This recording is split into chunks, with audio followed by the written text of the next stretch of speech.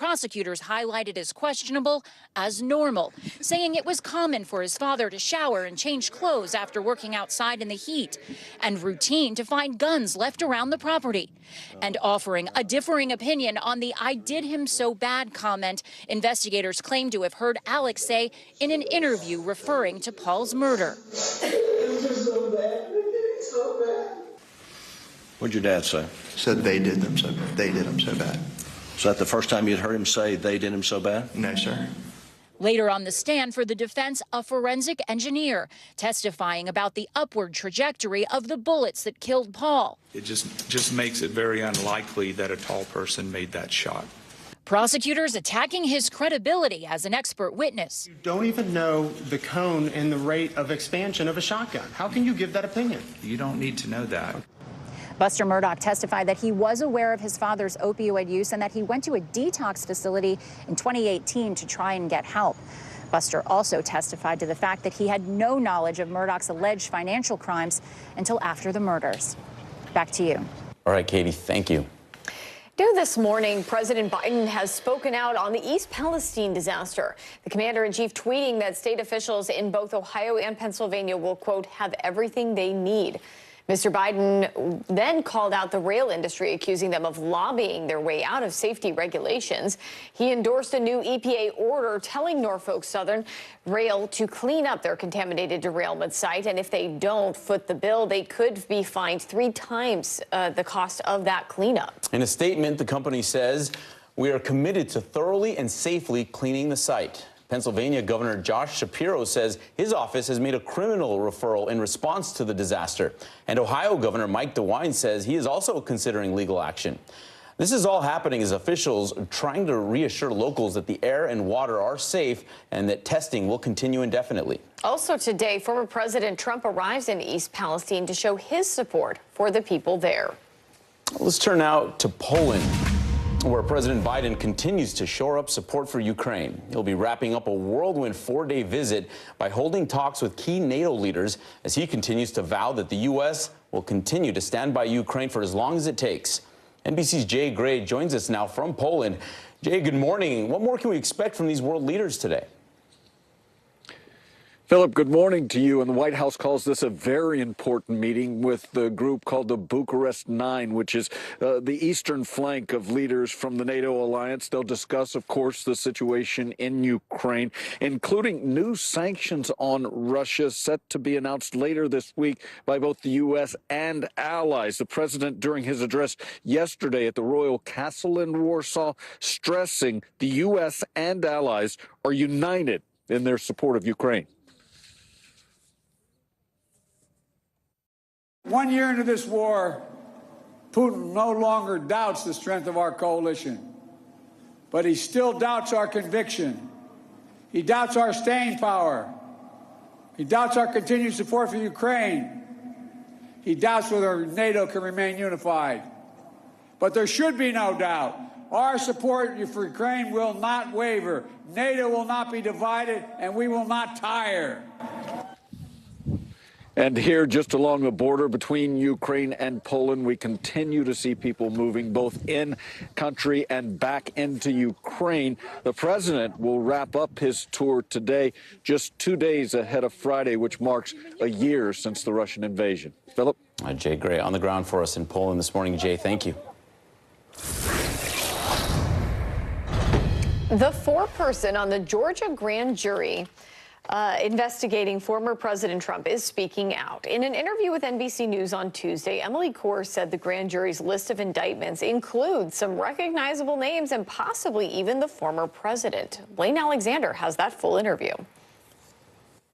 After 8 months of secrecy, a rare look inside the Georgia special grand jury charged with investigating whether former President Trump broke the law in trying to overturn his 2020 election loss in the state. What do you want people to know about this process and about your work? That really, when it came down to it, we were just people looking into something, and that's worth it. Emily Kors served as 4-person. She is limited in what she can share. A judge ordered deliberations must stay under wraps. But Kors confirms the jurors did recommend indictments against multiple people. It's not a short list. So we're talking about more than a dozen people? I would say that, yes. Are these recognizable names, names that people would know? There are certainly names that you would recognize, yes. She would not say whether that includes the former president, but did say this. I don't think that there are any giant plot twists coming. I don't think that there are any, like, giant, that's not the way I expected this to go at all. I don't think that's in store for anyone. And the group wrote a 9-page report, only part of which has been made public. It's now up to the DA to decide who, if anyone, should be indicted. Back to you. Okay, Blaine, thank you. New on NBCNews.com, the Securities and Exchange Commission is fining the Mormon Church and its investment firm $5 million. In an order released Tuesday, the agency alleges that the LDS Church and Ensign Peak Advisors failed to properly disclose its investment holdings, hiding them behind multiple shell companies for over 20 years. According to the SEC, documents first revealed in 2018 showed that the church's investment portfolio reached $32 billion. In a statement, the church said it had settled the matter with the SEC and that it regrets the mistakes it made. Another Memphis Fire Department employee is under investigation over the death of Tyree Nichols, bringing the total up to 4 now. Our Memphis affiliate WMC TV reports that city officials were told of the new development at a meeting on Tuesday. It's unclear if there are specific accusations against the unnamed employee. In fact, Memphis's chief legal officer tells local media that the employee in question arrived late to the scene of Nichols' assault, provided aid, and took him to the hospital. Turning now to severe weather that's impacting millions across the country. A possible tornado touched down in Mercer County, New Jersey, causing property damage and downing trees and power lines. No injuries were reported. This is a sprawling storm is set to bring heavy snow and icy conditions from coast to coast. Minneapolis could see record-breaking snowfall as the city braces for its biggest snowstorm since 2010. The region could see between 18 and 25 inches by Thursday. And Minnesota's governor has declared an emergency and requested assistance from the National Guard. Wind gusts of more than 30 miles per hour could cause blizzard conditions in parts of the Midwest. Travel could be impacted from coast to coast for the rest of the week. So for the latest in all this and the massive winter storm, let's head over to NBC meteorologist Angie Lastman tracking it all. Hey, good morning, Angie. We sure have a lot to track this morning, guys. Good morning to folks at home, too. You're going to be dealing with, in a lot of places, this wintry weather that's working through. You can see the winter alerts that are up for more than 60 million people. As we take a peek at what's going on across the country, you can see temperatures into the low 80s. Now, rainfall amounts are going to be impressive in some spots, not the biggest issue across the area, but we will see ice accumulation for places like Chicago and Detroit here as we go through the day today and into tomorrow. That'll mean that slick roads will be out there for sure. There's the snowfall totals. We will have the potential to see anywhere from definitely a foot of snow in Minneapolis, but upwards of 2 feet when it's all said and done. And you can see that snow does stretch into parts of New England as we go through the day today and into tomorrow. Now, severe weather as well for 8 million people. We'll watch that for the South. That's a look at the big weather story of the day. Here's a closer look at your day ahead. In the high plains, temperatures are cold and we'll deal with some snow working through today, making travel slick. Meanwhile, much warmer for the southeast. We'll have a potential to break some records across many places today in the afternoon hours.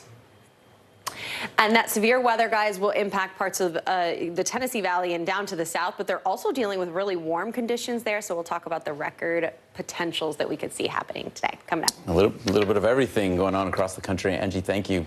In today's Quick Hit, Starbucks is rolling out new drinks with a spoonful of olive oil in every cup. The new Oleato line is launching in Italy first and said to be making its way to the U.S. this spring. Time has come for all Shamrock Shake lovers. The annual mint-flavored drink is back on the McDonald's menu. Plus, the Oreo Shamrock McFlurry is back. Home Depot announced Tuesday it's investing $1 billion in its hourly workers, bringing the average starting salary to $15 an hour. It went into effect on February 6th, so it's in their paychecks this month. Hey, I'm Hallie. It's good to be with you tonight. There's another legal filing today, and I want to cut through some of the weedsy stuff. And let's just get to the point. They have started to vote on the pact Act. If you're like, Hallie, stop speaking Washingtonese. This bill would basically give health care to veterans who have exposed to these toxic chemicals. So, Scott, I'm trying to make this as not DC as possible. The increased sort of anger that we've seen now in politics. I saw you searching for, I think, your microphone, Danny. You are. I was trying to do it on the slide. Live TV, man. It's okay. We begin tonight with breaking news just coming in. Whenever it happens, wherever you are, NBC News, streaming free now. What do people need most right now? Did the state and/or law enforcement drop the ball? Migrant families now stranded in Mexico. What's the World Cup experience been like? It's your news playlist. Top Story with Tom Yamas. Weeknights at 7 on NBC News Now. Hey, podcast fans. Ready to unlock our true crime mysteries? Try Dateline Premium on Apple Podcasts. You'll get early access to originals, plus bonus content, and everything is ad-free. So head to Apple Podcasts now to subscribe. Stay on top of breaking news and the biggest stories of the day with NBC News Daily. Thank you so much for joining us. I'm Morgan Radford. And I'm Vicki Lynn. I'm Aaron Gilchrist. And I'm Kate Snow. Get in-depth reporting from across the country. What's your reaction to the president's comments? And around the world. Are Ukrainians continuing to make advances? And ways you can take care of your health. Who should be getting tested? And frankly, how often? And your wallet. Costs are skyrocketing. How to manage soaring prices. NBC News Daily. Weekdays from 12 to 4 p.m. Eastern on NBC News Now. The day's biggest political stories with trusted insight and expert analysis. A daily look at the politics behind the headlines. Meet the Press Now, streaming weekdays at 4 p.m. on NBC News Now. NBC News, streaming free now. Leading the news, history made in Virginia. NBC News projects that Jennifer McClellan will win the special election for Virginia's 4th Congressional District. The win makes McClellan the first black woman elected to represent Virginia in Congress. The Democrat would fill the seat of Representative Donald McKetchin, who died in November. A landmark case before the Supreme Court could change the internet as we know it. Laura Jarrett is at the court with the arguments and what the judges are signaling. It's the latest pushback against big tech, a Supreme Court case that could transform social media. The justice is now deciding if companies can be sued for personalizing what you see online. Hopefully this will change the internet. The family of Noemi Gonzalez argues YouTube is liable for the death of their 23-year-old daughter, killed in 2015 when ISIS terrorists attacked a bistro in Paris. Her family saying YouTube has not only allowed ISIS to post hundreds of videos on the site, but steers would-be terrorists to more radicalizing content right here under Up Next, using sophisticated algorithms that predict what people want to watch based on what they viewed in the past. But in arguments, justices seemed skeptical that the tech giant should be on the hook for a central feature of how the internet now works. I don't know where you're drawing the line. That's the problem. At the heart of the dispute, a federal law known as Section 230, which shields websites from lawsuits over what people post online. Several justices suggested changes in the law are best left up to Congress. We're a court. We really don't know about these things. You know, these are not like the 9 greatest experts on the internet. On Wednesday, the court is expected to hear another case about tech liability, that one against Twitter. The decisions in both cases are expected to come in June. From the Supreme Court, Laura Jarrett, NBC News, Washington. All right, still to come, we'll tell you some places mixing up some great deals for National Margarita Day. But first, the Beatles may come together with the Rolling Stones on a new project. Hey, I'm Hallie. It's good to be with you tonight. There's another legal filing today, and I want to cut through some of the weedsy stuff. But let's just get to the point. They have started a vote on the PACT Act. If you're like, Hallie, stop speaking Washingtonese. This bill would basically give health care to veterans who have exposed to these toxic chemicals. So, Scott, I'm trying to make this as not DC as possible. The increased sort of anger that we've seen now in politics. I saw you searching for, I think, your microphone, Danny. You are. I was trying to do it on the slide. Live TV, man. It's okay. Hey, podcast fans, ready to unlock our true crime mysteries? Try Dateline Premium on Apple Podcasts. You'll get early access to originals, plus bonus content, and everything is ad-free. So head to Apple Podcasts now to subscribe. We begin tonight with breaking news just coming in. Whenever it happens, wherever you are, NBC News, streaming free now.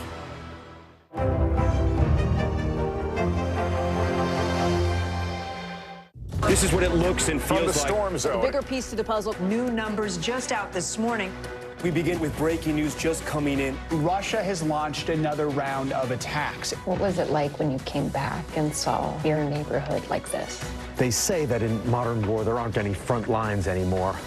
Here, there certainly are. We begin with the breaking news. Hurricane Ian gaining in strength. We've had some of the strongest winds here. How many of you were up there? At least like 11. Now to the economy as Americans face the highest inflation rate in decades. How does this all impact your wallet? More fallout from Elon Musk's Twitter takeover. An urgent warning this hour about the flu. How does RSV specifically hit some kids so hard, and then it seems like it almost doesn't affect others? Can voters trust that you will be able to do this job? Why should voters believe you? This special election night. We love it. We live for this. We have a substantial team of NBC News correspondents fanned out. This is the first time we've not been able to call control of the House on election night. Tonight, we'll take an unflinching look at the resurgence of anti-Semitism in America. They're waiting until Title 42 is lifted before they decide whether to cross into the United States. What made you decide to go the medicinal healing route for what you're growing here? Who should be accountable? The city points the finger at the state, state at the city. Making news right now. We are live on the ground there. I want to show you an up-close look at what we're talking about here. The news continues right now. What do people need most right now? Did the state and/or law enforcement drop the ball? Migrant families now stranded in Mexico. What's the World Cup experience been like? It's your news playlist. Top story with Tom Yamas. Weeknights at 7 on NBC News Now.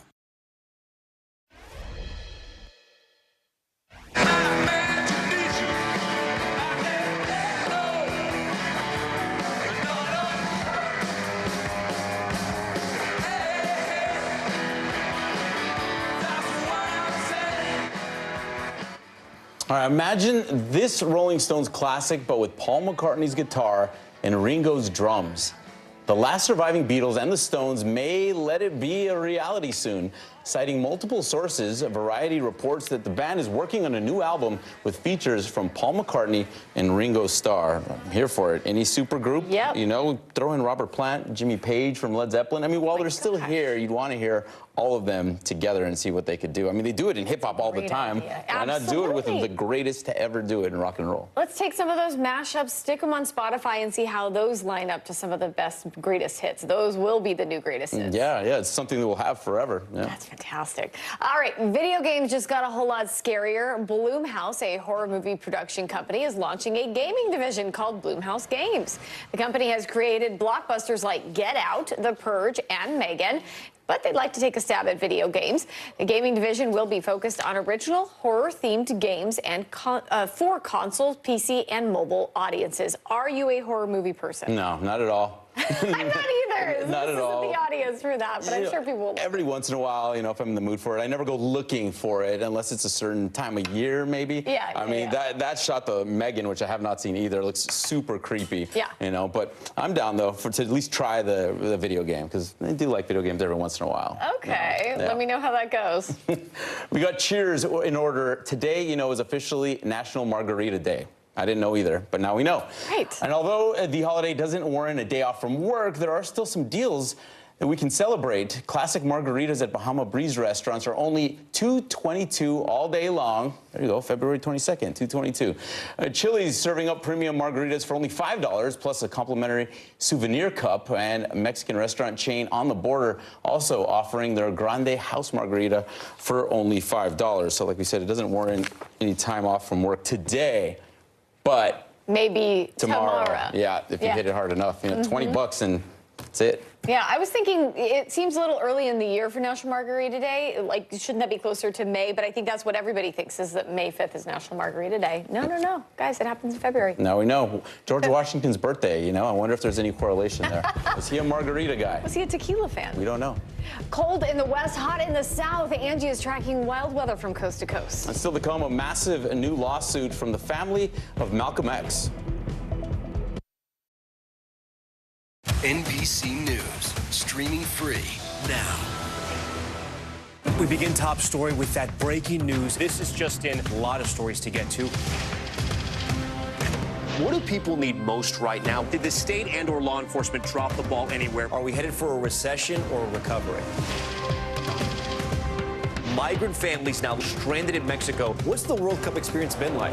The civilian effort is not just about fighting, it's also about helping. Every night, it's your news playlist. Top Story with Tom Llamas, streaming weeknights at 7 on NBC News Now.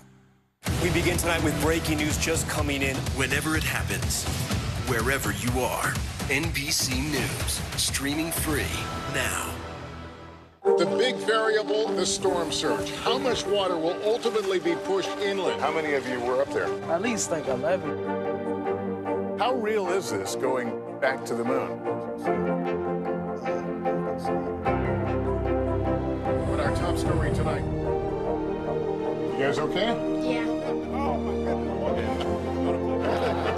kind of training? How you doing, Lester?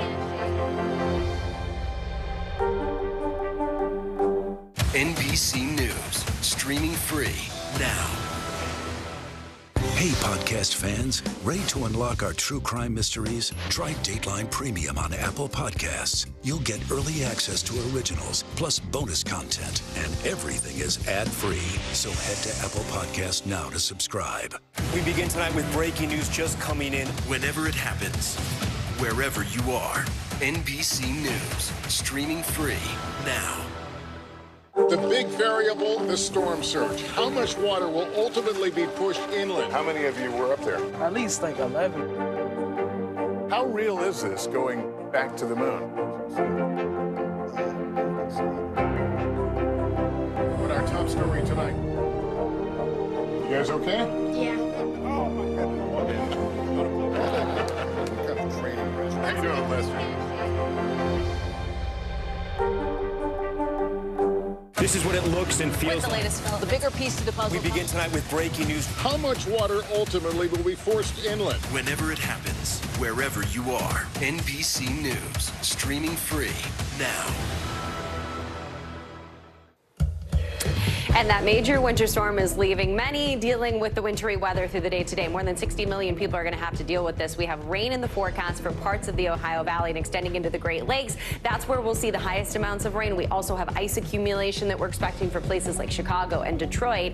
And in addition to that, we have a whole lot of snow, especially for places like Minneapolis. The high plains are going to deal with the highest amounts of snowfall, but we're also dealing with those really warm temperatures in the southeast, guys, where we could see temperatures 80, 90 degrees in a lot of spots. Unbelievable, 90 degrees still in February. Angie, thank you. After the break, the superintendent resigning after leaving his gun unattended in a school bathroom.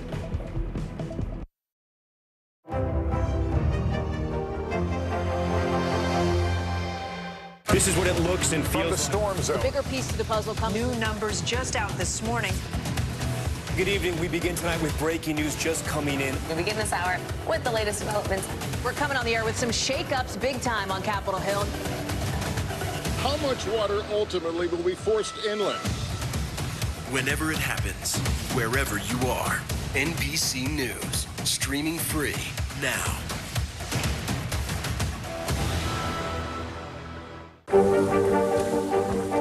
How many of you were up there? At least like 11. How real is this going back to the moon? How you doing, Lester?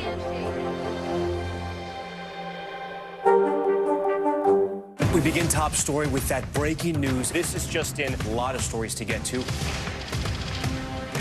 What do people need most right now? Did the state and/or law enforcement drop the ball anywhere? Are we headed for a recession or a recovery? Migrant families now stranded in Mexico. What's the World Cup experience been like? The civilian effort is not just about fighting, it's also about helping. Every night, it's your news playlist. Top Story with Tom Llamas, streaming weeknights at 7 on NBC News Now. How many of you were up there? At least like 11.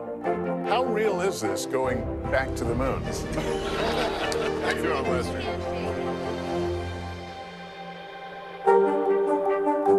NBC News, streaming free now. How many of you were up there? At least like 11. How real is this going back to the moon? How you doing, Lester?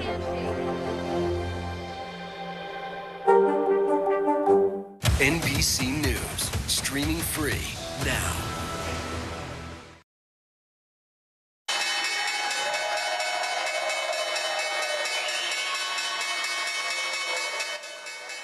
Markets trying to bounce back today after the Dow's worst day of 2023. The index dropped nearly 700 points as inflation and higher interest rates weigh on Wall Street. The Nasdaq also took a big hit, falling 2.5%. In today's top stories, family members of Malcolm X intend to sue the FBI, CIA, and the NYPD for $100 million. They claim these agencies conspired to cover up his assassination. Had factual evidence, exculpatory evidence that they fraudulently concealed from the men who were wrongfully convicted for the assassination of Malcolm X. All three agencies have declined to comment. Muhammad Aziz and Khalil Islam were wrongfully convicted of X's murder and were exonerated in 2021 after decades in prison. The city of New York paid $36 million in settlements to these men. Seattle has become the first U.S. city to ban caste discrimination. The ordinance was approved by a 6-1 vote on Tuesday. Proponents of the law say caste discrimination crosses national and religious boundaries, and without legislation, those facing this type of prejudice will have no protections. But those who oppose the ordinance, including groups like the Hindu American Foundation and the Coalitions of Hindus of North America, say it unnecessarily singles out a community already vulnerable to discrimination. Now to a shocking story out of Texas, where the superintendent of an elementary school has resigned after a third grader found his firearm in one of the school bathrooms. Robbie Stoutville of Rising Star Elementary School admits he forgot his gun in a stall. It was left unattended for 15 minutes when the student found it. The child reported it right away, and no one was hurt. Stoutville and the secondary principal, who now replaces him, are both licensed to carry guns on the job. The Atlanta Hawks are moving on from head coach Nate McMillan. The Hawks announced they are firing McMillan after posting a 99-80 record with Atlanta. McMillan led the Hawks to the conference finals in his first season with the team, but they currently sit at 8th in the East. He has 760 career wins as a head coach, the 18th most in NBA history. Across the world, tens of millions of Christians will observe Ash Wednesday today. You may see some people with ash on their foreheads. The tradition dates back to early Roman times. It marks the start of Lenten season and the countdown to Easter, which is 6 weeks away. My goodness, we're only a week away from March, too. Yeah. Time flies when you're having fun. Thanks for waking up with us. I'm Philip Mena. And I'm Corey Kopp, and have a great Wednesday. Be safe out there, everyone.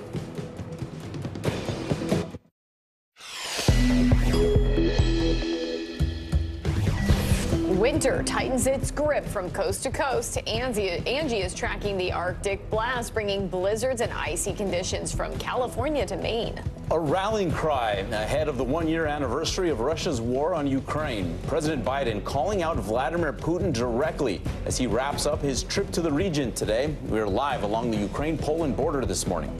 The fire is out, but the debate burns on. Outrage grows in Ohio after that disastrous train derailment unleashed toxic chemicals into the area.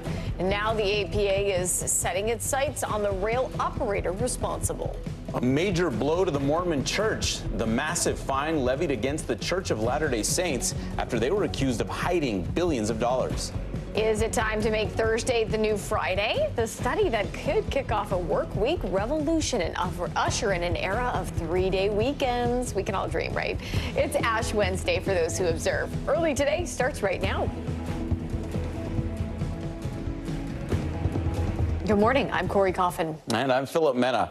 We begin this morning with millions under winter alerts as a monster storm system stretches across much of the northern U.S. Minneapolis could see record-breaking snowfall as the city braces for its biggest snowstorm in more than a decade. The region could see between 18 and 25 inches by Thursday. Our Gabe Gutierrez starts us off. The National Weather Service is warning that a historic winter storm is on the move, already starting to pummel Minnesota with what could be up to 2 feet of snow over the next 3 days. The governor issuing emergency executive orders to prepare the National Guard. We don't overreact, but we also understand that weather can be dangerous, so we take it seriously.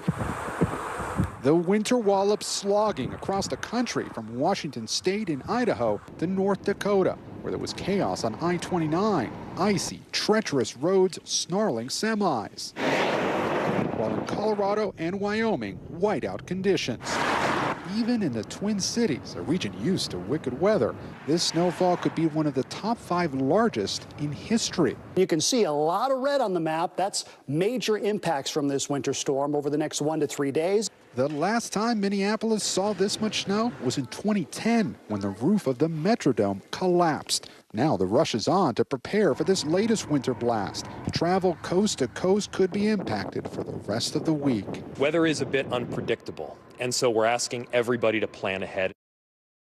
All right, our thanks to Gabe for that report. NBC meteorologist Angie Lossman is tracking this winter storm for us. Good morning, Angie. Good morning, guys. It's really expansive, and it has a lot of impacts over the next couple of days, not just for the northern parts of the country, but even as far south through the Ohio Valley and into parts of the southeast. We'll talk about that. There's the setup. We're going to see this snow stretch from basically Bismarck all the way into Buffalo and extending out a little farther into the northeast. That's where we'll see the heaviest of snow, mainly focused into the high plains, but also the icy mix. Notice what's going on from Chicago to Detroit. We'll see some freezing rain working through a wintry mix that's going to leave us with some ice accumulations. There's that snowfall forecast. You can see the highest amounts, of course, closer to places like Minneapolis, where we could see definitely a foot of snow, but upwards of 1.5 feet or even close to 2 feet by the time this is through as we get into tomorrow. Also Rapid City, anywhere between 8 and 14 inches. So some substantial snowfall that will cause some difficult travel over the coming days. Not to mention, we also have the gusty winds possible. That's going to lead to some blowing snow,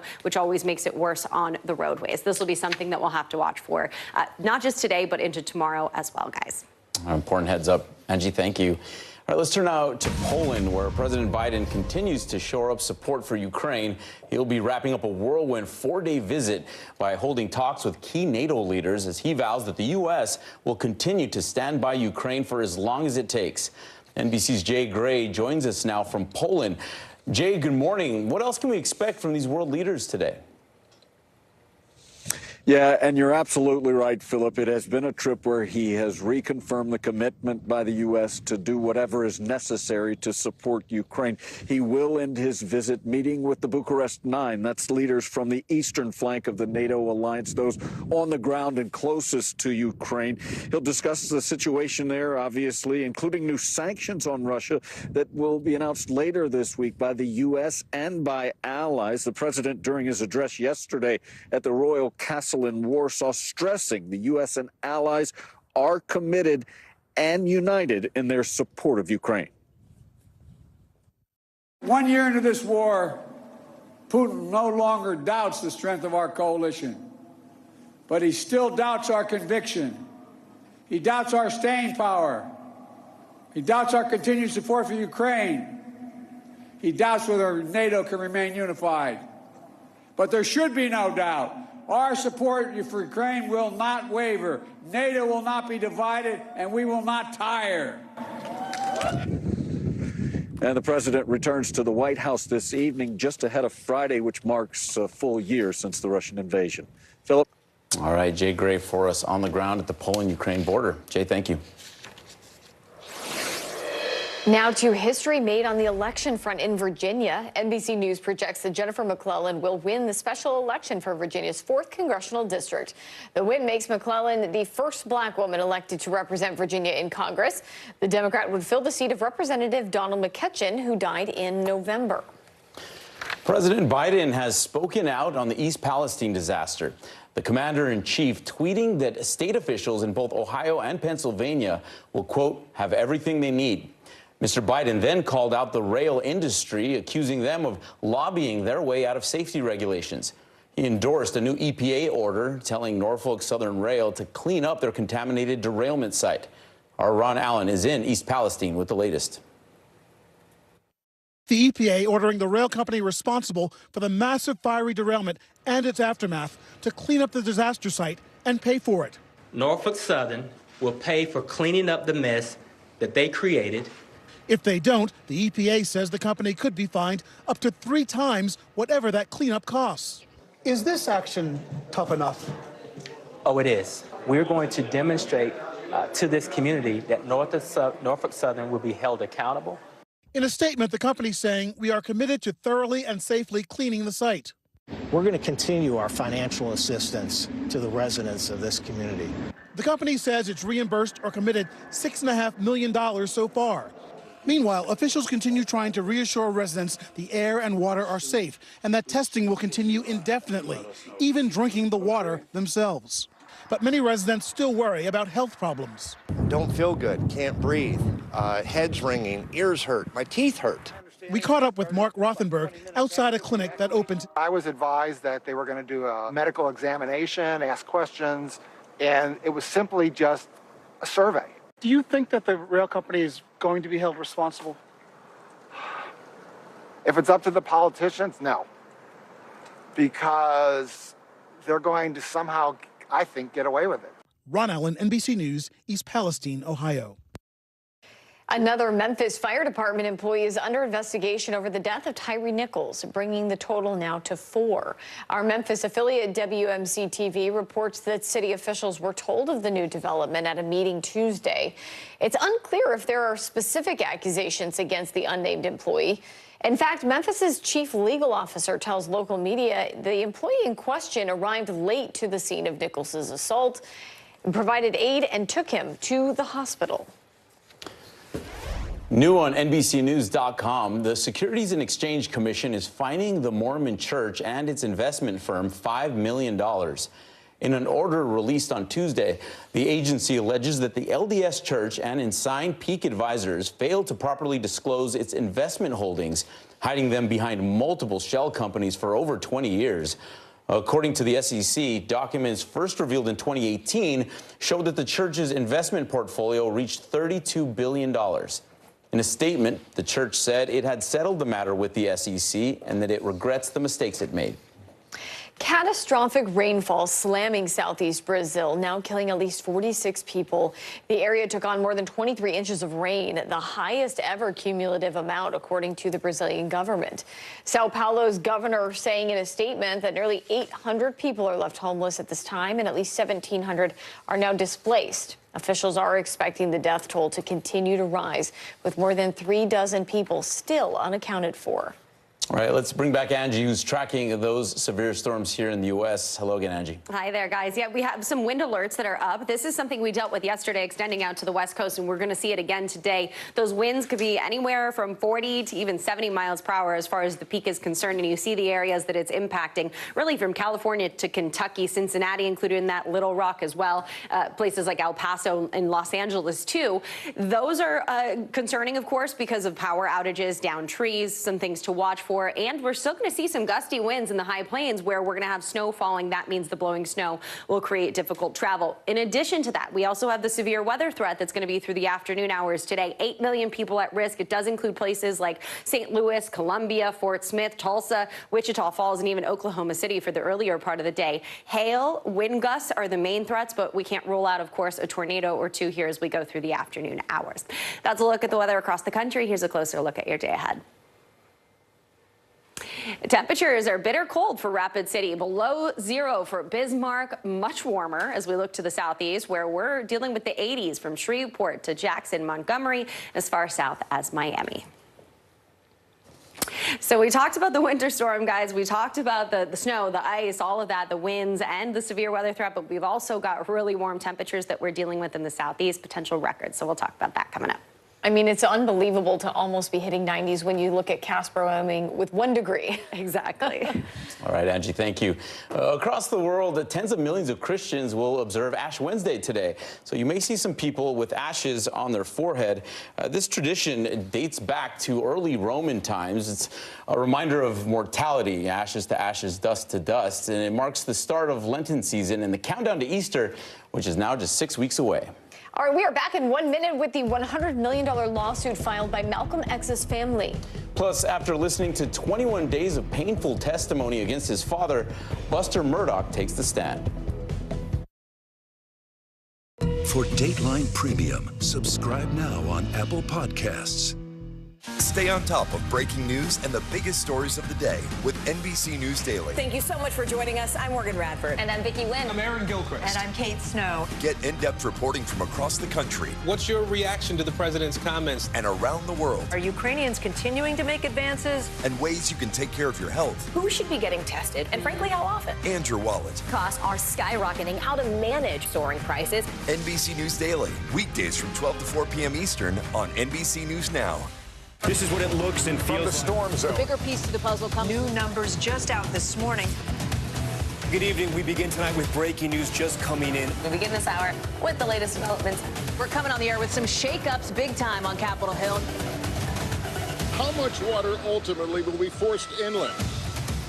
Whenever it happens, wherever you are, NBC News, streaming free now. For Dateline Premium, subscribe now on Apple Podcasts. How many of you were up there? At least like 11. How real is this going back to the moon? How you doing, Lester?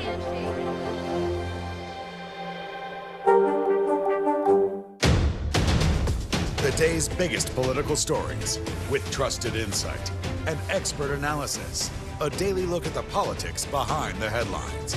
Meet the Press Now, streaming weekdays at 4 p.m. on NBC News Now. NBC News, streaming free now. For Dateline Premium, subscribe now on Apple Podcasts. We begin tonight with breaking news just coming in. Whenever it happens, wherever you are, NBC News, streaming free now. Leading the news, family members of Malcolm X intend to sue the FBI, CIA, and NYPD for $100 million. They claim these agencies conspired to cover up his assassination. Muhammad Aziz and Khalil Islam were wrongfully convicted of X's murder and were exonerated in 2021 after decades in prison. The city of New York paid $36 million in settlements to these men. All three agencies have declined to comment. Alec Murdaugh's surviving son took the stand yesterday in the double murder trial that has captivated the country. It's the first big witness for the defense. Buster Murdaugh telling the jury his account of what happened when he found out his mother and brother were murdered. Our Katie Beck is in South Carolina following the latest. Inside the courtroom for 21 days, Buster Murdaugh listening to painful testimony. I go by Buster. Tuesday, more than 60 witnesses later, Alec Murdaugh's surviving son on the stand, describing his father on the night of the murders. What was his demeanor? Yeah, his demeanor was, he was destroyed. He was heartbroken. I walked in the door and saw him and gave him a hug and just broken down. Could he speak? Not really. Was he crying? Yes, sir. Showing little emotion, Buster's testimony framing details that prosecutors highlighted as questionable as normal, saying it was common for his father to shower and change clothes after working outside in the heat, and routine to find guns left around the property, and offering a differing opinion on the "I did him so bad" comment investigators claim to have heard Alex say in an interview referring to Paul's murder. It was just so bad. So bad. What'd your dad say? Said they did him so bad. Was that the first time you'd heard him say they did him so bad? No, sir. Later on the stand for the defense, a forensic engineer testifying about the upward trajectory of the bullets that killed Paul. It just makes it very unlikely that a tall person made that shot. Prosecutors attacking his credibility as an expert witness. You don't even know the cone and the rate of expansion of a shotgun. How can you give that opinion? You don't need to know that. Buster Murdaugh testified that he was aware of his father's opioid use and that he went to a detox facility in 2018 to try and get help. Buster also testified to the fact that he had no knowledge of Murdaugh's alleged financial crimes until after the murders. Back to you. All right, Katie, thank you. Still to come, gotta get down on Friday. Why Friday could be the new Saturday at offices around the globe. Plus, Home Depot giving $1 billion boost to employees. Hey, I'm Hallie. It's good to be with you tonight. There's another legal filing today, and I want to cut through some of the weedsy stuff. And let's just get to the point. They have started to vote on the PACT Act. if you're like, Hallie, stop speaking Washingtonese. This bill would basically give health care to veterans who have exposed to these toxic chemicals. So, Scott, I'm trying to make this as not DC as possible. The increased sort of anger that we've seen now in politics. I saw you searching for, I think, your microphone, Danny. You are. I was trying to do it on the slide. Live TV, man. It's okay. Hey, podcast fans, ready to unlock our true crime mysteries? Try Dateline Premium on Apple Podcasts. You'll get early access to originals, plus bonus content, and everything is ad-free. So head to Apple Podcasts now to subscribe. We begin top story with that breaking news. This is just in, a lot of stories to get to. What do people need most right now? Did the state and/or law enforcement drop the ball anywhere? Are we headed for a recession or a recovery? Migrant families now stranded in Mexico. What's the World Cup experience been like? The civilian effort is not just about fighting, it's also about helping. Every night, it's your news playlist. Top Story with Tom Llamas, streaming weeknights at 7 on NBC News Now. Stay on top of breaking news and the biggest stories of the day with NBC News Daily. Thank you so much for joining us. I'm Morgan Radford. And I'm Vicki Wynn. I'm Aaron Gilchrist. And I'm Kate Snow. Get in-depth reporting from across the country. What's your reaction to the president's comments? And around the world. Are Ukrainians continuing to make advances? And ways you can take care of your health. Who should be getting tested? And frankly, how often? And your wallet. Costs are skyrocketing. How to manage soaring prices. NBC News Daily. Weekdays from 12 to 4 p.m. Eastern on NBC News Now. The day's biggest political stories with trusted insight and expert analysis. A daily look at the politics behind the headlines. Meet the Press Now, streaming weekdays at 4 p.m. on NBC News Now. We begin top story with that breaking news. This is just in, a lot of stories to get to. What do people need most right now? Did the state and/or law enforcement drop the ball anywhere? Are we headed for a recession or a recovery? Migrant families now stranded in Mexico. What's the World Cup experience been like? The civilian effort is not just about fighting, it's also about helping. Every night, it's your news playlist. Top Story with Tom Llamas, streaming weeknights at 7 on NBC News Now. This is what it looks and feels What's the latest, the bigger piece to the puzzle? We begin tonight with breaking news. How much water ultimately will be forced inland? Whenever it happens, wherever you are, NBC News, streaming free now.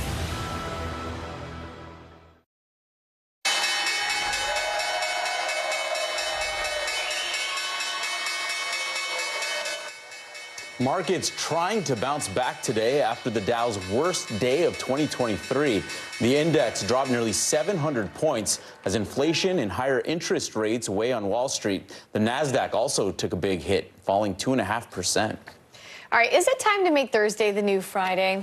I think we all agree yes. Of course. A new study found that a 4-day work week is wildly popular with employees. I know, shocker.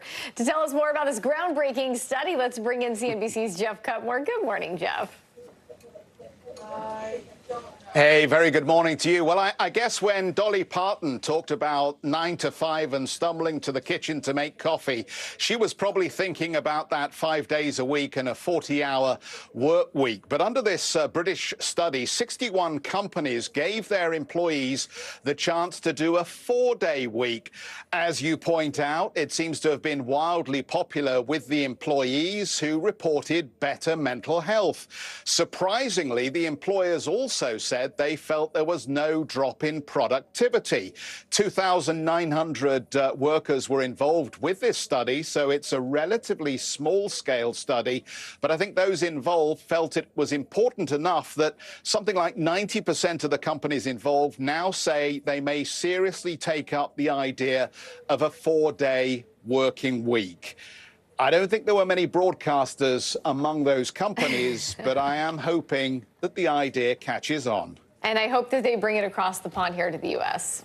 Yeah, I mean, if you got a job where you're able to get all of that in that time, you know, why not? Absolutely. All right, Jeff, thank you. That sounds good to me. Yeah. Coming up, Angie has a tale of two forecasts. We got record warmth for some and bitter cold for others. And is this the next big coffee craze? Get ready for a drizzle of olive oil with your Starbucks.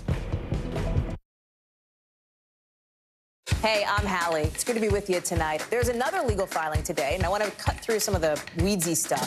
And let's just get to the point. They have started to vote on the PACT Act. If you're like Hallie, stop speaking Washingtonese. This bill would basically give health care to veterans who have exposed to these toxic chemicals. Scott, I'm trying to make this as not DC as possible. The increased sort of anger that we've seen now in politics. I saw you searching for, I think, your microphone, Dan. You are. Oh, you got it. I was trying to do it on the slide. Live TV, man. It's okay.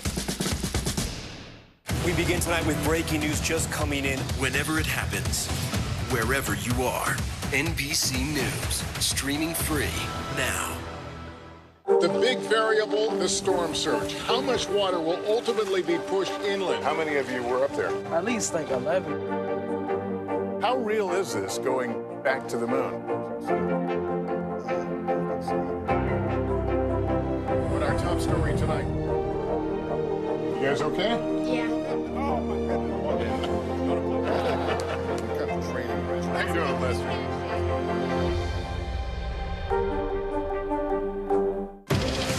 What do people need most right now? Did the state and/or law enforcement drop the ball? Migrant families now stranded in Mexico. What's the World Cup experience been like? It's your news playlist. Top story with Tom Yamas. Weeknights at 7 on NBC News Now. Hey, podcast fans, ready to unlock our true crime mysteries? Try Dateline Premium on Apple Podcasts. You'll get early access to originals, plus bonus content, and everything is ad-free. So head to Apple Podcasts now to subscribe. Hey, I'm Hallie. It's good to be with you tonight. There's another legal filing today, and I want to cut through some of the weedsy stuff. And let's just get to the point. They have started to vote on the PACT Act. If you're like Hallie, stop speaking Washingtonese. This bill would basically give health care to veterans who have exposed to these toxic chemicals. Scott, I'm trying to make this as not DC as possible. The increased sort of anger that we've seen now in politics. I saw you searching for, I think, your microphone, Dan. You are. Oh, I was trying to do it on the slide. Live TV, man. It's okay. What do people need most right now? Did the state and/or law enforcement drop the ball? Migrant families now stranded in Mexico. What's the World Cup experience been like? It's your news playlist. Top story with Tom Yamas. Weeknights at 7 on NBC News Now. For Dateline Premium, subscribe now on Apple Podcasts. Cheers, everyone. Today is National Margarita Day. Here are some deals to help you celebrate. Classic margaritas at Bahama Breeze restaurants are only $2.22 today, all day long. Chili's is serving up premium margaritas for only $5, plus a complimentary souvenir cup. And Mexican restaurant chain On the Border is also offering their Groundhouse margarita for $5. All right, so depending on where you live, Angie, it's either going to be margaritas to warm you up or to cool you down, right? Yeah, I think a frozen margarita sounds pretty good, especially if you live in the Southeast, guys, where we have those potential record-breaking temperatures through the day today and even tomorrow. Meanwhile, Arctic blast working through the west where it's bitter cold in a lot of spots. Let's start with the heat, though. You can see Cincinnati today, tomorrow into the low 70s, more than 20 degrees above normal for this time of year. Atlanta, New Orleans, 77 in Raleigh. Some of these temperatures are going to be record warm temperatures potentially for the entire month of February. So it's really impressive heat that they're dealing with in the Southeast over the coming days. My goodness, look at that, all the record highs. Yeah, it's sizzling. Thank you, Angie. All right, still ahead, we're hitting the slopes with a brotherhood of skiers who hope to inspire diversity in the sport. For Dateline Premium, subscribe now on Apple Podcasts. The day's biggest political stories with trusted insight and expert analysis. A daily look at the politics behind the headlines. Meet the Press Now, streaming weekdays at 4 p.m. on NBC News Now. For Dateline Premium, subscribe now on Apple Podcasts. This is what it looks and feels. What's the latest? The bigger piece of the puzzle. We begin tonight with breaking news. How much water ultimately will be forced inland? Whenever it happens, wherever you are. NBC News, streaming free now. What do people need most right now? Did the state and/or law enforcement drop the ball? Migrant families now stranded in Mexico. What's the World Cup experience been like? It's your news playlist. Top story with Tom Yamas. Weeknights at 7 on NBC News Now. The big variable, the storm surge. How much water will ultimately be pushed inland? How many of you were up there? At least 11. How real is this going back to the moon? What our top story tonight? You guys okay? Yeah. Oh, my goodness. How you doing, Lester?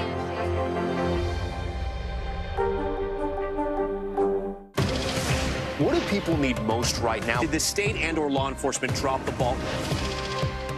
Migrant families now stranded in Mexico. What's the World Cup experience been like? It's your news playlist. Top story with Tanya Amos. Weeknights at 7 on NBC News Now. For Dateline Premium, subscribe now on Apple Podcasts. NBC News, streaming free now.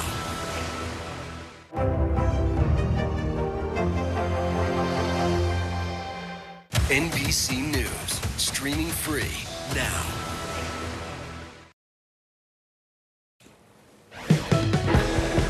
In today's Quick Hit, Starbucks is rolling out some new drinks with a spoonful of olive oil in every cup. The new Oleato line is launching in Italy first, and then it's said to be making its way to the U.S. this spring. Well, the time has come for all Shamrock Shake lovers. The annual mint-flavored drink is back on the McDonald's menu for a limited time. Plus, the Oreo Shamrock McFlurry has also made a return. And Home Depot announced on Tuesday it was investing $1 billion in its hourly workers, bringing their average starting salary to $15 an hour. Workers will see it in their paychecks this month.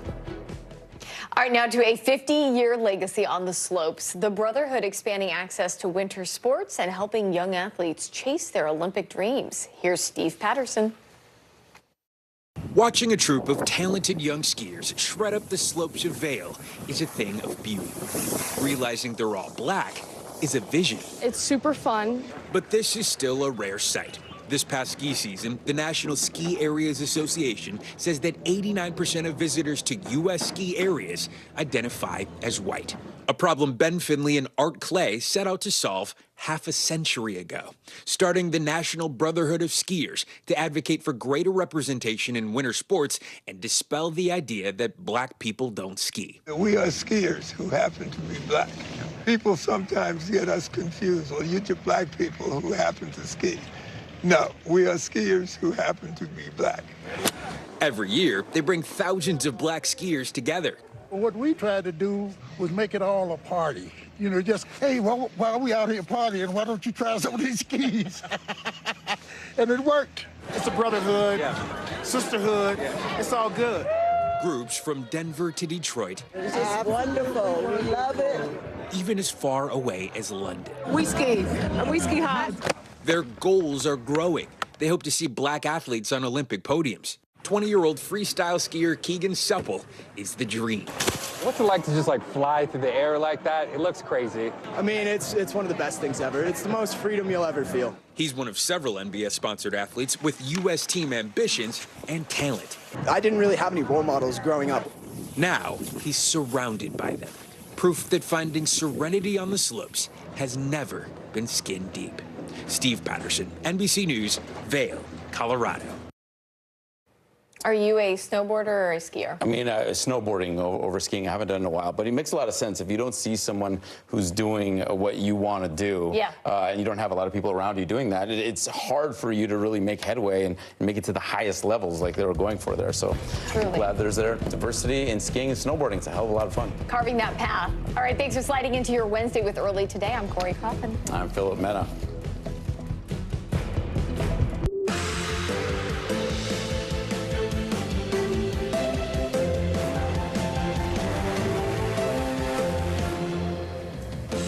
Good morning, I'm Joe Fryer. And I'm Stephen Romo in for Savannah Sellers today. Right now on Morning News Now, winter's wrath. This morning, tens of millions of Americans under weather alerts from a powerful cross-country storm slamming dozens of states with snow, ice, and wind.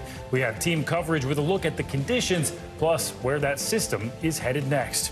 Also this morning, accountability. A major rail company now facing the consequences of the train derailment turned health hazard affecting thousands of people in Ohio. The EPA ordering the company to clean up the mess and pay for it. We're going to demonstrate to this community that Norfolk Southern will be held accountable. They'll pay for it, and they will do it in a transparent manner.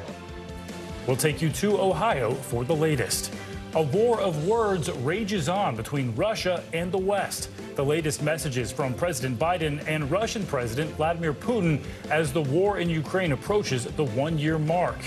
And racing to educate. One influencer working to close the gap when it comes to race and financial literacy. More on the mission behind the Broke Black Girl platform. A lot going on this morning. Thanks for being here. And we do begin with that sprawling winter storm slamming parts of the U.S. this morning. Right now, more than 60 million Americans are waking up under winter weather alerts from the West Coast all the way to New England. In parts of the upper Midwest, the snow plows are out in full force as drivers are asked to stay off the roads, and you can see why. Take a look at this new video from the South Dakota Highway Patrol. It shows just how blinding that snow can be as we head into what officials are calling an unprecedented 3-day snow event. This is indeed going to be a historic storm. It's going to be a tough storm, especially for those in open country. You know, the wind blows and it gets very, very tough, especially when you have a lot of heavy snow and very strong wind. Minnesota Governor Tim Walz issued emergency executive orders that allow state agencies to put equipment and personnel in place so they are ready to make rescues if needed. Forecasters say the storm could drop nearly 2 feet of snow on parts of southern Minnesota.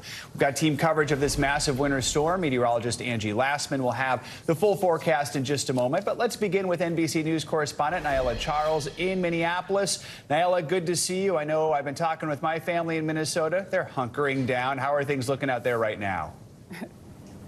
Well, Joe, it's cold here. It's in the teens and with wind chills expected in the negatives because of those wind gusts that are as high as 40 miles per hour. We're in for a very icy day. Take a look at the roads here in Minnesota. Most of them are either completely covered or partially covered, and that's despite snowplow workers working long 12-hour shifts to get all this snow out of the way. So that just gives you a sense of how fast the snow came down overnight and how it continues to come down here in the first round of snow. Joe? As we can see with all that snow behind you already, you know, the state's no stranger to severe weather, but this does have the makings of a potentially historic storm, right? I mean, how worried are officials there? Well, officials are definitely getting out the word. Don't go outside. Don't drive unless it's an emergency. The governor of Minnesota has issued out emergency orders. Even the National Guard is here on standby, Joe, in case they need to rescue people who are stranded. This is what the mayors of the Twin Cities are saying. We are bracing for what is likely to be one of the largest snowstorms in Minnesota history. We expect it to have major impacts across the Twin Cities on every aspect of life, every aspect of city operations for the rest of this week. We are preparing for what will likely be an historic snow event. We've got multiple departments and multiple jurisdictions, both Minneapolis and St. Paul, doing everything possible to make sure that we are prepared.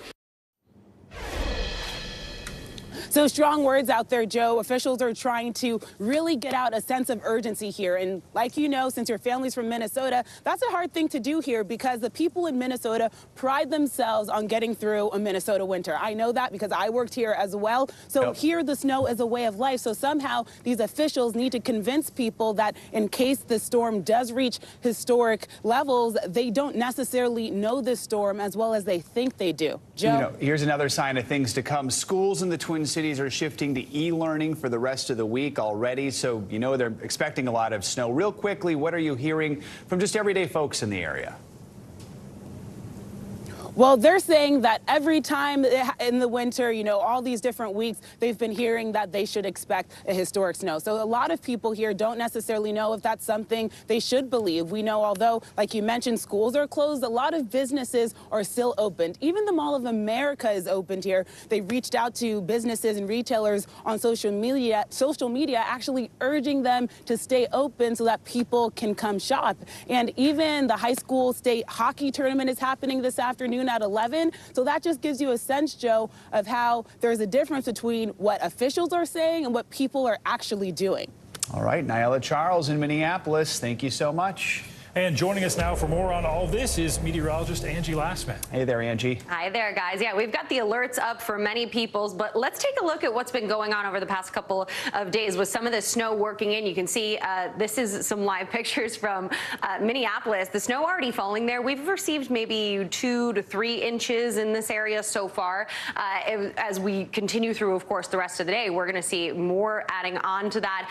You can see a little bit more of the view there. Travel is going to be a little difficult in the coming days. So that's something to be aware of. Let's talk about exactly where we go from here, because those 60 million people are in the path of this system that's working its way to the east and spreading snow across the northern tier of the country. You can see basically the plains all the way extending into the northeast is where we're going to see that snow. We also have a wintry mix that's going to cause some problems when it comes to ice accumulation, and we even have some storms that could potentially bring us some severe weather. Eventually, by the time we get into Thursday and Friday, we'll start to wrap things up, but we have a little burst of snow that we'll deal with on Thursday for parts of New England. Here's the snowfall totals. This is what we're expecting. As we look a little closer, you can see where some of those highest amounts are.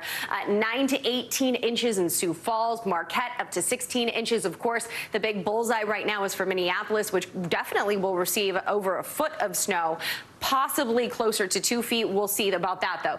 2 to 4 inches for Buffalo and up to a foot for Burlington as well. We also, in addition to the wintry weather, have some really strong winds that we're dealing with, and 72 million people are included in these wind alerts that are up right now, because gusts could be as high as 70 miles per hour. We dealt with this yesterday. The down branches, the power outages are all possible, but in addition to that, we'll see gusty conditions into the high plains where they're dealing with some of that snow falling, and we know the blowing snow makes for really difficult travel on the roadways, so we'll have to watch for that as we come into the next couple of days.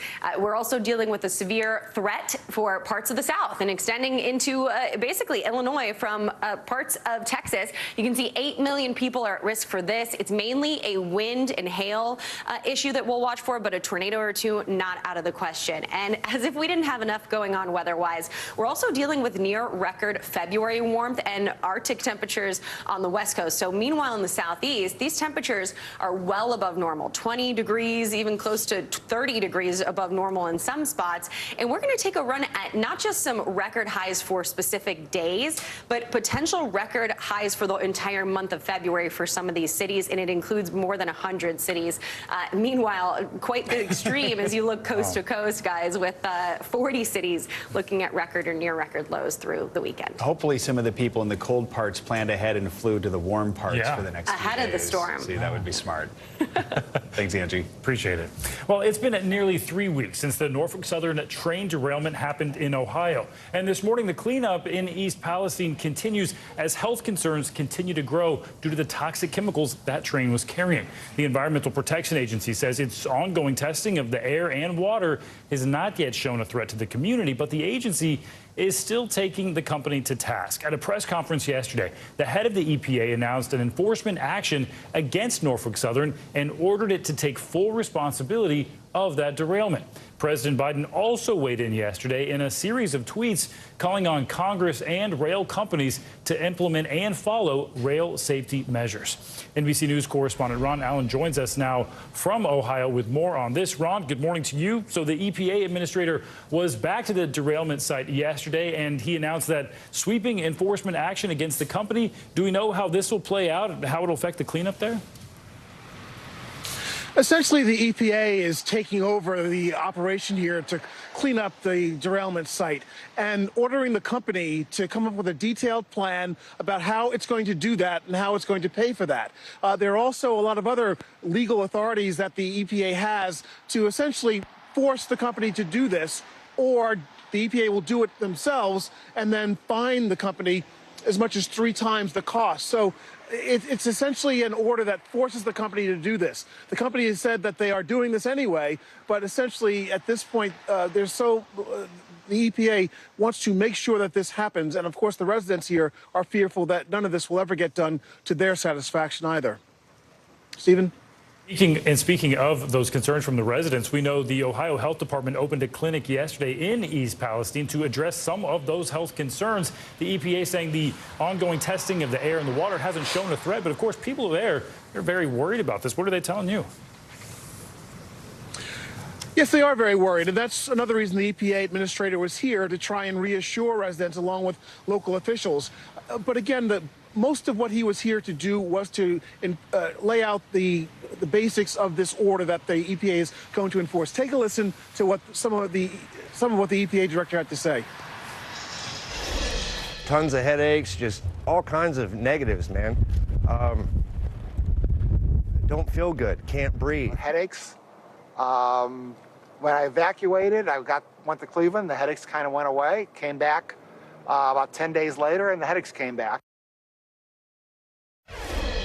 I can assure you, no details will be overlooked. If the company fails to complete any action ordered by EPA, the agency will immediately step in, conduct the work ourselves, and then force Norfolk Southern to pay triple in cost. In no way, shape, or form will Norfolk Southern get off the hook for the mess that they created. Norfolk Southern released a statement after the order was issued, saying in part that we are committed to doing what's right for the residents of East Palestine, also pointing out that they are providing financial assistance to this community, so far about $6.5 million, and the company is saying that that's just a down payment and a beginning. But again, so many residents here do not believe that the company is going to follow through once the attention here dies down. And on the health concerns issue, yes, there was a clinic that was opened yesterday. Residents here had been demanding more help with medical concerns like sore throats, headaches, eye irritation, and so forth. And they're also concerned about the long-term impact of this derailment site on their health. What will be happening here 5, 10 years from now? A lot of worry about that. So the clinic was set up to address those concerns as this situation continues to play itself out. Stephen? Certainly a long way to go for that cleanup. Ron, thanks so much. In Poland this morning, President Biden is meeting with NATO leaders, those who are part of the so-called Bucharest 9, countries from the eastern flank of the alliance. The talks come after yesterday's major address marking the upcoming one-year anniversary of the Ukraine war. Speaking before tens of thousands of people, President Biden said that President Putin had failed to get the, quote, easy victory he predicted, but warned that difficult days were still ahead for Ukraine. As Ukraine continues to defend itself against the Russian onslaught and launch counteroffensive of its own, there will continue to be hard and very bitter days, victories and tragedies. But Ukraine is steel for the fight ahead. And the United States, together with our allies and partners, are going to continue to have Ukraine's back as it defends itself. For more on this, we are joined by NBC News foreign correspondent Josh Letterman, who's in Warsaw, Poland, and NBC News correspondent Aaron McLaughlin in Kyiv. Good morning to both of you. Josh, let's start with you. We know President Biden's speech came just hours after Putin delivered his own address. So what was President Biden's key message?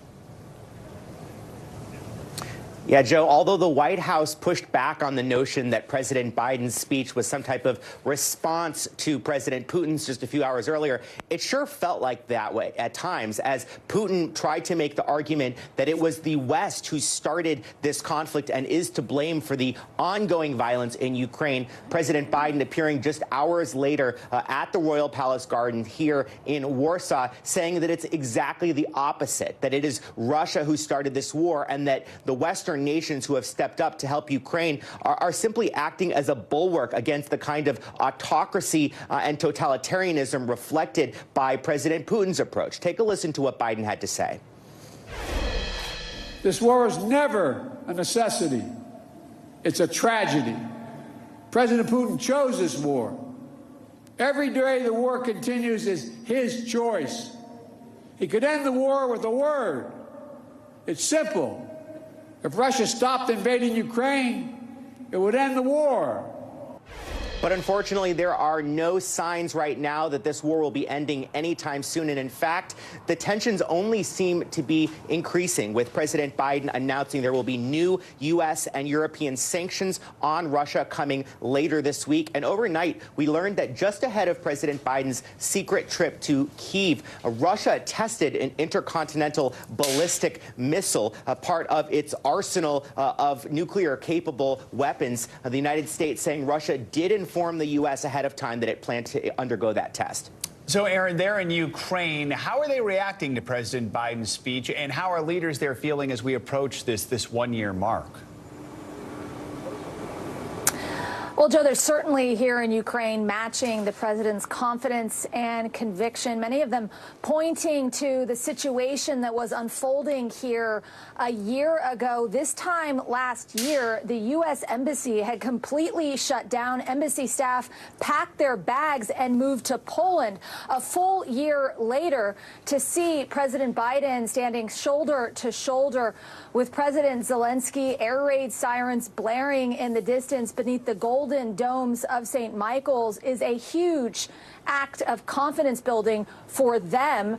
I was speaking to one senior Ukrainian advisor who said that that was a show that Ukraine was going to stay on the map, quote, forever. He also expressed his optimism about the next 6 months of this war, adamant that if Ukraine gets the ammunition and weapons that it has been asking for in a quick fashion, he believes that in 6 months' time they could be approaching the end of the war. And the end of the war, in the eyes of the Ukrainians, is the 1991 borders. He also said that he's currently in negotiations, the Ukrainian government is currently in negotiations with the White House about providing F-16 fighter jets. And he's also confident that ultimately the United States will provide the Ukraine with the fighter jets that they're adamant they need to push the Russians back. Josh, I want to ask you about something that's happening away from Poland, away from Ukraine. We're watching an important visit by the Chinese foreign minister in Russia.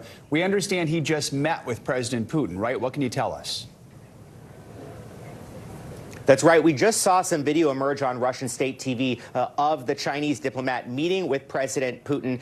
The two leaders saying that foreign nations are not going to be able to influence the relationship between China and Russia, one that those two countries have described as limitless. And President Putin, in those remarks, said that he is expecting and looking forward to a visit to Russia by Chinese President Xi Jinping. But Beijing is really in the middle of a delicate balancing act here, Joe, because while China wants to maintain those close ties to its ally Moscow, it also needs to maintain a relationship with Europe, particularly given the economic challenges in China. And just before the Chinese diplomat was in Russia, he was here in Europe. He was at the Munich Security Conference trying to shore up those ties with Europe. So the West feels that China is kind of trying to have it both ways on this issue. And the Biden administration, for its part, has made the point that China likes to talk a big game about territorial integrity and sovereignty and other countries not interfering in its affairs. The Biden administration arguing that China is going to lose all credibility on that if it looks the other way while Russia invades its neighbor.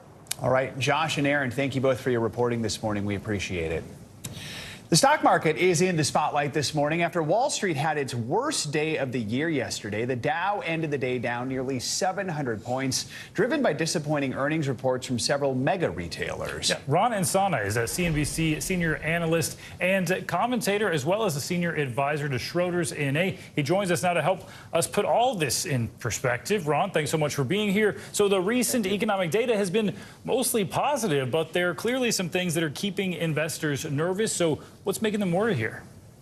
Well, there's a little split going on Wall Street, gents, right now, where we have concerns about rising interest rates and inflation being stickier than we thought. Growth not actually slowing down, as you mentioned, but growth in certain key areas among consumers starting to reverse course. In other words, when you talk about Walmart or Home Depot, there was less spending on, let's say, luxury goods at Walmart, like consumer electronics, more on groceries, slowdown at Home Depot. And that has affected market psychology insofar as no one's quite sure if we're heading towards a recession. No one's quite sure if inflation is accelerating. What they're most worried about is the Fed, irrespective of either, will continue to raise interest rates. And we saw a big pop in rates yesterday, and that could put downward pressure on the stock market for a time to come. Ron, you mentioned Home Depot. Is this at all tied into the larger decline in the housing market we're starting to see because of the rising rates?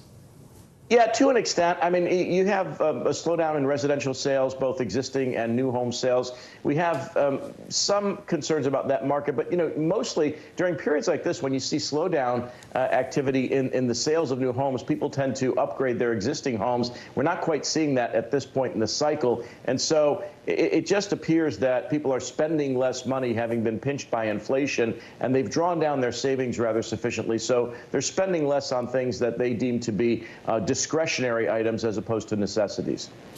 And speaking of the housing market, we know existing home sales have fallen for the 12th straight month in January. However, prices are increasing in most parts of the country. What's driving that trend? And could we expect anything from the rate increase to affect this next month? Well, it has. I mean, the increase in mortgage rates has reaccelerated again, and so the average 30-year fixed is about 6.6%. We're seeing a downtick again in housing. Mortgage applications have declined after popping up in the last couple of months. And there's an odd again, dichotomy in the housing market. There's a shortage of available homes, which is holding prices up to a certain extent. But we are expecting prices to come down as demand softens throughout the year. If interest rates, mortgage rates, and prices hold like this, you're going to see first-time buyers in particular back away, and that's going to soften the real estate market further, which, as you said, yesterday we saw existing single-family home sales fall for the 12th straight month. Later in the week, we get new home sales data, and they're not expected to be much better either, given, again, that housing has just simply become too expensive for most. Too expensive and a complicated situation. Ron and Sana, thanks so much. Coming up, speaking out, the foreperson of the Georgia grand jury gives an inside look at the investigation into former President Donald Trump and possible interference in the 2020 election. We were just people looking into something, and that's worth it. When we come back, what she is sharing about the process and the outcome in an NBC News exclusive. And big tech on trial. The Supreme Court set to hear arguments in another case about online content. We'll break that down next on Morning News Now.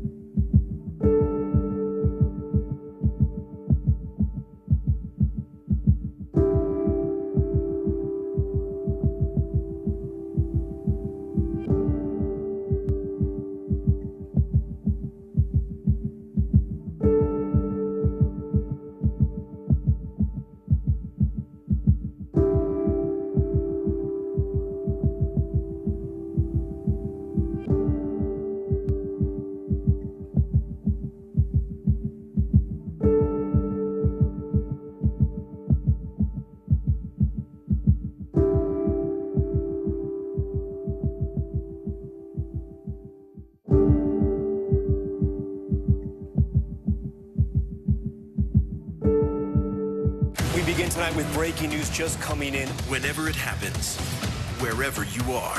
NBC News, streaming free now. For Dateline Premium, subscribe now on Apple Podcasts.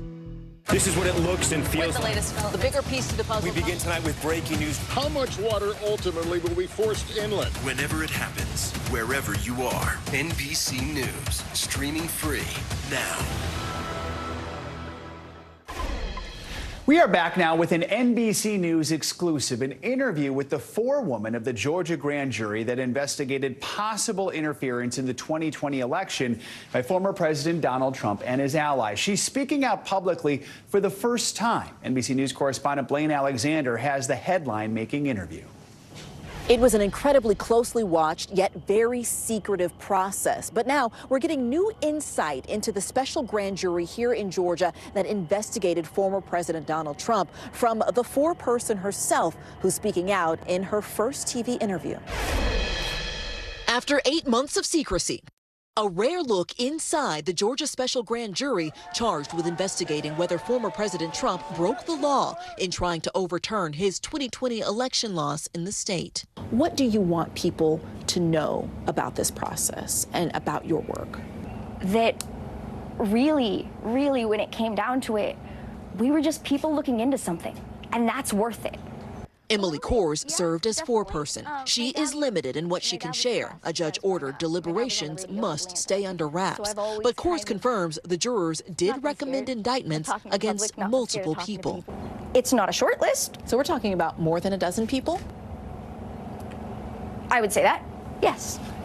Are these recognizable names, names that people would know? There are certainly names that you would recognize, yes. She would not say whether that includes the former president, but did say this.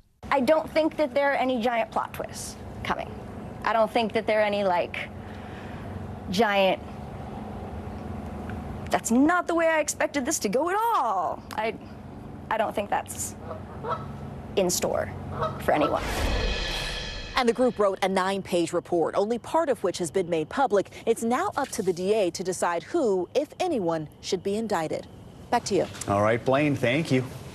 All right, now to a history-making moment at the ballot box. NBC News is projecting that for the first time, Virginia has elected a black woman to Congress. Democrat Jennifer McClellan defeated Republican Leon Benjamin in Tuesday's special election in the 4th Congressional District. She'll fill the seat of Democratic Representative Donald McCheon, who died from cancer shortly after he won re-election back in November. Over in Wisconsin, a Donald Trump ally who advised Republicans on legal efforts to overturn the 2020 presidential race has advanced to the state Supreme Court general election. Daniel Kelly will now face Janet Protasevich on April 4th. And in California, another longtime congresswoman says she will run to replace retiring Senator Dianne Feinstein. Democratic Representative Barbara Lee announced her bid yesterday. She jumps into the highly anticipated race that already includes fellow lawmakers Katie Porter and Adam Schiff. Turning now to the Supreme Court, where the justices will hear arguments in a second case against a big tech company. Yesterday, they heard a case against Google. Today, it's a lawsuit against Twitter. And the outcomes could have major implications for the future of content on social media platforms. Let's bring in NBC News senior legal correspondent Laura Jarrett. Laura, good morning to you. So first of all, walk us through this case today against Twitter. What is the family behind the lawsuit claiming, and really what's at stake here?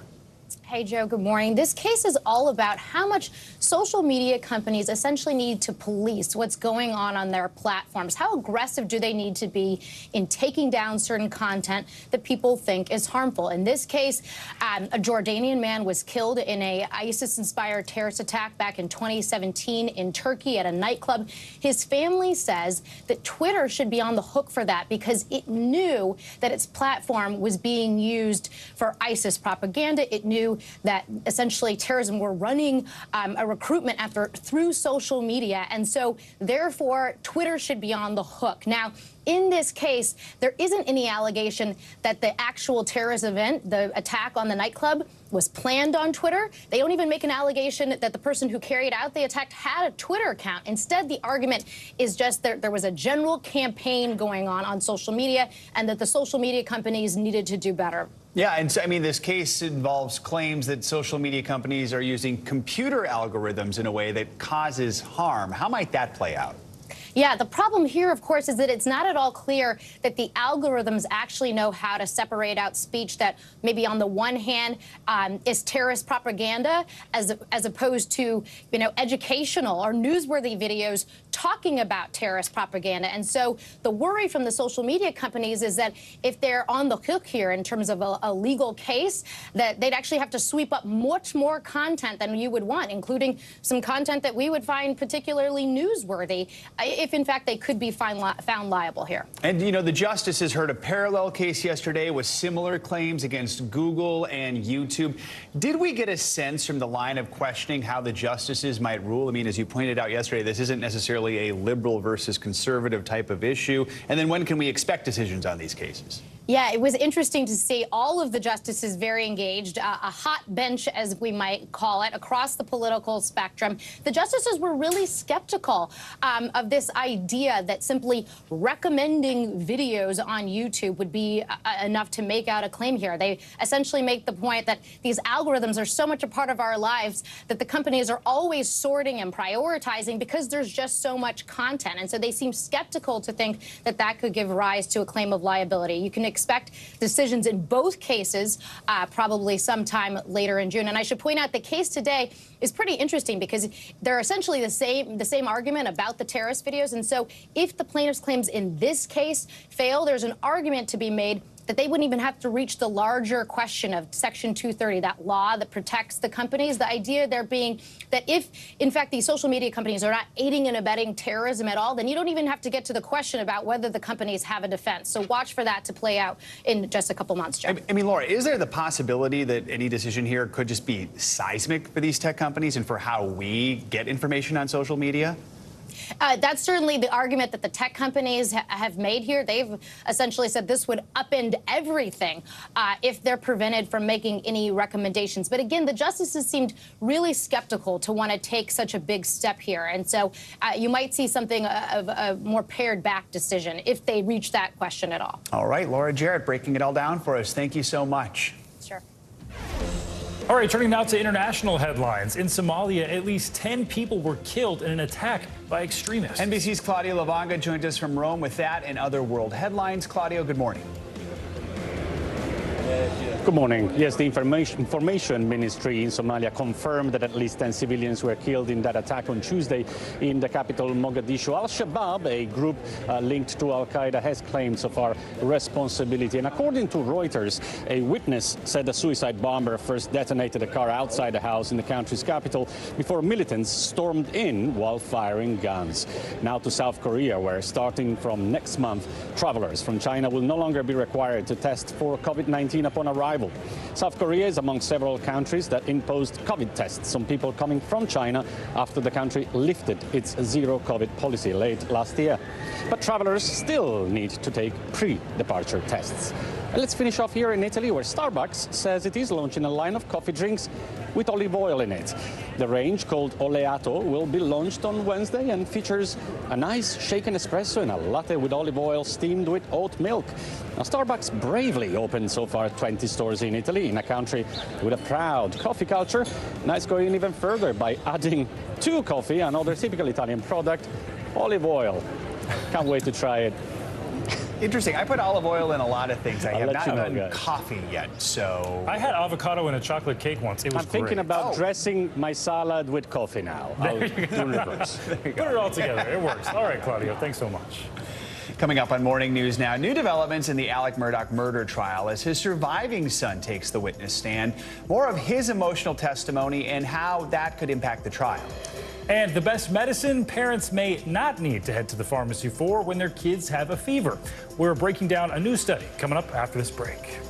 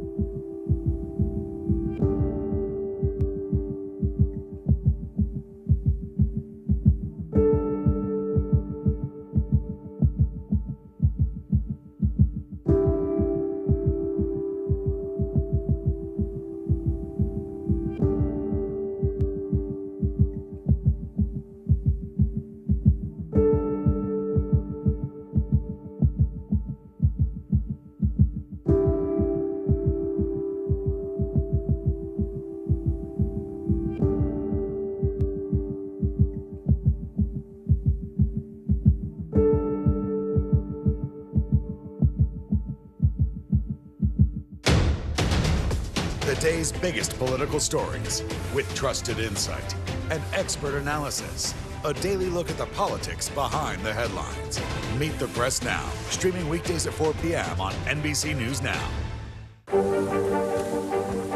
How many of you were up there? At least like 11. How real is this going back to the moon? How you doing, Lester?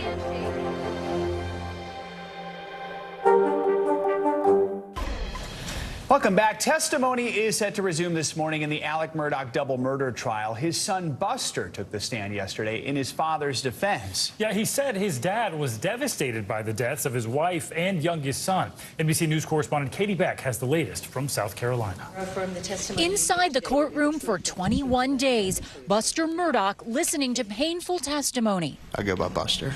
Tuesday, more than 60 witnesses later, Alec Murdaugh's surviving son on the stand, describing his father on the night of the murders.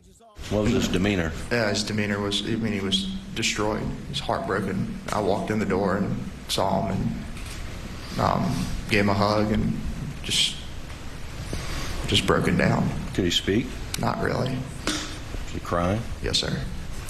Showing little emotion, Buster's testimony framing details that prosecutors highlighted as questionable as normal, saying it was common for his father to shower and change clothes after working outside in the heat, and routine to find guns left around the property, and offering a differing opinion on the "I did him so bad" comment investigators claim to have heard Alex say in an interview referring to Paul's murder. What'd your dad say? He said they did him so bad. Is that the first time you'd heard him say they did him so bad? No, sir. Later on the stand for the defense, a forensic engineer testifying about the upward trajectory of the bullets that killed Paul. It just makes it very unlikely that a tall person made that shot. Prosecutors attacking his credibility as an expert witness. You don't even know the cone and the rate of expansion of a shotgun. How can you give that opinion? You don't need to know that. Buster Murdaugh testified that he was aware of his father's opioid use and that he went to a detox facility in 2018 to try and get help. Buster also testified to the fact that he had no knowledge of Murdaugh's alleged financial crimes until after the murders. Back to you. All right, Katie, thanks so much. For more on the trial, we're joined now by NBC News legal analyst Danny Savalos. Danny, good morning. So let's start with Murdaugh's son, Buster, his testimony. He's the third witness called by the defense so far. The defense tried to use him to attempt to undermine previous testimony from a witness who believed that Murdaugh actually confessed to the murders. Do you think this was effective? Not only was it effective, the defense apparently doesn't have a lot of choices in this area. The thing I was looking out for is how strong, how fast would they come out of the gate with a third-party responsibility theory, if at all. So far, it appears that they're just going to put on testimony that, look, we don't know who it was, but it wasn't Murdaugh. You did see a little bit from the engineer suggesting a third-party case, but not as strong as I would have expected. But you're absolutely right. Buster's testimony is important in identifying Alec's voice, what he said in that supposed confession. I did them wrong versus they did them so wrong. That was helpful. But there's a possibility the jury may conclude, look, it's his son. We've seen him in the courtroom the entire time. He's obviously supporting his father. Maybe he's just blinded or bamboozled by his father, just like so many other people were. Look for the prosecution to maybe make that point in their closing. Well, Danny, Buster also testified about his father's past drug use. So what's the defense's strategy there? How are they trying to portray Murdaugh? Possibly as a sympathetic figure, and their theory will be, look, Murdaugh was a drug addict. Murdaugh had financial problems. Murdaugh faces a number of other charges in connection with his other bad behavior. But he was an addict, and that is something that he had to live with. It doesn't make him a killer. Or it could just be partially that the defense is just putting this out there, acknowledging what the prosecution has already made evident, that, look, this is a person who had a lot of problems, but he didn't have this problem. He wasn't a murderer. Danny, let's also ask you about something else we heard in Katie's report. There, a forensic engineer testified about the trajectory of the bullets that killed Murdaugh's other son, Paul. How valuable was this testimony? I've heard this kind of testimony before, where an engineer or some other expert calculates the trajectory and concludes that somebody wasn't tall enough to have committed this crime. Sometimes it's a shooter, sometimes it's with a blunt object based on the injuries to the head. It's interesting because, you might see the prosecution hammer home that, look, people move around in strange positions. That throws off the angles. The prosecution did get him to concede that he was not a crime scene expert. He's more of an engineer. That might have gone some distance with the jury. But again, this may come down to a battle of the experts. In other words, the jury heard from experts in the prosecution. Does the defense's expert create reasonable doubt? Because they don't have to win. They just need to create reasonable doubt. All right. Danny breaking it down for us. Thank you so much. Appreciate it. Time now for our weekly medical checkup. A new study shows you may not always need to give your child medicine to treat a fever. And we love our sleep studies on Morning News Now. And this morning, we have one that looks at how the amount of sleep we need changes depending on the time of year. NBC News medical contributor Dr. Natalie Azar joins us here with more on these health headlines. So let's start with this one. Many parents head straight to the medicine cabinet when a child has a fever. So now we have a new study shows that some of this medicine might not be needed. What more can and this isn't surprising to me as a mom. I mean, your instinct when your child has a fever and looks uncomfortable is to give them medication to lower the fever. This is the number I want everyone to remember. 100.4 is what we consider a temperature in medicine. So a lot of times they found that a third of patients were giving fever when it's not needed, i.e. for temperatures below 100.4. And something to keep in mind for everybody is that lowering that temperature, treating that fever is not an illness. Fever is actually a sign that your immune system is responding to something. It's not going to make you get better any more quickly. So doctor's orders for our viewers at home are pretty straightforward. If your child has a low-grade temperature, i.e. below 100.4, and they look a little bit uncomfortable, give them a washcloth, put them in a cool bath, keep a log of their fevers, and definitely know when to call the doctor. So I mentioned the 100.4 is kind of like the litmus. But something that's really important is that for infants below the age of 3 months, a fever of 100.4, you need to call the doctor right away. That can be very, very serious. All right, good advice there. I also wanted to ask you about this one. Obviously, 4-day work weeks, popular with a lot of employees. Yes. There's the largest study yet on this topic showing that it could also be beneficial to the companies involved. What's going on here? Right. So, I mean, medicine aside, because we were back in the hospital like right away when the pandemic started. My husband is still pretty much working from home, and I think a lot of people ask themselves, well, what was the actual outcome of this? So a study in the UK actually tried to figure this out, and look at these statistics, you guys. They found that 71% of individuals experienced less burnout, 39% were less stressed. There was a reduction in 65% of sick days, and also 57% less people were leaving the company, which is great, right? You're retaining your employees. And even so, and the company revenue barely even was affected, and there was even a marginal improvement.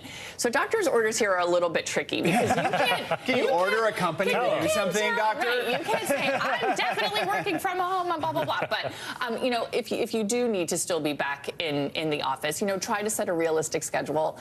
Do talk to your employer and say, listen, is there some flexibility here?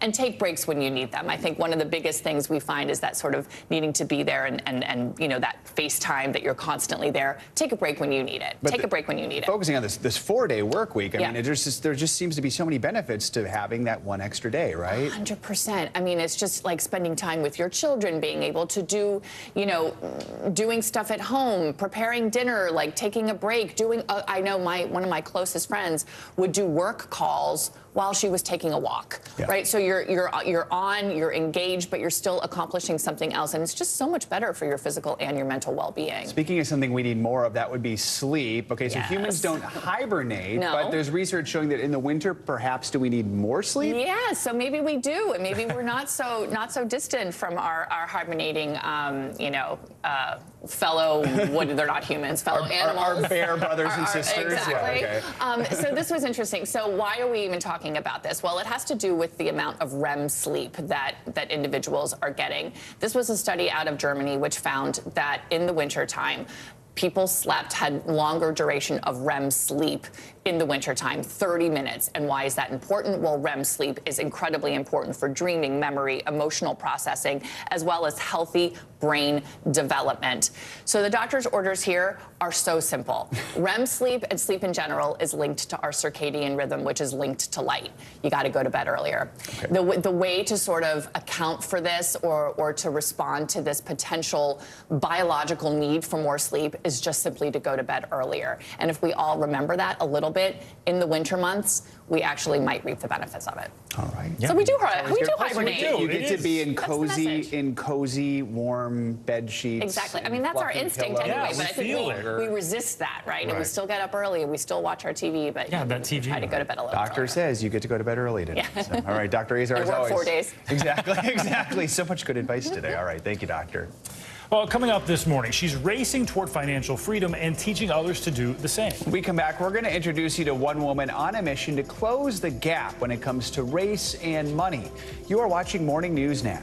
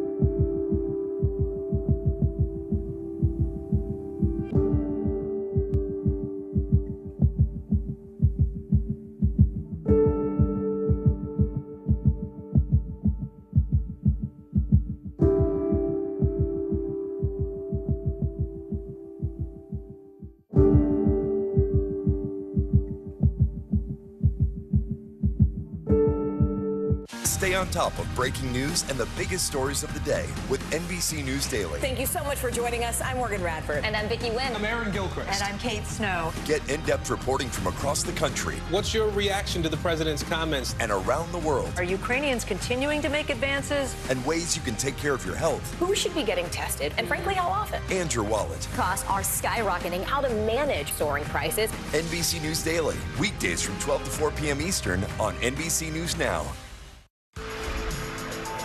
We're back now with some financial headlines, and some Amazon employees are sounding off about a new mandate. CNBC's Silvana Henao joins us with that and other money headlines. Silvana, good morning. Hey, Joe, Stephen, good morning to you. Let's start with Amazon because employees are not happy about having to return to the office 3 days a week. CNBC has learned more than 14,000 workers have reportedly joined a Slack channel to share their displeasure, and some created a petition claiming a return to the office runs contrary to many of Amazon's core values. Last week, CEO Andy Jassy outlined the plan in a blog post with a start date on May 1st. He says people tend to be more engaged when they're face-to-face. McKinsey, the management consulting firm known for recommending layoffs to struggling companies, plans to cut about 2,000 jobs as part of its own restructuring plan. Bloomberg reports the layoffs will focus on the firm's support staff and will be among the company's largest round of cuts ever. McKinsey employs about 45,000 people, up from about 28,000 just 5 years ago. And Apple has been investing a lot in live sports, and it's interested in acquiring more content, even after passing on the NFL. The New York Post reports Apple is rumored to potentially buy the streaming rights to Pac-12 college football, as the conference is currently without a TV partner. The Pac-12's current deal with ESPN and Fox runs through next season, guys. All right. Thank you, Savannah. You got it. See you next time. Part of our Black History Month coverage, we are highlighting people actively working to close inequality gaps in America. Yeah, a great story here. This morning, we continue with looking at the importance of financial literacy, specifically for African Americans. NBC News reporter Maya England has more. I did not grow up in a household where we talked about money. Daisha Kennedy created a platform called The Broke Black Girl after spending years in banking and noticing the lack of culturally relevant resources. When I think of culturally relevant, I think that it centers me as a Black person, a Black woman, and the challenges that I face day to day, creating tools that are easily usable for me. A lot of our frustration and aggravation comes from us using unhealthy timelines and expectations that was placed on us either by other people or by social media. One study found that on average, Black people answered 38% of personal finance questions correctly, while white people answered 55% correctly. What has led to this gap in financial literacy for the Black community? Being denied access to wealth building opportunities such as higher paying jobs, home ownerships. Daisha says a lot of this can also be tied to education. Another report found that only 25 states required students to complete a personal finance course prior to high school graduation as of 2022. How do you think we can close this gap in financial literacy? Education is not a special privilege. It's a right that we all should care about when we are wanting to see change for our economy. And when I think of literacy and education, we have a responsibility as educators to make sure that no one is left behind. My hope for the future is the reason why I had to do this work starts to go away, that we start to understand and accept in our world that this is a necessity. I get to see Black women get relief in real time, which is not always a luxury that we get to enjoy. I get to see in real time that by using some of the resources that I have created, that they're able to grant themselves some financial relief and even mental relief. Maya Eaglin, NBC News. Coming up on Morning News Now, diversifying the slopes. Yeah, up next, we'll introduce you to a brotherhood of skiers working to get more people of color interested in winter sports.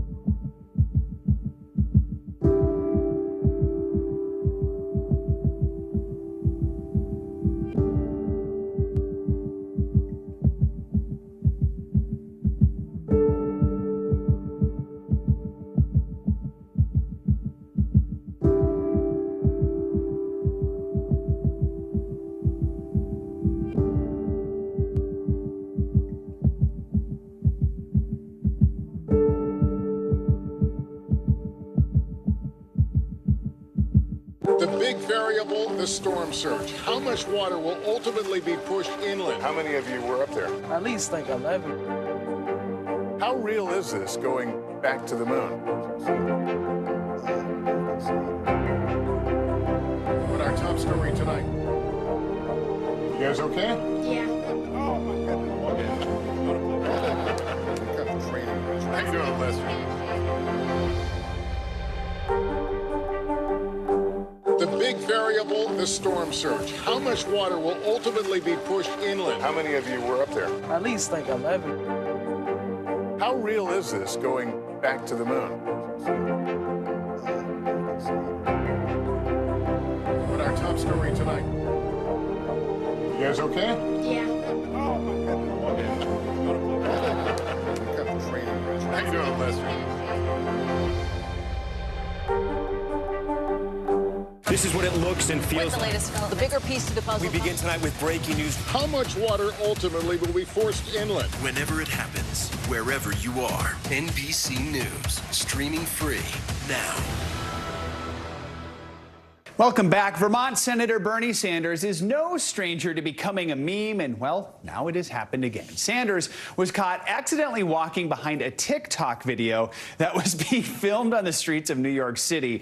Taylor Champ posted the video of her dancing with a doorman, not realizing who was standing behind them, seemingly unimpressed. She captured the video saying, "I really wish in the moment I realized who was walking by." Of course, back in 2021, Sanders became one of the most famous memes in history when he was pictured in mittens enduring the cold weather at President Biden's inauguration. Now, if only he had the mittens in the TikTok dancing video, you could combine that all and it'd be all, I think the dancing one might beat the mitten one. That was pretty good. Yeah. It's pretty good. Though, to be fair, I think that's always his expression. So. Yeah, it's just priceless. I love that. All right, Joe, thanks. Yep. Well, finally this hour, a legacy on the slopes for 50 years. The National Brotherhood of Skiers has helped promote something important, that black people enjoy winter sports just as much as anybody else. That simple message is helping to make the slopes a better, more diverse place. NBC News correspondent Steve Patterson joined their annual convention.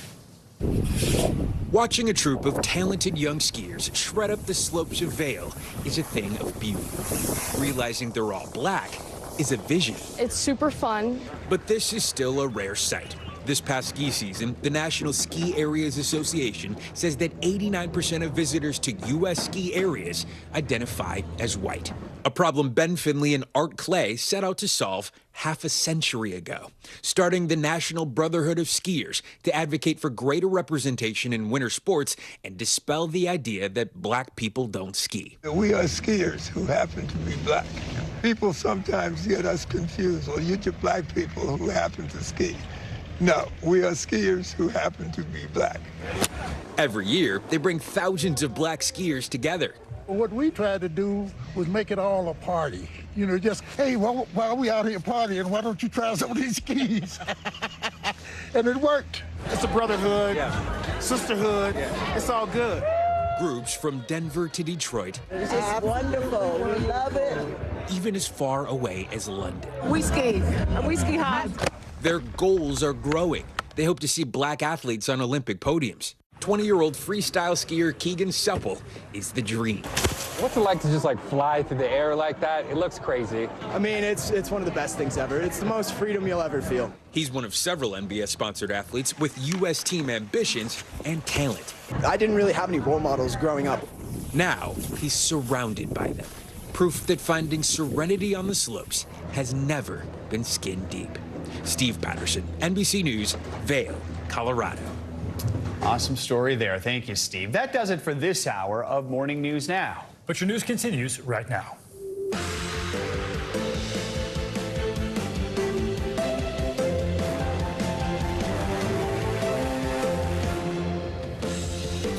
Good Good Wednesday morning. I'm Stephen Romo in for Savannah Sellers. And I'm Joe Fryer. Right now on Morning News Now, hot and cold. It's a tale of two forecasts across the country this morning. Millions from Seattle to Santa Barbara, Denver to Detroit are dealing with another winter wallop. It's already leaving thousands without power as dangerous icy conditions complicate the morning commute. Now it's moving east and fast. We've got the latest track. It's a different story down south. Millions more are preparing for potentially record-breaking temperatures, and that's really putting the in Mardi Gras in the Big Easy. We've got team coverage in just a moment. Face Off, a solemn anniversary in Eastern Europe and across the globe, marked with emotional words from President Biden as the curtain closes on his surprise trip overseas. He took his pro-Ukraine message right to Russian President Vladimir Putin's doorstep. Kyiv stands proud, it stands tall, and most important, it stands free.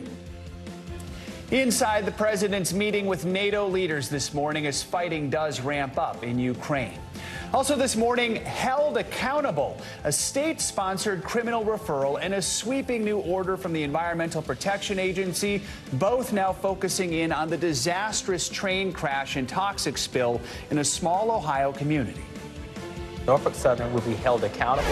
Norfolk Southern wasn't going to do this out of the goodness of their own heart. There's not a lot of goodness in there. Response from the rail titan this morning, plus the latest on cleanup efforts as East Palestine residents fear for their health and safety.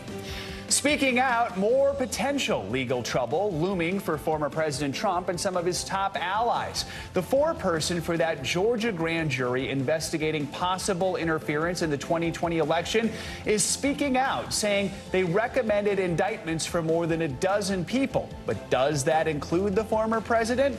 We've got the latest analysis. Plus, Snap and Chat, the revival of an old school favorite. It's giving the smart camera that's been in your pocket for decades a run for its money. I just can't get over the fact that all the things I grew up with, that then we made technology to make easier, now people want to go back to the old things again. Right, yeah. It's what's old is new again, like we had the iPhone. The original one, back and worth a lot of money. Exactly. Who knew? Who knew? All right. Let's get right to that massive winter storm system that is slamming much of the country. Yeah, more than 60 million people are waking up under winter weather alerts with blizzard warnings issued for parts of the Rockies, the Northern Plains, and the upper Midwest. NBC News national correspondent Gabe Gutierrez has the latest on the historic storm for Minneapolis.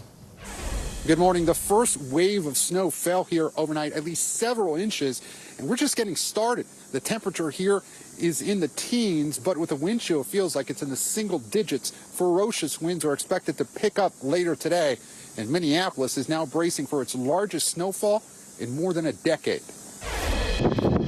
This morning, the National Weather Service is warning that a historic winter storm is on the move, already pummeling Minnesota with what could end up being 2 feet of snow. A governor here issuing emergency executive orders to prepare the National Guard.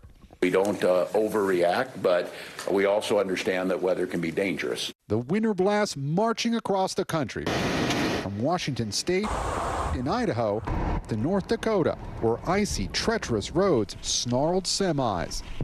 In Colorado and Wyoming, whiteout conditions. At least 27 states on their winter weather alerts. Even in the Twin Cities, a region used to wicked weather, this snowfall could be among the top 5 largest ever. We are preparing for what will likely be an historic snow event. We're expecting somewhere between 15 and 21 inches of snow.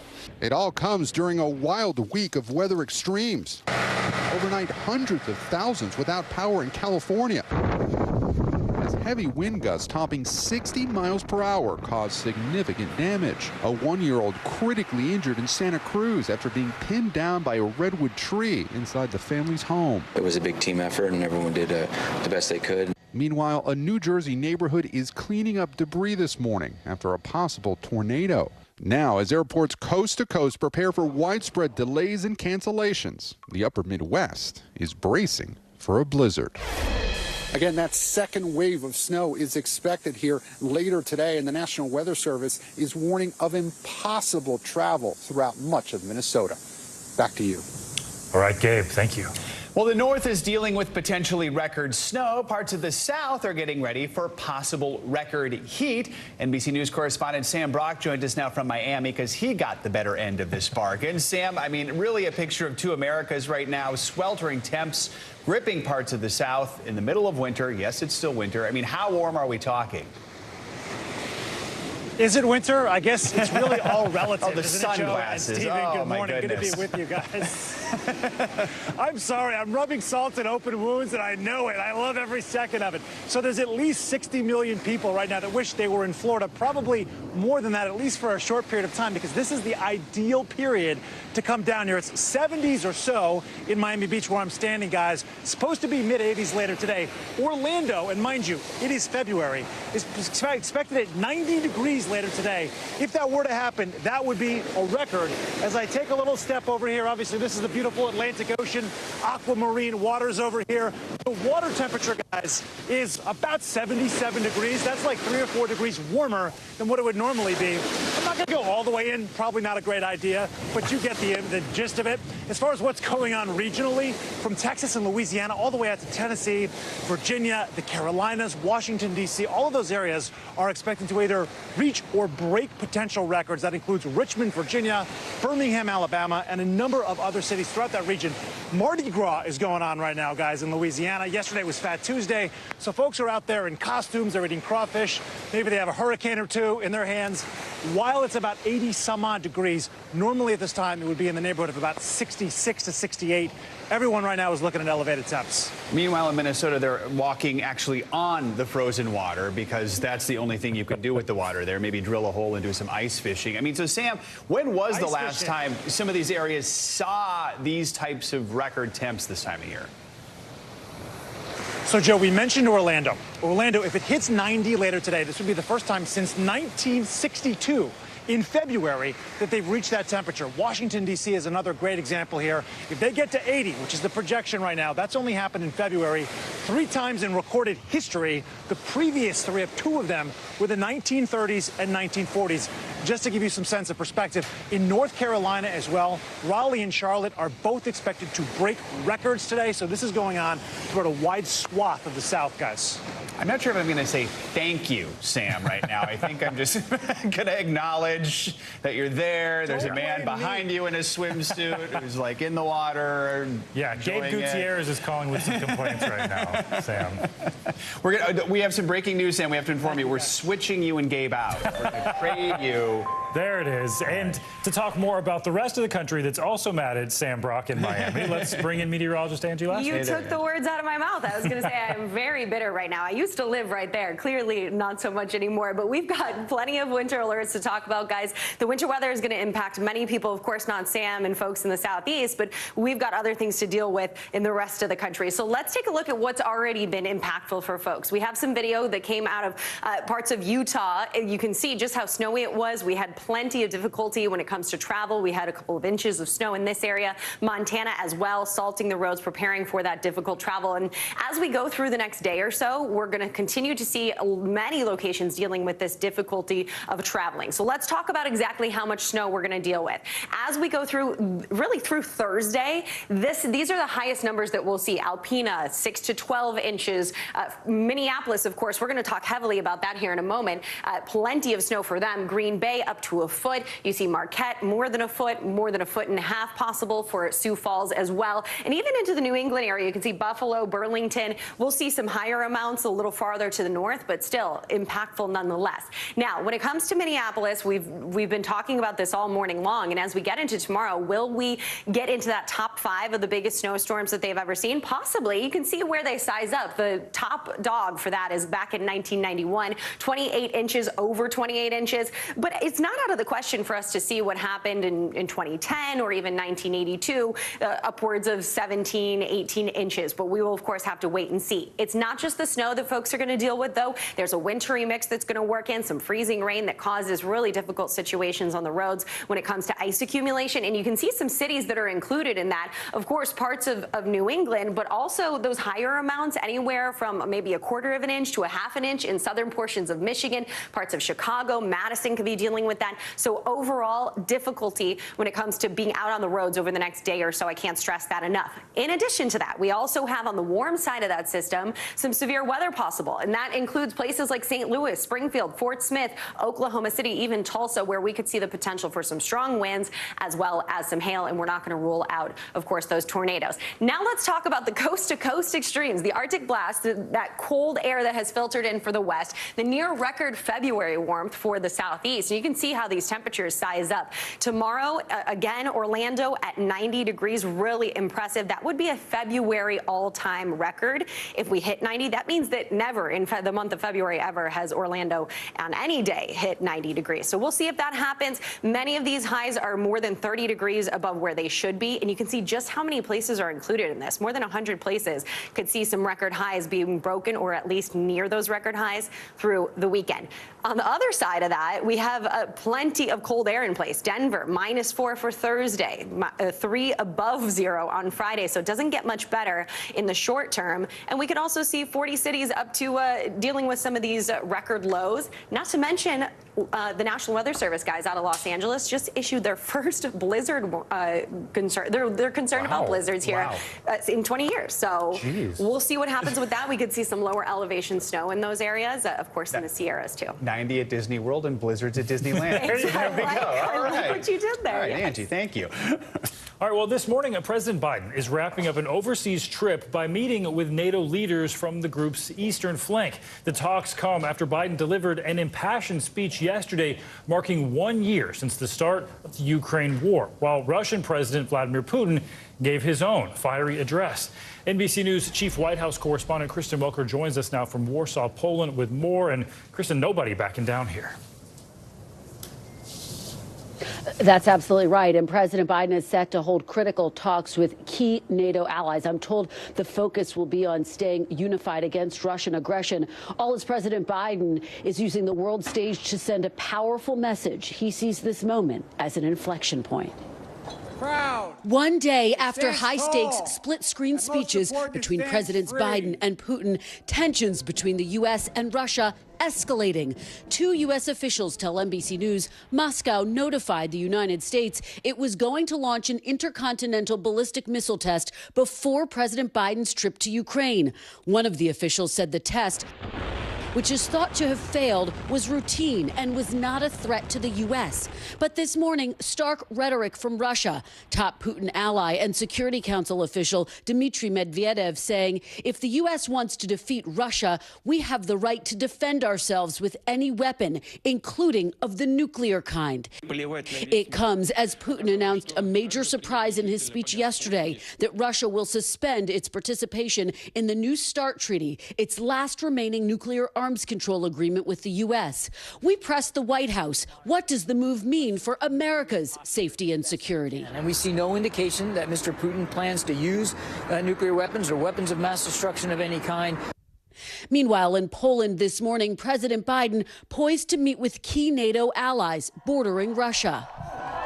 On Tuesday, the president delivering a searing indictment of Vladimir Putin before a crowd of thousands, praising Ukraine's resolve in the face of Putin's brutal onslaught. Kyiv stands strong, and most important, it stands free. Mr. Biden's speech in Warsaw coming just hours after Russian President Vladimir Putin addressed the Russian people in Moscow, announcing an escalation of the war while falsely accusing the West of triggering the invasion, a charge President Biden blasted head on. President Putin chose this war. Every day the war continues is his choice. With Russia's latest offensive in eastern Ukraine picking up speed, the president warned the war could be far from over, vowing the U.S. and its NATO allies will have Ukraine's back for as long as it takes. And this morning, the White House is responding to Russia's latest threat of using nuclear weapons. One White House official saying, quote, Russian rhetoric around the potential use of nuclear weapons remains as unwarranted as it is irresponsible. This official adding that the president's focus remains on supporting Ukraine as this war now about to enter its second year. Guys, back to you. 1 year in. All right, Kristen, thank you. Now to East Palestine, Ohio, where the cleanup continues nearly 3 weeks after the derailment of a train that was carrying toxic chemicals. This morning, the EPA is holding the train company accountable with a sweeping enforcement action. NBC News correspondent Jesse Kirsch joins us now from East Palestine. Jesse, good morning. Joe, good morning. The potential legal battles here intensifying. Pennsylvania's governor says his office has made a criminal referral. Meanwhile, the EPA vowing it will literally make Norfolk Southern pay for the damage it's done. As East Palestine residents continue questioning their safety following that toxic derailment blaze, this morning the Environmental Protection Agency vowing the Norfolk Southern Railroad alone will pay for cleanup moving forward. Norfolk Southern will be held accountable. The EPA's new legally binding order also requires Norfolk Southern to reimburse EPA for cleaning homes and businesses. We are making it very clear that Norfolk Southern will clean up the soil, will clean up the water. In a rare interview Tuesday with CNBC, Norfolk Southern's CEO promising his company is working with government officials and will clean up the area. We've made a lot of progress so far. We've removed about 450 cubic yards of contaminated soil. We're going to continue our financial assistance to the residents of this community. The company says it's reimbursed or committed $6.5 million so far. The ramped-up enforcement comes nearly 3 weeks after the derailment, which sent toxic material into this small community about 50 miles from Pittsburgh. It is my view the Norfolk Southern wasn't going to do this out of the goodness of their own heart. There's not a lot of goodness in there. They needed to be compelled to act. Meanwhile, the Department of Transportation calling for freight rail reforms, including increased staffing requirements, higher maximum fines, and safety inspections on routes with high-hazard flammable trains. President Biden speaking with officials on the ground while in Europe, saying he reaffirmed his commitment to making sure they have everything they need and calling the devastation years of opposition to safety measures coming home to roost. But as a new medical clinic opened in East Palestine, some residents are skeptical the railroad will be held responsible. If it's up to the politicians, no. They're going to buy their way out of it. Here's to you. Even as state and federal officials drank from the tap to stress the water is safe. We're in this for the long run. It's just our commitment. Officials say private well water testing is ongoing, recommending that people drink bottled water while they wait for those specific types of results. All this unfolding as we expect former President Donald Trump to make an appearance and a visit in this community later today. Joe. All right, Jesse, thank you so much. Well, coming up this hour on Morning News Now, the forewoman of the grand jury that investigated possible interference in the 2020 election by Donald Trump and his allies, well, she is breaking her silence. What she's saying about the recommendations they made, which could lead to indictments. Plus, a nation broken as we approach the one-year mark of Russia's invasion of Ukraine. We'll take a closer look at the state of the country's vital infrastructure and that infrastructure's future as the war wages on.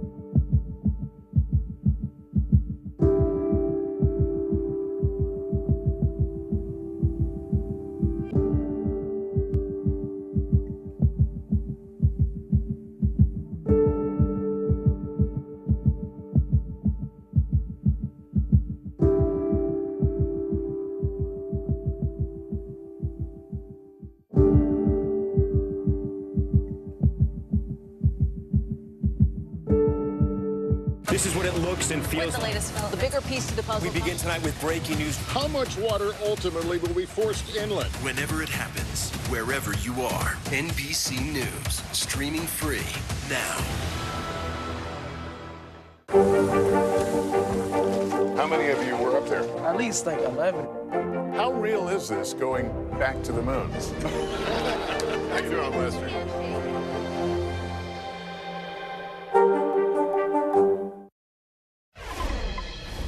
Welcome back. This morning, we're getting an inside look into the Georgia grand jury that was tasked with investigating possible interference in the 2020 election by Donald Trump and his allies. Blaine Alexander spoke with the grand jury's forewoman to discuss the process and potential indictments that could be coming in the future. There are certainly names that you would recognize, yes.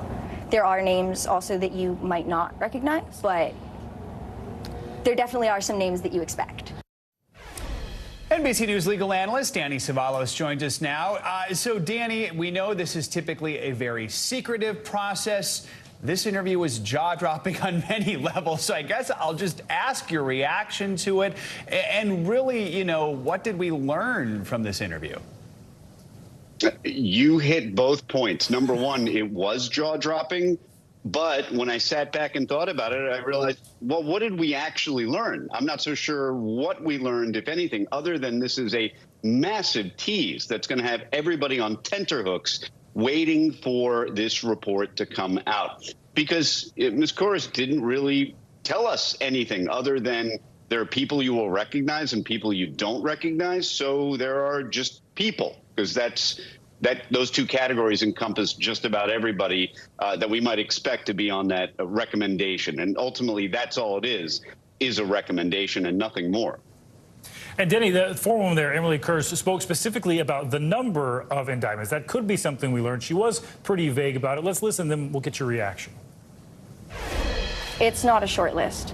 I mean, we saw 75 people, and there are 6 pages of the report cut out. So we're talking about more than a dozen people? I would say that, yes. Okay. And that includes of the former president, potentially? Potentially. It might. So Blaine there trying to get the number of people, more than a dozen we heard. What could they be seeing this potential list? Right. I mean, and everybody's reading into the body language there to discern whether or not is she holding back saying Trump is indicted or saying maybe telling us that he's not indicted. And it's impossible to say for sure. The bottom line is that she's a little vague as to how many people are indicted. I mean, she tells us pages. And of course, she at one point, I believe, mentions double space versus single space. So again, I think we can fairly infer that there are recommended indictments, but we don't know how many, and there are people we may recognize and then may not. And let's be clear here, this grand jury that she's on does not indict. It would be up to another grand jury. We know right now things are up to the district attorney in Fulton County to decide if they're even going to try and charge anyone. So remind us what happens next in this process. There's an argument that this grand jury process, the special grand jury, was a bit of political cover for the district attorney because procedurally, one could argue that it was unnecessary. All they do is investigate. They ultimately make recommendations, and then the DA is free to choose to accept them or decline them, take them to her own grand jury, an indicting grand jury, and secure an indictment. But I mean, I understand if I'm a county district attorney and I'm thinking of taking on the biggest criminal defendant of all time, then I'm going to want a couple second opinions, including from a special grand jury, before I head off to get that indictment. I mean, this is clearly not your normal case because it involves a former president, but just the fact that we heard an on-camera interview with the foreperson of this grand jury before any charging decisions were made, how stunning is that? Stunning, rare, not anything I can remember ever seeing. And I mean, really, even though we don't know anything for certain, there really was a lot of insight given into the process by this grand juror foreperson. So, I mean, this is, as far as I can remember, something that you just don't see ever. But again, I mean, how much did she reveal? Certainly enough to keep us all waiting with bated breath to see what, if anything, those recommendations ultimately are. And I think we're all sitting around throwing names around, especially with that vague comment, "You won't be surprised." I'll be surprised. I don't know about you. There's nobody on that list that I won't be surprised. I think we'll all be surprised. This, again, is just tease the ultimate outcome in a way that is almost theatrical. All right. Danny, thanks so much for joining us on this. We appreciate it. Well, this morning, a special honor for former President Jimmy Carter in his home state of Georgia. Yesterday, Georgia's state Senate honored Carter for his life of public service and advocacy for human rights. Georgia State Senator Freddie Powell Sims called Carter a, quote, role model, a leader, a trailblazer, and an unmistakable gentleman with loads of strength. The Georgia House of Representatives also paid tribute to Carter yesterday. Over the weekend, it was announced Carter had entered hospice care in his home in Plains, Georgia, after a series of hospital stays. International news now, and First Lady Jill Biden is on a 5-day trip to Africa. Claudio Lubanga joins us now from Rome with that and more. Good morning, Claudio. Good morning. Well, Jill Biden has already been to Africa 6th time in the past, but this will be the first time as First Lady. She is visiting Namibia and Kenya as part of a commitment by President Biden to improve relations between the U.S. and African countries. During her trip, Jill Biden will focus on empowering women and young people and highlight food insecurity in the Horn of Africa caused by devastating droughts. Now to Turkey, where the government is trying to minimize the devastating economic impact of the recent earthquakes. Employers whose workplaces were heavily or moderately damaged will benefit from support to partially cover wages of workers, and layoffs have been banned in 10 cities most affected by the quakes. And finally, it is carnival season in Brazil, and for the first time in 3 years without fears and limitations caused by COVID-19.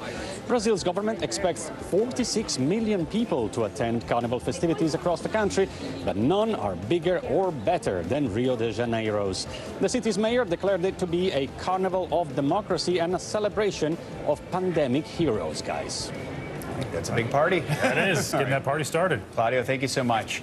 As we've been reporting this morning, it is nearly 1 year since the start of the war in Ukraine. And over the past several months, we've seen Russia focus its attacks on critical Ukrainian infrastructure like energy and water supplies. And here to help us understand this strategy and the impact it's having on Ukraine is NBC News national security analyst Clint Watts. Clint, thanks so much for being with us to help us walk through this. The biggest infrastructure attacks we've seen recently, which areas are they hitting the hardest?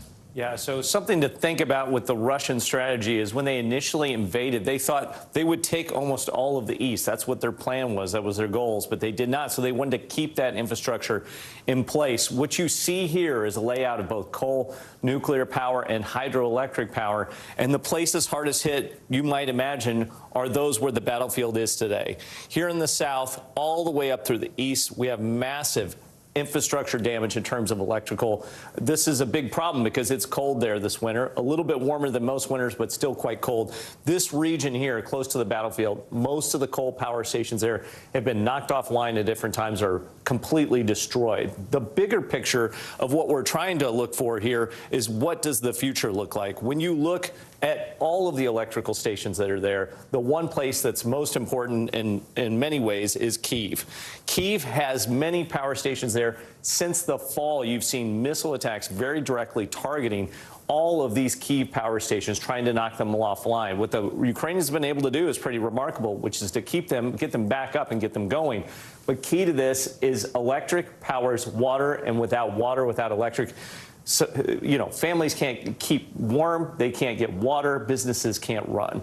So it's having a severe impact on most Ukrainians on and off this sort of intermittent access to infrastructure. When we step back, just something to look at is what other dangers are out there. Remember, we've been talking about nuclear power plants from the beginning. You might remember Chernobyl was an issue of significance right when the invasion started. The other one is the Zaporizhzhia power plant. That's been taken under Russian control. We were initially very concerned about some sort of Fukushima-type detonation there, a missile, errant missile strike. Now what we're looking at is, can the power really get back on for Ukrainians, or are the Russians really trying to siphon it? And that brings us to the last one, which is both a physical and infrastructure danger, which is this water geoelectrical dam here in the south. There was some belief back last fall, early winter, that the Russians might try and detonate it, create massive flooding, destroy a lot of the electrical infrastructure. It has not happened yet, but that's another key point that everyone's going to focus on here heading into this next year of the conflict. So, Clint, I mean, how effective is this Russian strategy of targeting infrastructure in the war? And is there anything Ukraine can do to try to mitigate these impacts? So a couple things. One, the Ukrainians have been remarkably resilient. So when you look across this entire landscape, you see all sorts of infrastructure, but they've been able to really get it back up and going. But it's a matter of time. This is a war of attrition at this point. Missile strikes continue to land. The Ukrainians do a great job of defending against those missile strikes, but that means they need nearly endless supplies of anti-aircraft missiles. They need endless supplies of backup power station parts. They need to be able to repair those and regenerate those. That takes time, and over time, that just becomes very tough on societies to continue to operate. And a year in, still dealing with that. All right, Clint Watts, thanks so much. Coming up, dramatic testimony in the murder trial of Alec Murdaugh. With a former South Carolina attorney's oldest son, Buster, now taking the stand in defense of his father. We've got the latest coming up after this.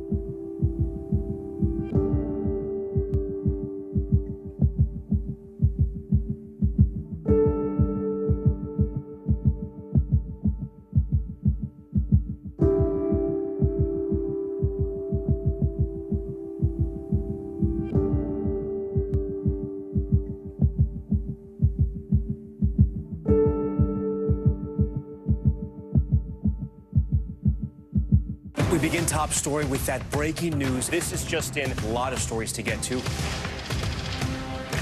What do people need most right now? Did the state and or law enforcement drop the ball anywhere? Are we headed for a recession or a recovery?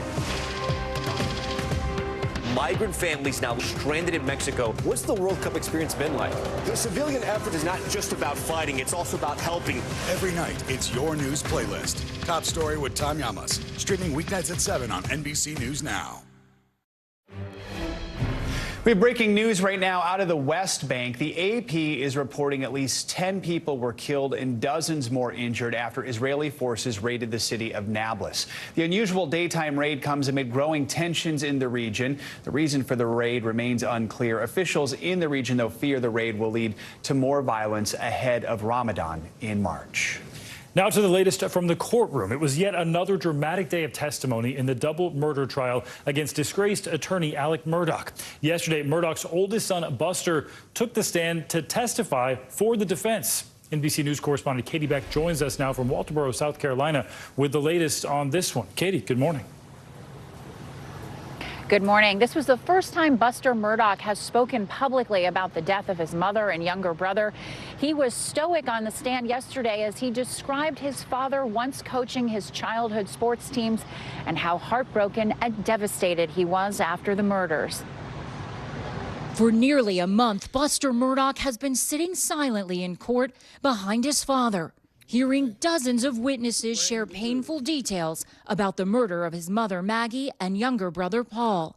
On Tuesday, it was his turn on the stand. I was in shock.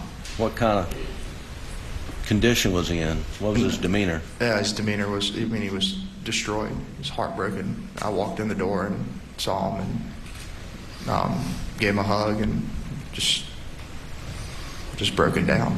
The defense hoping Buster's testimony could poke holes in the state's evidence, including videos showing Alec wearing different clothing in the hours just before and after Maggie and Paul's murders. How frequently would your dad take a shower or a bath?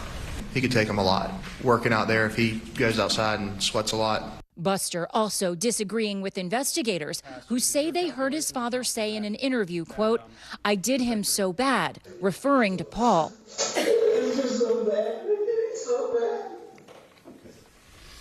What'd your dad say? Said they did him so bad. The jury also hearing from a forensic engineer hired by the defense who discussed the trajectory of bullets used in Maggie and Paul's murders, using 3D computer scanning technology, depicting the shooter with the gun at their hip and telling the court he believed they would have been between 5'2" and 5'4", a foot shorter than Alec Murdaugh.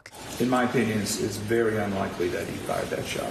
Prosecutors taking direct aim at the witnesses' credibility. No pathology, no firearms, no shotgun-specific training other than anecdotal shooting a shotgun.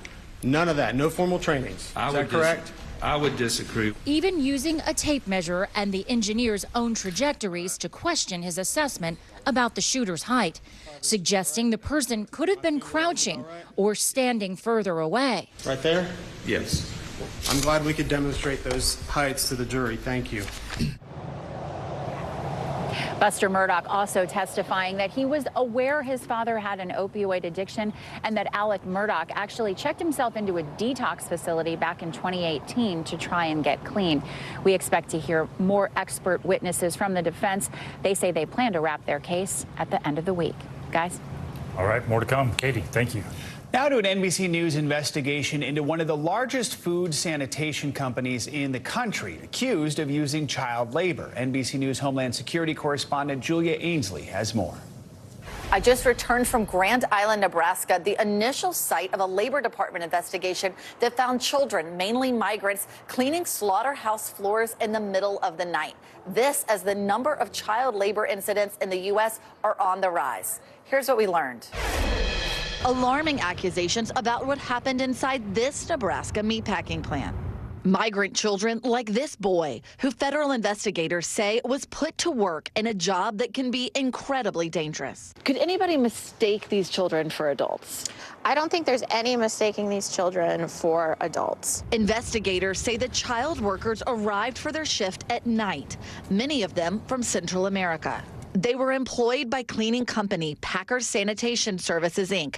to sanitize equipment inside the plant. PSSI has 17,000 workers. Of those, investigators say the company employed more than 100 children, aged 13 to 17, and 13 plants across 8 states. Last October, labor investigators say they found nearly 24 children, some as young as 13, working here inside this massive slaughterhouse, cleaning up blood and animal parts in the overnight shift. Nebraska immigrant advocate Audrey Lutz has been helping some of the child workers from Guatemala, who she says are scared to talk to us. I think these youth are afraid because they don't know the systems in this country that were meant to protect them, because those systems failed. We spoke to a former PSSI manager who asked that we conceal their identity. Did you ever see kids, people who looked like kids, working inside these plants? Yeah. How young do you think they were?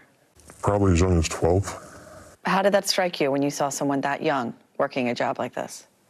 It kind of makes you sick. When you walk through the plant, you can't walk through it without getting animal parts on you or blood all over you. The company disciplined an employee in 2021, according to an internal PSSI report reviewed by NBC News. The employee, who handled hiring for multiple plants, was found to have hired the same known minor 2 separate times in the span of 6 months under 2 different names. The punishment, according to the document, a demotion and a hiring policy review. Were managers ever worried that they'd be disciplined for hiring children? No. The former manager says the more common outcome was to hold the frontline worker accountable. You would just terminate the child, terminate the undocumented worker. In December, the company signed a consent decree saying they would abide by child labor laws. PSSI telling NBC News our company has a strong corporate commitment to our zero tolerance policy against employing anyone under the age of 18 and fully shares the Labor Department's objective of ensuring full compliance at all locations, and says they are taking steps to prevent individuals at the local level from circumventing our wide-ranging procedures. Shannon Roboyedo was the lead investigator for the Labor Department. How is this investigation different from what you've seen before? I've never seen child labor violations to this extent. Just the sheer number of kids that were working. I've never had an employer or their representative impede my investigation like this, just so brazenly. PSSI said it was fully cooperative in the Labor Department's investigation. Meanwhile, DHS officials tell us they're still investigating for possible human trafficking, though the company, as we understand it, is not a target of that investigation. All right, Julia, thank you so much. Well, coming up, medical training in a post-Roe v. Wade America. The OBGYNs who are now getting creative with their studies after this. You're watching Morning News Now.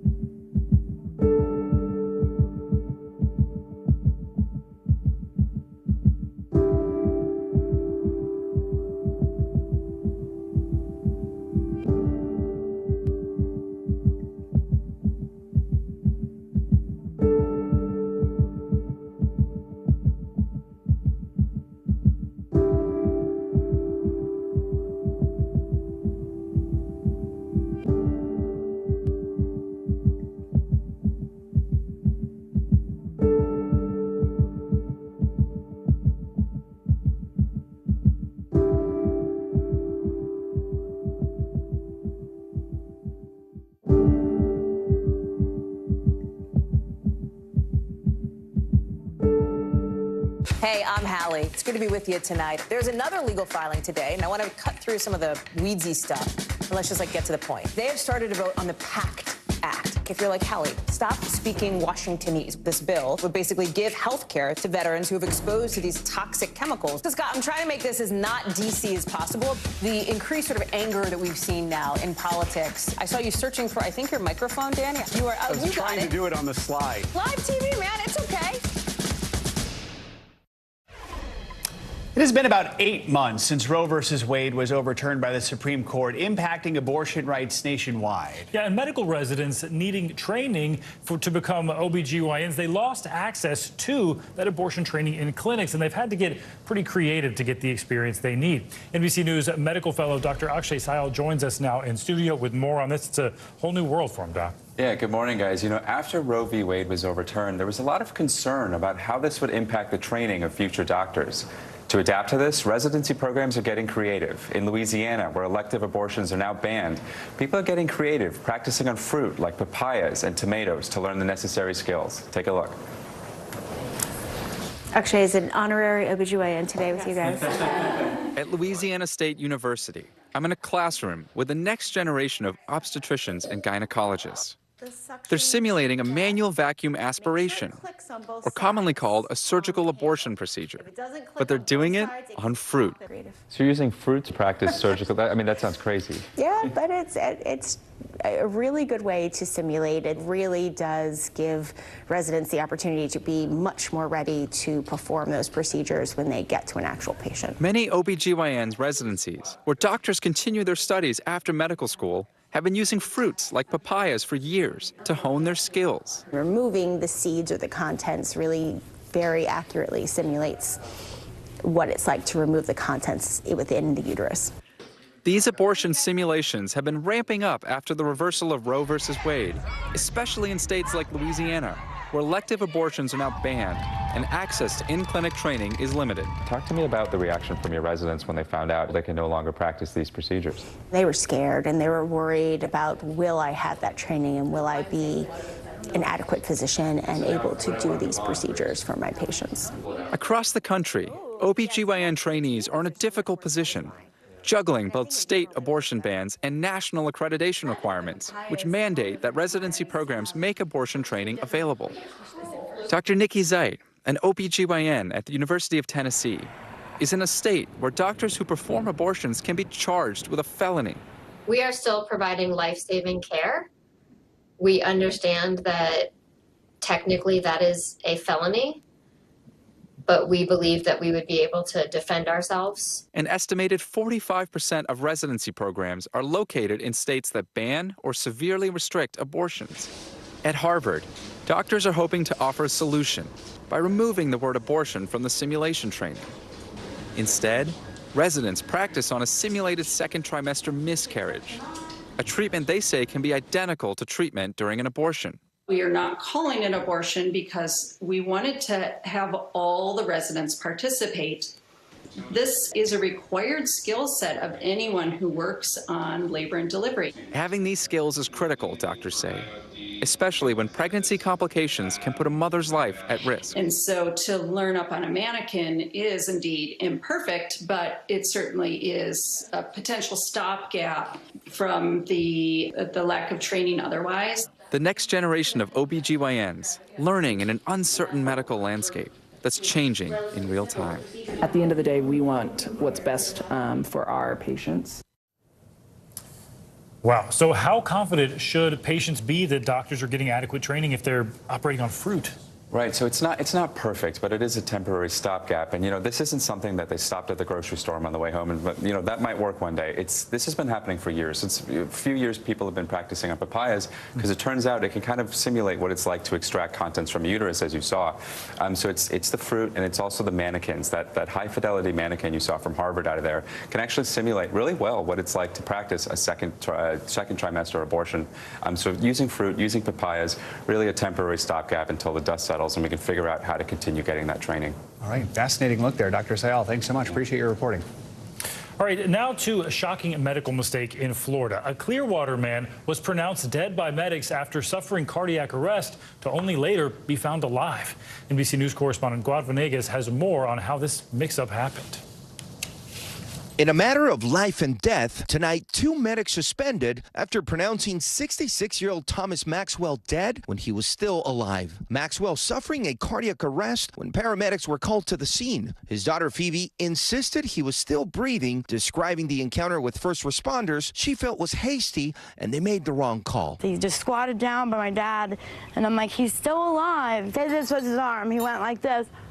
Like, okay, I'm sorry, ma'am, he's gone. Phoebe told our affiliate WFLA the EMTs called the sheriff's department and left the home when the officer arrived. But minutes later, the Pinellas County deputy noticed a breath. And the sheriff came in and said, man, we called other medics. And you're right, they found a slight pulse. In a statement to NBC News, the Clearwater fire chief said, quote, on behalf of the city, I apologize for the actions and the inactions of our crew during this incident. We have strict policies and procedures in place that were not followed according to our preliminary preliminary review. He says the two medics have been clinically suspended and can't provide any patient care while the comprehensive review proceeds. Incidents of this kind are rare, but they're not unheard of. It might happen, once a year per se, once every other year. It doesn't happen commonly. But just weeks ago, an 82-year-old woman was pronounced dead at a nursing home in New York, only to be found alive later by funeral home staff. Cannot even imagine,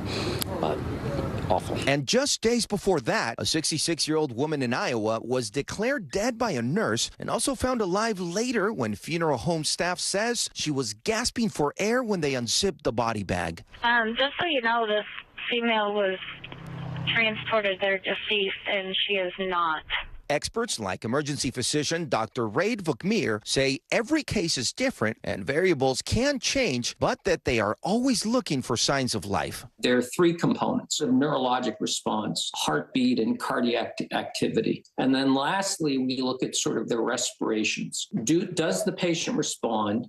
Is their heart beating, and are they breathing on their own? He also says he likes to take a short time out, wait a bit, and do a second check to avoid what happened to Thomas Maxwell in Florida. The fire department telling us today he's receiving attention at a local hospital and still alive. Wow, terrifying stuff there. Our thanks to Guad Venegas for that report. The man's daughter told our Tampa affiliate, by the way, that her father is still in the ICU right now and is seeing a speech therapist to help his slowed rate of speech. Financial headlines now. Walmart CEO is promising to keep the company's brand items priced low. CNBC's Silvana Hanau joins us with that and other money news. Good morning, Silvana. Hey, good morning, Stephen and Joe. Let's start with Walmart because the CEO wants to help bring down high inflation by keeping prices low for the retailer's own private brands. Doug McMillan telling CNBC's Jim Cramer Walmart is, quote, not participating in a recession if there is one. He says he's confident Walmart's lower priced products could push other brands to bring down their own prices, even as Walmart and its rivals face rising costs. Bentley plans to end production of its flagship 12-cylinder gas engine as the luxury car maker shifts to electric vehicles. The 12-cylinder, which is much bigger than V8 engines common in high-performance cars, gave Bentley models their signature power. The final batch of the current engine will roll off the production line in April of next year. Bentley will make its first battery electric model in 2026. Luxury automakers have been slower to shift to electric as customers can afford several cars and don't want to compromise on range. And pay per chew. Restaurants are betting customers are willing to pay monthly subscription fees for their favorite meals, just like they do for streaming services. Large chains like Panera and P.F. Chang's, as well as some neighborhood hangouts, are experimenting with a subscription model to ensure a steady stream of revenue and customer traffic. Some are offering unlimited drinks or free delivery, while others will bring out your favorite appetizer every time you visit. Now, I think if Chipotle did this, I would totally sign up. I'm trying to think, which one would I sign up for? Chipotle. Yeah, I think that'd be a good one. It's not a bad idea if you're a creature of habit, especially, right, and you like to, do the same thing, which apparently for Savannah would be Chipotle. Now we know. All right, I've learned so much about you. Savannah, thank you. You got it. Well, coming up, a blast from the past that, weirdly enough, might have your smartphone collecting dust. You could say it's the original Snapchat. Point-and-shoot cameras are making a major comeback. We've got the 411 on Gen Z's latest passion project from the vaults. Next.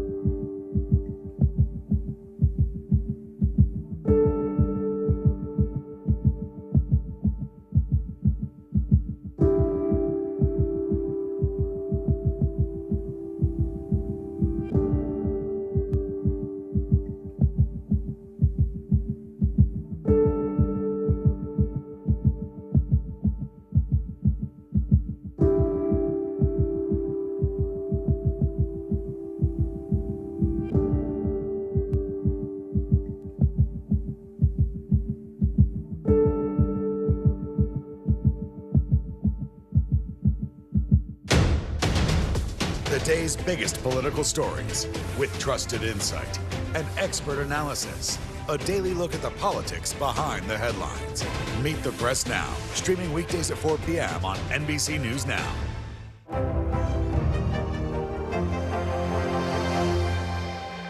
We begin tonight with breaking news just coming in whenever it happens, wherever you are. NBC News, streaming free now. Over half a century after their first meeting, two of the world's most legendary rock bands, they are teaming up. A lot of people excited about this one. The Rolling Stones are collaborating with the two remaining Beatles, Paul McCartney and Ringo Starr, to release an album. They've been recording that album over the past few weeks. It's unclear when exactly it'll be released to the public, but according to Variety, a lot of tracks are already done. This would be the first album that the Stones released since 2005. We can expect it to be the Stones in full force because the founding drummer Charlie Watts, who passed away in 2021, of course, is also expected to be featured on the album using material that he previously recorded. So it's a lot about of Beatles fans time, right? Yeah, and Stones, they're teaming up. There was some animosity, I think, back in the day. Okay. They're joining forces now. Proof it's never too late. All right, finally this hour, unless you're super young, no doubt you remember the bright flash of a point-and-shoot camera. Yeah, well, now, just like flip phones and low-rise jeans. Are low-rise jeans back? I didn't know about that one. And big jeans, and it's all... It's a lot of jeans. Digital cameras, they are definitely finding their way back into the spotlight. NBC News correspondent Stephanie Gosk has more on the return of an age-old classic. Hey there, it's been a while since most of us owned a camera and a cell phone. Back in the late 90s and early 2000s, megapixels were a thing, and everyone had an SD card reader. Well, those are the days Gen Z longs for, and the old digital point-and-shoot is suddenly a must-have accessory. Now that smartphones have been engineered to take perfect photos, Gen Z has other ideas. I take all my pictures on this. Blurry, grainy, and blown-out snaps are all the rage. It's no longer cool to be in focus. These digital point-and-shoot cameras are just the kind of low-tech influencers are looking for. To my surprise, this actually works, and I just took this photo that looks kind of sickening that I need to post on Instagram. Hashtag digital camera is exploding. The trendsetters buying them now had their baby pictures taken with them 2 decades ago. This is an era, isn't it? This represents an era. This is the era before everyone started using their phone. At K&M Camera in Manhattan, they can't keep digital cameras on the shelf. Do you have people coming in here, kids coming in here looking for these? I mean, this is what everyone wants. I mean, we buy, seriously, probably 100 of these a week and sell almost all of them. Really? 24-year-old Kaylee Sakamoto says her grandmother gave her an old camera. Why do you use it? It's kind of nice to just have a different aesthetic choice, and it's, instead of filters and everything, it just comes like that. You don't know how it's going to turn out. Do you like that it feels kind of old? Yeah, it's nice, and it's also a step away from being on your phone all the time. We tried one out in the neighborhood, comparing it to photos taken with an iPhone 13. As you can see, a much softer feel. And it's not just old digital either. Film is making a comeback as well. At Tuttle Cameras in Long Beach, the owner says film sales have recently tripled, with demand for vintage cameras skyrocketing during the pandemic. And for those who can't afford to get a new old camera, there's a hack: retrofitting the latest iPhone to take the new old-looking photos. Gen Z has done this kind of thing before with low-rise jeans and tracksuits. This is iconic. This is such a slay. Wireless headphones have been ditched for wires. Just don't tell them that making everything old new again is actually nothing new. There are some famous photographers who have gone back to these digital cameras as well, adding them to collections of old film cameras. A turn-of-the-century look you just can't get using anything else. Back to you. All right, thank you, Stephanie. Before, those cameras were the ones that had flash cubes that you bought separately. Yeah. Put the flash, you only got 4 flashes per shot on top of the camera. Right. I'm waiting for that Bring to make those a comeback. back. Yeah, all right, then let's we'll see if talk. you like those. That does it for this hour of Morning News Now. But your news continues right now.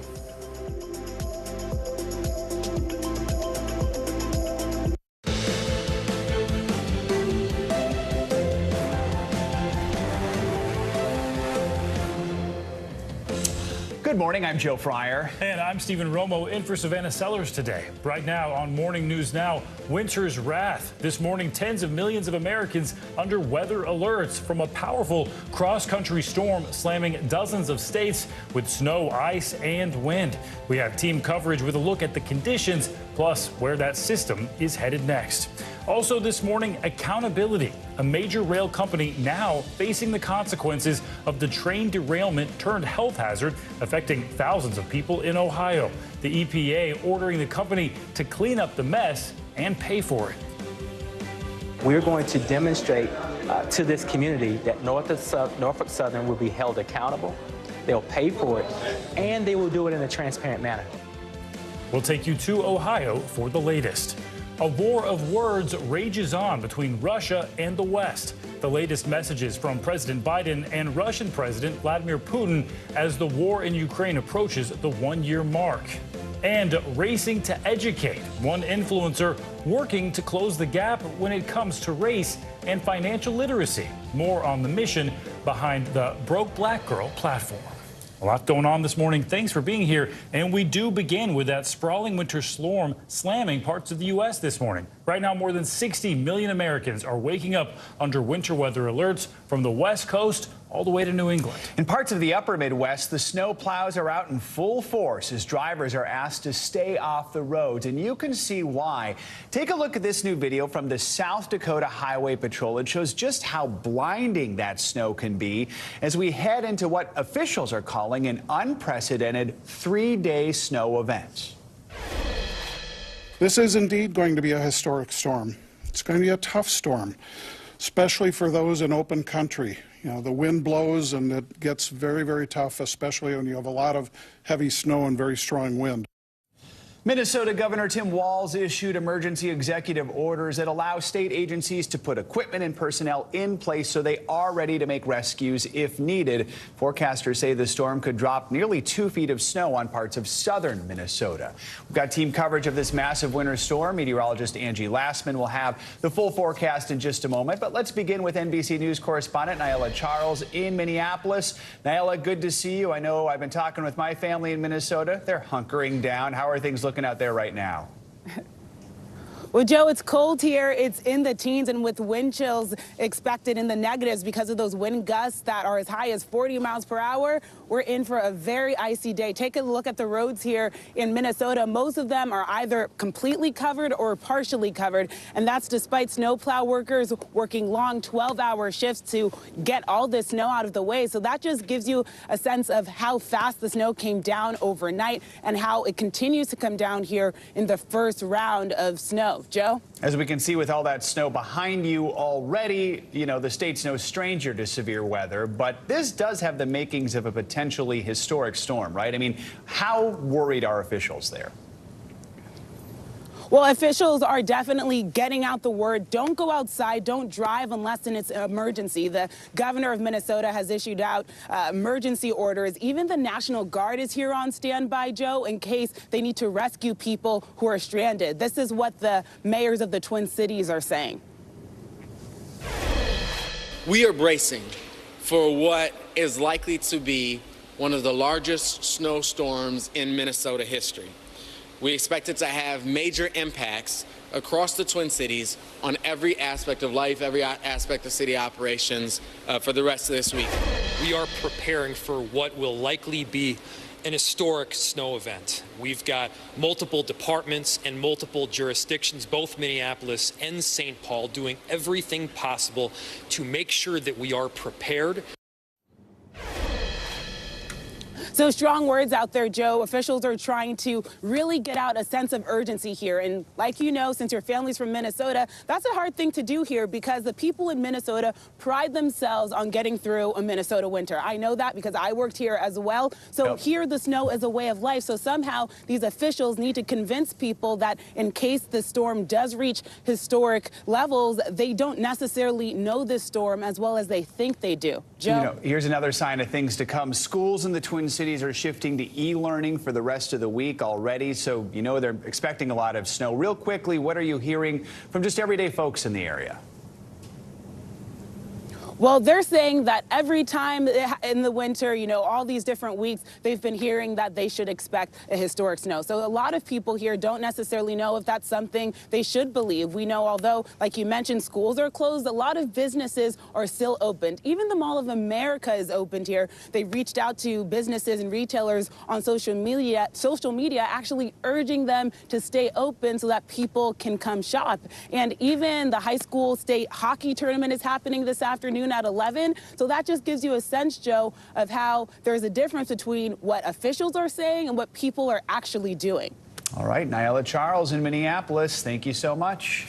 And joining us now for more on all this is meteorologist Angie Lastman. Hey there, Angie. Hi there, guys. Yeah, we've got the alerts up for many peoples, but let's take a look at what's been going on over the past couple of days with some of the snow working in. You can see this is some live pictures from Minneapolis. The snow already falling there. We've received maybe 2 to 3 inches in this area so far. As we continue through, of course, the rest of the day, we're going to see more adding on to that.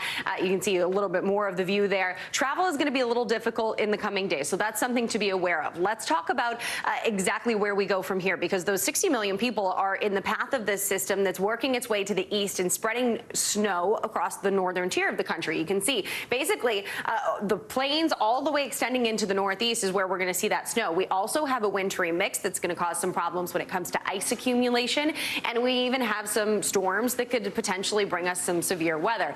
Eventually, by the time we get into Thursday and Friday, we'll start to wrap things up, but we have a little burst of snow that we'll deal with on Thursday for parts of New England. Here's the snowfall totals. This is what we're expecting. As we look a little closer, you can see where some of those highest amounts are.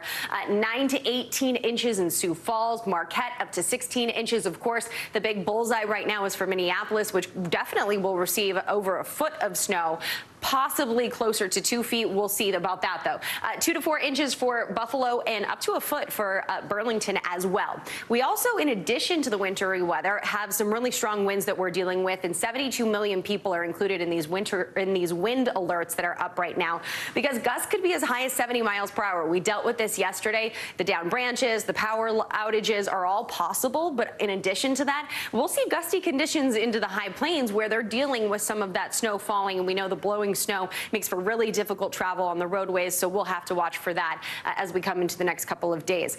We're also dealing with a severe threat for parts of the south and extending into basically Illinois from parts of Texas. You can see 8 million people are at risk for this. It's mainly a wind and hail issue that we'll watch for, but a tornado or two not out of the question. And as if we didn't have enough going on weather-wise, we're also dealing with near record February warmth and Arctic temperatures on the West Coast. So meanwhile, in the southeast, these temperatures are well above normal, 20 degrees, even close to 30 degrees above normal in some spots. And we're going to take a run at not just some record highs for specific days, but potential record highs for the entire month of February for some of these cities, and it includes more than 100 cities.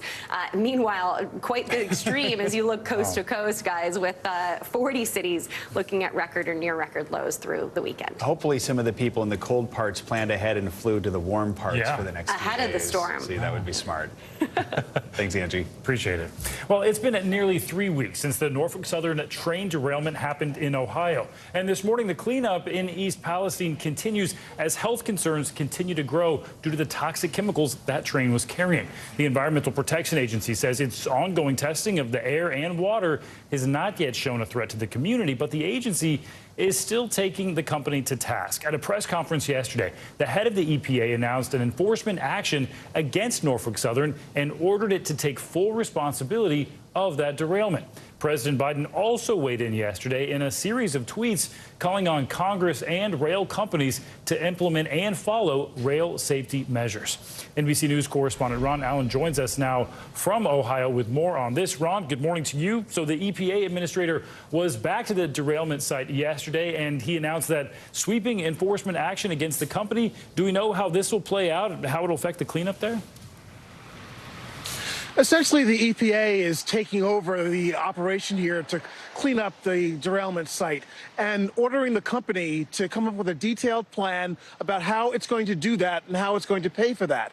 There are also a lot of other legal authorities that the EPA has to essentially force the company to do this, or the EPA will do it themselves and then fine the company as much as 3 times the cost. So it's essentially an order that forces the company to do this. The company has said that they are doing this anyway, but essentially at this point, the EPA wants to make sure that this happens. And of course, the residents here are fearful that none of this will ever get done to their satisfaction either. Stephen? Speaking of those concerns from the residents, we know the Ohio Health Department opened a clinic yesterday in East Palestine to address some of those health concerns. The EPA saying the ongoing testing of the air and the water hasn't shown a threat, but of course people there are very worried about this. What are they telling you? Yes, they are very worried, and that's another reason the EPA administrator was here, to try and reassure residents along with local officials. But again, most of what he was here to do was to lay out the basics of this order that the EPA is going to enforce. Take a listen to what some of what the EPA director had to say. Tons of headaches, just all kinds of negatives, man. Don't feel good, can't breathe. Headaches.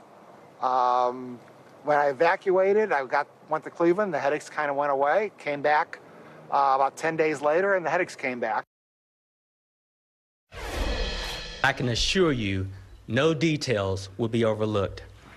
If the company fails to complete any action ordered by EPA, the agency will immediately step in, conduct the work ourselves, and then force Norfolk Southern to pay triple in cost. In no way, shape, or form will Norfolk Southern get off the hook for the mess that they created. Norfolk Southern released a statement after the order was issued, saying in part that we are committed to doing what's right for the residents of East Palestine, also pointing out that they are providing financial assistance to this community, so far about $6.5 million, and the company is saying that that's just a down payment and a beginning. But again, so many residents here do not believe that the company is going to follow through once the attention here dies down. And on the health concerns issue, yes, there was a clinic that was opened yesterday. Residents here have been demanding more help with medical concerns like sore throats, headaches, eye irritation, and so forth. And they're also concerned about the long-term impact of this derailment site on their health. What will be happening here 5-10 years from now? A lot of worry about that. So the clinic was set up to address those concerns as this situation continues to play itself out. Stephen? Certainly a long way to go for that cleanup. Ron, thanks so much. In Poland this morning, President Biden is meeting with NATO leaders, those who are part of the so-called Bucharest 9, countries from the eastern flank of the alliance. The talks come after yesterday's major address marking the upcoming one-year anniversary of the Ukraine war. Speaking before tens of thousands of people, President Biden said that President Putin had failed to get the, quote, easy victory he predicted, but warned that difficult days were still ahead for Ukraine. As Ukraine continues to defend itself against the Russian onslaught and launch counteroffensive of its own, there will continue to be hard and very bitter days, victories and tragedies. But Ukraine is steel for the fight ahead. And the United States, together with our allies and partners, are going to continue to have Ukraine's back as it defends itself. For more on this, we are joined by NBC News foreign correspondent Josh Letterman, who's in Warsaw, Poland, and NBC News correspondent Aaron McLaughlin in Kyiv. Good morning to both of you. Josh, let's start with you. We know President Biden's speech came just hours after Putin delivered his own address. So what was President Biden's key message? Yeah, Joe, although the White House pushed back on the notion that President Biden's speech was some type of response to President Putin's just a few hours earlier, it sure felt like that way at times as Putin tried to make the argument that it was the West who started this conflict and is to blame for the ongoing violence in Ukraine. President Biden appearing just hours later at the Royal Palace Garden here in Warsaw, saying that it's exactly the opposite, that it is Russia who started this war and that the Western nations who have stepped up to help Ukraine are simply acting as a bulwark against the kind of autocracy and totalitarianism reflected by President Putin's approach. Take a listen to what Biden had to say. This war is never a necessity. It's a tragedy. President Putin chose this war. Every day the war continues is his choice. He could end the war with a word. It's simple. If Russia stopped invading Ukraine, it would end the war. But unfortunately, there are no signs right now that this war will be ending anytime soon. And in fact, the tensions only seem to be increasing, with President Biden announcing there will be new U.S. and European sanctions on Russia coming later this week. And overnight, we learned that just ahead of President Biden's secret trip to Kyiv, Russia tested an intercontinental ballistic missile, a part of its arsenal of nuclear-capable weapons. The United States saying Russia did inform the U.S. ahead of time that it planned to undergo that test. So, Aaron, they're in Ukraine. How are they reacting to President Biden's speech, and how are leaders there feeling as we approach this one-year mark? Well, Joe, they're certainly here in Ukraine matching the president's confidence and conviction, many of them pointing to the situation that was unfolding here a year ago. This time last year, the U.S. Embassy had completely shut down. Embassy staff packed their bags and moved to Poland. A full year later, to see President Biden standing shoulder to shoulder with President Zelensky, air raid sirens blaring in the distance beneath the golden domes of St. Michael's is a huge act of confidence building for them.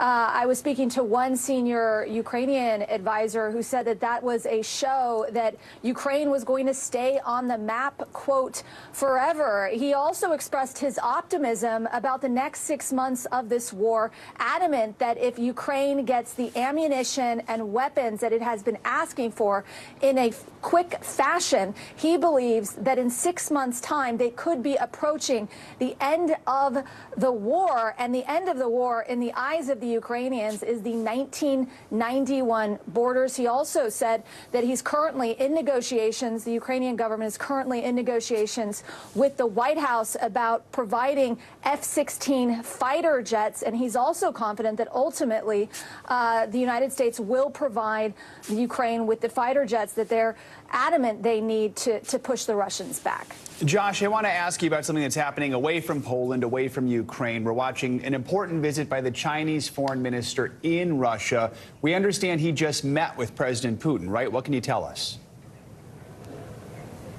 That's right. We just saw some video emerge on Russian state TV of the Chinese diplomat meeting with President Putin.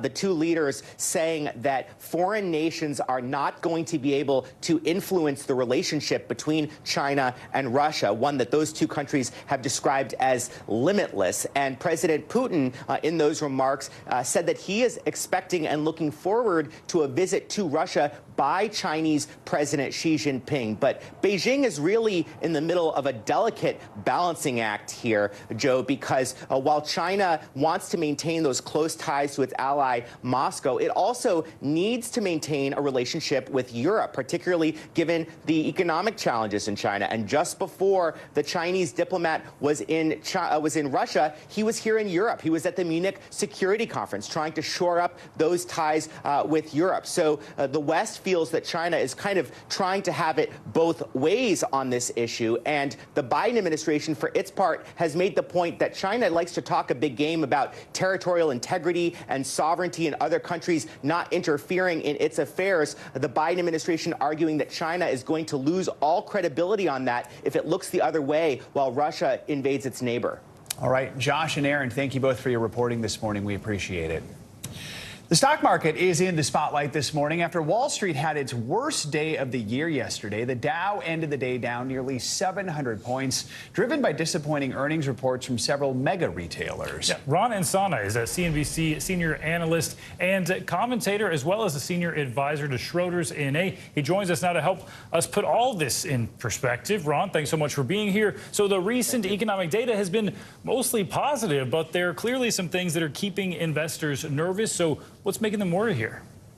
Well, there's a little split going on Wall Street, gents, right now, where we have concerns about rising interest rates and inflation being stickier than we thought. Growth not actually slowing down, as you mentioned, but growth in certain key areas among consumers starting to reverse course. In other words, when you talk about Walmart or Home Depot, there was less spending on, let's say, luxury goods at Walmart, like consumer electronics, more on groceries, slowdown at Home Depot. And that has affected market psychology insofar as no one's quite sure if we're heading towards a recession. No one's quite sure if inflation's accelerating. What they're most worried about is the Fed, irrespective of either, will continue to raise interest rates. And we saw a big pop in rates yesterday, and that could put downward pressure on the stock market for a time to come. Ron, you mentioned Home Depot. Is this at all tied into the larger decline in the housing market we're starting to see because of the rising rates? Yeah, to an extent. I mean, you have a slowdown in residential sales, both existing and new home sales. We have some concerns about that market, but, you know, mostly during periods like this, when you see slowdown activity in the sales of new homes, people tend to upgrade their existing homes. We're not quite seeing that at this point in the cycle. And so it just appears that people are spending less money, having been pinched by inflation, and they've drawn down their savings rather sufficiently. So they're spending less on things that they deem to be discretionary items as opposed to necessities. And speaking of the housing market, we know existing home sales have fallen for the 12th straight month in January. However, prices are increasing in most parts of the country. What's driving that trend? And could we expect anything from the rate increase to affect this next month? Well, it has. I mean, the increase in mortgage rates has reaccelerated again, and so the average 30-year fixed is about 6.6%. We're seeing a downtick again in housing. Mortgage applications have declined after popping up in the last couple of months. And there's an odd again, dichotomy in the housing market. There's a shortage of available homes, which is holding prices up to a certain extent. But we are expecting prices to come down as demand softens throughout the year. If interest rates, mortgage rates, and prices hold like this, you're going to see first-time buyers in particular back away, and that's going to soften the real estate market further, which, as you said, yesterday we saw existing single-family home sales fall for the 12th straight month. Later in the week, we get new home sales data, and they're not expected to be much better either, given, again, that housing has just simply become too expensive for most. Too expensive and a complicated situation. Ron and Sana, thanks so much. Coming up, speaking out, the foreperson of the Georgia grand jury gives an inside look at the investigation into former President Donald Trump and possible interference in the 2020 election. We were just people looking into something, and that's worth it. When we come back, what she is sharing about the process and the outcome in an NBC News exclusive. And big tech on trial. The Supreme Court set to hear arguments in another case about online content. We'll break that down next on Morning News Now.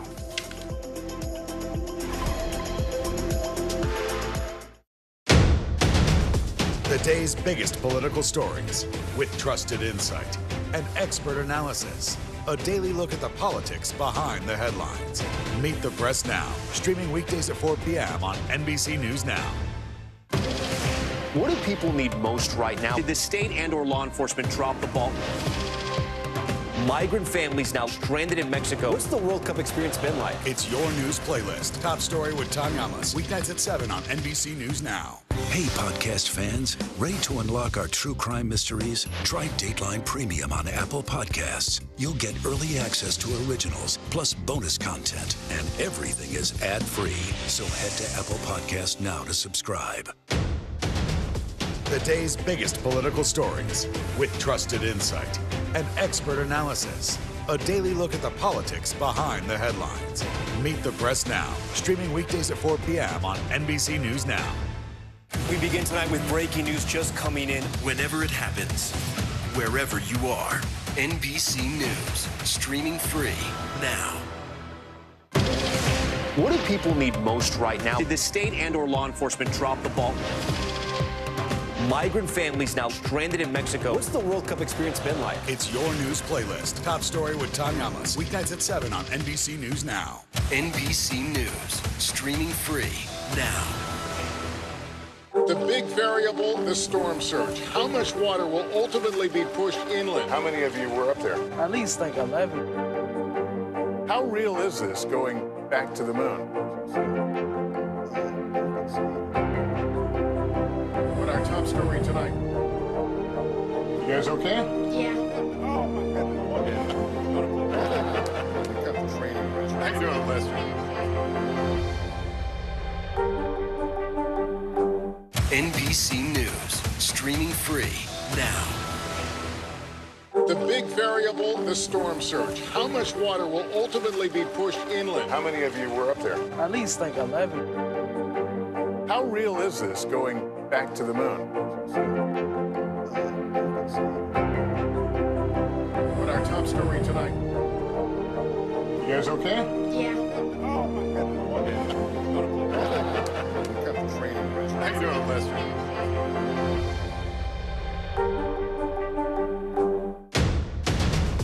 The day's biggest political stories with trusted insight and expert analysis. A daily look at the politics behind the headlines.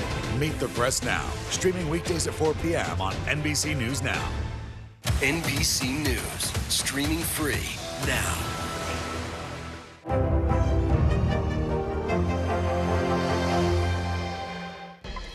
We are back now with an NBC News exclusive, an interview with the forewoman of the Georgia grand jury that investigated possible interference in the 2020 election by former President Donald Trump and his allies. She's speaking out publicly for the first time. NBC News correspondent Blaine Alexander has the headline-making interview.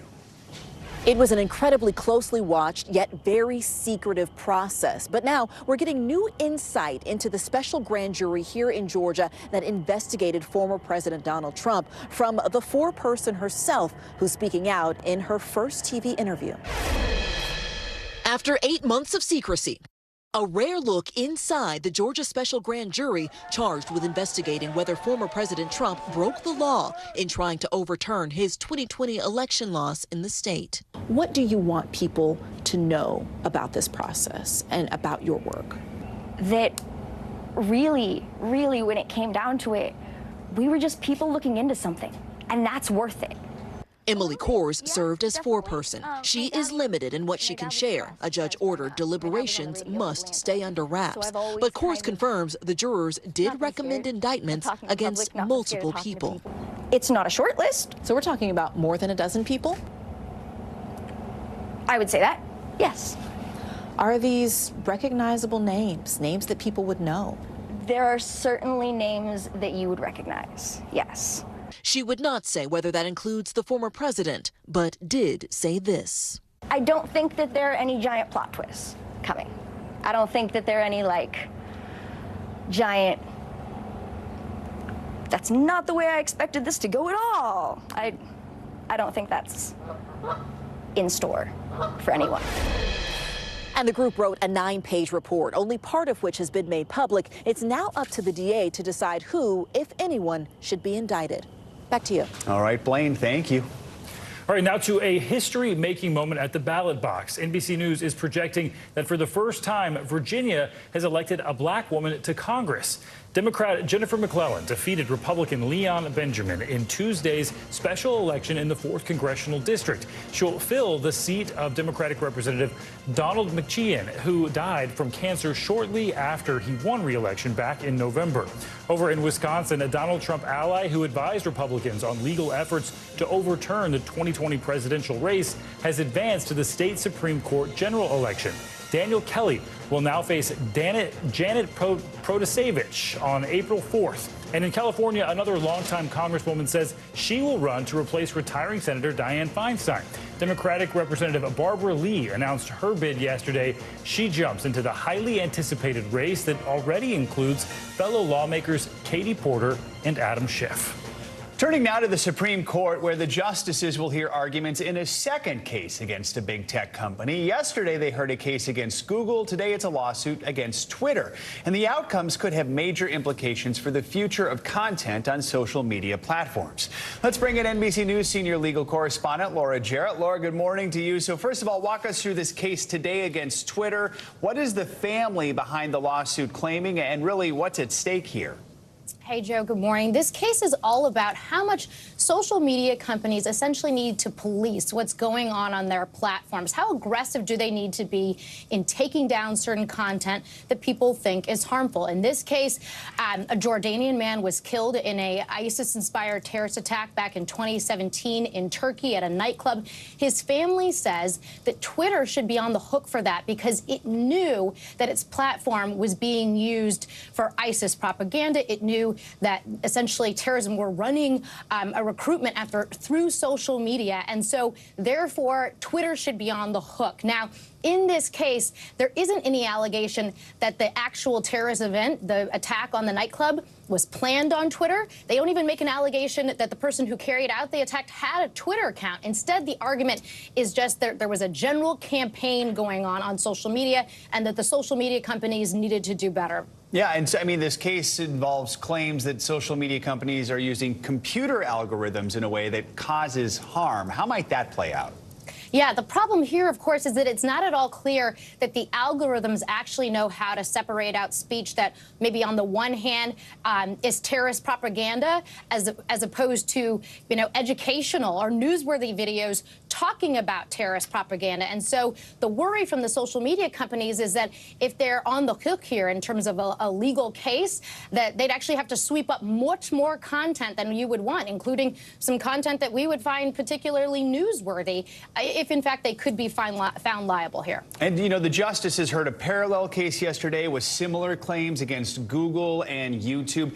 Did we get a sense from the line of questioning how the justices might rule? I mean, as you pointed out yesterday, this isn't necessarily a liberal versus conservative type of issue. And then when can we expect decisions on these cases? Yeah, it was interesting to see all of the justices very engaged, a hot bench, as we might call it, across the political spectrum. The justices were really skeptical of this idea that simply recommending videos on YouTube would be enough to make out a claim here. They essentially make the point that these algorithms are so much a part of our lives that the companies are always sorting and prioritizing because there's just so much content. And so they seem skeptical to think that that could give rise to a claim of liability. You can expect decisions in both cases probably sometime later in June. And I should point out the case today is pretty interesting because they're essentially the same argument about the terrorist videos. And so if the plaintiff's claims in this case fail, there's an argument to be made that they wouldn't even have to reach the larger question of Section 230, that law that protects the companies. The idea there being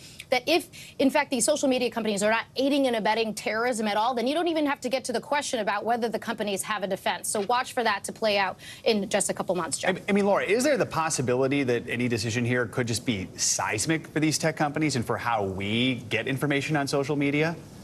That's certainly the argument that the tech companies have made here. They've essentially said this would upend everything if they're prevented from making any recommendations. But again, the justices seemed really skeptical to want to take such a big step here. And so you might see something of a more pared back decision if they reach that question at all. All right, Laura Jarrett breaking it all down for us. Thank you so much. Sure. All right, turning now to international headlines. In Somalia, at least 10 people were killed in an attack by extremists. NBC's Claudio Lavanga joins us from Rome with that and other world headlines. Claudio, good morning. Good morning. Yes, the information ministry in Somalia confirmed that at least 10 civilians were killed in that attack on Tuesday in the capital, Mogadishu. Al-Shabaab, a group linked to Al-Qaeda, has claimed so far responsibility. And according to Reuters, a witness said the suicide bomber first detonated a car outside a house in the country's capital before militants stormed in while firing guns. Now to South Korea, where starting from next month, travelers from China will no longer be required to test for COVID-19 upon arrival. South Korea is among several countries that imposed COVID tests on people coming from China after the country lifted its zero COVID policy late last year. But travelers still need to take pre-departure tests. And let's finish off here in Italy, where Starbucks says it is launching a line of coffee drinks with olive oil in it. The range, called Oleato, will be launched on Wednesday and features a nice shaken espresso and a latte with olive oil steamed with oat milk. Now, Starbucks bravely opened so far 20 stores in Italy, in a country with a proud coffee culture. Now it's going even further by adding to coffee another typical Italian product, olive oil. Can't wait to try it. Interesting. I put olive oil in a lot of things. I have not done coffee yet, so... I had avocado in a chocolate cake once. It was I'm thinking about dressing my salad with coffee now. Put it all together. It works. All right, Claudio. Thanks so much. Coming up on Morning News Now, new developments in the Alec Murdaugh murder trial as his surviving son takes the witness stand. More of his emotional testimony and how that could impact the trial. And the best medicine parents may not need to head to the pharmacy for when their kids have a fever. We're breaking down a new study coming up after this break.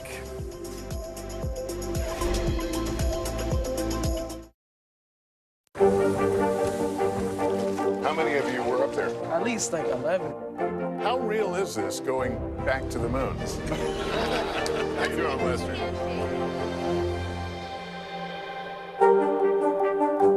We begin tonight with breaking news just coming in. Whenever it happens, wherever you are, NBC News, streaming free now. The big variable, the storm surge. How much water will ultimately be pushed inland? How many of you were up there? At least like 11. How real is this going back to the moon? What our top story tonight? You guys okay? Yeah. Oh, my goodness. How you doing, Lester?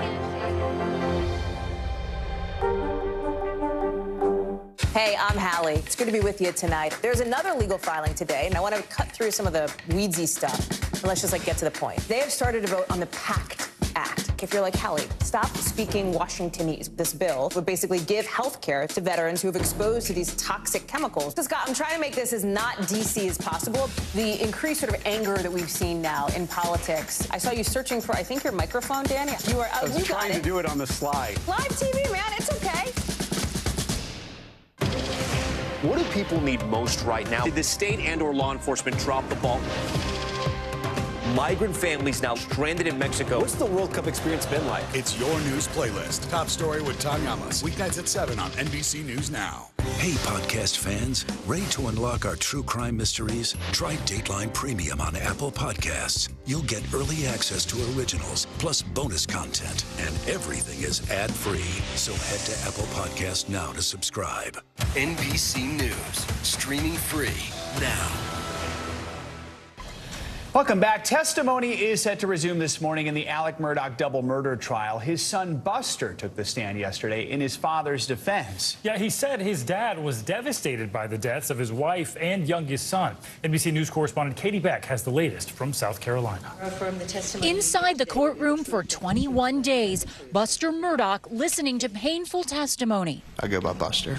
Tuesday, more than 60 witnesses later, Alec Murdaugh's surviving son on the stand, describing his father on the night of the murders. What was his demeanor? Yeah, his demeanor was, he was destroyed. He was heartbroken. I walked in the door and saw him and gave him a hug and just broken down. Could he speak? Not really. Was he crying? Yes, sir. Showing little emotion, Buster's testimony framing details that prosecutors highlighted as questionable as normal, saying it was common for his father to shower and change clothes after working outside in the heat, and routine to find guns left around the property, and offering a differing opinion on the "I did him so bad" comment investigators claim to have heard Alex say in an interview referring to Paul's murder. What'd your dad say? Said they did him so bad. Was that the first time you'd heard him say they did him so bad? No, sir. Later on the stand for the defense, a forensic engineer testifying about the upward trajectory of the bullets that killed Paul. It just makes it very unlikely that a tall person made that shot. Prosecutors attacking his credibility as an expert witness. You don't even know the cone and the rate of expansion of a shotgun. How can you give that opinion? You don't need to know that. Buster Murdaugh testified that he was aware of his father's opioid use and that he went to a detox facility in 2018 to try and get help. Buster also testified to the fact that he had no knowledge of Murdaugh's alleged financial crimes until after the murders. Back to you. All right, Katie, thanks so much. For more on the trial, we're joined now by NBC News legal analyst Danny Savalos. Danny, good morning. So let's start with Murdaugh's son, Buster, his testimony. He's the third witness called by the defense so far. The defense tried to use him to attempt to undermine previous testimony from a witness who believed that Murdaugh actually confessed to the murders. Do you think this was effective?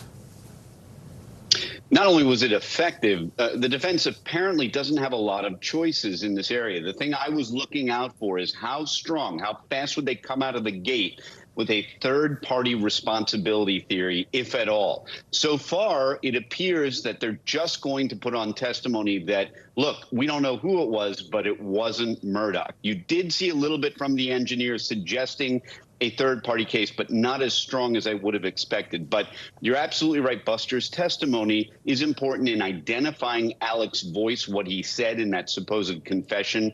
I did them wrong versus they did them so wrong. That was helpful. But there's a possibility the jury may conclude, look, it's his son. We've seen him in the courtroom the entire time. He's obviously supporting his father. Maybe he's just blinded or bamboozled by his father, just like so many other people were. Look for the prosecution to maybe make that point in their closing. Well, Danny, Buster also testified about his father's past drug use. So what's the defense's strategy there? How are they trying to portray Murdaugh? Possibly as a sympathetic figure, and their theory will be, look, Murdaugh was a drug addict. Murdaugh had financial problems. Murdaugh faces a number of other charges in connection with his other bad behavior.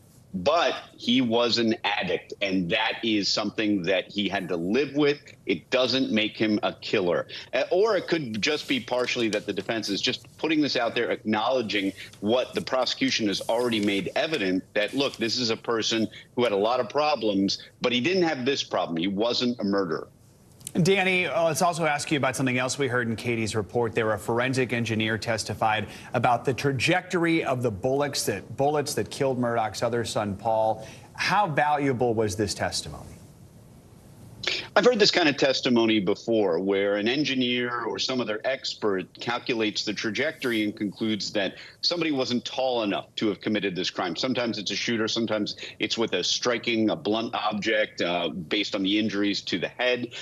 It's interesting because, you might see the prosecution hammer home that, look, people move around in strange positions. That throws off the angles. The prosecution did get him to concede that he was not a crime scene expert. He's more of an engineer. That might have gone some distance with the jury. But again, this may come down to a battle of the experts. In other words, the jury heard from experts in the prosecution. Does the defense's expert create reasonable doubt? Because they don't have to win. They just need to create reasonable doubt. All right. Danny, breaking it down for us. Thank you so much. Appreciate it. Time now for our weekly medical checkup. A new study shows you may not always need to give your child medicine to treat a fever. And we love our sleep studies on Morning News Now. And this morning, we have one that looks at how the amount of sleep we need changes depending on the time of year. NBC News medical contributor Dr. Natalie Azar joins us here with more on these health headlines. So let's start with this one. Many parents head straight to the medicine cabinet when a child has a fever. So now we have a new study shows that some of this medicine might not be needed. What more can you tell us? And this isn't surprising to me as a mom. Your instinct when your child has a fever and looks uncomfortable is to give them medication to lower the fever. This is the number I want everyone to remember. 100.4 is what we consider a temperature in medicine. So a lot of times they found that a third of patients were giving fever when it's not needed, i.e. for temperatures below 100.4. And something to keep in mind for everybody is that lowering that temperature, treating that fever is not an illness. Fever is actually a sign that your immune system is responding to something. It's not going to make you get better any more quickly. So doctor's orders for our viewers at home are pretty straightforward. If your child has a low-grade temperature, i.e. below 100.4, and they look a little bit uncomfortable, give them a washcloth, put them in a cool bath, keep a log of their fevers, and definitely know when to call the doctor. So I mentioned the 100.4 is kind of like the litmus. But something that's really important is that for infants below the age of 3 months, a fever of 100.4, you need to call the doctor right away. That can be very, very serious. All right, good advice there. I also wanted to ask you about this one. Obviously, 4-day work weeks, popular with a lot of employees. Yes. There's the largest study yet on this topic showing that it could also be beneficial to the companies involved. What's going on here? Right. So, medicine aside, because we were back in the hospital right away when the pandemic started, my husband is still pretty much working from home. And I think a lot of people ask themselves, well, what was the actual outcome of this? So a study in the UK actually tried to figure this out. And look at these statistics, you guys. They found that 71% of individuals experienced less burnout, 39% were less stressed. There was a reduction in 65% of sick days, and also 57% less people were leaving the company, which is great, right? You're retaining your employees. And even so, and the company revenue barely even was affected. And there was even even a marginal improvement. So doctor's orders here are a little bit tricky because you can't. Can you order a company to do something, doctor? Right. You can't say, I'm definitely working from home, blah, blah, blah. But, you know, if you do need to still be back in the office, you know, try to set a realistic schedule. Do talk to your employer and say, listen, is there some flexibility here? And take breaks when you need them. I think one of the biggest things we find is that sort of needing to be there and you know, that FaceTime that you're constantly there. Take a break when you need it. Take a break when you need it. Focusing on this 4-day work week, I mean, there just seems to be so many benefits to having that one extra day, right? 100%. I mean, it's just like spending time with your children, being able to do, you know, doing stuff at home, preparing dinner, like taking a break, doing, I know one of my closest friends would do work calls while she was taking a walk, right? So you're engaged, but you're still accomplishing something else. And it's just so much better for your physical and your mental well-being. Speaking of something we need more of, that would be sleep. Okay, so humans don't hibernate, but there's research showing that in the winter, perhaps do we need more sleep? Yeah, so maybe we do, and maybe we're not so distant from our hibernating, you know, fellow, they're not humans, fellow animals. Our bear brothers and sisters. Exactly. Yeah, okay. So this was interesting. So why are we even talking about this? Well, it has to do with the amount of REM sleep that individuals are getting. This was a study out of Germany which found that in the wintertime, people had longer duration of REM sleep in the wintertime, 30 minutes. And why is that important? Well, REM sleep is incredibly important for dreaming, memory, emotional processing, as well as healthy brain development. So the doctor's orders here are so simple. REM sleep and sleep in general is linked to our circadian rhythm, which is linked to light. You got to go to bed earlier. Okay. The way to sort of account for this or to respond to this potential biological need for more sleep is just simply to go to bed earlier. And if we all remember that a little bit in the winter months, we actually might reap the benefits of it. All right. So we do hibernate. You get to be in cozy, warm bed sheets. Exactly. I mean, that's our instinct anyway, but I think we resist that, right? And we still get up early and we still watch our TV, but that TV. Try to go to bed a little Doctor says you get to go to bed early today. Yeah. So, all right, Dr. Azar, as always. 4 days. Exactly. So much good advice today. All right. Thank you, Doctor. Well, coming up this morning, she's racing toward financial freedom and teaching others to do the same. When we come back, we're going to introduce you to one woman on a mission to close the gap when it comes to race and money. You are watching Morning News Now.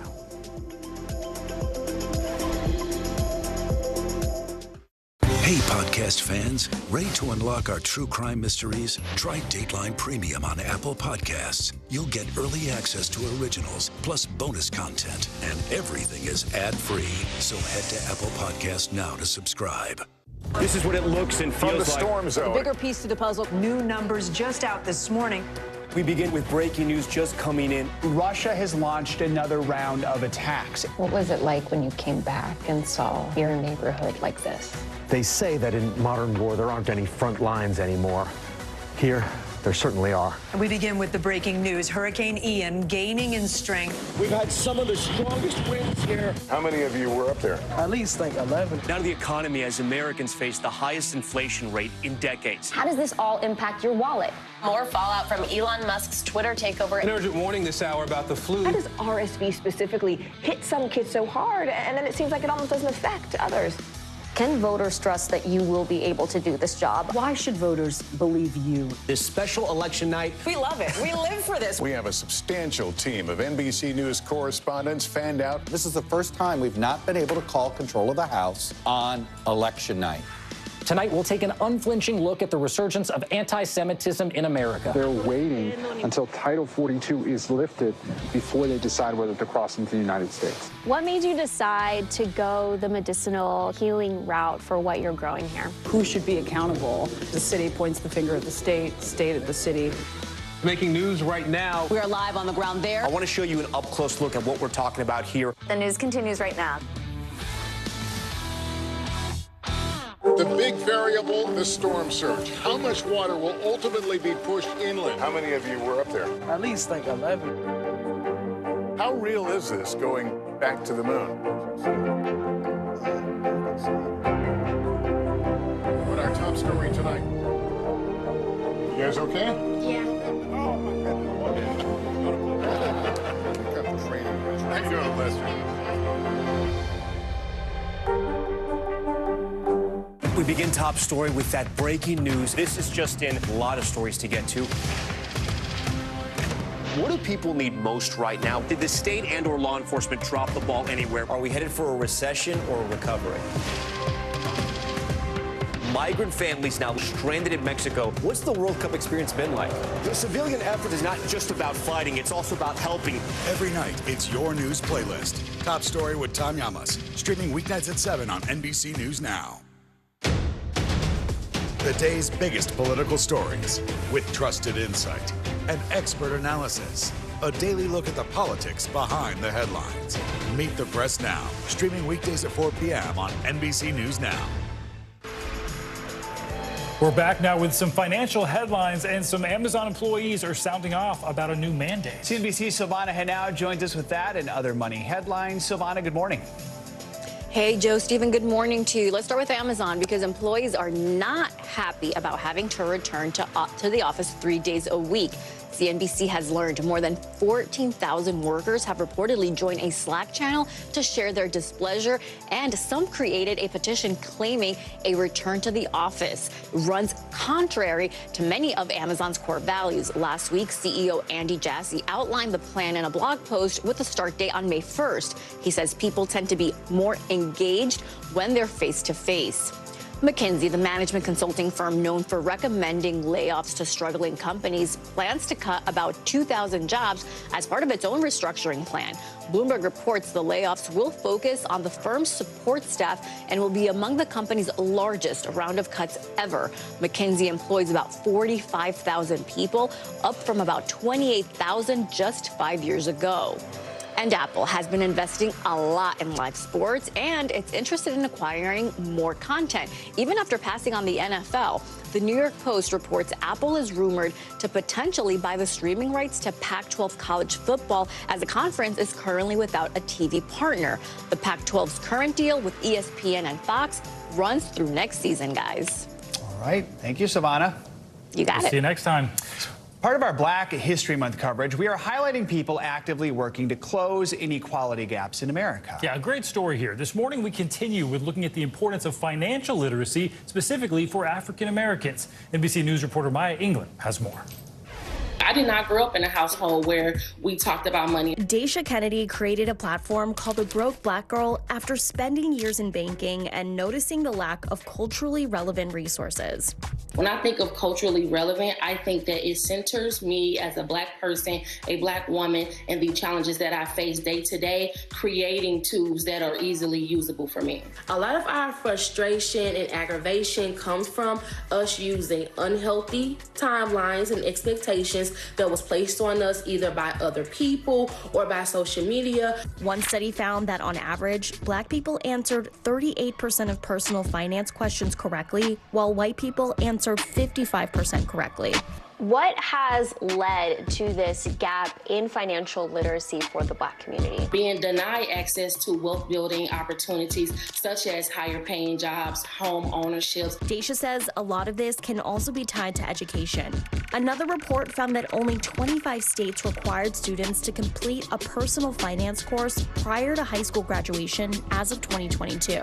How do you think we can close this gap in financial literacy? Education is not a special privilege. It's a right that we all should care about when we are wanting to see change for our economy. And when I think of literacy and education, we have a responsibility as educators to make sure that no one is left behind. My hope for the future is the reason why I had to do this work starts to go away, that we start to understand and accept in our world that this is a necessity. I get to see Black women get relief in real time, which is not always a luxury that we get to enjoy. I get to see in real time that by using some of the resources that I have created, that they're able to grant themselves some financial relief and even mental relief. Maya Eaglin, NBC News.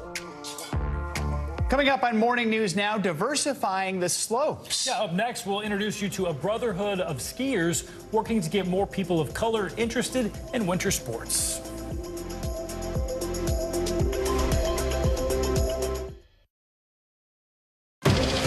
What do people need most right now? Did the state and or law enforcement drop the ball?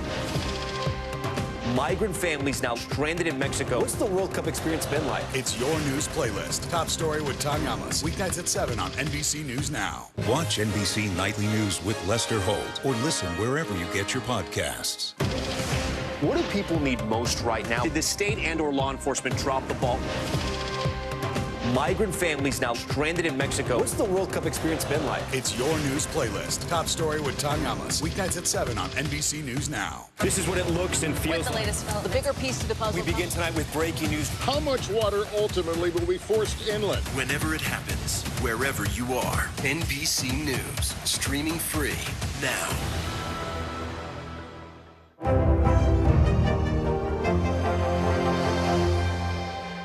For Dateline Premium, subscribe now on Apple Podcasts. We begin top story with that breaking news. This is just in, a lot of stories to get to. What do people need most right now? Did the state and/or law enforcement drop the ball anywhere? Are we headed for a recession or a recovery? Migrant families now stranded in Mexico. What's the World Cup experience been like? The civilian effort is not just about fighting, it's also about helping. Every night, it's your news playlist. Top story with Tom Yamas. Streaming weeknights at 7 on NBC News Now.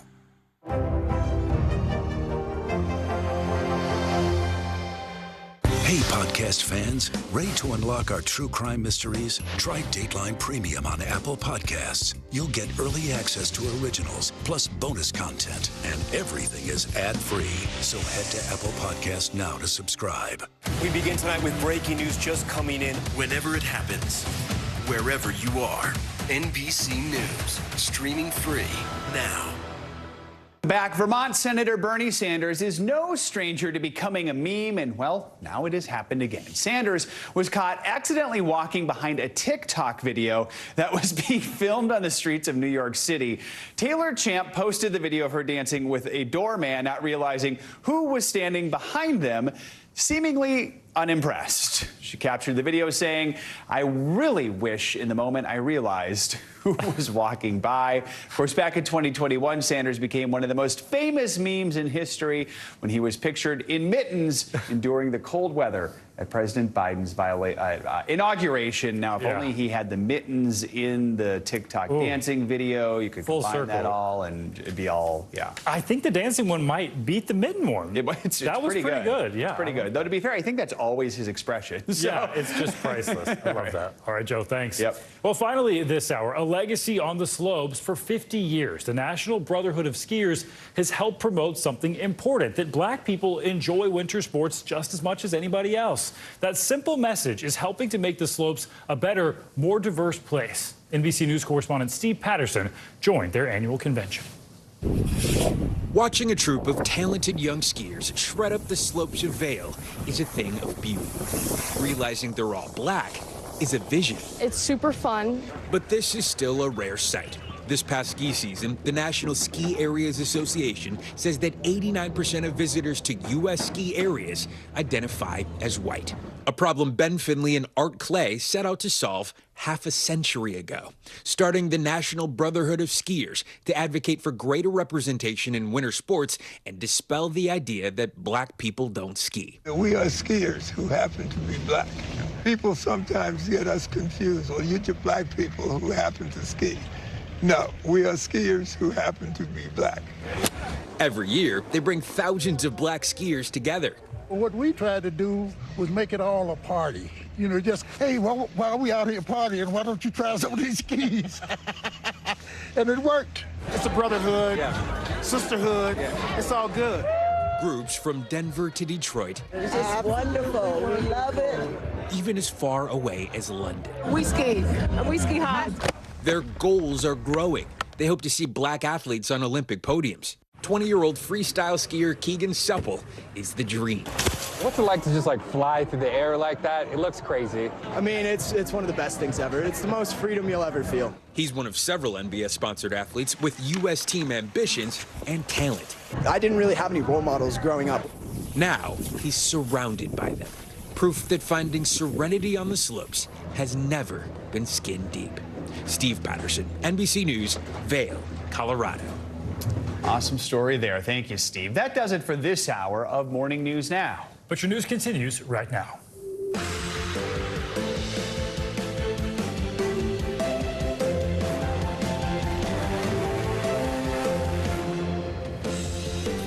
Good Wednesday morning. I'm Stephen Romo in for Savannah Sellers. And I'm Joe Fryer. Right now on Morning News Now, hot and cold. It's a tale of two forecasts across the country this morning. Millions from Seattle to Santa Barbara, Denver to Detroit are dealing with another winter wallop. It's already leaving thousands without power as dangerous icy conditions complicate the morning commute. Now it's moving east and fast. We've got the latest track. It's a different story down south. Millions more are preparing for potentially record-breaking temperatures, and that's really putting the in Mardi Gras in the Big Easy. We've got team coverage in just a moment. Face Off, a solemn anniversary in Eastern Europe and across the globe, marked with emotional words from President Biden as the curtain closes on his surprise trip overseas. He took his pro-Ukraine message right to Russian President Vladimir Putin's doorstep. Kyiv stands proud, it stands tall, and most important, it stands free. Inside the president's meeting with NATO leaders this morning as fighting does ramp up in Ukraine. Also this morning, held accountable, a state-sponsored criminal referral and a sweeping new order from the Environmental Protection Agency, both now focusing in on the disastrous train crash and toxic spill in a small Ohio community. Norfolk Southern will be held accountable. Norfolk Southern wasn't going to do this out of the goodness of their own heart. There's not a lot of goodness in there. Response from the rail titan this morning, plus the latest on cleanup efforts as East Palestine residents fear for their health and safety. Speaking out, more potential legal trouble looming for former President Trump and some of his top allies. The foreperson for that Georgia grand jury investigating possible interference in the 2020 election is speaking out, saying they recommended indictments for more than a dozen people. But does that include the former president? We've got the latest analysis. Plus, Snap and Chat, the revival of an old school favorite. It's giving the smart camera that's been in your pocket for decades a run for its money. Oh. I just can't get over the fact that all the things I grew up with that then we made technology to make easier, now people want to go back to the old things again. Right, yeah. It's what's old is new again. Like we had the iPhone, the original one, back and worth a lot of money. Exactly. Who knew? Who knew? All right. Let's get right to that massive winter storm system that is slamming much of the country. Yeah, more than 60 million people are waking up under winter weather alerts with blizzard warnings issued for parts of the Rockies, the Northern Plains, and the upper Midwest. NBC News national correspondent Gabe Gutierrez has the latest on the historic storm from Minneapolis. Good morning. The first wave of snow fell here overnight, at least several inches, and we're just getting started. The temperature here is in the teens, but with a wind chill, it feels like it's in the single digits. Ferocious winds are expected to pick up later today, and Minneapolis is now bracing for its largest snowfall in more than a decade. This morning, the National Weather Service is warning that a historic winter storm is on the move, already pummeling Minnesota with what could end up being 2 feet of snow. The governor here issuing emergency executive orders to prepare the National Guard. We don't overreact, but we also understand that weather can be dangerous. The winter blast marching across the country from Washington State in Idaho to North Dakota, where icy, treacherous roads snarled semis. In Colorado and Wyoming, whiteout conditions. At least 27 states under winter weather alerts. Even in the Twin Cities, a region used to wicked weather, this snowfall could be among the top 5 largest ever. We are preparing for what will likely be an historic snow event. We're expecting somewhere between 15 and 21 inches of snow. It all comes during a wild week of weather extremes. Overnight, hundreds of thousands without power in California. As heavy wind gusts topping 60 miles per hour caused significant damage. A 1-year-old critically injured in Santa Cruz after being pinned down by a redwood tree inside the family's home. It was a big team effort and everyone did the best they could. Meanwhile, a New Jersey neighborhood is cleaning up debris this morning after a possible tornado. Now, as airports coast to coast prepare for widespread delays and cancellations, the upper Midwest is bracing for a blizzard. Again, that second wave of snow is expected here later today, and the National Weather Service is warning of impossible travel throughout much of Minnesota. Back to you. All right, Gabe, thank you. Well, the north is dealing with potentially record snow. Parts of the south are getting ready for possible record heat. NBC News correspondent Sam Brock joined us now from Miami because he got the better end of this bargain. Sam, I mean, really a picture of two Americas right now. Sweltering temps gripping parts of the south in the middle of winter. Yes, it's still winter. I mean, how warm are we talking? Is it winter? I guess it's really all relative. Oh, the isn't sunglasses. It, Joe? And Stephen, oh, good morning. Good to be with you guys. I'm sorry. I'm rubbing salt in open wounds, and I know it. I love every second of it. So there's at least 60 million people right now that wish they were in Florida, probably more than that, at least for a short period of time, because this is the ideal period to come down here. It's 70s or so in Miami Beach where I'm standing, guys. It's supposed to be mid-80s later today. Orlando, and mind you, it is February, is expected at 90 degrees later today.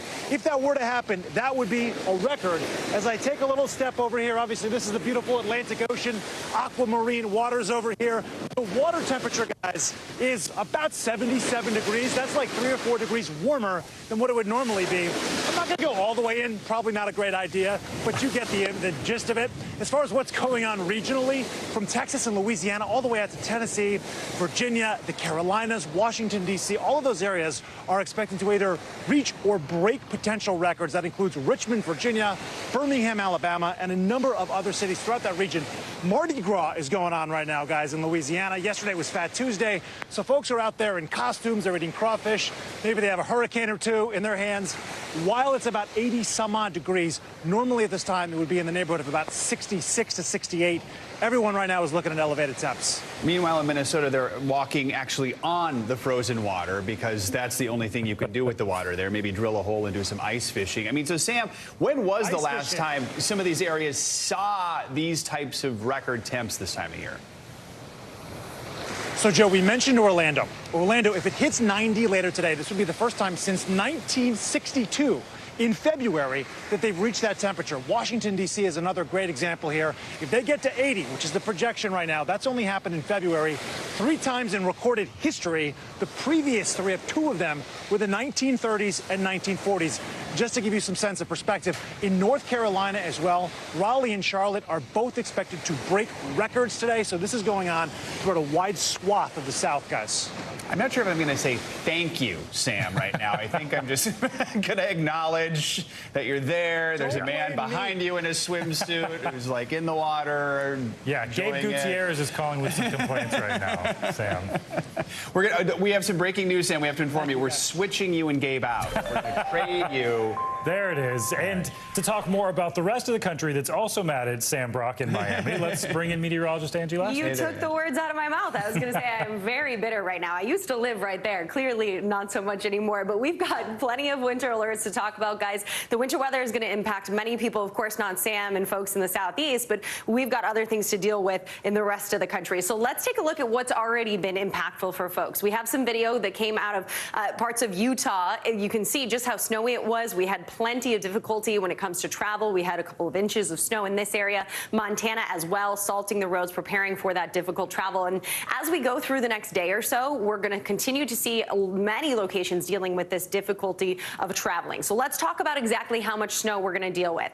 As we go through, really through Thursday, these are the highest numbers that we'll see. Alpena, 6 to 12 inches. Minneapolis, of course, we're going to talk heavily about that here in a moment. Plenty of snow for them. Green Bay, up to a foot. You see Marquette, more than a foot and a half possible for Sioux Falls as well. And even into the New England area, you can see Buffalo, Burlington. We'll see some higher amounts a little farther to the north, but still impactful nonetheless. Now, when it comes to Minneapolis, we've been talking about this all morning long. And as we get into tomorrow, will we get into that top 5 of the biggest snowstorms that they've ever seen? Possibly. You can see where they size up. The top dog for that is back in 1991, 28 inches, over 28 inches. But it's not out of the question for us to see what happened in 2010 or even 1982, upwards of 17, 18 inches. But we will, of course, have to wait and see. It's not just the snow that folks are going to deal with, though. There's a wintry mix that's going to work in, some freezing rain that causes really difficult situations on the roads when it comes to ice accumulation. And you can see some cities that are included in that. Of course, parts of New England, but also those higher amounts, anywhere from maybe a 1/4 of an inch to a 1/2 inch in southern portions of Michigan, parts of Chicago. Madison could be dealing with that. that. So overall difficulty when it comes to being out on the roads over the next day or so. I can't stress that enough. In addition to that, we also have on the warm side of that system some severe weather possible, and that includes places like St. Louis, Springfield, Fort Smith, Oklahoma City, even Tulsa, where we could see the potential for some strong winds as well as some hail, and we're not going to rule out, of course, those tornadoes. Now let's talk about the coast-to-coast extremes, the Arctic blast, that cold air that has filtered in for the west, the near-record February warmth for the southeast. And you can see how these temperatures size up. Tomorrow, again, Orlando at 90 degrees, really impressive. That would be a February all-time record. If we hit 90, that means that never in the month of February ever has Orlando on any day hit 90 degrees. So we'll see if that happens. Many of these highs are more than 30 degrees above where they should be, and you can see just how many places are included in this. More than 100 places could see some record highs being broken or at least near those record highs through the weekend. On the other side of that, we have plenty of cold air in place. Denver, -4 for Thursday, 3 above 0 on Friday, so it doesn't get much better in the short term. And we could also see 40 cities up to dealing with some of these record lows. Not to mention, the National Weather Service guys out of Los Angeles just issued their first blizzard concern. They're concerned about blizzards here in 20 years. So we'll see what happens with that. We could see some lower elevation snow in those areas, of course, in the Sierras too. 90 at Disney World and blizzards at Disneyland. There we go. I like what you did there. All right, yes. Angie, thank you. All right, well, this morning, President Biden is wrapping up an overseas trip by meeting with NATO leaders from the group's eastern flank. The talks come after Biden delivered an impassioned speech yesterday marking 1 year since the start of the Ukraine war, while Russian President Vladimir Putin gave his own fiery address. NBC News Chief White House correspondent Kristen Welker joins us now from Warsaw, Poland with more. And Kristen, nobody backing down here. That's absolutely right. And President Biden is set to hold critical talks with key NATO allies. I'm told the focus will be on staying unified against Russian aggression, all as President Biden is using the world stage to send a powerful message. He sees this moment as an inflection point. Proud. 1 day after high-stakes split-screen speeches between Presidents Biden and Putin, tensions between the U.S. and Russia escalating. 2 U.S. officials tell NBC News Moscow notified the United States it was going to launch an intercontinental ballistic missile test before President Biden's trip to Ukraine. One of the officials said the test, which is thought to have failed, was routine and was not a threat to the U.S.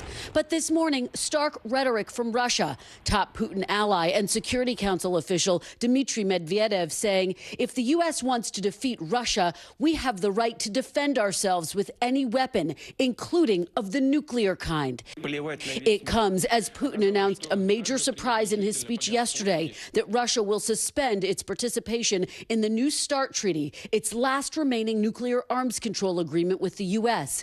We pressed the White House. What does the move mean for America's safety and security? And we see no indication that Mr. Putin plans to use nuclear weapons or weapons of mass destruction of any kind. Meanwhile, in Poland this morning, President Biden poised to meet with key NATO allies bordering Russia. On Tuesday, the president delivering a searing indictment of Vladimir Putin before a crowd of thousands, praising Ukraine's resolve in the face of Putin's brutal onslaught. Kyiv stands strong, and most important, it stands free. Mr. Biden's speech in Warsaw coming just hours after Russian President Vladimir Putin addressed the Russian people in Moscow, announcing an escalation of the war while falsely accusing the West of triggering the invasion, a charge President Biden blasted head on. President Putin chose this war. Every day the war continues is his choice.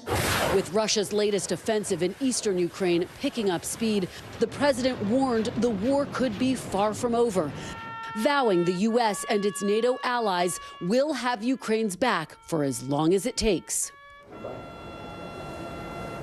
And this morning, the White House is responding to Russia's latest threat of using nuclear weapons. One White House official saying, quote, Russian rhetoric around the potential use of nuclear weapons remains as unwarranted as it is irresponsible. This official adding that the president's focus remains on supporting Ukraine as this war now about to enter its second year. Guys, back to you. 1 year in. All right, Kristen, thank you. Now to East Palestine, Ohio, where the cleanup continues nearly 3 weeks after the derailment of a train that was carrying toxic chemicals. This morning, the EPA is holding the train company accountable with a sweeping enforcement action. NBC News correspondent Jesse Kirsch joins us now from East Palestine. Jesse, good morning. Joe, good morning. The potential legal battles here intensifying. Pennsylvania's governor says his office has made a criminal referral. Meanwhile, the EPA vowing it will literally make Norfolk Southern pay for the damage it's done. As East Palestine residents continue questioning their safety following that toxic derailment blaze, this morning the Environmental Protection Agency vowing the Norfolk Southern Railroad alone will pay for cleanup moving forward. Norfolk Southern will be held accountable. The EPA's new legally binding order also requires Norfolk Southern to reimburse EPA for cleaning homes and businesses. We are making it very clear that Norfolk Southern will clean up the soil, will clean up the water.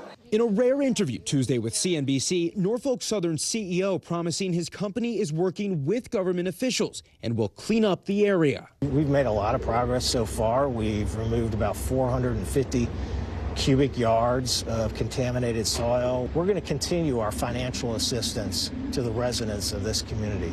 The company says it's reimbursed or committed $6.5 million so far. The ramped-up enforcement comes nearly 3 weeks after the derailment, which sent toxic material into this small community about 50 miles from Pittsburgh. It is my view the Norfolk Southern wasn't going to do this out of the goodness of their own heart. There's not a lot of goodness in there. They needed to be compelled to act.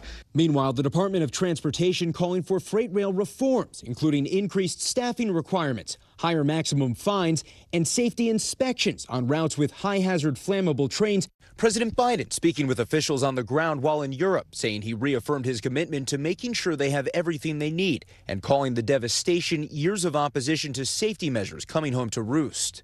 But as a new medical clinic opened in East Palestine, some residents are skeptical the railroad will be held responsible. If it's up to the politicians, no. They're going to buy their way out of it. All right, here's to you. Even as state and federal officials drank from the tap to stress the water is safe. We're in this for the long run. It's just our commitment.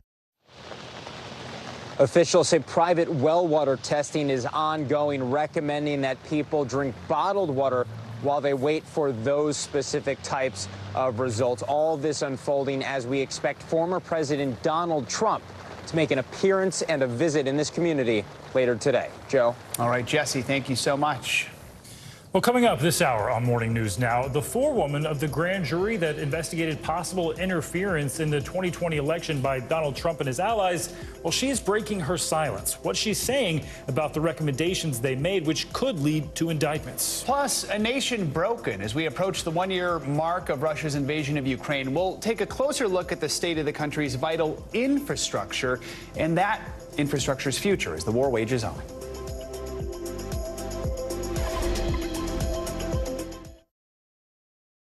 NBC News, streaming free now.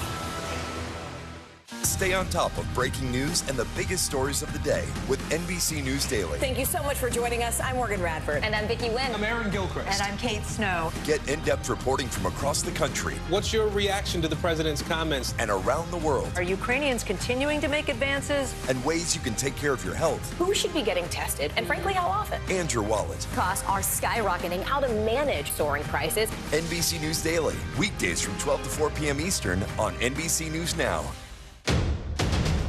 The day's biggest political stories with trusted insight and expert analysis. A daily look at the politics behind the headlines. Meet the Press Now, streaming weekdays at 4 p.m. on NBC News Now.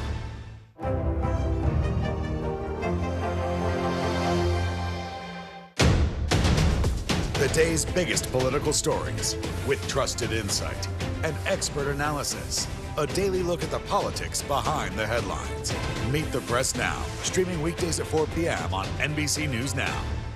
Watch NBC Nightly News with Lester Holt or listen wherever you get your podcasts. We begin top story with that breaking news. This is just in, a lot of stories to get to. What do people need most right now? Did the state and or law enforcement drop the ball anywhere? Are we headed for a recession or a recovery? migrant families now stranded in Mexico. What's the World Cup experience been like? The civilian effort is not just about fighting, it's also about helping. Every night, it's your news playlist. Top Story with Tom Llamas, streaming weeknights at 7 on NBC News Now. The big variable, the storm surge. How much water will ultimately be pushed inland? How many of you were up there? At least like 11. How real is this going back to the moon? What our top story tonight? You guys okay? Yeah. Oh, my goodness. What kind of training? How you doing, Lester? Hey, I'm Hallie. It's good to be with you tonight. There's another legal filing today, and I want to cut through some of the weedsy stuff. And let's just get to the point. They have started to vote on the PACT Act. If you're like Hallie, stop speaking Washingtonese. This bill would basically give health care to veterans who have exposed to these toxic chemicals. So, Scott, I'm trying to make this as not DC as possible. The increased sort of anger that we've seen now in politics. I saw you searching for, I think, your microphone, Danny. You are. I was trying to do it on the slide. Live TV, man. It's okay. The day's biggest political stories with trusted insight and expert analysis. A daily look at the politics behind the headlines. Meet the Press Now, streaming weekdays at 4 p.m. on NBC News Now. Welcome back. This morning, we're getting an inside look into the Georgia grand jury that was tasked with investigating possible interference in the 2020 election by Donald Trump and his allies. Blaine Alexander spoke with the grand jury's forewoman to discuss the process and potential indictments that could be coming in the future. There are certainly names that you would recognize, yes. There are names also that you might not recognize, but there definitely are some names that you expect. NBC News legal analyst Danny Savalos joins us now. So, Danny, we know this is typically a very secretive process. This interview was jaw-dropping on many levels, so I guess I'll just ask your reaction to it. And really, what did we learn from this interview? You hit both points. Number one, it was jaw-dropping.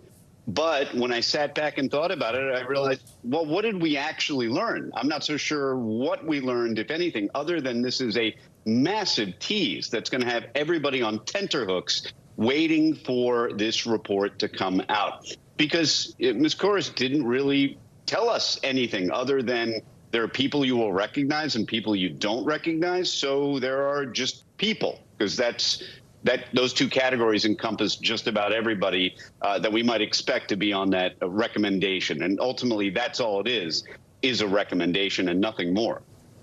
And Denny, the forewoman there, Emily Kurz, spoke specifically about the number of indictments. That could be something we learned. She was pretty vague about it. Let's listen, then we'll get your reaction. It's not a short list.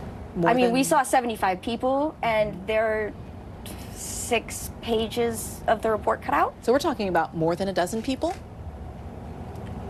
I would say that, yes. And that includes the former president, potentially?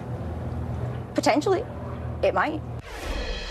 So Blaine there trying to get the number of people, more than a dozen we heard. What could they be seeing this potential list? Right. And everybody's reading into the body language there to discern whether or not is she holding back saying Trump is indicted or saying maybe telling us that he's not indicted. And it's impossible to say for sure. The bottom line is that she's a little vague as to how many people are indicted. She tells us pages.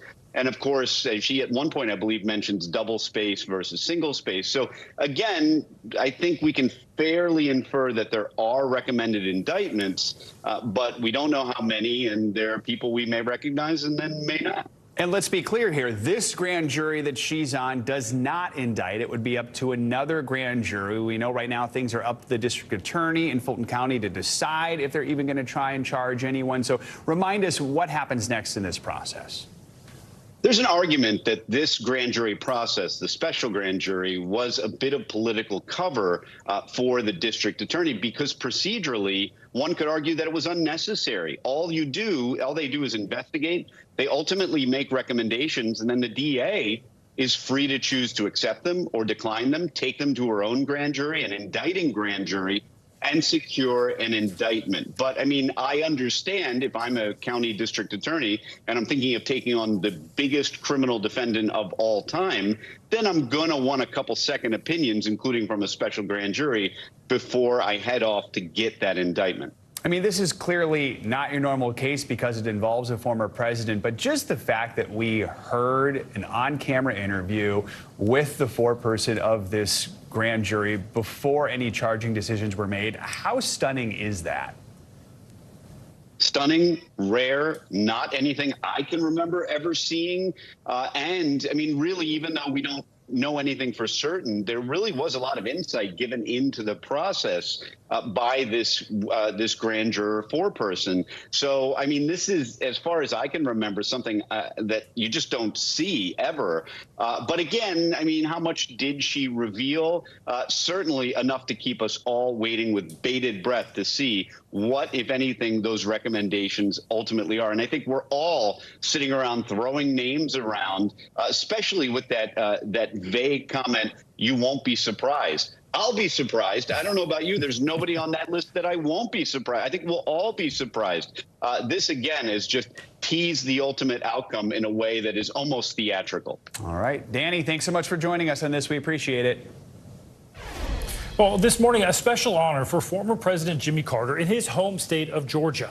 Yesterday, Georgia's state Senate honored Carter for his life of public service and advocacy for human rights.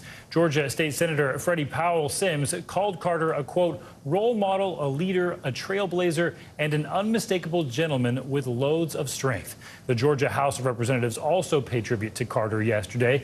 Over the weekend, it was announced Carter had entered hospice care in his home in Plains, Georgia, after a series of hospital stays. International news now, and First Lady Jill Biden is on a 5-day trip to Africa. Claudio Lubanga joins us now from Rome with that and more. Good morning, Claudio. Good morning. Well, Jill Biden has already been to Africa 6th time in the past, but this will be the first time as First Lady. She is visiting Namibia and Kenya as part of a commitment by President Biden to improve relations between the U.S. and African countries. During her trip, Jill Biden will focus on empowering women and young people and highlight food insecurity in the Horn of Africa caused by devastating droughts. Now to Turkey, where the government is trying to minimize the devastating economic impact of the recent earthquakes. Employers whose workplaces were heavily or moderately damaged will benefit from support to partially cover wages of workers, and layoffs have been banned in 10 cities most affected by the quakes. And finally, it is carnival season in Brazil, and for the first time in 3 years without fears and limitations caused by COVID-19. Brazil's government expects 46 million people to attend carnival festivities across the country, but none are bigger or better than Rio de Janeiro's. The city's mayor declared it to be a carnival of democracy and a celebration of pandemic heroes, guys. I think that's a big party. That is, getting that party started. Claudio, thank you so much. As we've been reporting this morning, it is nearly 1 year since the start of the war in Ukraine. And over the past several months, we've seen Russia focus its attacks on critical Ukrainian infrastructure like energy and water supplies. And here to help us understand this strategy and the impact it's having on Ukraine is NBC News national security analyst Clint Watts. Clint, thanks so much for being with us to help us walk through this. The biggest infrastructure attacks we've seen recently. Which areas are they hitting the hardest? Yeah, so something to think about with the Russian strategy is when they initially invaded, they thought they would take almost all of the east. That's what their plan was. That was their goals, but they did not. So they wanted to keep that infrastructure in place. What you see here is a layout of both coal, nuclear power, and hydroelectric power. And the places hardest hit, you might imagine, are those where the battlefield is today. Here in the south, all the way up through the east, we have massive infrastructure damage in terms of electrical. This is a big problem because it's cold there this winter, a little bit warmer than most winters, but still quite cold. This region here, close to the battlefield, most of the coal power stations there have been knocked offline at different times or completely destroyed. The bigger picture of what we're trying to look for here is what does the future look like? When you look at all of the electrical stations that are there, the one place that's most important in many ways is Kyiv. Kyiv has many power stations there there. Since the fall, you've seen missile attacks very directly targeting all of these key power stations, trying to knock them offline. What the Ukrainians have been able to do is pretty remarkable, which is to get them back up and get them going. But key to this is electric powers water, and without electric, so, families can't keep warm, they can't get water, businesses can't run. So it's having a severe impact on most Ukrainians on and off this sort of intermittent access to infrastructure.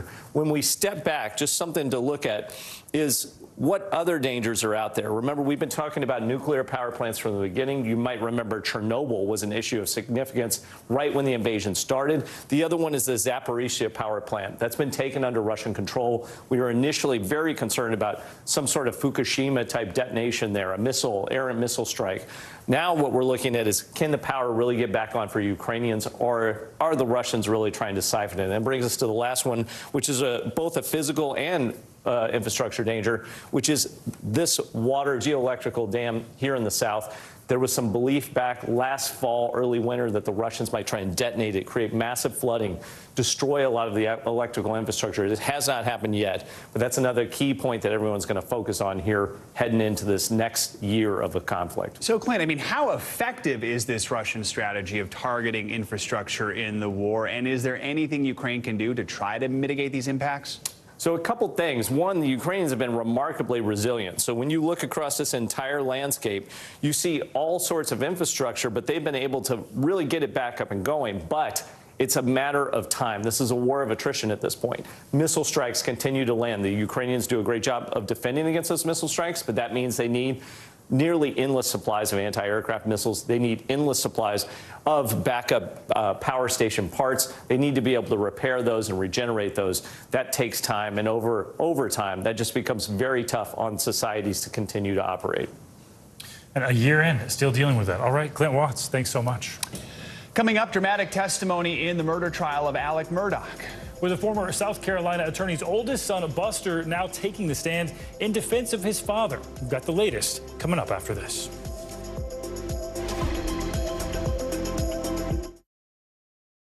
Hey, podcast fans, ready to unlock our true crime mysteries? Try Dateline Premium on Apple Podcasts. You'll get early access to originals, plus bonus content, and everything is ad-free. So head to Apple Podcasts now to subscribe. We begin tonight with breaking news just coming in whenever it happens, wherever you are. NBC News, streaming free now. Stay on top of breaking news and the biggest stories of the day with NBC News Daily. Thank you so much for joining us. I'm Morgan Radford. And I'm Vicki Wynn. I'm Aaron Gilchrist. And I'm Kate Snow. Get in-depth reporting from across the country. What's your reaction to the president's comments? And around the world. Are Ukrainians continuing to make advances? And ways you can take care of your health. Who should be getting tested? And frankly, how often? And your wallet. Costs are skyrocketing. How to manage soaring prices. NBC News Daily. Weekdays from 12 to 4 p.m. Eastern on NBC News Now. Watch NBC Nightly News with Lester Holt, or listen wherever you get your podcasts. Hey, I'm Hallie. It's good to be with you tonight. There's another legal filing today, and I want to cut through some of the weedsy stuff. And let's just get to the point. They have started to vote on the PACT Act. If you're like Hallie, stop speaking Washingtonese. This bill would basically give health care to veterans who have exposed to these toxic chemicals. So, Scott, I'm trying to make this as not DC as possible. The increased sort of anger that we've seen now in politics. I saw you searching for, I think, your microphone, Dan. You are. I was trying to do it on the slide. Live TV, man. It's okay. What do people need most right now? Did the state and/or law enforcement drop the ball? Migrant families now stranded in Mexico. What's the World Cup experience been like? It's your news playlist. Top story with Tom Yamas. Weeknights at 7 on NBC News Now. The day's biggest political stories with trusted insight and expert analysis. A daily look at the politics behind the headlines. Meet the Press Now. Streaming weekdays at 4 p.m. on NBC News Now. We begin tonight with breaking news just coming in whenever it happens, wherever you are. NBC News, streaming free now. We have breaking news right now out of the West Bank. The AP is reporting at least 10 people were killed and dozens more injured after Israeli forces raided the city of Nablus. The unusual daytime raid comes amid growing tensions in the region. The reason for the raid remains unclear. Officials in the region, though, fear the raid will lead to more violence ahead of Ramadan in March. Now to the latest from the courtroom. It was yet another dramatic day of testimony in the double murder trial against disgraced attorney Alec Murdaugh.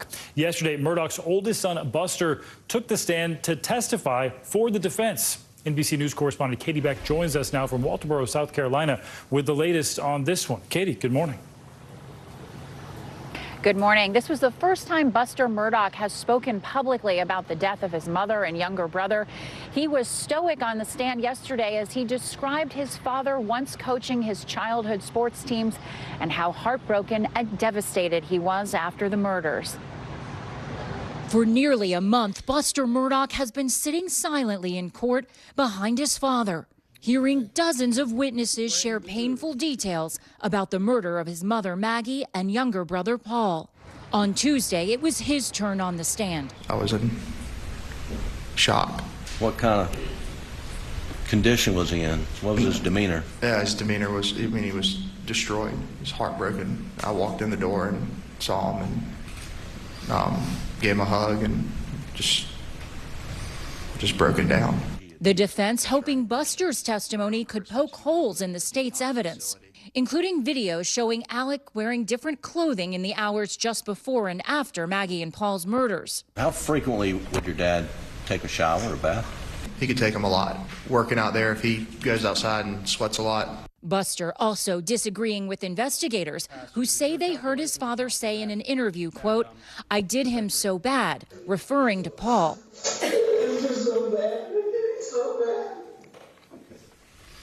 What'd your dad say? Said they did him so bad. The jury also hearing from a forensic engineer hired by the defense who discussed the trajectory of bullets used in Maggie and Paul's murders, using 3D computer scanning technology, depicting the shooter with the gun at their hip and telling the court he believed they would have been between 5'2" and 5'4", a foot shorter than Alec Murdaugh. In my opinion, it's very unlikely that he fired that shot. Prosecutors taking direct aim at the witnesses' credibility. No pathology, no firearms, no shotgun-specific training other than anecdotal shooting a shotgun. None of that. No formal trainings. Is that correct? I would disagree. Even using a tape measure and the engineer's own trajectories to question his assessment about the shooter's height, suggesting the person could have been crouching or standing further away. Right there? Yes. I'm glad we could demonstrate those heights to the jury. Thank you. Buster Murdaugh also testifying that he was aware his father had an opioid addiction and that Alec Murdaugh actually checked himself into a detox facility back in 2018 to try and get clean. We expect to hear more expert witnesses from the defense. They say they plan to wrap their case at the end of the week. Guys? All right, more to come. Katie, thank you. Now to an NBC News investigation into one of the largest food sanitation companies in the country, accused of using child labor. NBC News Homeland Security correspondent Julia Ainsley has more. I just returned from Grand Island, Nebraska, the initial site of a Labor Department investigation that found children, mainly migrants, cleaning slaughterhouse floors in the middle of the night. This as the number of child labor incidents in the U.S. are on the rise. Here's what we learned. Alarming accusations about what happened inside this Nebraska meatpacking plant. Migrant children like this boy, who federal investigators say was put to work in a job that can be incredibly dangerous. Could anybody mistake these children for adults? I don't think there's any mistaking these children for adults. Investigators say the child workers arrived for their shift at night, many of them from Central America. They were employed by cleaning company Packer Sanitation Services, Inc. to sanitize equipment inside the plant. PSSI has 17,000 workers. Of those, investigators say the company employed more than 100 children, aged 13 to 17, in 13 plants across 8 states. Last October, labor investigators say they found nearly 24 children, some as young as 13, working here inside this massive slaughterhouse, cleaning up blood and animal parts in the overnight shift. Nebraska immigrant advocate Audrey Lutz has been helping some of the child workers from Guatemala, who she says are scared to talk to us. I think these youth are afraid because they don't know the systems in this country that were meant to protect them, because those systems failed. We spoke to a former PSSI manager who asked that we conceal their identity. Did you ever see kids, people who looked like kids, working inside these plants? Yeah. How young do you think they were? Probably as young as 12. How did that strike you when you saw someone that young working a job like this? It kind of makes you sick. When you walk through the plant, you can't walk through it without getting animal parts on you or blood all over you. The company disciplined an employee in 2021, according to an internal PSSI report reviewed by NBC News. The employee, who handled hiring for multiple plants, was found to have hired the same known minor 2 separate times in the span of 6 months under 2 different names. The punishment, according to the document, a demotion and a hiring policy review. Were managers ever worried that they'd be disciplined for hiring children? No. The former manager says the more common outcome was to hold the frontline worker accountable. You would just terminate the child, terminate the undocumented worker. In December, the company signed a consent decree saying they would abide by child labor laws. PSSI telling NBC News our company has a strong corporate commitment to our zero-tolerance policy against employing anyone under the age of 18 and fully shares the Labor Department's objective of ensuring full compliance at all locations, and says they are taking steps to prevent individuals at the local level from circumventing our wide-ranging procedures. Shannon Roboyedo was the lead investigator for the Labor Department. How is this investigation different from what you've seen before? I've never seen child labor violations to this extent. Just the sheer number of kids that were working. I've never had an employer or their representative impede my investigation like this, just so brazenly. PSSI said it was fully cooperative in the Labor Department's investigation. Meanwhile, DHS officials tell us they're still investigating for possible human trafficking, though the company, as we understand it, is not a target of that investigation. All right, Julia, thank you so much. Well, coming up, medical training in a post-Roe v. Wade America. The OBGYNs who are now getting creative with their studies after this. You're watching Morning News Now. The day's biggest political stories with trusted insight and expert analysis. A daily look at the politics behind the headlines. Meet the Press Now, streaming weekdays at 4 p.m. on NBC News Now. For Dateline Premium, subscribe now on Apple Podcasts.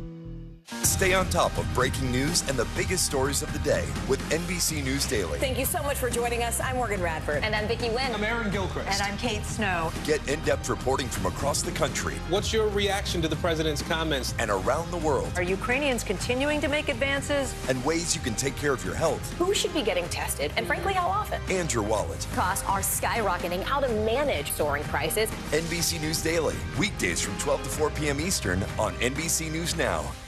NBC News, streaming free now. What do people need most right now? Did the state and/or law enforcement drop the ball? Migrant families now stranded in Mexico. What's the World Cup experience been like? It's your news playlist. Top Story with Tom Yamas. Weeknights at 7 on NBC News Now. The day's biggest political stories with trusted insight and expert analysis. A daily look at the politics behind the headlines. Meet the Press Now, streaming weekdays at 4 p.m. on NBC News Now. Stay on top of breaking news and the biggest stories of the day with NBC News Daily. Thank you so much for joining us. I'm Morgan Radford. And I'm Vicki Wynn. I'm Aaron Gilchrist. And I'm Kate Snow. Get in-depth reporting from across the country. What's your reaction to the president's comments? And around the world. Are Ukrainians continuing to make advances? And ways you can take care of your health. Who should be getting tested? And frankly, how often? And your wallet. Costs are skyrocketing. How to manage soaring prices. NBC News Daily. Weekdays from 12 to 4 p.m. Eastern on NBC News Now. The day's biggest political stories with trusted insight and expert analysis. A daily look at the politics behind the headlines. Meet the Press Now, streaming weekdays at 4 p.m. on NBC News Now.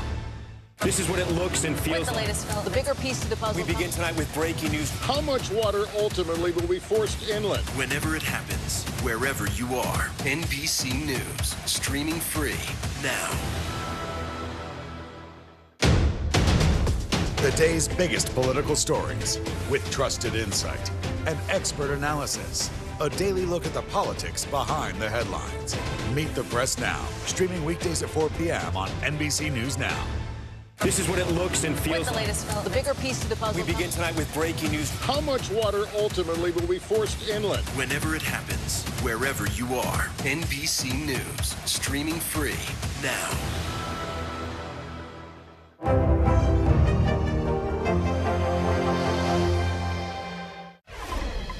It has been about 8 months since Roe v. Wade was overturned by the Supreme Court, impacting abortion rights nationwide. Yeah, and medical residents needing training to become OBGYNs, they lost access to that abortion training in clinics, and they've had to get pretty creative to get the experience they need. NBC News medical fellow Dr. Akshay Syal joins us now in studio with more on this. It's a whole new world for him, Doc. Yeah, good morning, guys. You know, after Roe v. Wade was overturned, there was a lot of concern about how this would impact the training of future doctors. To adapt to this, residency programs are getting creative. In Louisiana, where elective abortions are now banned, people are getting creative, practicing on fruit like papayas and tomatoes to learn the necessary skills. Take a look. Akshay is an honorary OBGYN today with you guys. At Louisiana State University, I'm in a classroom with the next generation of obstetricians and gynecologists. They're simulating a manual vacuum aspiration, or commonly called a surgical abortion procedure, but they're doing it on fruit. So you're using fruit to practice surgical, I mean, that sounds crazy. Yeah, but it's a really good way to simulate. It really does give residents the opportunity to be much more ready to perform those procedures when they get to an actual patient. Many OBGYN's residencies, where doctors continue their studies after medical school, have been using fruits like papayas for years to hone their skills. Removing the seeds or the contents really very accurately simulates what it's like to remove the contents within the uterus. These abortion simulations have been ramping up after the reversal of Roe v. Wade, especially in states like Louisiana, where elective abortions are now banned and access to in-clinic training is limited. Talk to me about the reaction from your residents when they found out they can no longer practice these procedures. They were scared and they were worried about, will I have that training and will I be an adequate physician and able to do these procedures for my patients. Across the country, OBGYN trainees are in a difficult position, juggling both state abortion bans and national accreditation requirements, which mandate that residency programs make abortion training available. Dr. Nikki Zeit, an OBGYN at the University of Tennessee, is in a state where doctors who perform abortions can be charged with a felony. We are still providing life-saving care. We understand that technically that is a felony, but we believe that we would be able to defend ourselves. An estimated 45% of residency programs are located in states that ban or severely restrict abortions. At Harvard, doctors are hoping to offer a solution by removing the word abortion from the simulation training. Instead, residents practice on a simulated second trimester miscarriage, a treatment they say can be identical to treatment during an abortion. We are not calling it abortion because we wanted to have all the residents participate. This is a required skill set of anyone who works on labor and delivery. Having these skills is critical, doctors say, especially when pregnancy complications can put a mother's life at risk. And so to learn up on a mannequin is indeed imperfect, but it certainly is a potential stopgap from the lack of training otherwise. The next generation of OBGYNs learning in an uncertain medical landscape that's changing in real time. At the end of the day, we want what's best for our patients. Wow. So how confident should patients be that doctors are getting adequate training if they're operating on fruit? Right, so it's not perfect, but it is a temporary stopgap. And this isn't something that they stopped at the grocery store on the way home, and that might work one day. This has been happening for years. Since a few years, people have been practicing on papayas because it turns out it can kind of simulate what it's like to extract contents from a uterus, as you saw. So it's the fruit, and it's also the mannequins. That high fidelity mannequin you saw from Harvard out of there can actually simulate really well what it's like to practice a second trimester abortion. So using fruit, using papayas, really a temporary stopgap until the dust settles and we can figure out how to continue getting that training. All right, fascinating look there, Dr. Sayal. Thanks so much. Appreciate your reporting. All right, now to a shocking medical mistake in Florida. A Clearwater man was pronounced dead by medics after suffering cardiac arrest to only later be found alive. NBC News correspondent Guad Venegas has more on how this mix-up happened. In a matter of life and death, tonight, 2 medics suspended after pronouncing 66-year-old Thomas Maxwell dead when he was still alive. Maxwell suffering a cardiac arrest when paramedics were called to the scene. His daughter Phoebe insisted he was still breathing, describing the encounter with first responders she felt was hasty and they made the wrong call. He just squatted down by my dad, and I'm like, he's still alive. This was his arm. He went like this. Like, okay, I'm sorry, ma'am, he's gone. Phoebe told our affiliate WFLA the EMTs called the sheriff's department and left the home when the officer arrived. But minutes later, the Pinellas County deputy noticed a breath. And the sheriff came in and said, man, we called other medics. And you're right, they found a slight pulse. In a statement to NBC News, the Clearwater fire chief said, quote, on behalf of the city, I apologize for the actions and the inactions of our crew during this incident. We have strict policies and procedures in place that were not followed according to our preliminary review. He says the 2 medics have been clinically suspended and can't provide any patient care while the comprehensive review proceeds. Incidents of this kind are rare, but they're not unheard of. It might happen, once a year per se, once every other year. It doesn't happen commonly. But just weeks ago, an 82-year-old woman was pronounced dead at a nursing home in New York, only to be found alive later by funeral home staff. Cannot even imagine. But awful. And just days before that, a 66-year-old woman in Iowa was declared dead by a nurse and also found alive later when funeral home staff says she was gasping for air when they unzipped the body bag. Just so you know, this female was transported there deceased, and she is not.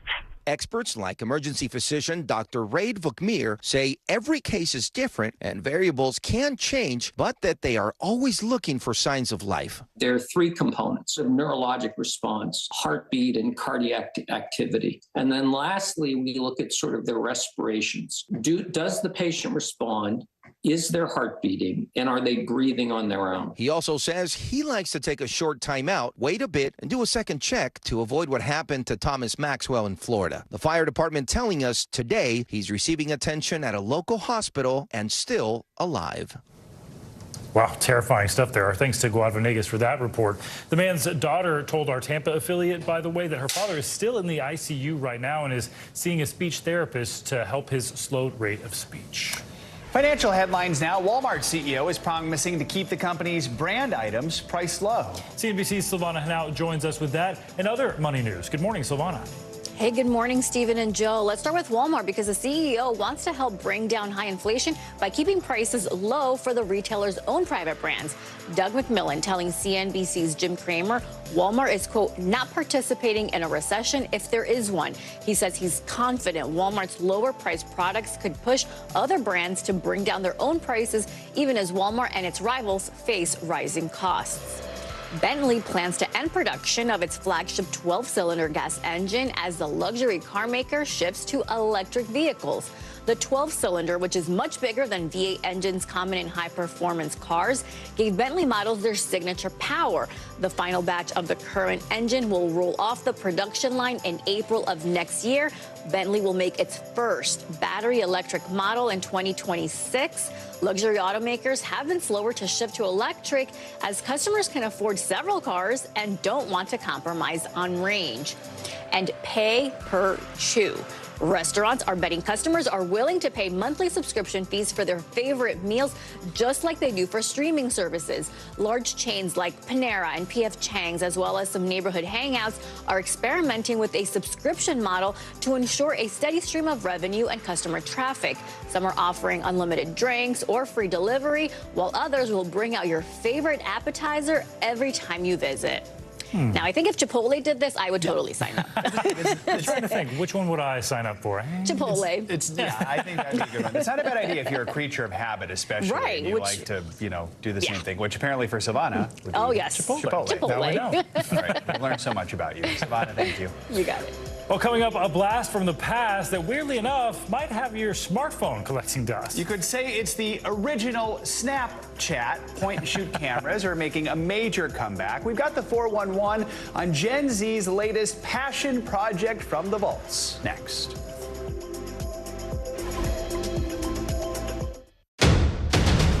The day's biggest political stories with trusted insight and expert analysis. A daily look at the politics behind the headlines.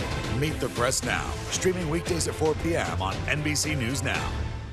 Hey, podcast fans, ready to unlock our true crime mysteries? Try Dateline Premium on Apple Podcasts. You'll get early access to originals, plus bonus content, and everything is ad-free. So head to Apple Podcasts now to subscribe.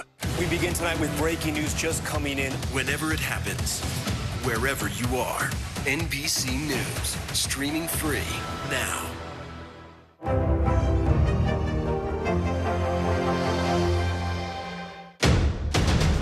The day's biggest political stories with trusted insight and expert analysis. A daily look at the politics behind the headlines. Meet the Press Now, streaming weekdays at 4 p.m. on NBC News Now.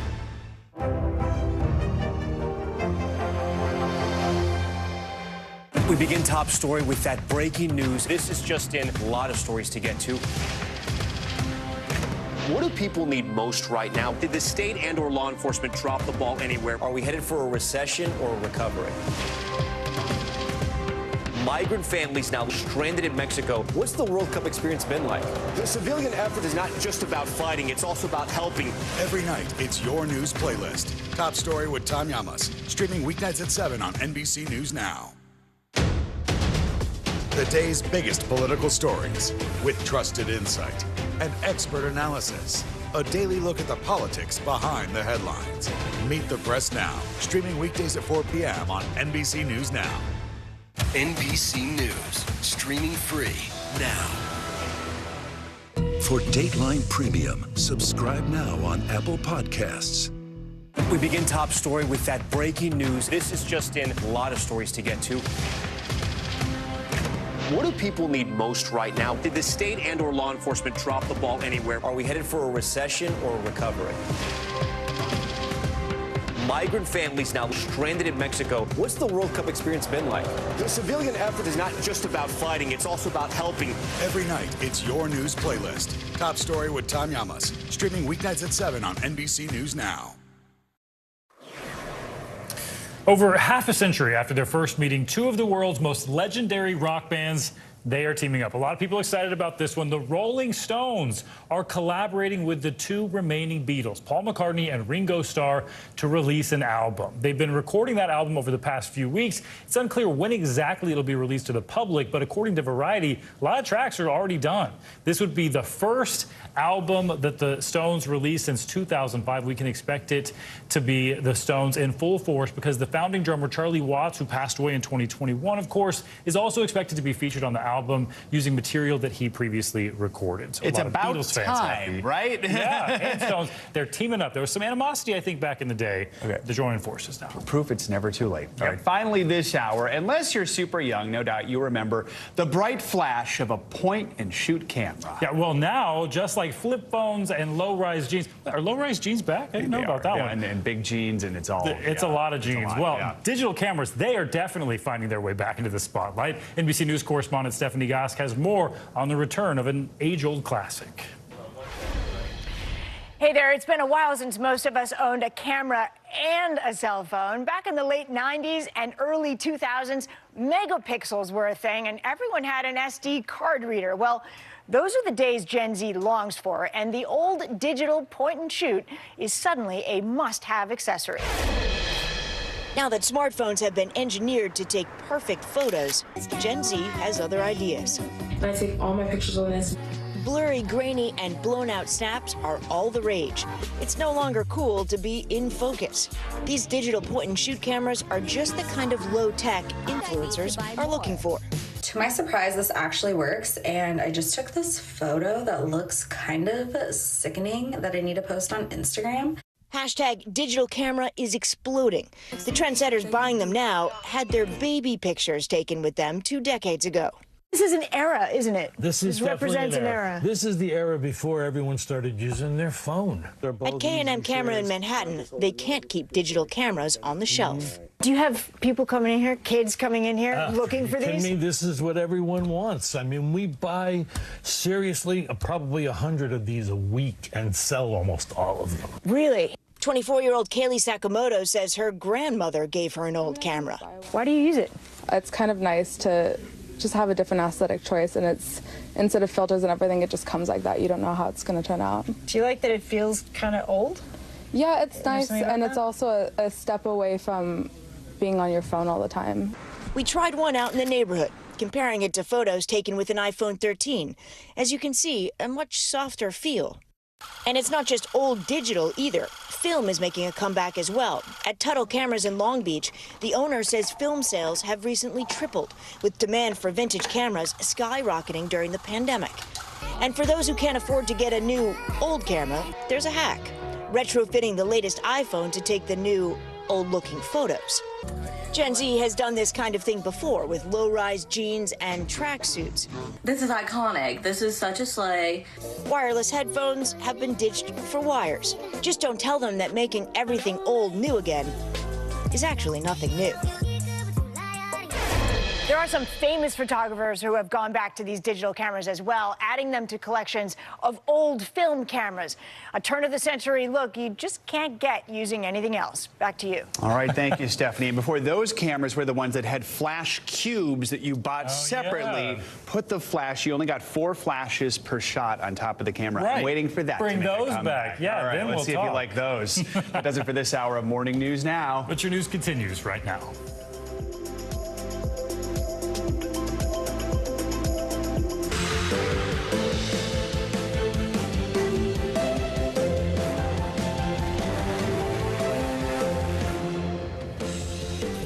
Good Wednesday morning. I'm Stephen Romo in for Savannah Sellers. And I'm Joe Fryer. Right now on Morning News Now, hot and cold. It's a tale of 2 forecasts across the country this morning.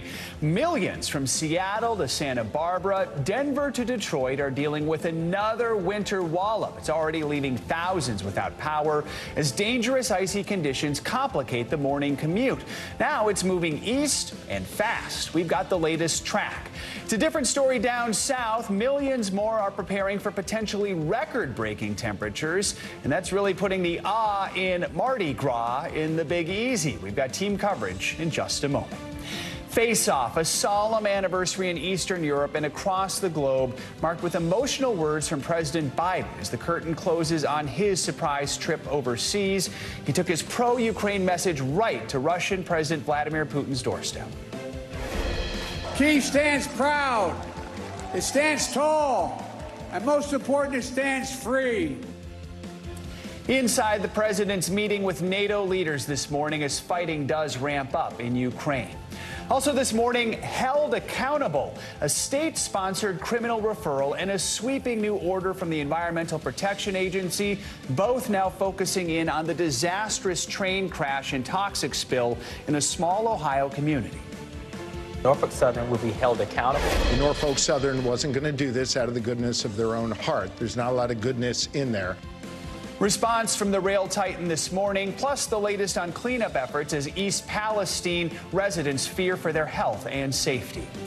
Speaking out, more potential legal trouble looming for former President Trump and some of his top allies. The foreperson for that Georgia grand jury investigating possible interference in the 2020 election is speaking out, saying they recommended indictments for more than a dozen people. But does that include the former president? We've got the latest analysis. Plus, Snap and Chat, the revival of an old school favorite. It's giving the smart camera that's been in your pocket for decades a run for its money. I just can't get over the fact that all the things I grew up with, that then we made technology to make easier, now people want to go back to the old things again. Right, yeah. It's what's old is new again, like we had the iPhone. The original one, back and worth a lot of money. Exactly. Who knew? Who knew? All right. Let's get right to that massive winter storm system that is slamming much of the country. Yeah, more than 60 million people are waking up under winter weather alerts with blizzard warnings issued for parts of the Rockies, the Northern Plains, and the upper Midwest. NBC News national correspondent Gabe Gutierrez has the latest on the historic storm from Minneapolis. Good morning. The first wave of snow fell here overnight, at least several inches, and we're just getting started. The temperature here is in the teens, but with a wind chill, it feels like it's in the single digits. Ferocious winds are expected to pick up later today, and Minneapolis is now bracing for its largest snowfall in more than a decade. This morning, the National Weather Service is warning that a historic winter storm is on the move, already pummeling Minnesota with what could end up being 2 feet of snow. The governor here issuing emergency executive orders to prepare the National Guard. We don't overreact, but we also understand that weather can be dangerous. The winter blast marching across the country, from Washington State in Idaho to North Dakota, where icy, treacherous roads snarled semis. In Colorado and Wyoming, whiteout conditions. At least 27 states under winter weather alerts. Even in the Twin Cities, a region used to wicked weather, this snowfall could be among the top 5 largest ever. We are preparing for what will likely be an historic snow event. We're expecting somewhere between 15 and 21 inches of snow. It all comes during a wild week of weather extremes. Overnight, hundreds of thousands without power in California. As heavy wind gusts topping 60 miles per hour caused significant damage. A 1-year-old critically injured in Santa Cruz after being pinned down by a redwood tree inside the family's home. It was a big team effort and everyone did the best they could. Meanwhile, a New Jersey neighborhood is cleaning up debris this morning after a possible tornado. Now, as airports coast to coast prepare for widespread delays and cancellations, the upper Midwest is bracing for a blizzard. Again, that second wave of snow is expected here later today, and the National Weather Service is warning of impossible travel throughout much of Minnesota. Back to you. All right, Gabe, thank you. Well, the north is dealing with potentially record snow. Parts of the south are getting ready for possible record heat. NBC News correspondent Sam Brock joined us now from Miami because he got the better end of this bargain. Sam, I mean, really a picture of two Americas right now. Sweltering temps gripping parts of the south in the middle of winter. Yes, it's still winter. I mean, how warm are we talking? Is it winter? I guess it's really all relative. Oh, the sunglasses. Stephen, good morning. Good to be with you guys. I'm sorry. I'm rubbing salt in open wounds, and I know it. I love every second of it. So there's at least 60 million people right now that wish they were in Florida. Probably more than that, at least for a short period of time, because this is the ideal period to come down here. It's 70s or so in Miami Beach where I'm standing, guys. Supposed to be mid-80s later today. Orlando, and mind you, it is February, is expected at 90 degrees later today. If that were to happen, that would be a record. As I take a little step over here, obviously this is the beautiful Atlantic Ocean, aquamarine waters over here. The water temperature, guys, is about 77 degrees. That's like 3 or 4 degrees warmer than what it would normally be. I'm not going to go all the way in, probably not a great idea, but you get the gist of it. As far as what's going on regionally, from Texas and Louisiana all the way out to Tennessee, Virginia, the Carolinas, Washington, D.C., all of those areas are expecting to either reach or break potential records. That includes Richmond, Virginia, Birmingham, Alabama, and a number of other cities throughout that region. Mardi Gras is going on right now, guys, in Louisiana. Yesterday was Fat Tuesday, so folks are out there in costumes. They're eating crawfish. Maybe they have a hurricane or two in their hands. While it's about 80 some odd degrees, normally at this time it would be in the neighborhood of about 66 to 68. Everyone right now is looking at elevated temps. Meanwhile, in Minnesota, they're walking actually on the frozen water because that's the only thing you can do with the water there. Maybe drill a hole and do some ice fishing. I mean, so Sam, when was the last time some of these areas saw these types of record temps this time of year? So, Joe, we mentioned Orlando. Orlando, if it hits 90 later today, this would be the first time since 1962 in February that they've reached that temperature. Washington, D.C. is another great example here. If they get to 80, which is the projection right now, that's only happened in February 3 times in recorded history. The previous 3, of 2 of them, were the 1930s and 1940s. Just to give you some sense of perspective, in North Carolina as well, Raleigh and Charlotte are both expected to break records today. So this is going on throughout a wide swath of the South, guys. I'm not sure if I'm going to say thank you, Sam, right now. I think I'm just going to acknowledge that you're there. There's a man behind you in a swimsuit who's like in the water. Yeah, Gabe Gutierrez is calling with some complaints right now, Sam. We have some breaking news, Sam. We have to inform you. We're switching you and Gabe out. We're going to trade you. There it is. And to talk more about the rest of the country that's also mad at Sam Brock in Miami, let's bring in meteorologist Angie Lasser. You took the words out of my mouth. I was going to say I'm very bitter right now. I used to live right there. Clearly not so much anymore. But we've got plenty of winter alerts to talk about, guys. The winter weather is going to impact many people. Of course, not Sam and folks in the southeast, but we've got other things to deal with in the rest of the country. So let's take a look at what's already been impactful for folks. We have some video that came out of parts of Utah. You can see just how snowy it was. We had plenty of difficulty when it comes to travel. We had a couple of inches of snow in this area. Montana as well, salting the roads, preparing for that difficult travel. And as we go through the next day or so, we're going to continue to see many locations dealing with this difficulty of traveling. So let's talk about exactly how much snow we're going to deal with. As we go through, really through Thursday, these are the highest numbers that we'll see. Alpena, 6 to 12 inches. Minneapolis, of course, we're going to talk heavily about that here in a moment.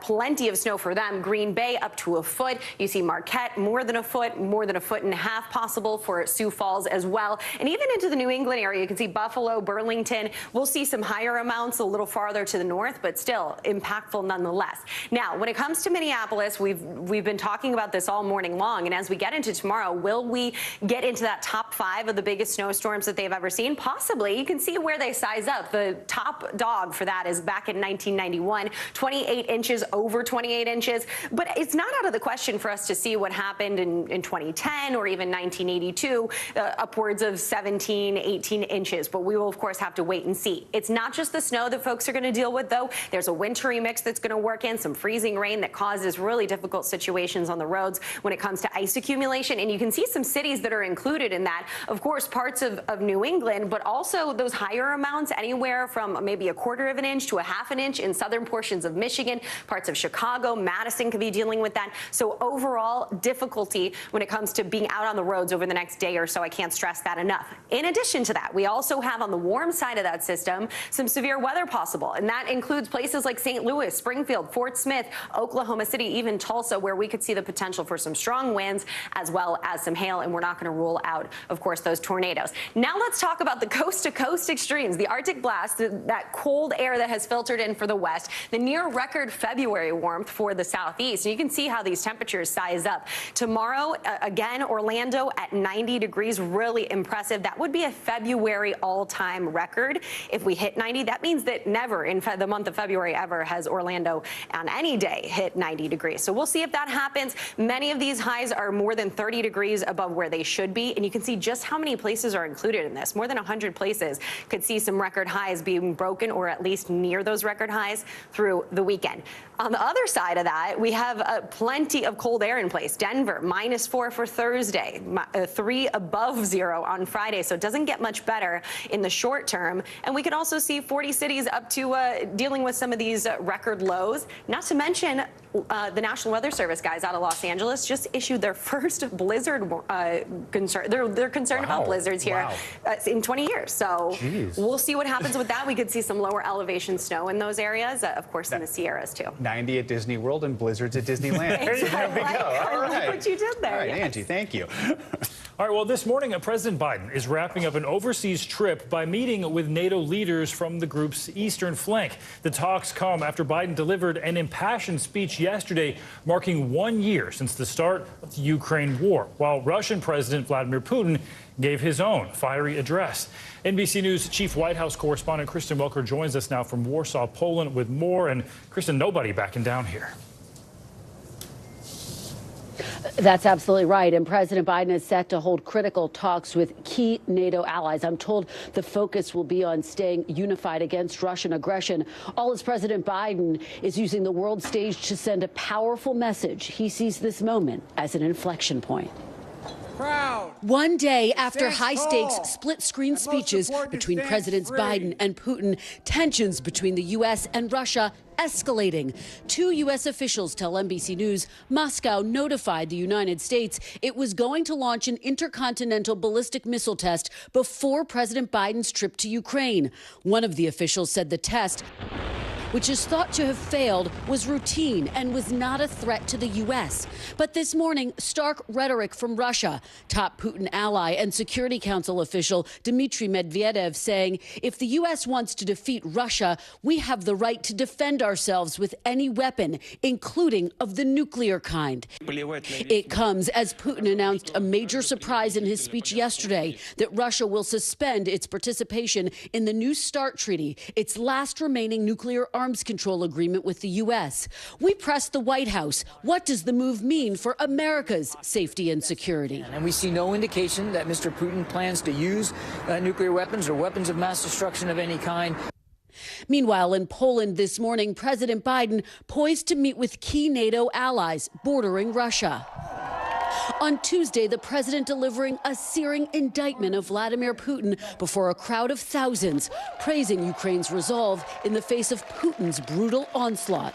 Kyiv stands strong, and most important, it stands free. Mr. Biden's speech in Warsaw coming just hours after Russian President Vladimir Putin addressed the Russian people in Moscow, announcing an escalation of the war while falsely accusing the West of triggering the invasion, a charge President Biden blasted head on. President Putin chose this war. Every day the war continues is his choice. With Russia's latest offensive in eastern Ukraine picking up speed, the president warned the war could be far from over, vowing the U.S. and its NATO allies will have Ukraine's back for as long as it takes.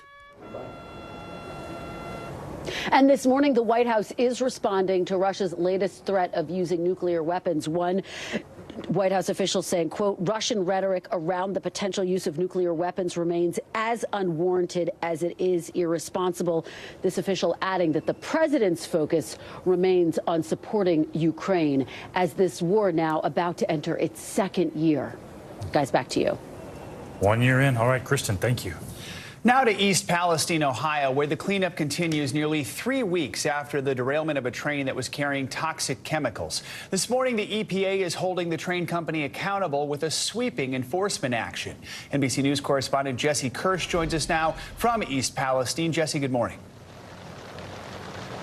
Joe, good morning. The potential legal battles here intensifying. Pennsylvania's governor says his office has made a criminal referral. Meanwhile, the EPA vowing it will literally make Norfolk Southern pay for the damage it's done.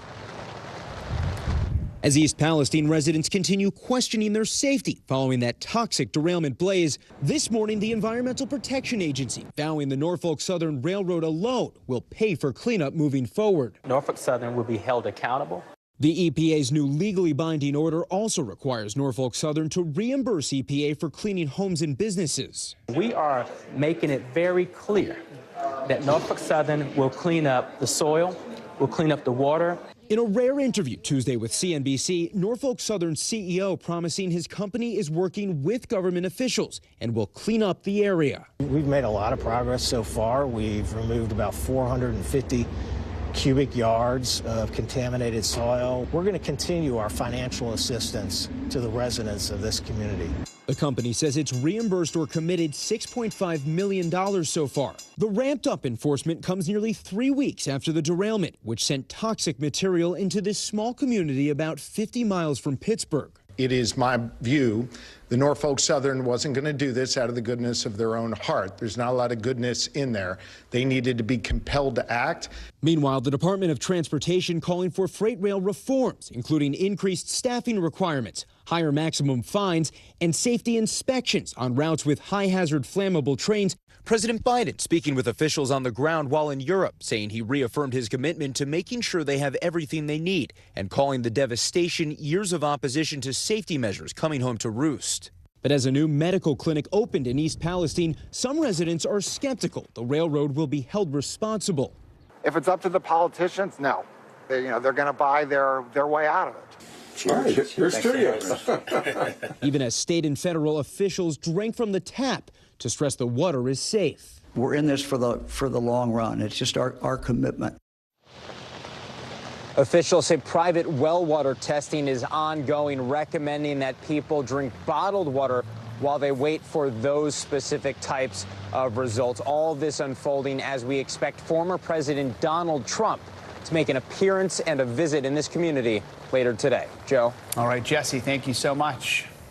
Well, coming up this hour on Morning News Now, the forewoman of the grand jury that investigated possible interference in the 2020 election by Donald Trump and his allies, well, she's breaking her silence. What she's saying about the recommendations they made, which could lead to indictments. Plus, a nation broken as we approach the one-year mark of Russia's invasion of Ukraine. We'll take a closer look at the state of the country's vital infrastructure and that infrastructure's future as the war wages on.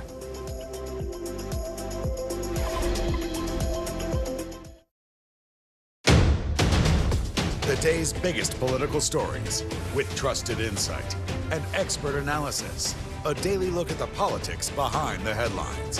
Meet the Press Now, streaming weekdays at 4 p.m. on NBC News Now. We begin tonight with breaking news just coming in. Whenever it happens, wherever you are, NBC News, streaming free now. Stay on top of breaking news and the biggest stories of the day with NBC News Daily. Thank you so much for joining us. I'm Morgan Radford. And I'm Vicki Lynn. I'm Aaron Gilchrist. And I'm Kate Snow. Get in-depth reporting from across the country. What's your reaction to the president's comments? And around the world. Are Ukrainians continuing to make advances? And ways you can take care of your health. Who should be getting tested? And frankly, how often? And your wallet. Costs are skyrocketing. How to manage soaring prices. NBC News Daily. Weekdays from 12 to 4 p.m. Eastern on NBC News Now. For Dateline Premium, subscribe now on Apple Podcasts. Hey, I'm Hallie. It's good to be with you tonight. There's another legal filing today, and I want to cut through some of the weedsy stuff. And let's just get to the point. They have started to vote on the PACT Act. If you're like Hallie, stop speaking Washingtonese. This bill would basically give health care to veterans who have exposed to these toxic chemicals. So, Scott, I'm trying to make this as not DC as possible. The increased sort of anger that we've seen now in politics. I saw you searching for, I think, your microphone, Danny. You are I was trying to do it on the slide. Live TV, man. It's okay. This is what it looks and feels From the storm zone. The bigger piece to the puzzle. New numbers just out this morning. We begin with breaking news just coming in. Russia has launched another round of attacks. What was it like when you came back and saw your neighborhood like this?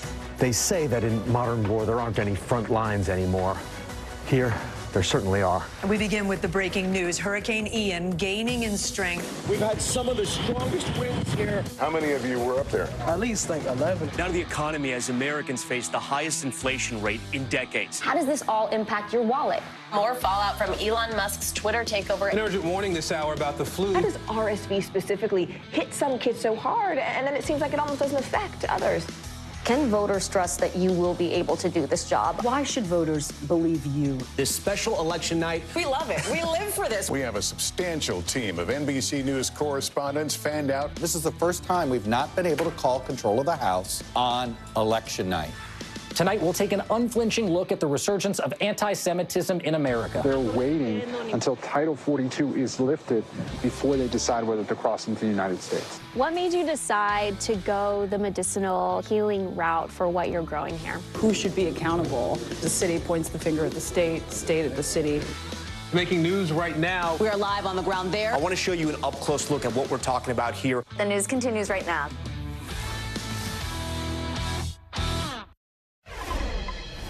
Welcome back. This morning, we're getting an inside look into the Georgia grand jury that was tasked with investigating possible interference in the 2020 election by Donald Trump and his allies. Blaine Alexander spoke with the grand jury's forewoman to discuss the process and potential indictments that could be coming in the future. There are certainly names that you would recognize, yes. There are names also that you might not recognize, but there definitely are some names that you expect. NBC News legal analyst Danny Savalos joins us now. So, Danny, we know this is typically a very secretive process. This interview was jaw-dropping on many levels, so I guess I'll just ask your reaction to it. And really, you know, what did we learn from this interview? You hit both points. Number one, it was jaw-dropping. But when I sat back and thought about it, I realized, well, what did we actually learn? I'm not so sure what we learned, if anything, other than this is a massive tease that's going to have everybody on tenterhooks waiting for this report to come out. Because Ms. Corus didn't really tell us anything other than there are people you will recognize and people you don't recognize. So there are just people, because those two categories encompass just about everybody that we might expect to be on that recommendation. And ultimately, that's all it is a recommendation and nothing more. And Denny, the forewoman there, Emily Kurz, spoke specifically about the number of indictments. That could be something we learned. She was pretty vague about it. Let's listen, then we'll get your reaction. It's not a short list. I mean, we saw 75 people, and there are 6 pages of the report cut out. So we're talking about more than a dozen people? I would say that, yes. And that includes the former president, potentially? Potentially. It might. So Blaine there trying to get the number of people, more than a dozen we heard. What could they be seeing this potential list? Right. I mean, and everybody's reading into the body language there to discern whether or not is she holding back saying Trump is indicted or saying maybe telling us that he's not indicted. And it's impossible to say for sure. The bottom line is that she's a little vague as to how many people are indicted. I mean, she tells us pages. And of course, she at one point, I believe, mentions double space versus single space. So again, I think we can fairly infer that there are recommended indictments, but we don't know how many. And there are people we may recognize and then may not. And let's be clear here, this grand jury that she's on does not indict. It would be up to another grand jury. We know right now things are up to the district attorney in Fulton County to decide if they're even going to try and charge anyone. So remind us what happens next in this process. There's an argument that this grand jury process, the special grand jury, was a bit of political cover for the district attorney because procedurally, one could argue that it was unnecessary. All they do is investigate. They ultimately make recommendations, and then the DA is free to choose to accept them or decline them, take them to her own grand jury, an indicting grand jury, and secure an indictment. But I mean, I understand if I'm a county district attorney and I'm thinking of taking on the biggest criminal defendant of all time, then I'm going to want a couple second opinions, including from a special grand jury, before I head off to get that indictment. I mean, this is clearly not your normal case because it involves a former president, but just the fact that we heard an on-camera interview with the foreperson of this grand jury before any charging decisions were made, how stunning is that? Stunning, rare, not anything I can remember ever seeing. And I mean, really, even though we don't know anything for certain, there really was a lot of insight given into the process by this grand juror foreperson. So, I mean, this is, as far as I can remember, something that you just don't see ever. But again, I mean, how much did she reveal? Certainly enough to keep us all waiting with bated breath to see what, if anything, those recommendations ultimately are. And I think we're all sitting around throwing names around, especially with that vague comment, "You won't be surprised." I'll be surprised. I don't know about you. There's nobody on that list that I won't be surprised. I think we'll all be surprised. This, again, is just tease the ultimate outcome in a way that is almost theatrical. All right. Danny, thanks so much for joining us on this. We appreciate it. Well, this morning, a special honor for former President Jimmy Carter in his home state of Georgia. Yesterday, Georgia's state Senate honored Carter for his life of public service and advocacy for human rights. Georgia State Senator Freddie Powell Sims called Carter a, quote, role model, a leader, a trailblazer, and an unmistakable gentleman with loads of strength. The Georgia House of Representatives also paid tribute to Carter yesterday. Over the weekend, it was announced Carter had entered hospice care in his home in Plains, Georgia, after a series of hospital stays. International news now, and First Lady Jill Biden is on a 5-day trip to Africa. Claudio Lubanga joins us now from Rome with that and more. Good morning, Claudio. Good morning. Well, Jill Biden has already been to Africa 6th time in the past, but this will be the first time as First Lady. She is visiting Namibia and Kenya as part of a commitment by President Biden to improve relations between the U.S. and African countries. During her trip, Jill Biden will focus on empowering women and young people and highlight food insecurity in the Horn of Africa caused by devastating droughts. Now to Turkey, where the government is trying to minimize the devastating economic impact of the recent earthquakes. Employers whose workplaces were heavily or moderately damaged will benefit from support to partially cover wages of workers, and layoffs have been banned in 10 cities most affected by the quakes. And finally, it is carnival season in Brazil, and for the first time in 3 years without fears and limitations caused by COVID-19. Brazil's government expects 46 million people to attend carnival festivities across the country, but none are bigger or better than Rio de Janeiro's. The city's mayor declared it to be a carnival of democracy and a celebration of pandemic heroes, guys. That's a big party. That is, getting that party started. Claudio, thank you so much. As we've been reporting this morning, it is nearly 1 year since the start of the war in Ukraine. And over the past several months, we've seen Russia focus its attacks on critical Ukrainian infrastructure like energy and water supplies. And here to help us understand this strategy and the impact it's having on Ukraine is NBC News national security analyst Clint Watts. Clint, thanks so much for being with us to help us walk through this. The biggest infrastructure attacks we've seen recently. Which areas are they hitting the hardest? Yeah, so something to think about with the Russian strategy is when they initially invaded, they thought they would take almost all of the east. That's what their plan was. That was their goals, but they did not. So they wanted to keep that infrastructure in place. What you see here is a layout of both coal, nuclear power, and hydroelectric power. And the places hardest hit, you might imagine, are those where the battlefield is today.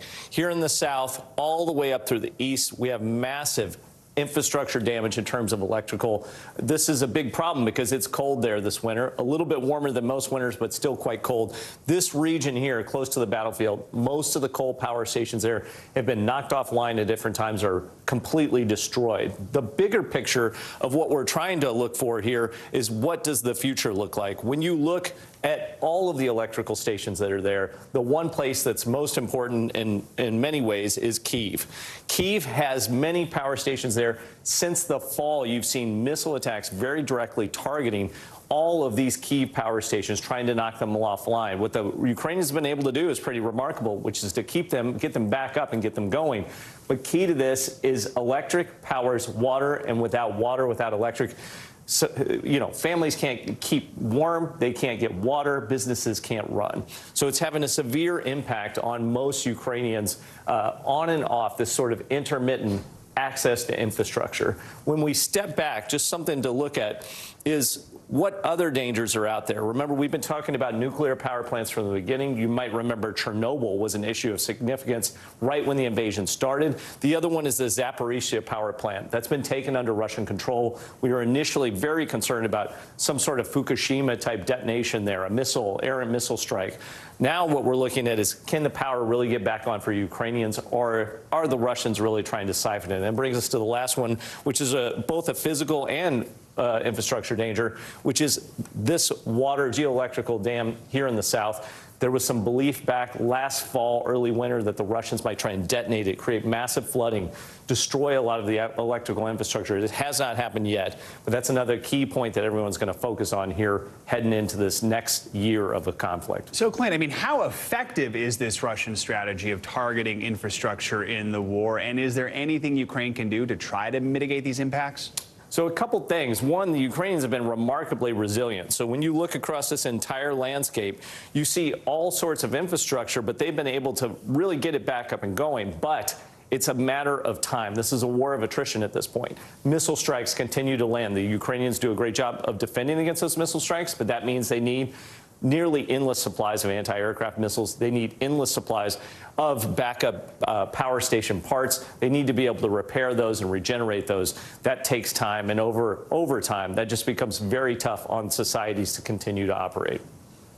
And a year in, still dealing with that. All right, Clint Watts, thanks so much. Coming up, dramatic testimony in the murder trial of Alec Murdaugh. With a former South Carolina attorney's oldest son, Buster, now taking the stand in defense of his father. We've got the latest coming up after this.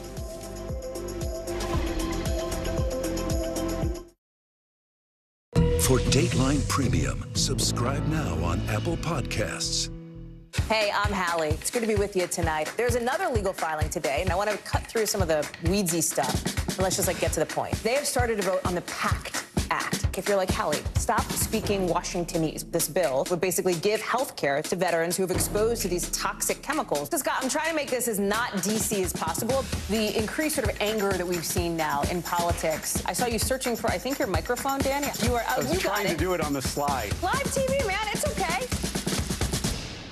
Stay on top of breaking news and the biggest stories of the day with NBC News Daily. Thank you so much for joining us. I'm Morgan Radford. And I'm Vicki Wynn. I'm Aaron Gilchrist. And I'm Kate Snow. Get in-depth reporting from across the country. What's your reaction to the president's comments? And around the world. Are Ukrainians continuing to make advances? And ways you can take care of your health. Who should be getting tested? And frankly, how often? And your wallet. Costs are skyrocketing. How to manage soaring prices. NBC News Daily. Weekdays from 12 to 4 p.m. Eastern on NBC News Now.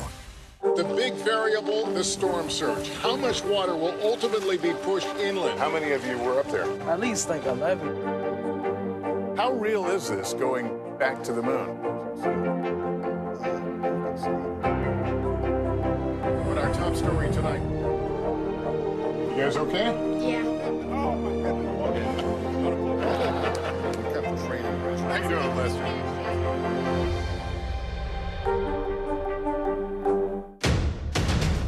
The day's biggest political stories with trusted insight and expert analysis. A daily look at the politics behind the headlines. Meet the Press Now, streaming weekdays at 4 p.m. on NBC News Now.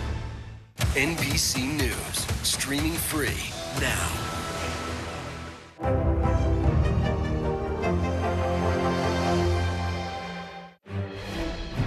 We have breaking news right now out of the West Bank. The AP is reporting at least 10 people were killed and dozens more injured after Israeli forces raided the city of Nablus. The unusual daytime raid comes amid growing tensions in the region. The reason for the raid remains unclear. Officials in the region, though, fear the raid will lead to more violence ahead of Ramadan in March.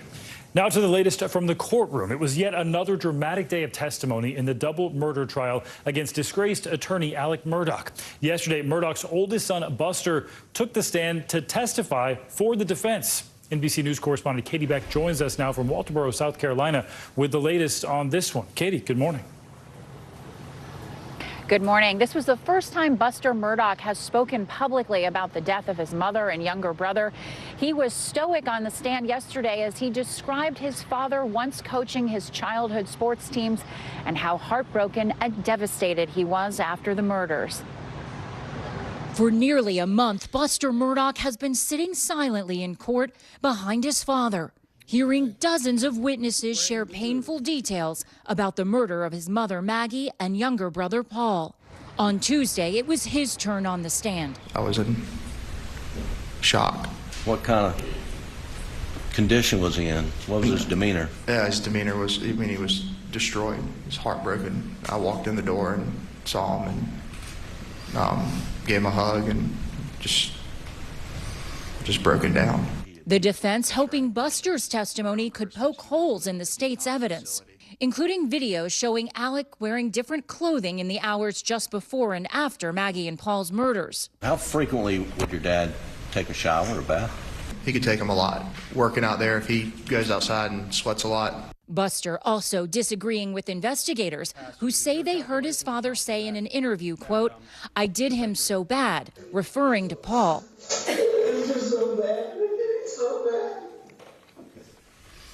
What'd your dad say? Said they did them so bad. The jury also hearing from a forensic engineer hired by the defense who discussed the trajectory of bullets used in Maggie and Paul's murders, using 3D computer scanning technology, depicting the shooter with the gun at their hip and telling the court he believed they would have been between 5'2" and 5'4", a foot shorter than Alec Murdaugh. In my opinion, it's very unlikely that he fired that shot. Prosecutors taking direct aim at the witnesses' credibility. No pathology, no firearms, no shotgun-specific training other than anecdotal shooting a shotgun. None of that. No formal trainings. Is that correct? I would disagree. Even using a tape measure and the engineer's own trajectories to question his assessment about the shooter's height, suggesting the person could have been crouching or standing further away. Right there? Yes. I'm glad we could demonstrate those heights to the jury. Thank you. Buster Murdaugh also testifying that he was aware his father had an opioid addiction and that Alec Murdaugh actually checked himself into a detox facility back in 2018 to try and get clean. We expect to hear more expert witnesses from the defense. They say they plan to wrap their case at the end of the week. Guys? All right, more to come. Katie, thank you. Now to an NBC News investigation into one of the largest food sanitation companies in the country, accused of using child labor. NBC News Homeland Security correspondent Julia Ainsley has more. I just returned from Grand Island, Nebraska, the initial site of a Labor Department investigation that found children, mainly migrants, cleaning slaughterhouse floors in the middle of the night. This as the number of child labor incidents in the U.S. are on the rise. Here's what we learned. Alarming accusations about what happened inside this Nebraska meatpacking plant. Migrant children like this boy, who federal investigators say was put to work in a job that can be incredibly dangerous. Could anybody mistake these children for adults? I don't think there's any mistaking these children for adults. Investigators say the child workers arrived for their shift at night, many of them from Central America. They were employed by cleaning company Packer Sanitation Services, Inc. to sanitize equipment inside the plant. PSSI has 17,000 workers. Of those, investigators say the company employed more than 100 children, aged 13 to 17, and 13 plants across 8 states. Last October, labor investigators say they found nearly 24 children, some as young as 13, working here inside this massive slaughterhouse, cleaning up blood and animal parts in the overnight shift.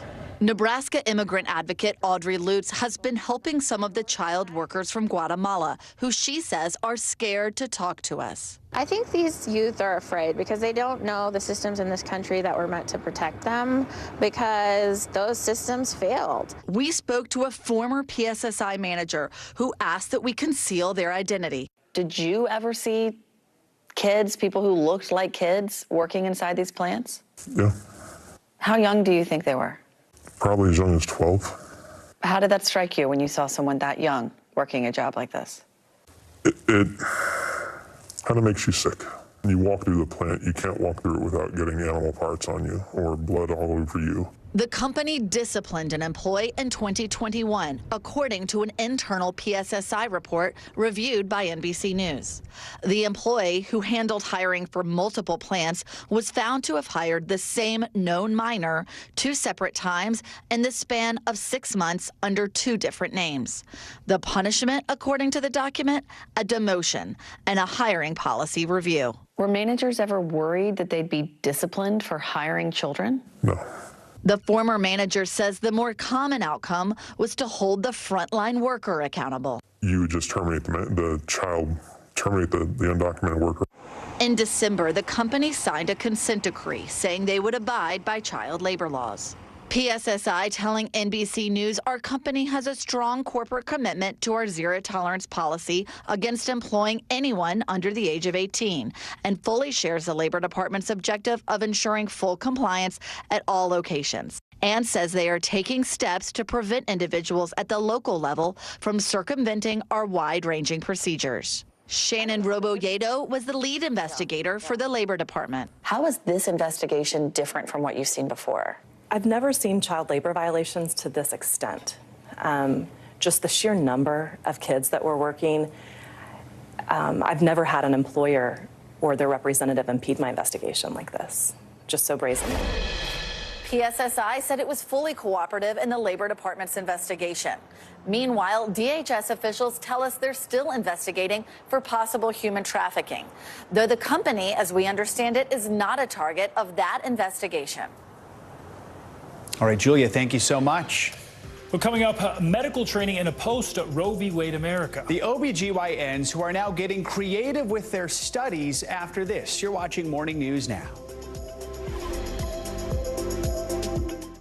This is what it looks and feels With the latest, the bigger piece to the puzzle. We begin tonight with breaking news. How much water ultimately will be forced inland? Whenever it happens, wherever you are, NBC News, streaming free now. For Dateline Premium, subscribe now on Apple Podcasts. Stay on top of breaking news and the biggest stories of the day with NBC News Daily. Thank you so much for joining us. I'm Morgan Radford. And I'm Vicki Wynn. I'm Aaron Gilchrist. And I'm Kate Snow. Get in-depth reporting from across the country. What's your reaction to the president's comments? And around the world. Are Ukrainians continuing to make advances? And ways you can take care of your health. Who should be getting tested, and frankly, how often? And your wallet. Costs are skyrocketing. How to manage soaring prices. NBC News Daily. Weekdays from 12 to 4 p.m. Eastern on NBC News Now. Hey, I'm Hallie. It's good to be with you tonight. There's another legal filing today, and I want to cut through some of the weedsy stuff. And let's just get to the point. They have started to vote on the PACT Act. If you're like, Hallie, stop speaking Washingtonese. This bill would basically give health care to veterans who have exposed to these toxic chemicals. So, Scott, I'm trying to make this as not DC as possible. The increased sort of anger that we've seen now in politics. I saw you searching for, I think, your microphone, Danny. You are out. I was trying to do it on the slide. Live TV, man. It's okay.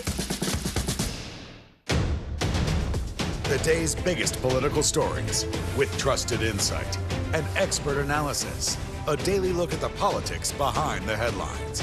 Meet the Press Now, streaming weekdays at 4 p.m. on NBC News Now. Watch NBC Nightly News with Lester Holt or listen wherever you get your podcasts. This is what it looks and feels. From the storm zone. The bigger piece to the puzzle comes. New numbers just out this morning. Good evening. We begin tonight with breaking news just coming in. We begin this hour with the latest developments. We're coming on the air with some shakeups big time on Capitol Hill. How much water ultimately will be forced inland? Whenever it happens, wherever you are, NBC News, streaming free now.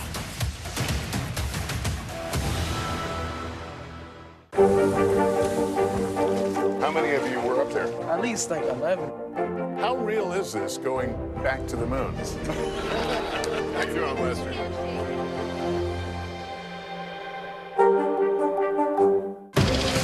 What do people need most right now? Did the state and/or law enforcement drop the ball? Migrant families now stranded in Mexico. What's the World Cup experience been like? It's your news playlist. Top Story with Tom Yamas. Weeknights at 7 on NBC News Now. How many of you were up there? At least 11. How real is this going back to the moon? How you doing, Lester?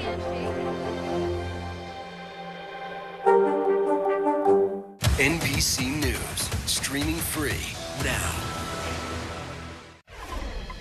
It has been about 8 months since Roe v. Wade was overturned by the Supreme Court, impacting abortion rights nationwide. Yeah, and medical residents needing training to become OBGYNs, they lost access to that abortion training in clinics, and they've had to get pretty creative to get the experience they need. NBC News medical fellow Dr. Akshay Syal joins us now in studio with more on this. It's a whole new world for him, Doc. Yeah, good morning, guys. You know, after Roe v. Wade was overturned, there was a lot of concern about how this would impact the training of future doctors.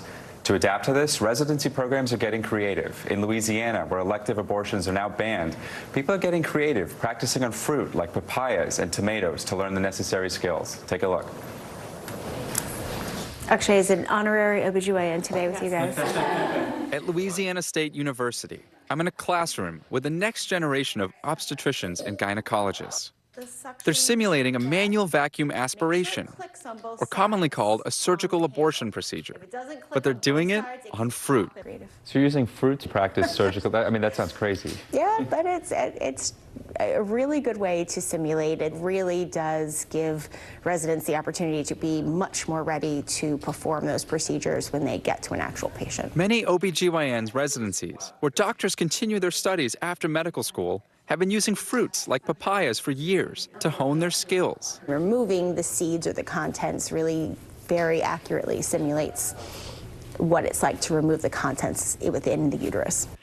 These abortion simulations have been ramping up after the reversal of Roe versus Wade, especially in states like Louisiana, where elective abortions are now banned and access to in-clinic training is limited. Talk to me about the reaction from your residents when they found out they can no longer practice these procedures. They were scared and they were worried about, will I have that training and will I be an adequate physician and able to do these procedures for my patients?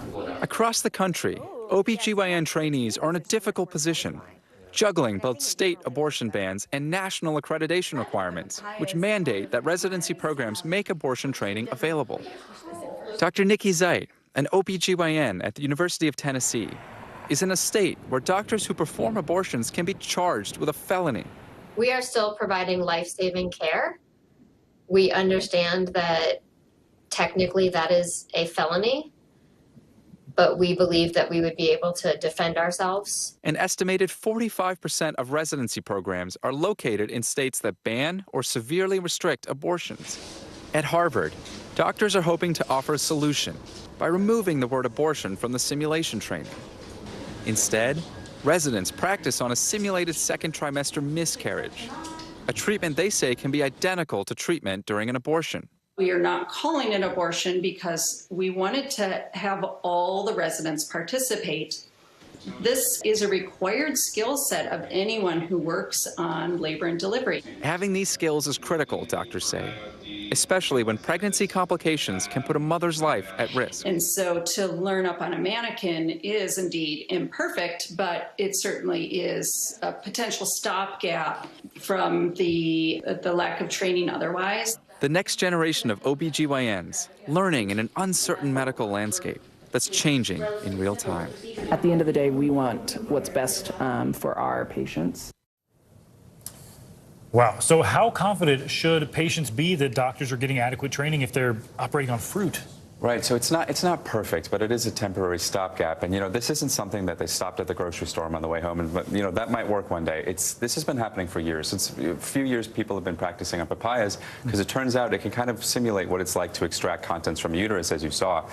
So it's the fruit and it's also the mannequins. That high-fidelity mannequin you saw from Harvard out of there can actually simulate really well what it's like to practice a second trimester abortion.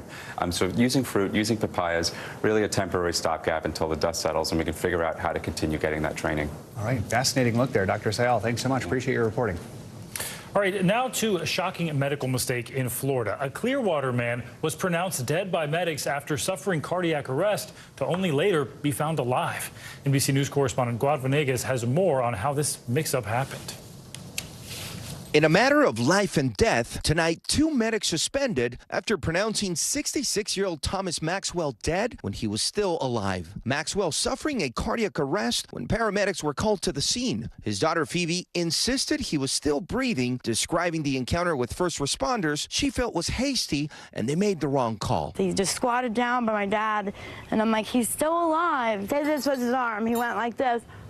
Like, okay, I'm sorry, ma'am, he's gone. Phoebe told our affiliate WFLA the EMTs called the sheriff's department and left the home when the officer arrived. But minutes later, the Pinellas County deputy noticed a breath. And the sheriff came in and said, "Man, we called other medics." And you're right, they found a slight pulse. In a statement to NBC News, the Clearwater fire chief said, quote, "On behalf of the city, I apologize for the actions and the inactions of our crew during this incident. We have strict policies and procedures in place that were not followed according to our preliminary review." He says the 2 medics have been clinically suspended and can't provide any patient care while the comprehensive review proceeds. Incidents of this kind are rare, but they're not unheard of. It might happen, once a year per se, once every other year. It doesn't happen commonly. But just weeks ago, an 82-year-old woman was pronounced dead at a nursing home in New York, only to be found alive later by funeral home staff. Cannot even imagine, but awful. And just days before that, a 66-year-old woman in Iowa was declared dead by a nurse and also found alive later when funeral home staff says she was gasping for air when they unzipped the body bag.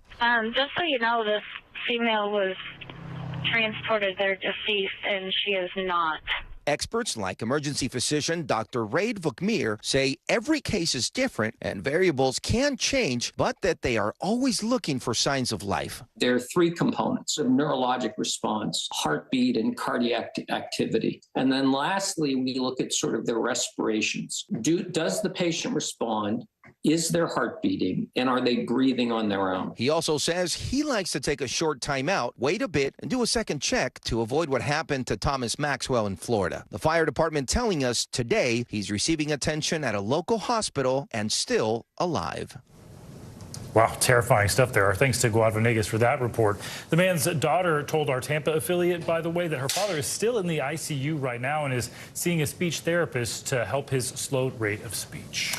Financial headlines now. Walmart CEO is promising to keep the company's brand items priced low. CNBC's Silvana now joins us with that and other money news. Good morning, Silvana.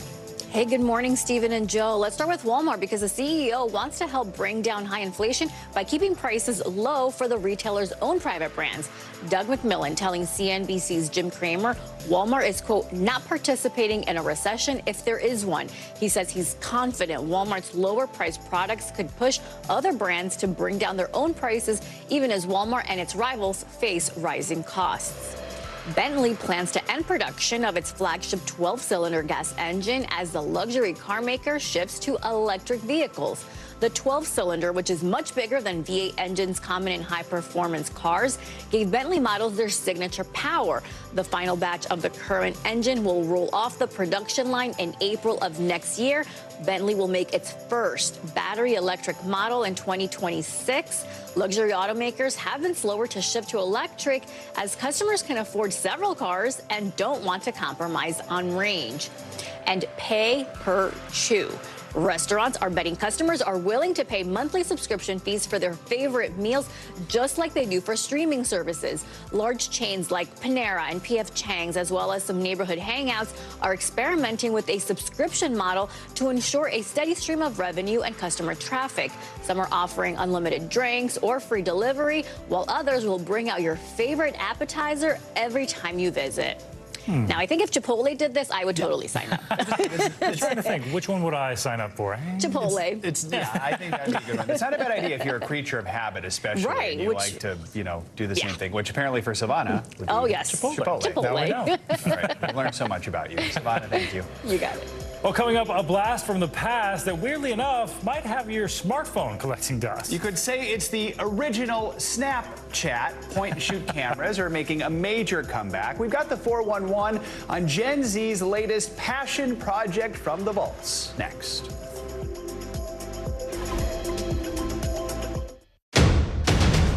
The day's biggest political stories with trusted insight and expert analysis. A daily look at the politics behind the headlines.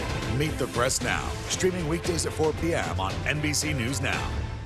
Hey, I'm Hallie. It's good to be with you tonight. There's another legal filing today, and I want to cut through some of the weedsy stuff. And let's just get to the point. They have started to vote on the PACT Act. If you're like, Hallie, stop speaking Washingtonese. This bill would basically give health care to veterans who have exposed to these toxic chemicals. So, Scott, I'm trying to make this as not DC as possible. The increased sort of anger that we've seen now in politics. I saw you searching for, I think, your microphone, Danny. You were I was trying to do it on the slide. Live TV, man. It's okay. NBC News, streaming free now. Hey, podcast fans, ready to unlock our true crime mysteries? Try Dateline Premium on Apple Podcasts. You'll get early access to originals, plus bonus content, and everything is ad-free. So head to Apple Podcasts now to subscribe. This is what it looks and feels What's the latest, Phil? The bigger piece to the puzzle. We begin tonight with breaking news. How much water ultimately will be forced inland? Whenever it happens, wherever you are, NBC News, streaming free now. We begin top story with that breaking news. This is just in, a lot of stories to get to. What do people need most right now? Did the state and/or law enforcement drop the ball anywhere? Are we headed for a recession or a recovery? Migrant families now stranded in Mexico. What's the World Cup experience been like? The civilian effort is not just about fighting, it's also about helping. Every night, it's your news playlist. Top Story with Tom Llamas, streaming weeknights at 7 on NBC News Now.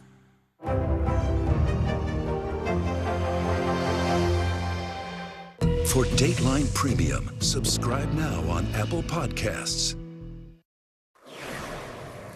Over half a century after their first meeting, two of the world's most legendary rock bands, they are teaming up. A lot of people excited about this one. The Rolling Stones are collaborating with the two remaining Beatles, Paul McCartney and Ringo Starr, to release an album. They've been recording that album over the past few weeks. It's unclear when exactly it'll be released to the public, but according to Variety, a lot of tracks are already done. This would be the first album that the Stones released since 2005. We can expect it to be the Stones in full force because the founding drummer Charlie Watts, who passed away in 2021, of course, is also expected to be featured on the album using material that he previously recorded. So it's a lot about of Beatles fans time, happy. right? Yeah, and Stones, they're teaming up. There was some animosity, I think, back in the day. They're joining forces now. Proof it's never too late. All right, finally this hour, unless you're super young, no doubt you remember the bright flash of a point-and-shoot camera. Yeah, well, now, just like flip phones and low-rise jeans. Are low-rise jeans back? I didn't know about that one. And big jeans, and it's all... It's a lot of jeans. Digital cameras, they are definitely finding their way back into the spotlight. NBC News correspondent Stephanie Gosk has more on the return of an age-old classic. Hey there, it's been a while since most of us owned a camera and a cell phone. Back in the late 90s and early 2000s, megapixels were a thing, and everyone had an SD card reader. Well, those are the days Gen Z longs for, and the old digital point-and-shoot is suddenly a must-have accessory. Now that smartphones have been engineered to take perfect photos, Gen Z has other ideas. I take all my pictures on this. Blurry, grainy, and blown-out snaps are all the rage. It's no longer cool to be in focus. These digital point-and-shoot cameras are just the kind of low-tech influencers are looking for. To my surprise, this actually works, and I just took this photo that looks kind of sickening that I need to post on Instagram. Hashtag digital camera is exploding. The trendsetters buying them now had their baby pictures taken with them 2 decades ago. This is an era, isn't it? This represents an era. This is the era before everyone started using their phone. At K&M Camera in Manhattan, they can't keep digital cameras on the shelf. Do you have people coming in here, kids coming in here looking for these? I mean, this is what everyone wants. I mean, we buy, seriously, probably 100 of these a week and sell almost all of them. Really? 24-year-old Kaylee Sakamoto says her grandmother gave her an old camera. Why do you use it? It's kind of nice to just have a different aesthetic choice, and it's instead of filters and everything, it just comes like that. You don't know how it's going to turn out. Do you like that it feels kind of old? Yeah, it's nice, and it's also a step away from being on your phone all the time. We tried one out in the neighborhood, comparing it to photos taken with an iPhone 13. As you can see, a much softer feel. And it's not just old digital either. Film is making a comeback as well. At Tuttle Cameras in Long Beach, the owner says film sales have recently tripled, with demand for vintage cameras skyrocketing during the pandemic. And for those who can't afford to get a new old camera, there's a hack: retrofitting the latest iPhone to take the new old-looking photos. Gen Z has done this kind of thing before with low-rise jeans and tracksuits. This is iconic. This is such a sleigh. Wireless headphones have been ditched for wires. Just don't tell them that making everything old new again is actually nothing new. There are some famous photographers who have gone back to these digital cameras as well, adding them to collections of old film cameras. A turn-of-the-century look you just can't get using anything else. Back to you. All right, thank you, Stephanie. And before, those cameras were the ones that had flash cubes that you bought separately. Yeah. Put the flash, you only got 4 flashes per shot on top of the camera. Right. I'm waiting for that. Bring those back. Yeah, all right, then let's see if you like those. That does it for this hour of Morning News Now. But your news continues right now.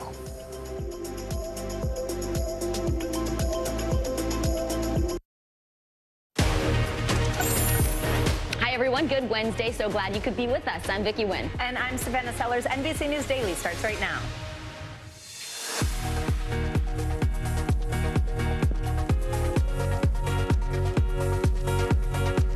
Today is Wednesday, February 22nd. Blizzard warning. Tens of millions of Americans on alert from California to Maine as a historic winter storm is on the move. The wintry wallop already prompting hundreds of flight cancellations. It could bury some cities under the biggest snowfall in almost a decade. We will be tracking it all ahead. Toxic responsibility. The EPA is vowing to make the railway company pay for the cleanup of that fiery train derailment in Ohio. We'll tell you how the CEO is responding to calls for accountability. Seeking justice, thousands of Southeast Asian refugees face deportation even after serving their prison sentences here in the U.S. I spoke with a man who was sent back to Cambodia, a country his family fled when he was just a baby. The new bill being introduced to prevent what some call a double punishment. Baby behind bars. A pregnant mother accused of murder wants to be released from jail, claiming the rights of her unborn child are being violated. More this hour on the unusual and unprecedented legal argument for her release. Welcome to NBC News Daily. We begin with that brutal storm system that's slamming the United States this week. Tens of millions of people under severe weather alerts from the West Coast to New England. Overnight, people in Montana and Minnesota were walloped by blizzard conditions. Now they're bracing for a second blast from this winter storm. Other states like South Dakota and Nebraska are already covered in snow, causing dangerous road conditions and over 1,000 canceled flights just today. But in the South, we're seeing the exact opposite. More than 100 cities could see record-breaking temperatures as high as 90 degrees through tomorrow. Wild weather coast to coast. We're tracking warnings and watches now stretching from California all the way to the East Coast. Our team of correspondents is covering this extreme weather for us. We have NBC News meteorologist Bill Cairns here with the very latest forecast. But just take a look at your screen. We got NBC News correspondent Sam Brock in Miami with more on the heat wave sweeping the South. And what a tale of photos there, from sunglasses to that parka. Yeah, with Nyella. Oh. Hey, Nyella, we're going to start with you in Minneapolis, Minnesota. We are sorry about the assignment and putting you right next to Sam in what looks like an idyllic location. But look, this area that you're in, it's so used to extreme cold, to so much snow. So when officials are briefing people, it's got to be pretty bad outside. I know you've been out there all morning. What's it like right now, and how worried are officials that this could turn into this historic storm? Well, Savannah, there's a slight break in the snow now, but we're expecting more than a foot later in the day. And if you take a look here at the roads, although snowplowers have been working 12-hour shifts to get the snow cleared out of here, most of the roads in this state are still covered despite that work. And now the issue is a lot of these roads are icy, making for a difficult drive. Like I said, there's a slight break now. So what officials don't want people to do is go out now and then get stuck later. And what could be negative wind chills temperatures that could be deadly. Here's what the mayor of Minneapolis is telling residents. We are preparing for what will likely be an historic snow event. We've got multiple departments and multiple jurisdictions, both Minneapolis and St. Paul, doing everything possible to make sure that we are prepared. So definitely trying to convey a sense of urgency here, Savannah. Officials telling the people who live here not to go out and travel unless absolutely necessary. Savannah, Vicki? All right, Nyella, thank you so much. And now, as we just mentioned, talk about weather whiplash. While the northern part of the country is under a deep freeze, the south is heating up. From Florida to Washington, D.C., temperatures are actually expected to set record highs tomorrow. NBC News correspondent Sam Brock joins us now from where we all wish we were, Miami Beach, Florida. This is crazy. I mean, with the look mirrored sunglasses, get out of town, Sam. We are too jealous. I mean, look, it's always pretty warm in Miami. 70s this time of year, pretty normal, but we understand that could actually feel cool compared to what's coming. What are people expecting there, and what are they saying about it? Obviously, they're taking advantage. So first of all, Savannah, Vicki, I'm so excited how excited you are about this. Look around me right now. Do you know what they call this in Miami? What? This is called Wednesday. Oh, it's about 85 degrees right now. Yes, there's thousands of people on South Beach where I'm standing. Throughout the day, we're going to climb to the mid, maybe upper 80s, but that's pretty standard operating procedure in South Florida on a day like this, even in late February. What's going on throughout the state, however, northern and central Florida, as well as all over the South, it's a bit of a differentiator. Orlando, for example, guys, 90 degrees is the expectation for today, which would be borderline unprecedented, if not unprecedented, if they hit that mark. As I walk inside the ocean here, a couple of points to make. One, It's like bath water being inside of here. It's 77, 78 degrees in the sea. That's about 3 or 4 degrees warmer than what you would normally see at this time of year. So that is warm. But as you make your way throughout the South, whether it's Texas or Louisiana, South Carolina, North Carolina, Virginia, Washington, D.C. even, we're seeing unseasonably warm temperatures that in many respects sets a new bar, especially for the next couple of days going forward. Mardi Gras, guys, is a great example of this. Typically in New Orleans this time of year, 65, 66 degrees. But earlier this week for Fat Tuesday and on Wednesday, we're looking at temps in the 80s. So everybody is getting a good feel of this warm weather movement. Love it, Sam. I know. Go dive in. They call it a Wednesday there. Sam, I feel like the Chamber of Commerce in Miami is going to take a clip of this. Really. Like, couldn't speak better for South Florida there. Sam Brock, as always, we appreciate you. Enjoy. Have fun. All right, we want to bring in NBC News meteorologist Bill Cairns, who is here in this chilly set with us. Bill, we're seeing some polar opposite weather extremes here, so tell us what's in store for the next few days. I'm glad my mic was off, because that was the first correspondent I've ever booed during one of their reports. I mean, obviously the extremes have been well advertised this week. Now they are playing out. But now we're getting to the dangerous portion of the storm. The freezing rain has begun, and no one wants to be in freezing rain. And that's happening now just north of Chicago, the Milwaukee area to southern Wisconsin. The freezing rain has begun in southern Michigan. And this is where we have a chance of power outages later on tonight. And, of course, if they didn't cancel school or if people do have schools in these regions, that's going to be a hazard, and getting home from those regions, too. Minneapolis snowfall totals has been reduced a little bit. They've had 4 inches so far. They're in this lull now. They're expecting about another 8 to 12 inches. Here's that ice forecast, though. When you get to the blue, when you get a 1/4 inch, that's when you can get power outages. That's that area from Detroit all the way just south of Grand Rapids here, and just north of Chicago, heading up there towards Milwaukee. That's the areas of greatest concern. So 72 million. Obviously, the map is still all full of many colors. The blizzard warnings continue, though, for western Minnesota, portions of the Dakotas, and areas there, Wyoming. And there's also blizzard warnings here up towards the Grapevine, north of L.A., only 10 miles north of L.A. Higher elevations, obviously, not the city itself, but that's pretty rare. So forecast totals, in addition to what's already fallen, there's the 8 to 12 in Minneapolis. Green Bay should get about 8 to 12 inches out of this. So that's kind of the snow portion of it. And it's going to be a messy day throughout areas of New England in the Northeast. We already are watching sleet and freezing rain throughout areas of Pennsylvania. That is going to push northwards during the day today. So anyone traveling throughout this region, it's not a lot of snow, but the fact that it's going to go snow over to sleet, over to freezing rain is going to be troublesome throughout the travel throughout the evening. And then also we have to watch out for the potential of some severe weather over the next 2 days. And just keeping an eye on those temperatures. We saw the 83 where Sam was in Miami. We're also watching Atlanta closely today, ladies. If we hit 80 degrees in Atlanta today, it'll be the warmest temperature they've ever recorded in the month of February. Oh, wow. 80 degrees in February. We'll see if we get there. Yeah, and meanwhile, here, just still not snowing, nothing. Let's not talk about it. Bill Cairns, thank you very much.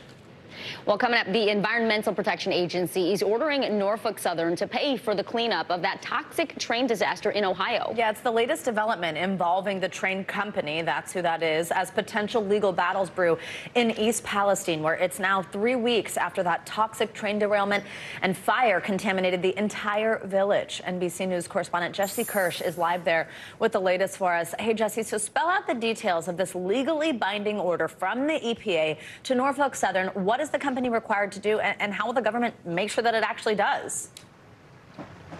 Yeah, and actually we have a little bit of news that just came in that I want to share first, guys. We just learned, according to the Transportation Department, that Secretary of Transportation Pete Buttigieg will be visiting East Palestine tomorrow. That comes after multiple visits now, 2 visits by the EPA administrator for the Biden administration. And this is also as we see former President Donald Trump making an appearance and visiting with community members and making donations here in this community today. That is expected just hours from now. But to your point about what the EPA is mandating, it says that it's legally binding order will require Norfolk Southern, the railroad that it says is responsible for creating this derailment mess, to pay for the cleanup necessary. And that includes, according to the order, that EPA would be able to expect Norfolk Southern to reimburse EPA for any cleaning services that the administration, that the Biden administration is providing through the EPA to homes and businesses to clean up in the aftermath of this derailment, which is almost 3 weeks ago now, but obviously still has plenty of people here with lingering health concerns and questions about what's coming down the road for them. Jesse, Norfolk Southern says it has committed $6.5 million to East Palestine so far to help with the cleanup effort. So they say that's just a down payment. More is to come. What else do they have planned, and what are officials there saying about this ramped up enforcement? Yeah, the Norfolk Southern CEO in a rare interview with CNBC made clear that the railroad is working with government officials and promised that they will be cleaning this up. They also are trying to convey that they are here for the long term, not just today, not just tomorrow. That is the message that the railroad is trying to convey. But we've also got some harsh words for them and some skepticism in this community as to whether or not they will actually be held accountable. Here's part of what Pennsylvania's governor said about the railroad in response to the EPA taking this action. It is my view the Norfolk Southern wasn't going to do this out of the goodness of their own heart. There's not a lot of goodness in there. They needed to be compelled to act. All of this as Pennsylvania's governor also says that his office has made a criminal referral in this matter. So more on that to come, Shirley. And we expect a preliminary report from the NTSB on that derailment tomorrow morning, guys. Back to you. All right, NBC News correspondent Jesse Kirsch in Ohio for us. Jesse, thank you. Now let's turn to our CNBC Money Minute. If you're a big online shopper, specifically if you like Target, you might get your orders a lot faster. The retailer says it's spending $100 million to build a network of supply chain hubs to try to speed up delivery. CNBC technology reporter Kate Rooney joins us now. So, Kate, what is the plan with Target, and what does this mean for loyal customers, some of whom are sitting on this desk? Exactly. We might have some loyal customers among us. So the plan here for Target is to set up at least 15 sortation centers, as they're called, by the end of January 2026. So the company is betting that e-commerce will continue to grow despite online sales slowing in its most recently reported quarter. Target's chief global supply chain officer says up to 40% of packages that go through the new facilities will arrive at customers' doors the next day. The expansion will also grow Target's workforce, with each center requiring more than 100 new workers. And Adidas is making its largest ever investment in North American soccer. The sportswear giant has agreed to an $830 million deal with Major League Soccer to extend their partnership.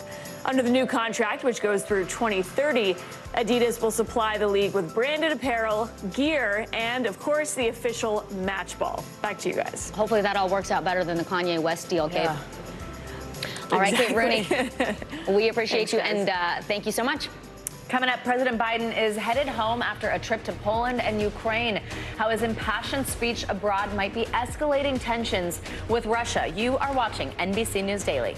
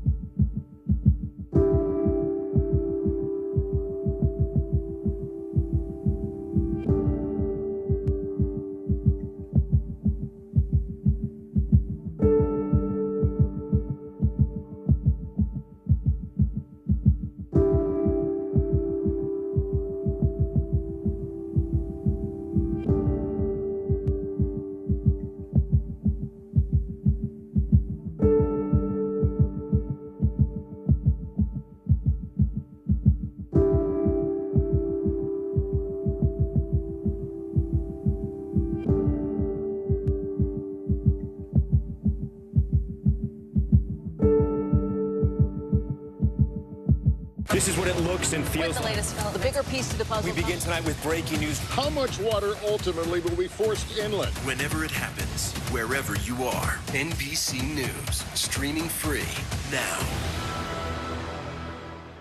For Dateline Premium, subscribe now on Apple Podcasts. We begin tonight with breaking news just coming in whenever it happens, wherever you are. NBC News, streaming free now. Welcome back. President Biden is wrapping up his 4-day trip to Poland and Ukraine. He left Warsaw just last hour after meeting with more NATO leaders to shore up support for the alliance's eastern flank. NBC News foreign correspondent Josh Letterman is live in Warsaw, Poland for us. Hey, Josh. So President Biden called one of the big things that we heard out of this week a decision by Russian President Vladimir Putin, this idea of suspending this last remaining nuclear treaty. He called it a big mistake. What else did Biden say, and what did he say specifically, his messaging to NATO leaders?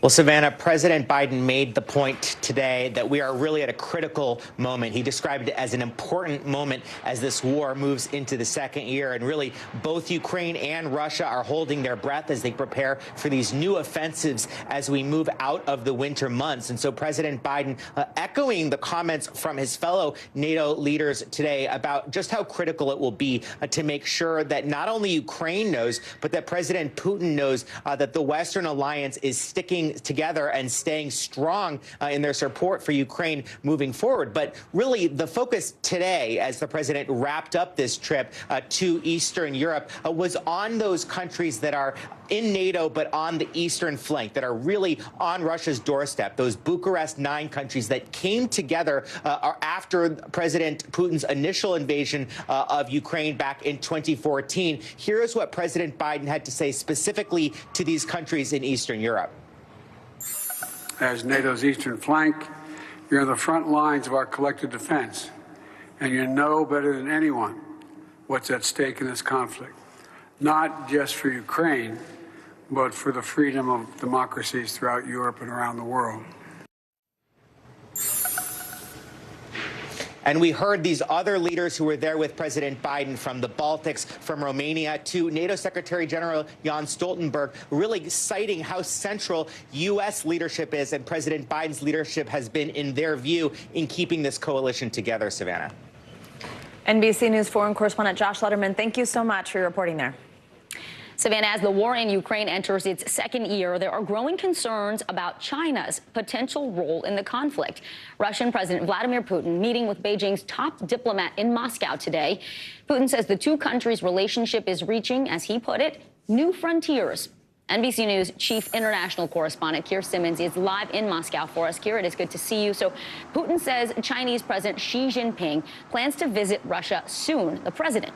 So what kind of message would that send? And are there concerns here about China getting involved in this war? Oh, there are definitely concerns on part of the West and Washington. Yes, President Putin said in that meeting today with that Chinese official that Xi Jinping will come here to Moscow. But I think it's very interesting that there hasn't been a date set. And this has been talked about for many, many months. I think that the Chinese leader will be looking at the situation and considering when would be the best time to come, whether it would be once he's kind of got some kind of negotiations underway. That's what the Chinese would like to see happen, or whether it would be dangerous for him to come too soon and signal to the Europeans and the Americans. Keep in mind, China has a strong economic relationship.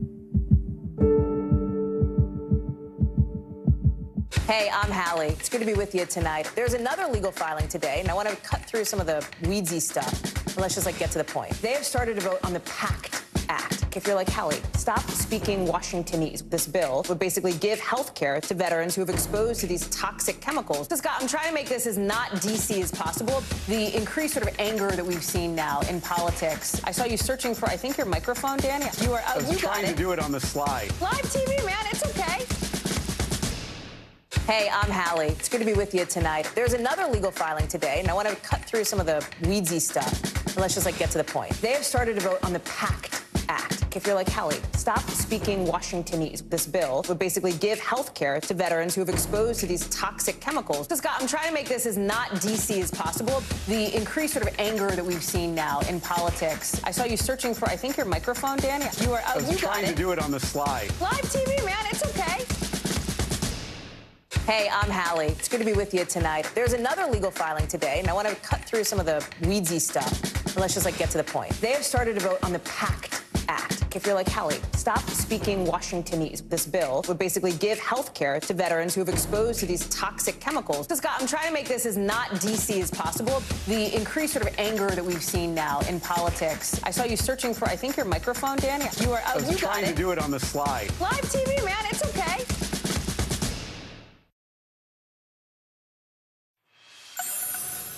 Now to an NBC News investigation into one of the largest food sanitation companies in the country accused of using child labor. NBC News Homeland Security correspondent Julia Ainsley speaks with a former insider who claims they saw kids as young as 12 put to work. Alarming accusations about what happened inside this Nebraska meatpacking plant. Migrant children like this boy, who federal investigators say was put to work in a job that can be incredibly dangerous. Could anybody mistake these children for adults? I don't think there's any mistaking these children for adults. Investigators say the child workers arrived for their shift at night, many of them from Central America. They were employed by cleaning company Packer Sanitation Services, Inc. to sanitize equipment inside the plant. PSSI has 17,000 workers. Of those, investigators say the company employed more than 100 children, aged 13 to 17, and 13 plants across 8 states. Last October, labor investigators say they found nearly 24 children, some as young as 13, working here inside this massive slaughterhouse, cleaning up blood and animal parts in the overnight shift. Nebraska immigrant advocate Audrey Lutz has been helping some of the child workers from Guatemala, who she says are scared to talk to us. I think these youth are afraid because they don't know the systems in this country that were meant to protect them, because those systems failed. We spoke to a former PSSI manager who asked that we conceal their identity. Did you ever see kids, people who looked like kids, working inside these plants? Yeah. How young do you think they were? Probably as young as 12. How did that strike you when you saw someone that young working a job like this? It kind of makes you sick. When you walk through the plant, you can't walk through it without getting animal parts on you or blood all over you. The company disciplined an employee in 2021, according to an internal PSSI report reviewed by NBC News. The employee, who handled hiring for multiple plants, was found to have hired the same known minor 2 separate times in the span of 6 months under 2 different names. The punishment, according to the document, a demotion and a hiring policy review. Were managers ever worried that they'd be disciplined for hiring children? No. The former manager says the more common outcome was to hold the frontline worker accountable. You would just terminate the child, terminate the undocumented worker. In December, the company signed a consent decree saying they would abide by child labor laws. PSSI telling NBC News our company has a strong corporate commitment to our zero-tolerance policy against employing anyone under the age of 18 and fully shares the Labor Department's objective of ensuring full compliance at all locations, and says they are taking steps to prevent individuals at the local level from circumventing our wide-ranging procedures. Shannon Roboyedo was the lead investigator for the Labor Department. How is this investigation different from what you've seen before? I've never seen child labor violations to this extent. Just the sheer number of kids that were working.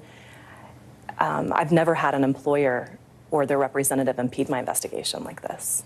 just so brazenly.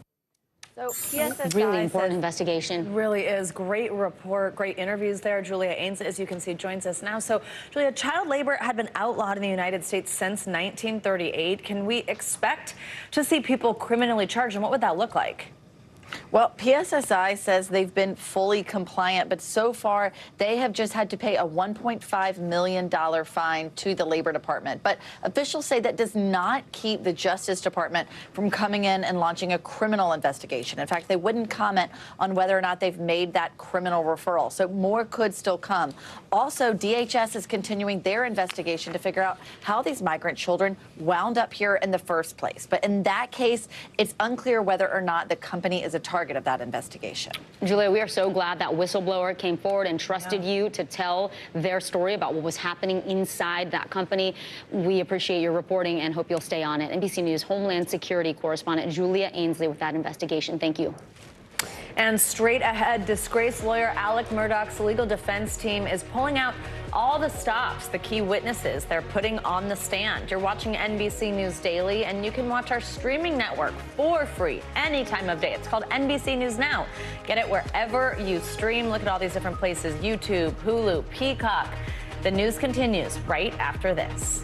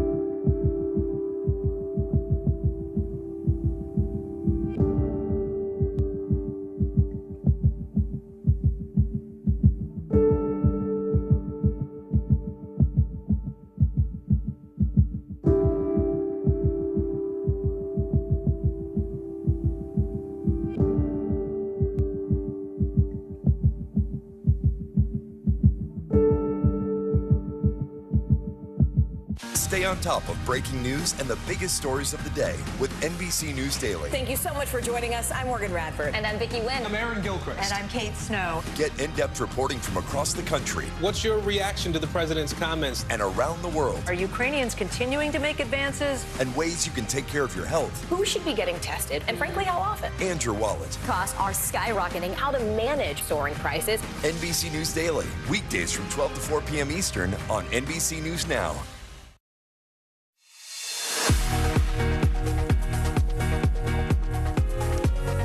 Welcome back. We hope you're having a great Wednesday. Thanks for being with us. I'm Vicki Wynn. And I'm Savannah Sellers. We're happy you're here. Making news right now. At least 10 Palestinians are dead following an arrest operation by Israeli troops in the West Bank. Israeli military officials say they entered the city of Nablus to arrest 3 wanted militants connected to previous shootings in the area. More than 100 people were also hurt during the raid. Still no word yet what caused a deadly explosion near Miami. We're told at least 2 people were killed. At least 3 others were hurt in the blast at a welding business. You can see there those large plumes of black smoke as crews worked to put out those flames. And Democrat Jennifer McClellan makes history as the first black woman elected to Congress in Virginia. She's set to succeed, the late Representative Donald McEachin, who died in November. McClellan's campaign promised to protect voting rights and domestic workers within the southern state. Now to Plains, Georgia, where there are a lot of heavy hearts today as former President Jimmy Carter receives end-of-life hospice care. That's right, and people are traveling to Carter's tiny hometown to honor the 98-year-old former president's life and legacy. NBC News correspondent Priscilla Thompson joins us now from there. She's in Plains. Hey, Priscilla, so tell us about the people who are visiting this town, coming to celebrate, and how they're remembering our former president's life. Yeah, Savannah, I had an opportunity to meet a man who had come with his grandkids and his daughter, and they had spent the whole way driving here from Atlanta talking about President Carter, talking about his legacy and all the work that he has done in his life. And that man told me that he feels President Carter is the greatest ex-president in our history. And I want to play a bit of our conversation with him. Take a listen. Well, he ended his presidency sort of in shame, if you will, by not being reelected to office. But did he go home and lick his wounds and never come out again? No. He came right back out and rolled up his sleeves and went to work. And, of course, we know he did so much in the time after he was president. President Carter, of course, returning here to Plains, Georgia, where he was from, founding the Carter Center, which is based in Atlanta, and working around the world to promote peace, to promote human rights, volunteering with Habitat for Humanity. Every year, he worked on more than 4,000 homes during his time working with Habitat for Humanity, and still made time to teach a Sunday school service here. And that man that I spoke with, that grandfather, he said that, yes, President Carter won a Nobel Peace Prize, but perhaps his greatest prize is right around the corner. And that is a sentiment that I've heard from so many people here. President Carter, of course, a man of deep faith, as are so many people in this community who are praying and thinking of him and his family right now. Savannah, Vicki? Priscilla, I think of one woman who said that he would always ask, what are you doing to help make the world a better place, and how can I support you? I think that says a lot about him. NBC News correspondent Priscilla Thompson in Plains, Georgia for us. Priscilla, thank you. Now to an NBC News exclusive. We're learning more about the Fulton County, Georgia special grand jury's investigation into former President Donald Trump. In her first televised interview, the jury's foreperson tells NBC News the panel recommended indictments against more than a dozen people for interfering in the 2020 presidential election. NBC News correspondent Blaine Alexander spoke with her. She joins us now on this from Atlanta. Hey, Blaine. So, of course, the big question, what was she able to tell you? Did she tell you anything in terms of indicating who is on the list for recommended charges? Well, Savannah, specific names, no, she did not. She didn't say specific names, but she did kind of give at least some insight into the fact that some of the names may be recognizable. You know, this was a really wide-ranging interview. I talked to her for about 45 minutes, a fascinating conversation, and it was very clear that she was very much trying to walk a line. She obviously wanted to share information, but at the same time, she wanted to comply with the judge's order that deliberations remain under wraps. And so in some cases, it appears she kind of walked right up into that line, but then stopped short of crossing over it. Now, when she talked about indictments, or recommendations rather of indictments, she said that more than a dozen people were recommended for indictments. Here's a little bit of our conversation around that and what she had to say. Take a look. Are these recognizable names that people would know? There are certainly names that you would recognize. Did the grand jury recommend an indictment of former President Trump? I'm not going to speak on exact indictments. I don't think that there are any giant plot twists. So there you have it. She was not going to speak on specific indictments. She also said that there were some names that we recognize, some names that we would not. Asked her a couple more questions about, people who came in with immunity deals in place, for instance. She said there were about a dozen people who walked through the door with immunity deals, but not major names as she characterized them. Savannah. All right, NBC News correspondent Blaine Alexander with that first televised interview. Thank you so much. Well, Savannah, all eyes are on South Carolina, where Alec Murdaugh, the prominent former attorney charged with murdering his wife and son, well, he could take the stand in his own defense. NBC News correspondent Katie Beck has been on this case since the start. She joins us now from South Carolina. Katie, good to have you on. So the judge denied issuing any sort of ruling that would limit the prosecution's scope of cross-examination. The defense wanted that. So if Murdaugh does take the stand, what might we hear from him? Well, it's a risky venture, and all legal experts will tell you that defense attorneys rarely put defendants on the stand unless there is some critical piece of evidence they can't get into the trial any other way. In this case, there is a critical piece of evidence that's been left unanswered, and that is that kennel video that clearly Alec Murdaugh's voice is identified in the background of. The defense has not answered to that, and that puts him at the scene very close to the time of death. 8:49 is when that timestamp is on the video. The defense has not answered why his voice is in the background. The only person who really can answer that is Alec Murdaugh. So if I'm the prosecution, that is the first question out of the gate. Is that your voice? Why were you there? And how does that make this timeline at all possible from your standpoint? Katie, before we let you go, we heard from a forensic engineer who testified he believes the shooter was a lot shorter than Alec Murdaugh, who is 6 feet 4 inches tall. Walk us through that. Yeah, we heard yesterday from this engineer who took a really tough battle on the cross-examination during that testimony, but he provided that through his theory and through his testing, he was able to determine that this was a very steep upward angle, the trajectory of that bullet, and therefore it had to be someone who was 5'2" to 5'4" in height, guessing that they were holding the weapon at their waistline and shooting at an upward angle. He said it was very difficult to conceive that someone Alec Murdaugh's height, who is 6'4", could have fired that gun. All right, NBC News correspondent Katie Beck with the latest on that Murdaugh trial. Thank you, Katie.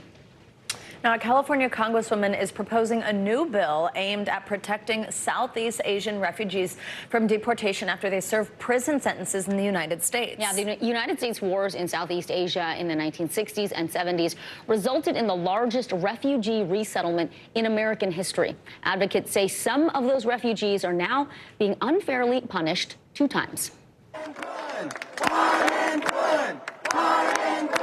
A rally in Oakland, California to pardon Poon Yu, a former refugee who fled the genocide in Cambodia with his family when he was just a year old. We need him here to help us heal the streets that we are harmed. Yu watches from ICE custody, where he's facing imminent deportation to Cambodia, a country he doesn't remember. And I'm feeling the overwhelming love and support. Yu was one of 10 kids growing up in Long Beach, his parents constantly working. He says bullying at school and feeling like an outsider led him to join a gang at 13. I felt like as a child who was already traumatized through war, through poverty, it took a toll on me.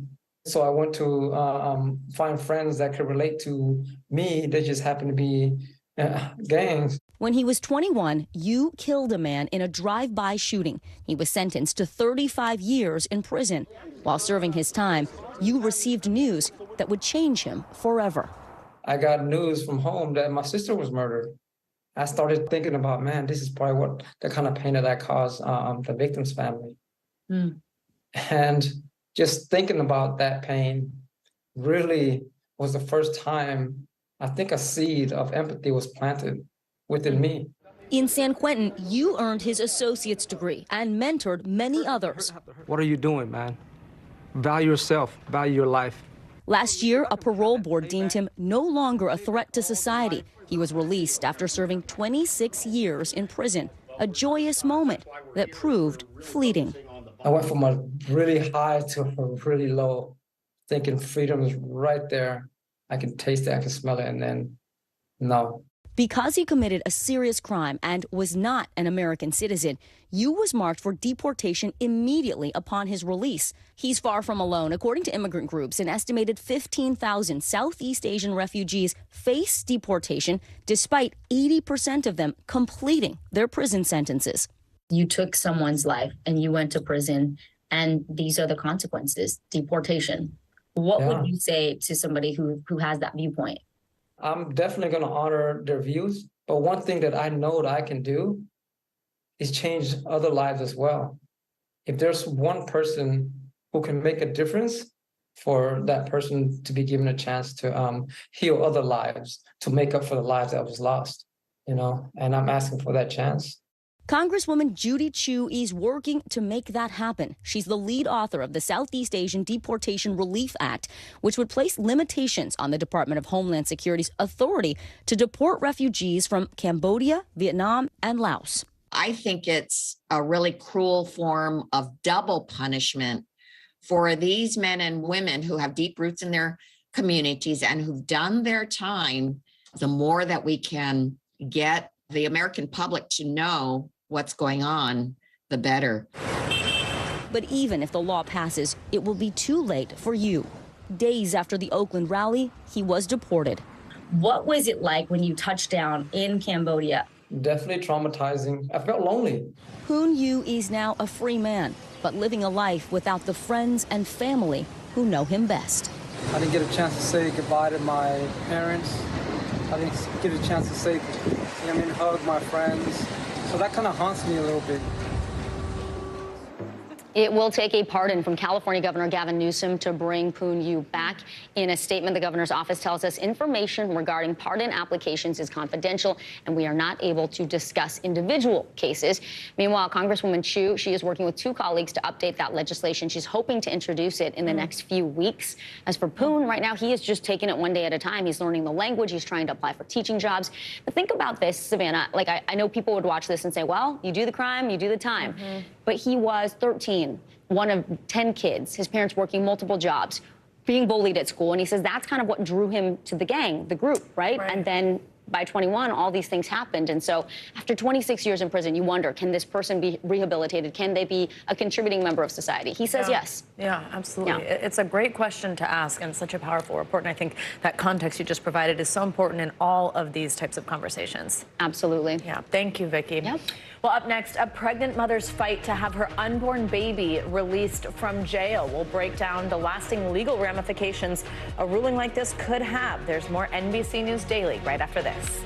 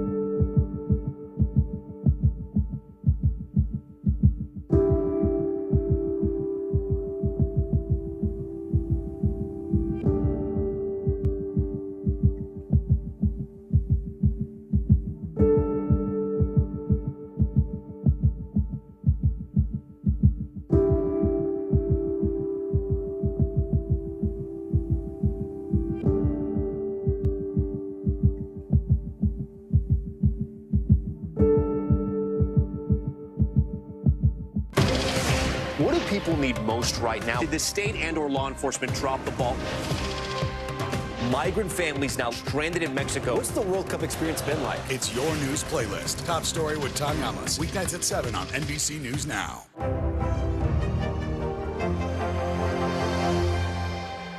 We begin tonight with breaking news just coming in. Whenever it happens, wherever you are, NBC News, streaming free now. Well, in Florida, a pregnant mother accused of murder is now claiming her unborn child's rights are being violated as she serves her jail time. Kim Nguyen from NBC Miami dives into this unprecedented case and the mother's ongoing battle with the state.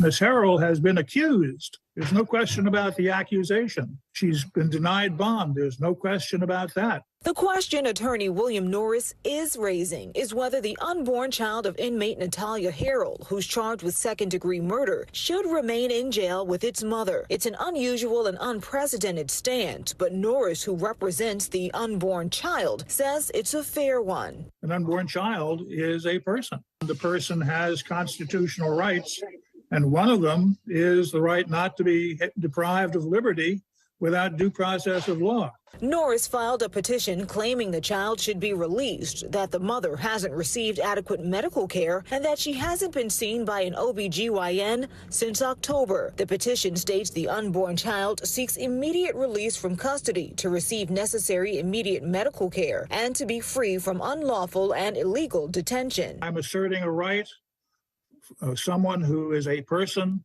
who has not been considered in the decision to incarcerate his mother. Harrell, now 8 months pregnant, was 6 weeks along when she was arrested in July. Her attorney hoping to get her released on bond for 6 months. She's charged with shooting and killing Gladys Borcella during an argument in an Uber.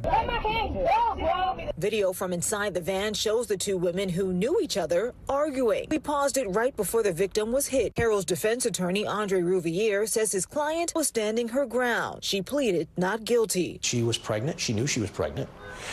She was fearful that this woman was going to do something to her.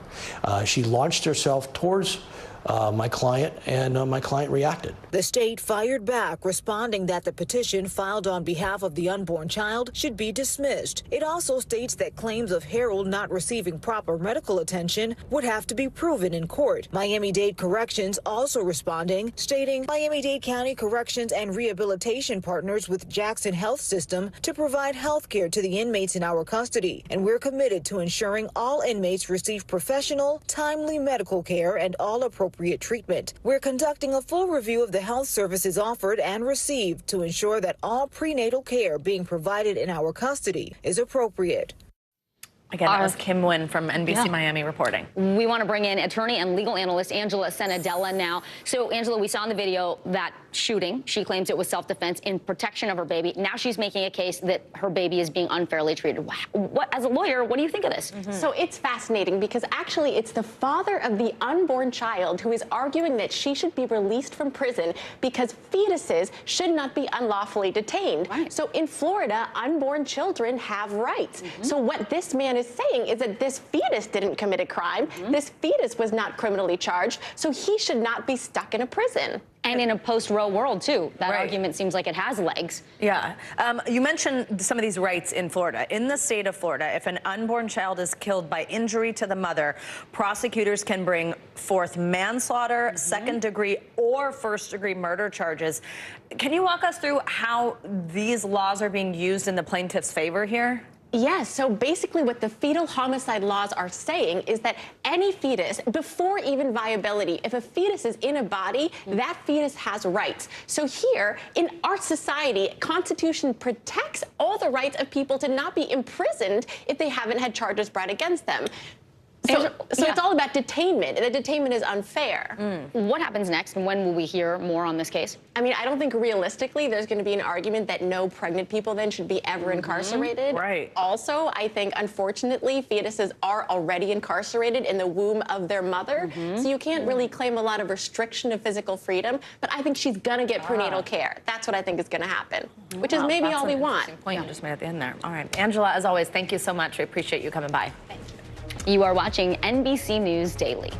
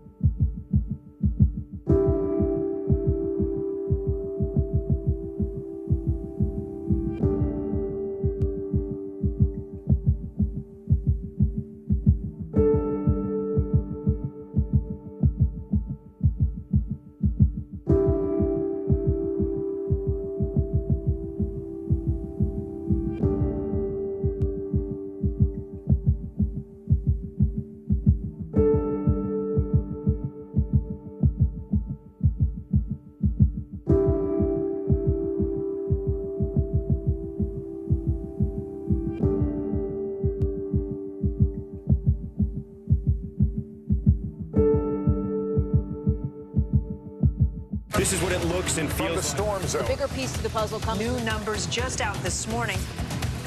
Good evening. We begin tonight with breaking news just coming in. We begin this hour with the latest developments. We're coming on the air with some shakeups big time on Capitol Hill.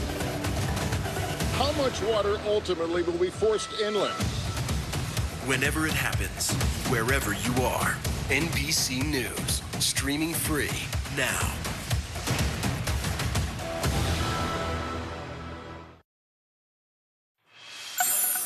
Welcome back. If you want to take a photo nowadays, most of us just take out our smartphones, snap a pic, but a growing number of young people are going for that Y2K tech. Y2K. That brings up a lot of memories for me. NBC's Stephanie Goss explains why digital cameras and blurry photos are making a comeback. Now that smartphones have been engineered to take perfect photos, Gen Z has other ideas. I take all my pictures on this. Blurry, grainy, and blown-out snaps are all the rage. It's no longer cool to be in focus. These digital point-and-shoot cameras are just the kind of low-tech influencers are looking for. To my surprise, this actually works, and I just took this photo that looks kind of sickening that I need to post on Instagram. Hashtag digital camera is exploding. The trendsetters buying them now had their baby pictures taken with them 2 decades ago. This is an era, isn't it? This represents an era. This is the era before everyone started using their phone. At K&M Camera in Manhattan, they can't keep digital cameras on the shelf. Do you have people coming in here, kids coming in here looking for these? To me, this is what everyone wants. I mean, we buy, seriously, probably 100 of these a week and sell almost all of them. Really? 24-year-old Kaylee Sakamoto says her grandmother gave her an old camera. Why do you use it? It's kind of nice to just have a different aesthetic choice, and it's instead of filters and everything, it just comes like that. You don't know how it's going to turn out. Do you like that it feels kind of old? Yeah, it's nice, and it's also a step away from being on your phone all the time. We tried one out in the neighborhood, comparing it to photos taken with an iPhone 13. As you can see, a much softer feel. And it's not just old digital either. Film is making a comeback as well. At Tuttle Cameras in Long Beach, the owner says film sales have recently tripled, with demand for vintage cameras skyrocketing during the pandemic. And for those who can't afford to get a new old camera, there's a hack: retrofitting the latest iPhone to take the new old-looking photos. Gen Z has done this kind of thing before with low-rise jeans and tracksuits. This is iconic. This is such a slay. Wireless headphones have been ditched for wires. Just don't tell them that making everything old new again is actually nothing new. And Stephanie, burn. Yeah, I know. That's right. Stephanie, you've got the camera, and it's not just the influencers, right? Professional photographers were using these at Fashion Week. Yeah. Well, what's interesting about it is it does take a certain kind of picture, right? And so to get that kind of picture, some professional photographers are adding it to their very expensive film cameras that they have as well, those collections. I love everything about this story. I know, except for the extra step that then you got to go figure out how to get those onto something where you can post them. Well, what's really great about it, too, and when I was talking to that Gen Zer herself in the great pink puffy coat, what she said to me is it gets her off her phone. So her phone is down, and she's taking pictures with this, and it's like a technology break. Yeah. Although you may remember when these came out, we all thought we were pretty cool. Oh, yeah. I got tech. You said you had a blue one. I have a blue like one. An ice I gotta blue dig it out. No, it's like, I don't know, maybe kind of a metallic blue. So this is, we used to brag about the megapixels. This has 12 megapixels. The iPhone 14 Pro has 45. Oh, okay. So I was going to ask you, that's the comparison, 14 versus 45. Yeah. Wow. Oh, wow. Different. I do like the look of the kind of like grainy. It's kind of fun. Well, I like just walking around with it because now I look so cool. You are so cool. You don't need that. Are you Gen Z? I'm totally Gen Z. That's right. I'm Gen Z's grandmother. Oh my God, I'm with you, sister. They love me. All right, Stephanie Goss, as always, thank you. That was a fun piece. Thanks so much. And here is what else is trending now, because that certainly is. It's a dream come true for classic rock bands, the Rolling Stones, and the 2 surviving members of the Beatles will come together on a new album. Sir Paul McCartney has already recorded bass parts for the forthcoming album. Ringo Starr is set to play on the yet-to-be-announced record in the next few weeks. The show must go on for the Chrisley family. On her podcast, daughter Savannah Chrisley says the family is working on a new reality TV show while her parents, Todd and Julie Chrisley, are behind bars. Savannah says production companies and networks are interested in a show which she promises won't hold back on what they're experiencing while their parents are away. And Paul Ruff, the adorable canine who went viral for looking like actor Paul Rudd, has been adopted. The 2-year-old Australian Shepherd mix got a new home on Monday in Tennessee. And while the dog's resemblance hasn't changed, their new owner renamed him Rowdy. Oh, that is cracking me up. It does kind of look like Paul Rudd. It does look like him. I definitely would have stuck with Paul Ruff. But very cute and great he's adopted. I'm Savannah Sellers. I'm Vicki Wynn. You're watching NBC News Daily.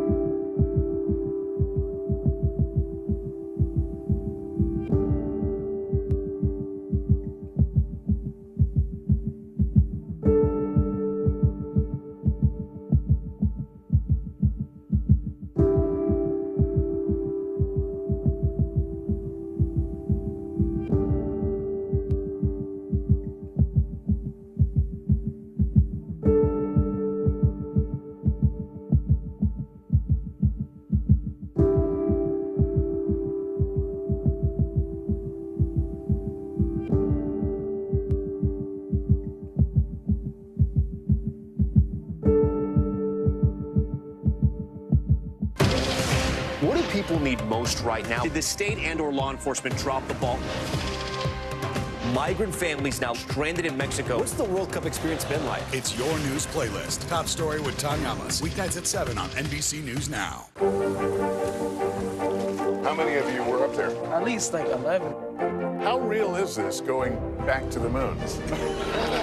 How you doing, Lester?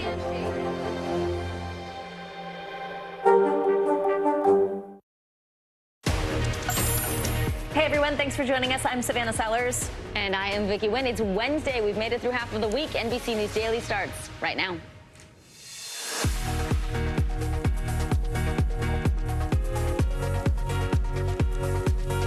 Today is Wednesday, February 22nd. Winter blast. The National Weather Service is warning of ferocious winds and historic snowfall for parts of the Rockies, Northern Plains, and Upper Midwest.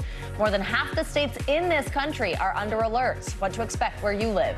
Coming home, President Biden is wrapping up his high-stakes trip to Poland and Ukraine as Russian President Vladimir Putin ramps up his threats of nuclear war. We have the very latest on the escalating tension between two of the world's largest superpowers.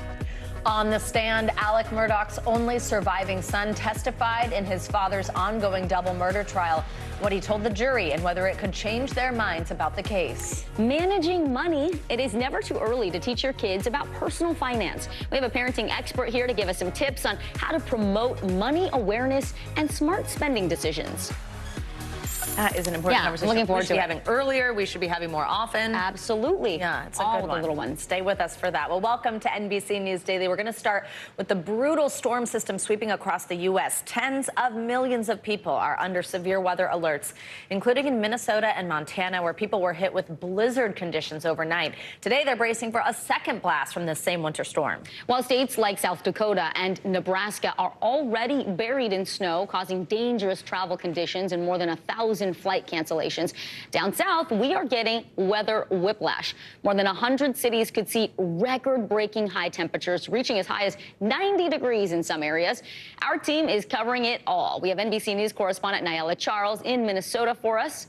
But we're going to start with NBC News meteorologist Bill Cairns, who is right here in studio with the latest forecast. Bill, you're in here where it's warm-ish at least. I'm not complaining. Yeah, exactly. All right, how bad is this going to get? I mean, we just laid out it's just wild weather across the whole country. Yeah, I think the biggest concerns are areas that people can't travel or getting trapped when they're traveling, or power outages lasting maybe for a couple days if we get enough freezing rain. Those are really the biggest issues. The snow, people can kind of stay where they are and then dig out in a day or two. The areas of freezing rain have started to develop. So we're into the peak of the storm now, from just north of Chicago, heading up towards Madison, the Milwaukee area. Southern Michigan is now into the freezing rain and sleet, and we had a nasty mess throughout Pennsylvania, and this will sweep up northwards into New England as we go throughout this evening. So in Pennsylvania, we got it all right now. We got rain, we got snow, we got freezing rain, we got sleet, and the ice accumulation over a quarter inch. When it gets on the tree limbs, that's when they start to break, and that's when they start to crack, and that's when you start to get isolated power outages. So anywhere in the pink is up to 1/10 of an inch. Obviously dangerous for slip and fall reasons, driveways, sidewalks, but it's one of the trees we worry about for power outages. That's when you get to the blue colors here. So maybe isolated western New York, but the biggest concern here is from Grand Rapids, Detroit, southwards down to the Indiana-Ohio border, and then that area between Madison, Milwaukee, down towards Chicago. Chicago looks warm enough. You're going to be fine, but the suburbs just in the northern portions will have to watch. So 72 million people under some sort of winter weather alerts, all the way from northern New England back to California. And yes, there is a little purple on the map here. That's a blizzard warning up on towards the Grapevine, 10 miles outside of Los Angeles. Doesn't happen that often. Obviously, it's the higher elevations, not down towards the lower valley, but still, it doesn't happen often. So additional snow. So far, 4 inches in Minneapolis. We're thinking they had a chance maybe for 20 inches. That's come down a little bit. Now we're going to get an additional 8 to 12. So we'll end up somewhere, maybe we'll get up to 12 to 16 total. Still a huge snowfall, but likely won't make it into their top 5 all time. Not a lot of snow for you in Detroit and Buffalo. Icing concerns. Sleet with snow mixing in from Binghamton to Albany, New York, into areas towards Boston. The Mass Pike will be very slick later on this evening, and then snow in areas of northern New England. The areas for severe storms, if we're going to get any today, it looks like the St. Louis area, eastern half of Missouri, sliding into Illinois, isolated tornado, wind damage, and maybe a little bit of hail. And these temperatures are also another huge story. If we can get up to 80 degrees today in Atlanta, today or tomorrow, that'll be the hottest temperature ever recorded in the month of February. We will keep an eye on it. You'll keep an eye on for it. Bill Cairns, thank you so much.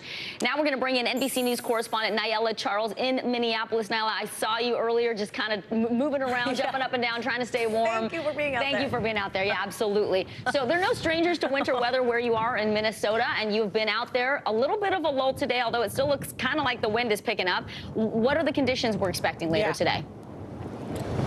Well, wind's picking up right now, but we do have a slight break in the snow, but we're expecting about a foot more later today. So take a look at the roads here. Although the snowplow workers have been working 12-hour shifts, the majority of the roads in the state are still covered. And that's a problem for drivers because it's dangerous for that reason and also because of the icy conditions. So that's exactly what the officials are warning against. What they don't want is for people to go out and then get stuck later because of all the snow that comes down. Savannah?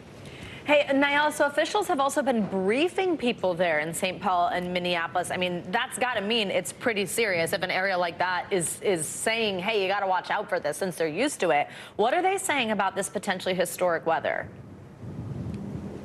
Right. When the governor comes out and says it's dangerous, that's when people start to listen. The governor is telling people not to travel unless there's an emergency. This is what the officials are telling people. Take a listen. We expect it to have major impacts across the Twin Cities on every aspect of life, every aspect of city operations for the rest of this week. We've got multiple departments and multiple jurisdictions, both Minneapolis and St. Paul, doing everything possible to make sure that we are prepared. The reason that officials are using such strong words is because they're up against the Minnesota strong mentality here, guys. People here pride themselves on being able to get through a Minnesota winter. So although this is pretty bad for me coming from LA, take a look here at this deep of snow. Would you believe that we've seen people running here in the morning through the afternoon with a lot less layers than I have on, just tennis shoes through this, walking their dogs as well, because when we talk to them, they say, look, we're used to this. Everyone says it's going to be a big one every time, and instead we're going to live our lives until we're proven differently. So that's exactly what officials, that mentality that officials here are up against, urging people to take this seriously. Savannah? The blood is thick there in Minnesota. Yeah, I was just going to say, I am not built the same, as that would so not be me. Nyla Charles in Minneapolis, thank you. Go get inside, warm up. We appreciate your reporting. Well, Vladimir Putin made a big mistake. That is the message from President Biden after the Russian leader suspended the last remaining nuclear treaty between the U.S. and Russia. Yeah, Mr. Biden meeting with more NATO leaders this morning to shore up support for the alliance's eastern flank. NBC News chief White House correspondent Kristen Welker is in Warsaw, Poland for us. That's, of course, also where we just saw the president speak yesterday. Hey, Kristen, so earlier today, a top Russian official said Moscow will defend itself by any means, and he did not rule out using nuclear weapons, of course, on the heels of what Vicki just mentioned, suspending this nuclear treaty. How's the White House responding? What's the concern level here?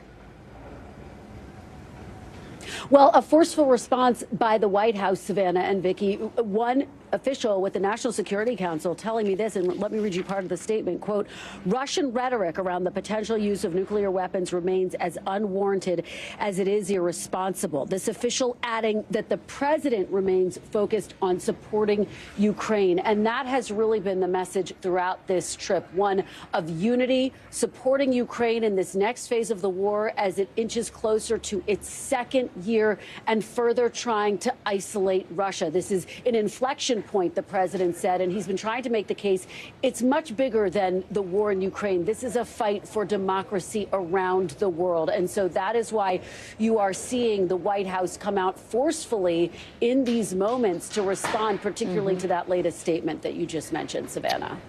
Kristen, President Biden is heading back to Washington right now, but give us some context on this quick 4-day trip that we just witnessed. What does it mean for Ukraine, and what does it mean for overall the NATO alliance? Well, this was about bolstering the NATO alliance, bolstering support for Ukraine as well. Let's start with where this trip began, that surprise visit to Kyiv. The president wanted to make that dangerous trip, which, just to remind our viewers, included that 10-hour train ride across the Ukrainian border to make the point in person that Ukraine still stands, despite the fact that a year ago, much of the world thought that it would fall to Vladimir Putin. It hasn't. It still stands. Yesterday, the president in Warsaw saying that Kyiv stands proud, it stands strong, and it stands free. And so that is the message. That's the message that we heard yesterday while he was here in Warsaw, and yet again today when he was meeting with those key allies in the eastern flank, that NATO is stronger than ever. The support for Ukraine is stronger than ever. Kristen, now some experts say they're concerned about China's potential role in this war. If you could just quickly tell us, I mean, Putin says Chinese President Xi Jinping plans to visit Russia soon. Explain what kind of signal that sends.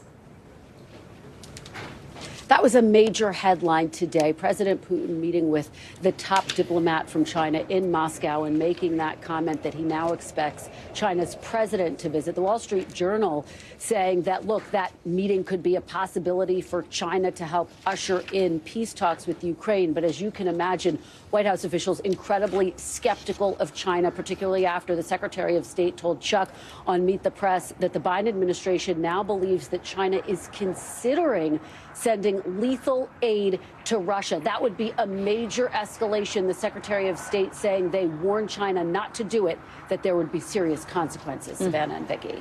NBC News chief, White House correspondent, and Saturday Today anchor Kristen Welker. Kristen, great to see you as always. Thank you. Thanks, Kristen. Now let's get to our CNBC Money Minute. Colleges across the country are closing their doors. 4 universities have already announced they'll be shutting down after the current academic year. CNBC senior markets correspondent Dominic Chu joins us now. So, Dom, college applications, they actually jumped 20% this year, according to a Common App report. So why are some of these smaller schools closing? All right, so Vicky, Savannah, let's go through them first. It's Presentation College, Cazenovia College, Holy Names University, and Living Arts College. They've all announced that they are going to shut down this year. They've all cited inflationary pressures and sinking enrollment as their top reasons. So, to your point, while big schools are managing to weather the storm, smaller schools are struggling to find students who opt for maybe less expensive public colleges and schools as well. The Wall Street Journal is basically reporting that the number of colleges closing down has quadrupled over the last 10 years. So there's a real dichotomy in what's happening with regard to college admissions.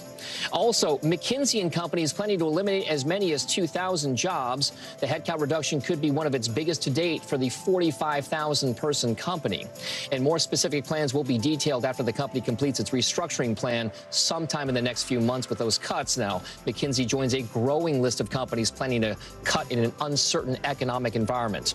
And Microsoft is pushing further into artificial intelligence. The tech company is announcing the preview release of its new Bing and Edge apps for both iPhone and Android, which will include access to chatbots. Now, in the Bing mobile app, users will be able to start a chat session and ask questions through voice or text. Those answers, by the way, can then be displayed in bullet points, simple responses, or traditional text format. So again, ladies, this is just gaining a lot more traction. I'm waiting to see just how prevalent all of this AI stuff becomes. Oh, that AI is getting everywhere. Oh, the yeah. metaverse, I'm not so sure, but the AI, it's coming for us. Definitely, and it's a I see little so many people freaky, just some of what talking you're right seeing into their reported. phones, like just asking their phones things all the time. That's your new BFF. Yeah. Oh, don't say that. It's like so Megan vibes. CNBC's Dom Chu, thank you very much. Health concerns continue for people living near that toxic train derailment in Ohio. What a new clinic is doing for them and who's paying for all of it. When we come back, you're watching NBC News Daily.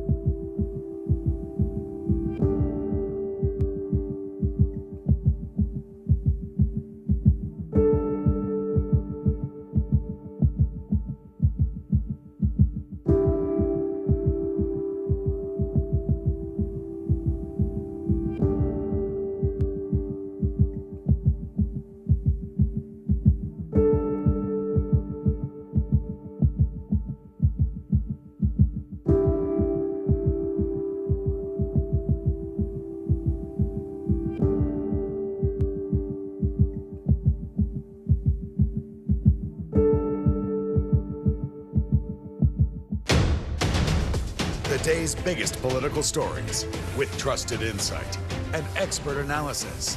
A daily look at the politics behind the headlines. Meet the Press Now, streaming weekdays at 4 p.m. on NBC News Now.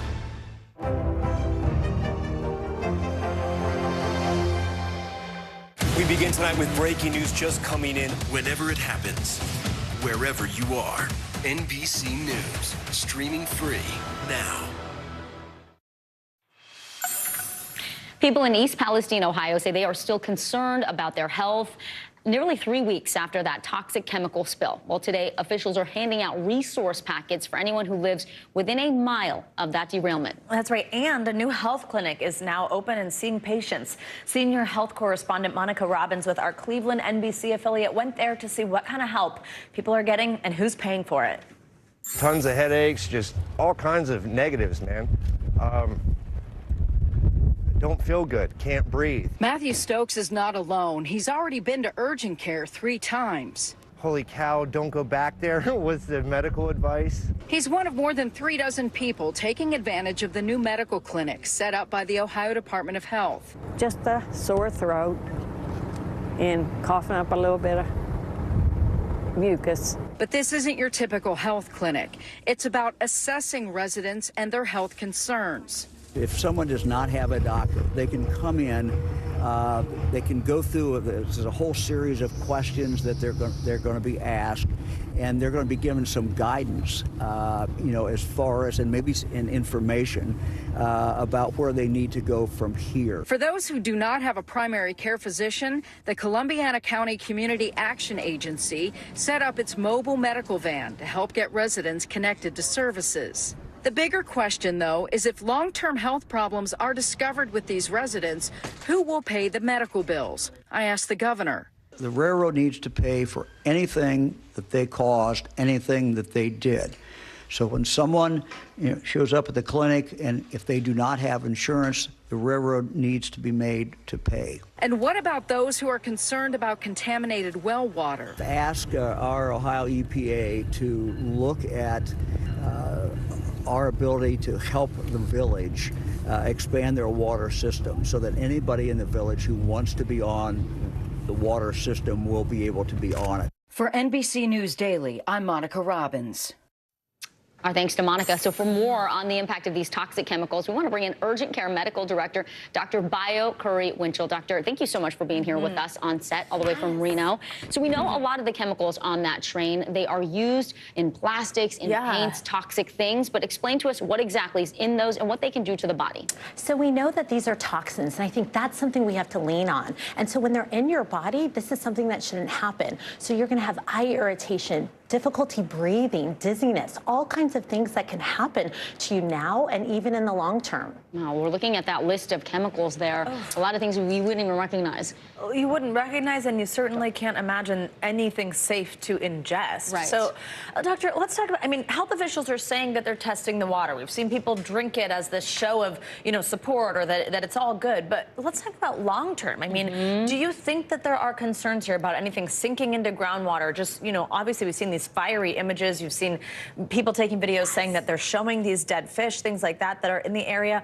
What's your concern long term? And could this specifically vinyl chloride do something over a long period of time? This is concerning. So when you think about it, in the air, in the water, everything that we use every single day, it is a concern, and people should think about this. And so I'm telling, people to think about jotting notes down about how you're feeling right now, things that are happening, because this is a concern. We think about cancer, long term, and then things as far as being able to concentrate every day because of dizziness and other factors. So it's something we have to take note. What would you advise your patients if they were living there?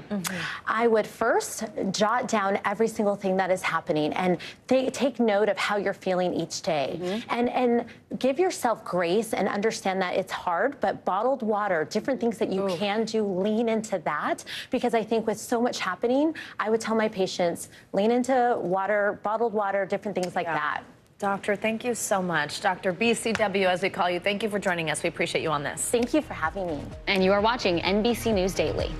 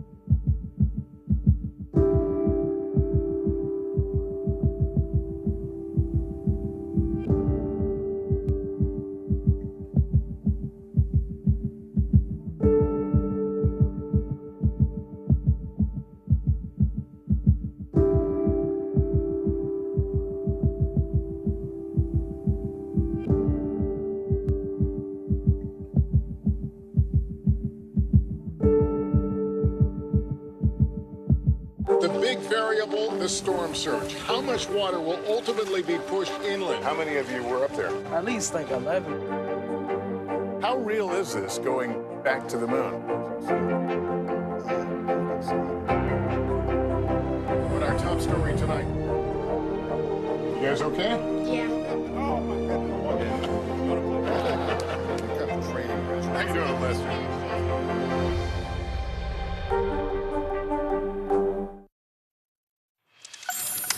Welcome back. Well, dog walkers in 2 different states were attacked by 2 very different animals. In Alaska, a woman was kicked in the head by a moose, and in Florida, an 85-year-old woman died after being dragged into a pond by an alligator. NBC News correspondent Kathy Park has the disturbing details. It was a sight you had to see to believe. You guys, this moose is chasing this person. Kate Timmons immediately hit record on her phone when a moose began closing in on a woman and her dog. Hey, watch out! Moments later, the animal jumped and kicked Tracy Hansen in the back of the head, knocking her to the ground. I thought someone had like not been paying attention and hit me with a bike or something. I had put my hands up to my head and I'm like, I'm bleeding. After recording the shocking incident, Timmons and her family rushed in, got Hansen and her dog Gunner into their truck and called for help. It happened so fast. It was just like a matter of getting her out of the situation, getting her help, making sure, my big thing was that she didn't have a head trauma, that there wasn't a bleed or something. Hansen required staples for a head injury and is still recovering from headaches and bruising throughout her body.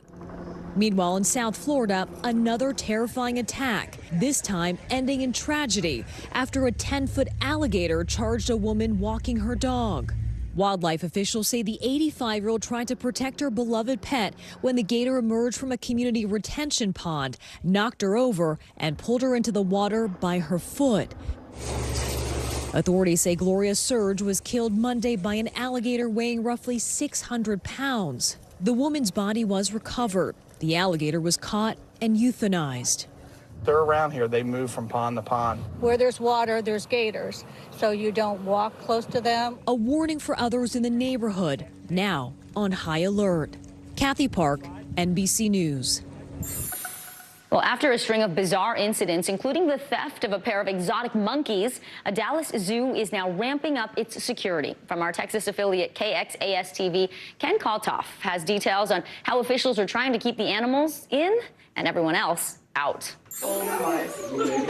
Emperor tamarin monkeys Bella and Finn that were stolen weeks ago are back in their habitat.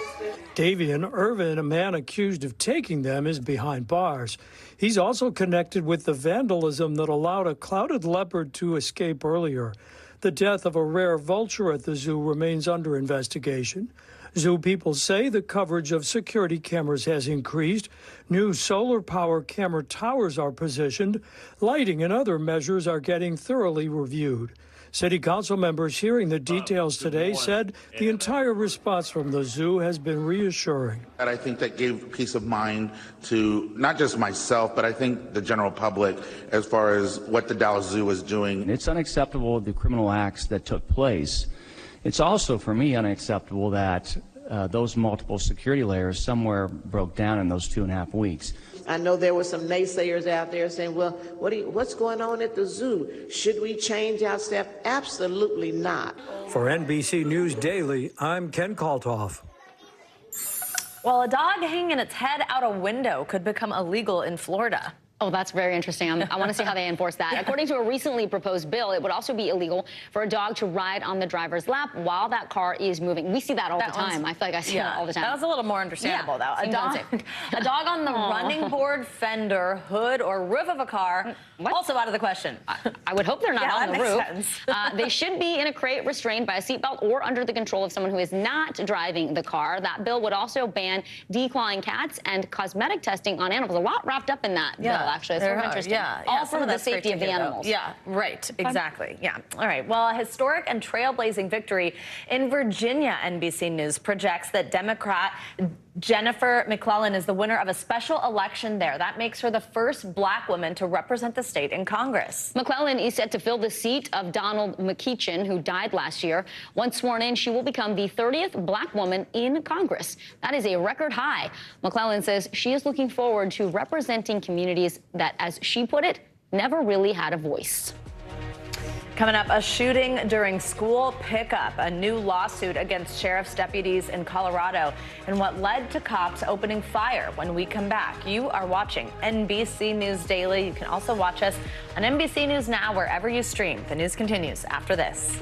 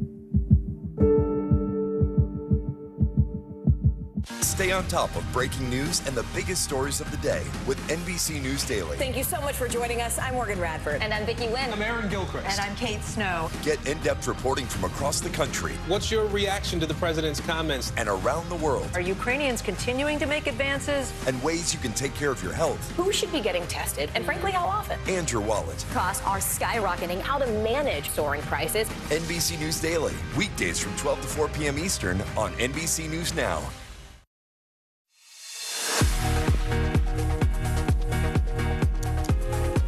Welcome back, and thanks for spending your Wednesday with us. I'm Savannah Sellers. I'm Vicki Wynn. Making news right now. At least 10 Palestinians are dead following an arrest operation by Israeli troops in the West Bank. Israeli military officials say they entered the city of Nablus to arrest 3 wanted militants connected to previous shootings in that area. More than 100 people were also hurt during that raid. Turkey is launching economic protections to help those impacted by the recent earthquakes. Officials have started a temporary wage support program and are banning layoffs in 10 cities. The country suffered a massive 7.8 earthquake earlier this month, killing close to 50,000 people and leaving millions homeless. The man convicted of gunning down Los Angeles rapper Nipsey Hussle is set to be sentenced today. Eric R. Holder Jr. was convicted of first-degree murder back in July for that fatal 2019 shooting. Holder faces a maximum sentence of life in prison. And a 4th Memphis Fire Department employee is being investigated for their role in Tyree Nichols' death. The employee's name and rank has not been disclosed, but officials say the person provided medical care and transported Nichols to the hospital. Late last month, Nichols was beaten by police after being pulled over during a traffic stop. He later died at the hospital. Well, sheriff's deputies in southern Colorado are facing a wrongful death federal lawsuit over an officer-involved shooting that happened a year ago. The family filed the suit yesterday. Yeah, Richard Ward was picking up his younger brother from middle school when he was approached by police. He died after being shot 3 times in the chest.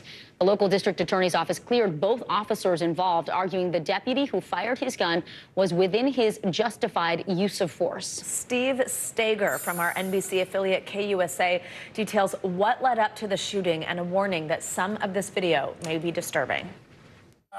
It feels like foreshadowing. I'm a little nervous because I don't like cops. Seconds after he says that, Richard Ward would be on the ground with 3 gunshot wounds to the chest.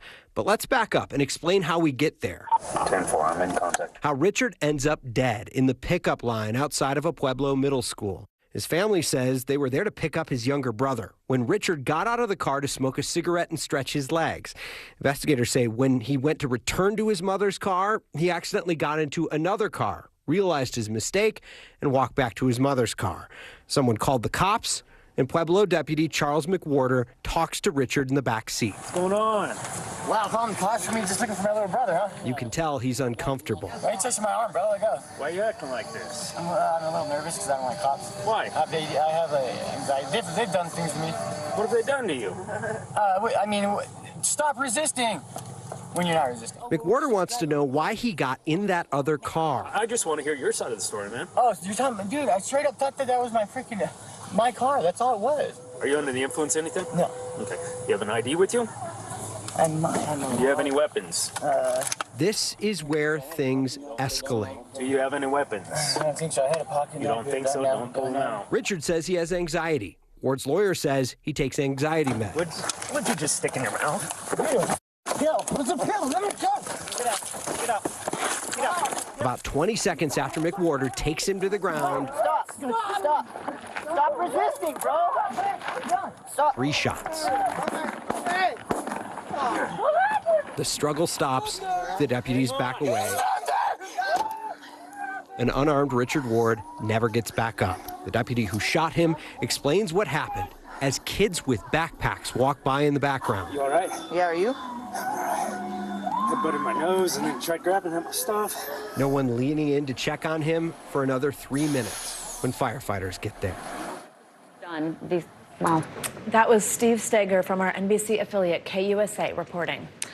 New testimony today in the Alec Murdaugh double murder trial. One of Murdaugh's former law partners testifying about bullets and body remains that he found after investigators left the murder scene. NBC News correspondent Katie Beck is following the trial. She joins us now from South Carolina. Katie, that law partner also testified that investigators said they didn't need the bullets and body remains, that they have enough evidence without it. What else are we hearing? Well, I think the purpose of this witness, Vicki, was to show what a sloppy investigation was done in terms of collecting evidence. This law partner and close friend of Alec Murdaugh's came to the scene the night of murders and was there the next morning. By the next morning, he says the scene was cleared and he and several other people were sort of walking around discovering what was left behind. He said he found bullets, he found shell casings, and he actually found remains of Paul. He said he was offended by the fact that this seemed rather disrespectful to the family and to the investigation to not collect these items. So he actually went to an investigator and said, hey, I found these things, and that the investigator told him, we have all we need. So this is the defense, again, trying to paint the picture that SLED did a very sloppy job collecting evidence and securing this crime scene. Katie, we are also hearing the defense is considering putting Murdaugh on the stand. Tell us about that. Yeah, closest sources to the defense counsel tell us that it is likely tomorrow that Alec Murdaugh will take the stand in his own defense. That is something that rarely happens. Defense attorneys rarely put defendants on the stand because of the vulnerability that can cause. And certainly in this case, there's been a lot of evidence about alleged financial crimes, that there's a huge mountain of evidence that they've presented to support the fact that Alex Murdaugh has lied and stolen from his clients. He's going to have a lot to answer for up there, but I think there's one key piece of evidence that they can't answer without him, and that is the kennel video. Why was his voice in the background of that video so close to time of death? And that is the question that if he takes the stand, everyone's going to be listening for. Katie, give us some color from the courtroom there. There have been more Murdaugh family members there this week than at any other time during the trial.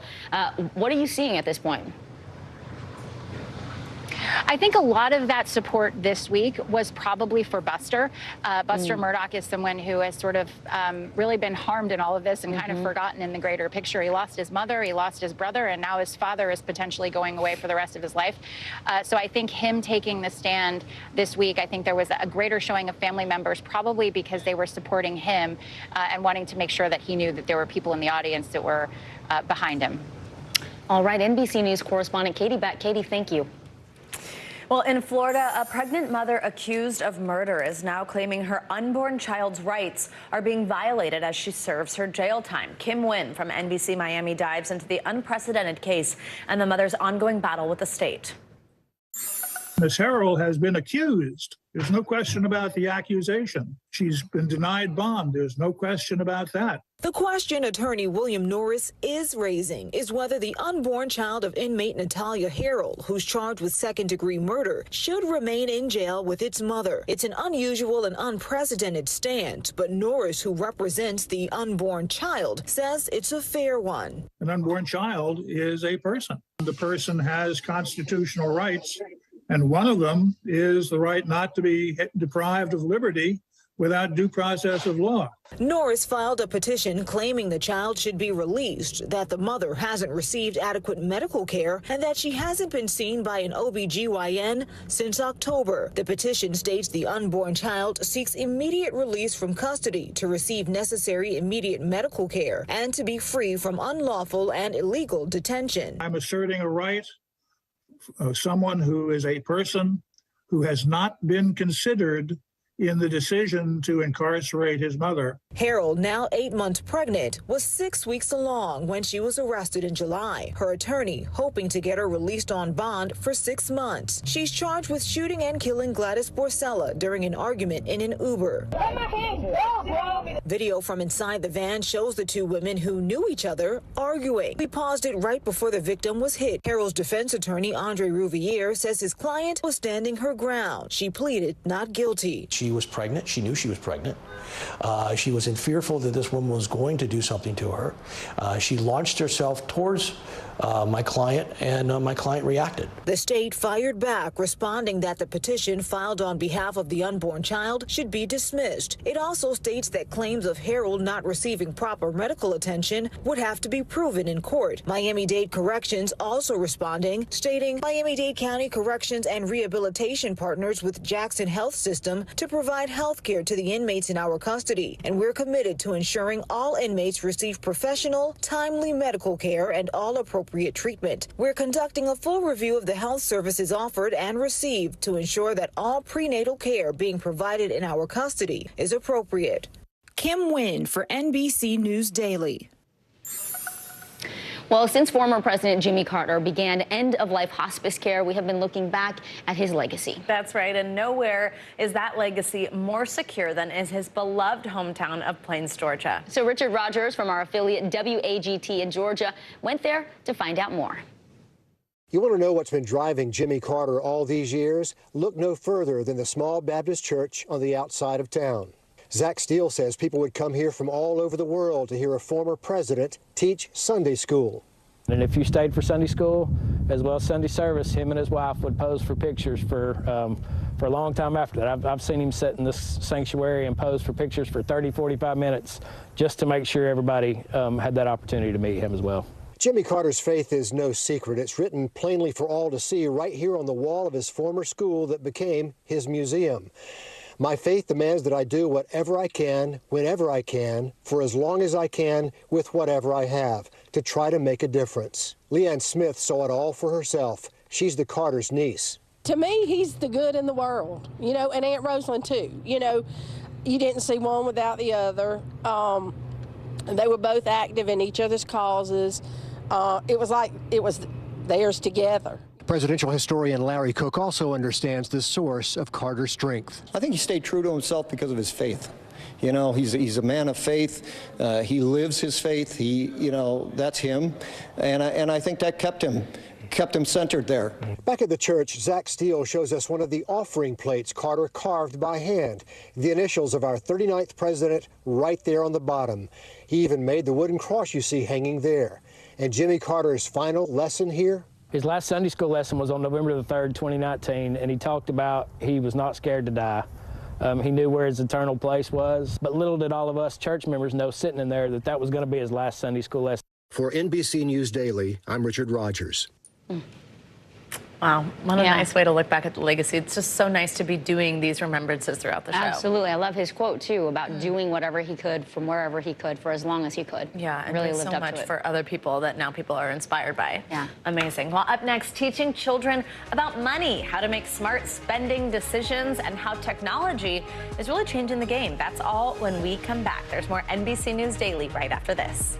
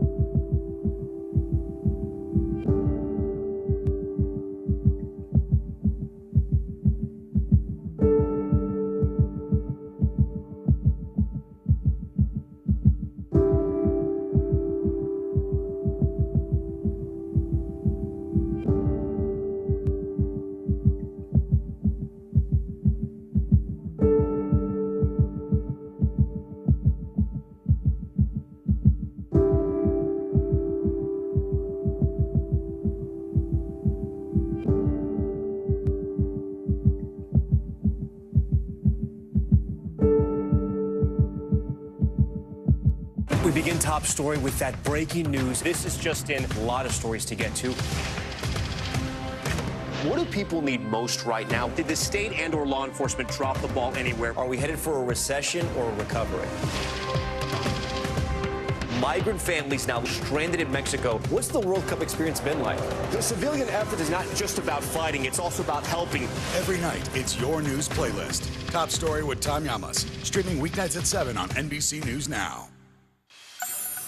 Well, talking about money and finances can be awkward, especially in today's evolving economy. It can get complicated. Absolutely, but it is really important to introduce that topic to our kids so that they are well-versed and well-equipped to make smart spending and budgeting decisions down the line. And we have Editor-in-Chief of Parents, Grace Bastidas, joining us now to have this financial literacy conversation. Grace, it's great to see you in person, so let's start right there. What is financial literacy, and how do we as parents foster that and teach that to our kids? Well, thank you for having me. And financial literacy is the ability to know how to budget, save, track expenses, plan for the future, and pay off debt. And we did say that it can feel like a taboo topic to talk about money with kids, but it's so important as we teach kids basic financial skills so that they avoid mistakes later on in life. And it's only taboo if you avoid talking about it. I think if you normalize it, it's okay. Absolutely. So what age, though, is this a good idea to start introducing? It's never too early. So studies show that about age 7, they start forming money habits. So parents and caregivers should really look for opportunities to teach about this topic early and often. You can start with a small weekly allowance at about age 5 or 6 and really encourage kids to think about how they want to spend, save, and donate that money so that they're learning about budgeting. and then they can divvy up their funds in 3 different jars. And, you know, say they want to buy a toy or a video game. It's a chance to talk about needs versus wants. But most importantly, you want to model the values in your home so that your kids understand that you're living within your means. And you also want to watch how you talk about money, right? So instead of saying, no, we can't afford that, use positive language. We're saving up for that so that you're setting healthy financial goals. Oh, I love that. That's a great alternative. So instead of saying you can't afford, it's that we are saving. This is something we are working towards. Exactly. It can be really complicated to get through all of this information with your kids. And when you say give them the allowance, are you saying give it to them in the form of like actual cash and like, or do you put this in their Zelle account or something? You know, because technology is a real mix into financial literacy I think you want to give them cash so that they can feel that. And you can also open up a savings account for them. And take them to the bank regularly so they can make deposits, and they'll enjoy saving as they watch that balance grow. Okay. So you mentioned kind of keeping it positive, but let's say your family's in a situation where you're struggling, and that kind of is the main topic of conversation normally anyway about finances. I mean, should you bring up that strain or debt in front of kids? I think it's okay to talk about the reality of your financial situation without placing stress on your children. So be honest, but let them know that the grown-ups have a plan in place. And even if you're just getting by in this economic climate, you can talk about how you're adjusting for inflation and how that impacts your personal finances. And it all comes back to balancing a budget. How do you make sure that when you have those conversations, your kids aren't then repeating that at school with their teachers or with their parents or their friends' parents?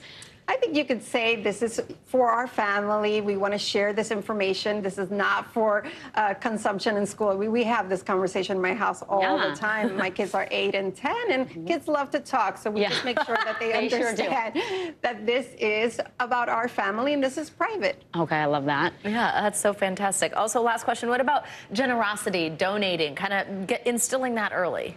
Well, you want to make sure kids appreciate what they have. And one way to do that is to have them donate to a cause they care about. The trick is to let them pick a charity. The amount is a feel-good way to know that your money can not only help you, but it can help others. I think that's so important, and you can never teach that too young. Yes. All right, Parents Editor-in-Chief Grace Bastidas, thank you so much. Great to see you, Grace. Thank you. Really great to see you and great conversation to have. And you're watching NBC News Daily.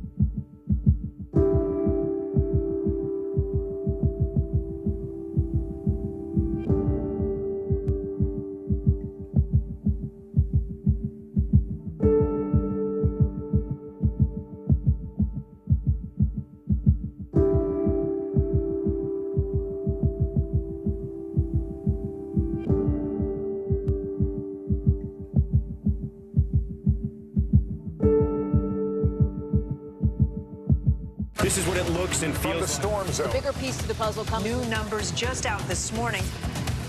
Good evening. We begin tonight with breaking news just coming in. We begin this hour with the latest developments. We're coming on the air with some shakeups big time on Capitol Hill. How much water ultimately will be forced inland?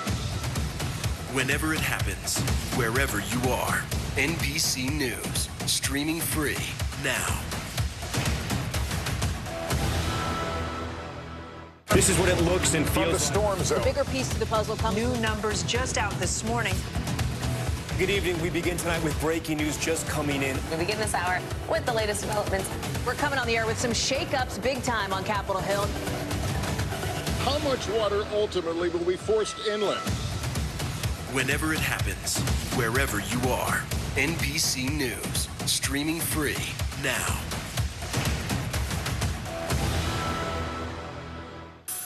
Are you finding yourself getting more and more unwanted spam calls and texts? Yes. Well, lawmakers now in Connecticut are saying they actually have a plan to cut down on the number of those unwanted calls and texts. From our NBC New York station, Linda Baccaro on how all this would work. They just keep coming. Robocalls, even when you're on the do not call list. I get them all the time, and they're very irritating. Robocalls are definitely a pain. There's no question about it. I get spam risk calls, but I typically don't answer them. Connecticut Attorney General William Tong announcing new legislation to keep up with changing technology and block more robocalls. Texts are a big new medium for scammers, so it's not just phone calls anymore. These new rules would ban calls from overseas, often using so-called gateway intranet connections, as well as robotexts, fake area codes, and telemarketing calls between 8 p.m. and 9 a.m. Federal laws already make it illegal for any business to call your cell phone and use auto dialers without permission, and there are penalties for companies who ignore the Do Not Call registry. We are calling you from the IRS. Carriers now identify which calls could be a spam risk and trace calls to U.S. gateways and pressure providers to shut off access to shady foreign accounts. All these moves making a difference, but not stopping them altogether. The AG believes new tools announced today will help, especially for calls using Voice over Internet Protocol or VoIP. And what they're not doing is shutting down robocall traffic like they should. Instead, they're assisting, essentially aiding and abetting these robocallers and scammers, and we want to shut that down too. I don't think I've had as many, or my phone is catching them quicker with like the spam alerts. I have attempts to block calls. I'm on the do not call list, the whole thing, and it seems to be, apparently they skirt around in some way, shape, or form. Linda Baccaro for NBC News Daily. Now, for 50 years, the National Brotherhood of Skiers has helped promote skiing among people of color, and it isn't slowing down. NBC News correspondent Steve Patterson explains how this club is now helping young athletes chase their Olympic dreams. Watching a troop of talented young skiers shred up the slopes of Vail is a thing of beauty. Realizing they're all black is a vision. It's super fun. But this is still a rare sight. This past ski season, the National Ski Areas Association says that 89% of visitors to U.S. ski areas identify as white. A problem Ben Finley and Art Clay set out to solve half a century ago, starting the National Brotherhood of Skiers to advocate for greater representation in winter sports and dispel the idea that black people don't ski. We are skiers who happen to be black. People sometimes get us confused. Well, you're just black people who happen to ski. No, we are skiers who happen to be black. Every year, they bring thousands of black skiers together. What we tried to do was make it all a party. You know, just, hey, while we out here partying, why don't you try some of these skis? And it worked. It's a brotherhood, sisterhood. It's all good. Groups from Denver to Detroit. It's just wonderful. We love it. Even as far away as London. We ski, and we ski high. Their goals are growing. They hope to see black athletes on Olympic podiums. 20-year-old freestyle skier Keegan Supple is the dream. What's it like to just fly through the air like that? It looks crazy. I mean, it's one of the best things ever. It's the most freedom you'll ever feel. He's one of several NBS-sponsored athletes with U.S. team ambitions and talent. I didn't really have any role models growing up. Now, he's surrounded by them. Proof that finding serenity on the slopes has never been skin deep. Steve Patterson, NBC News, Vail, Colorado. It's all good. Love that. Epic story and looked beautiful. Wow. Steve Patterson, thank you so much. What a cool group. Shout out to our teleprompter operator, Jarrett, who was in there. He blinked, you might have missed him. Yeah, it's amazing. All right, well, here's what's trending now. Starbucks is rolling out a new line of beverages made with extra virgin olive oil. Wait, what? I know. While the drinks are not flavored with olive oil, each is made with a spoonful, adding 120 calories to the total of the drink. Huh. Each beverage includes oleato in the name. Starbucks' new word for that new line with the olive oil. And versions of that drink, they're going to Southern California first in the spring. More details about an entire U.S. launch to come. I will try it. Would you try it? Yeah, I guess. Yeah. I mean, olive oil is good for you. I prefer it with a piece of focaccia, right, but, you know. Right. We'll but see. it's good to consume, yeah. I'm Vicki Wynn. And I'm Savannah Sellers, and you're watching NBC News Daily. Watch us anytime on our streaming network. The news continues after this.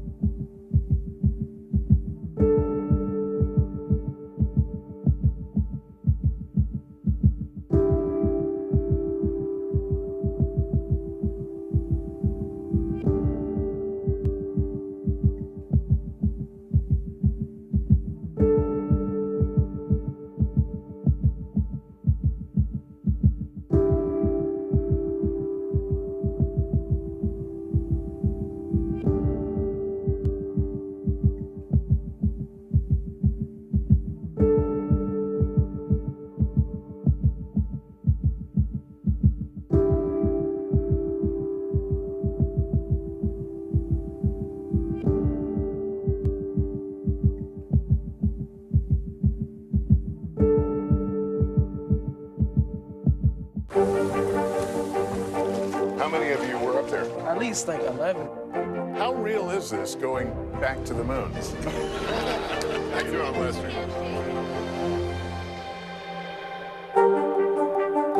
This is what it looks and feels. What's the latest? The bigger piece of the puzzle. We begin tonight with breaking news. How much water ultimately will be forced inland? Whenever it happens, wherever you are, NBC News, streaming free now.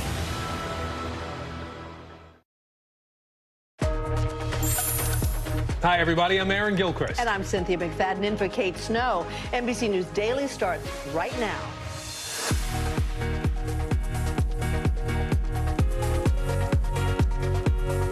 Today, Wednesday, February 22nd, 2023. Weather goes wild. In the west, a vicious winter storm or tornado touches down in New Jersey, but elsewhere, it practically feels like summer. Bill Cairns is tracking it all.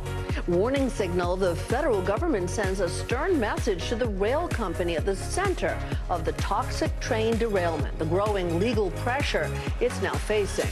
Direct message. The Supreme Court hears a case that could have major impacts on social media, what it could mean for free speech on the internet. And medical mystery. EMTs in Florida declare a man dead of a heart attack until he suddenly wakes up. How could that happen?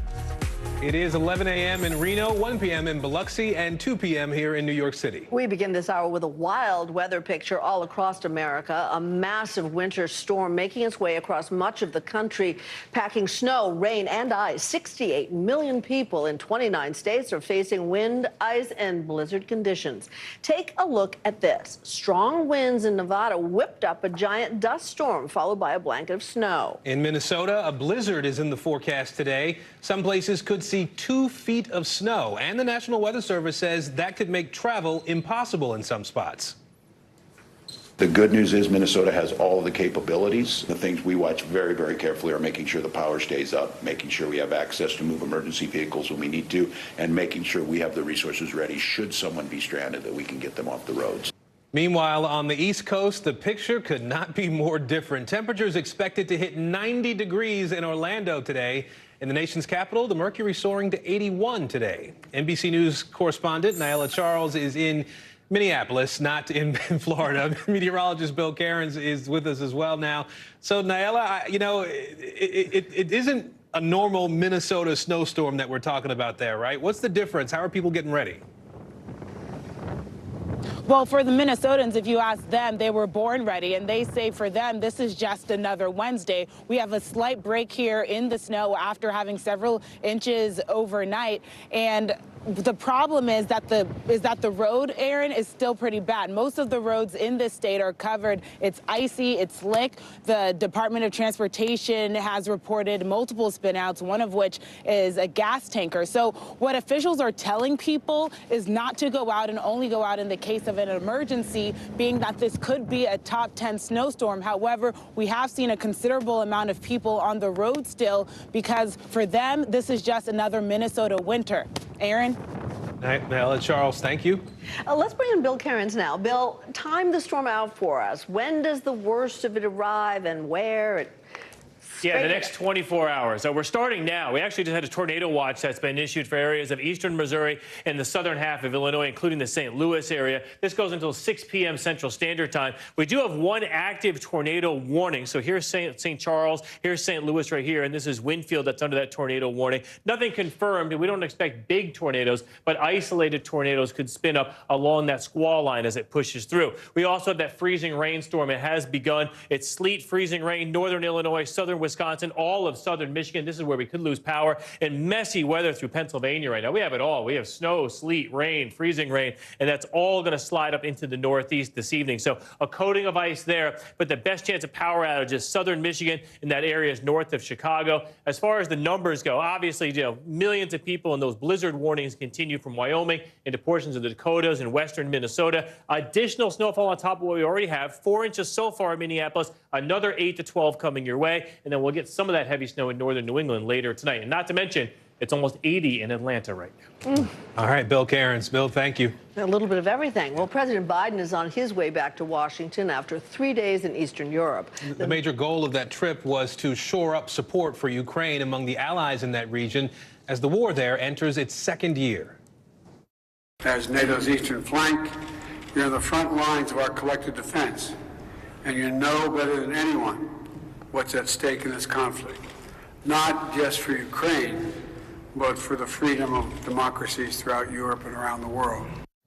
NBC News correspondent Josh Letterman is in Poland for us. Aaron McLaughlin is in Kyiv. So, Josh, both Ukraine and Russia are really getting ready for a new phase of the war come this spring. Is President Biden confident that the Western alliance that's helping Ukraine now is actually going to stick together? Well, Aaron, White House officials that I'm speaking with are more confident now than they were a year ago that this coalition is going to be able not only to stick together, but to provide the kind of support needed to sustain Ukraine in this fight. And that's not nothing, because the concerns were very real. And President Biden acknowledged it time and again throughout this trip that a year ago, there were real questions about NATO's staying power, about support for Ukraine, particularly as the costs of this war began to mount economically. And a year later, the countries certainly are united in their message. But as President Biden heads back to Washington and both Ukraine and Russia brace for these new offensives, the real question, not only for Ukraine, but for its allies, is how they're going to resolve some of these differences about strategy. Are they going to be able to get on the same page about whether to supply fighter jets to Ukraine? And will the West be discouraging Ukraine from trying to retake areas in Crimea that could be a real red line for President Putin? Let's go to you, Aaron. After President Biden's trip to the Ukraine, what's the mood on the ground as the fighting enters an unbelievable second year? Well, Ukrainian officials are optimistic and adamant that a victory for them means that they retake all Ukrainian territory, including Crimea. This is civilians continue to die today. The UN announced that it believes over 8,000 civilians have lost their lives to the conflict in the last year. Just yesterday, 5 civilians were killed in the city of Kherson when rocket fired as President Putin was making his speech. I spoke to a civilian there, a resident, who was just meters away from where the rockets landed. Take a listen to what he had to say. We were listening to Mr. Putin's address. And right during his speech, we heard the shots, and then we heard the shells falling into the town. It was very close to my place, around 400 meters. And yeah, it's a horror. The first seconds you never know what to do. All your face squeezes. You just feel, you look through your life. And he said that the civilians are scared in Kherson. He said that the Ukrainian military is scared in Kherson. Guys. Josh Lindemann, Aaron McLaughlin, our thanks to you. The fallout from the toxic train derailment in Ohio is spilling over into a high-stakes political blame game. On Twitter, President Biden says rail companies' longtime resistance to safety regulations led to this disaster. Norfolk Southern's CEO says he's pledging millions of dollars in support and will work with the government to clean up the mess. Former President Donald Trump, who's looking to win back the White House next year, is visiting East Palestine today. Transportation Secretary Pete Buttigieg will visit tomorrow, the same day that federal investigators will release a first report on the derailment. NBC News correspondent Jesse Kirsch is in Ohio for us again today. So, Jesse, there are some big legal developments from the state and federal leaders to talk about here. Bring us up to speed. Yeah, so on the state level, Aaron, the Pennsylvania governor says his office has made a criminal referral in this matter. And federally, you mentioned the NTSB investigation. We expect that preliminary report tomorrow. We also have been told by the EPA that they have issued a legally binding order, they say, which will require Norfolk Southern Railroad to pay for the cleanup after this derailment, Aaron. So we talk about the legal battles here and whatnot, and you have folks who live there in East Palestine who are really caught in the middle of all this. What are the people there saying about their confidence in the government and in Norfolk Southern to actually get on top of this? Yeah, I think, Aaron, frankly, there's some skepticism in this community and people looking at this at least partially through a political lens. Here's part of what these people are going through in this community. Sunday, I breathed it in down at the bottom of 170, and I thought I was going to die. Don't feel good, can't breathe. Head's ringing, ears hurt, my teeth hurt. And I have good teeth. I've never been exposed to toxic stuff. But it's really like they took one scoop out of the dirt, one guy took a knee, one guy was so high his eyes were rolling, and I had to grab a hold of something. Hopefully some more answers soon. The CDC says it also has boots on the ground and will soon be going door to door to talk to residents about their health concerns, Aaron. Jesse Kirsch in Ohio for us today. Jesse, thank you. Well, big tech is once again under the microscope at the Supreme Court today. Justices heard a new case over whether Twitter can be sued for aiding and abetting the spread of ISIS ideology. The family of a Jordanian man filed a lawsuit after he was killed in a terror attack in 2017. The suit alleges Twitter, Google, and Facebook helped spread the terror group's message. NBC News senior legal correspondent Laura Jarrett is at the Supreme Court. Laura, the case seems pretty similar to the one we spoke with you about yesterday. What are the key differences? You zeroed in on it, Cynthia. In fact, the cases are virtually identical, both in the case today and the case yesterday. Families are saying their loved ones were killed by acts of terrorism and blaming social media for essentially radicalizing young men online, contributing to the growth of ISIS through social media. But the justices, I have to tell you, seemed quite skeptical today. And if they rule in Twitter's favor today, it appears very likely the case against Google and YouTube goes away tomorrow as well. It basically basically comes down to the fact that the justice seemed cued in on the fact that these are businesses that, for all intents and purposes, are legitimate businesses. And just because terrorists happen to be misusing the platforms and radicalizing members online doesn't amount to an aiding and abetting under the statute that they brought in this case. Cynthia? So what are the best arguments on each side? Well, interestingly, one of willful blindness is the one that you hear being made by the family members, essentially saying, look, Twitter was on notice that this was happening and did nothing about it. Twitter is saying, what more do you want us to do? We tried to take down the sites when we saw them, tried to take down posts and accounts that were problematic, but we can't catch everyone. And it seems that the justices were going to be sympathetic to that, Cynthia. Thank you so much, Laura Jarrett. Sure. Coming up, a Colorado family's demand for accountability after a man is killed by a sheriff's deputy. You're watching NBC News Daily.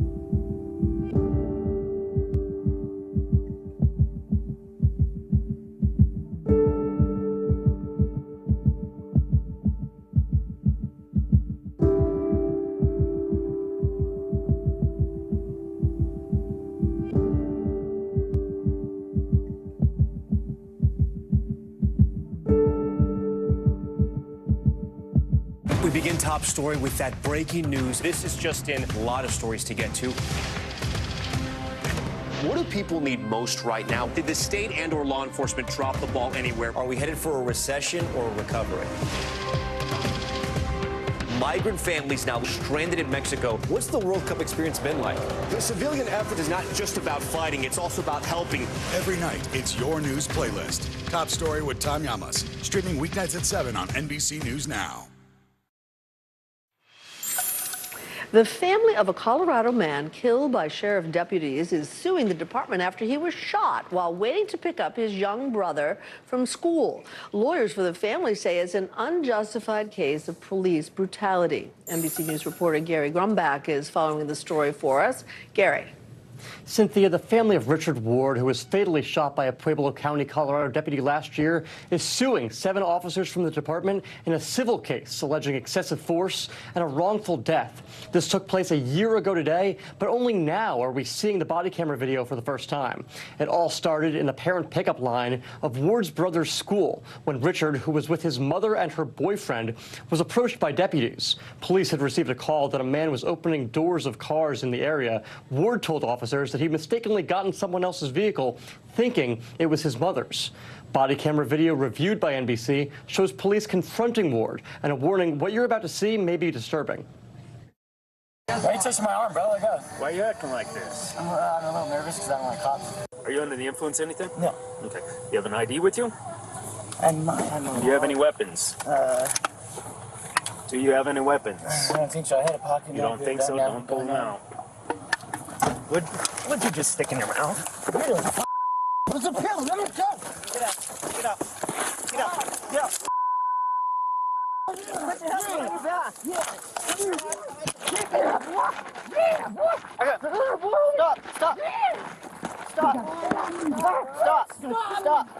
Stop resisting, bro. Stop.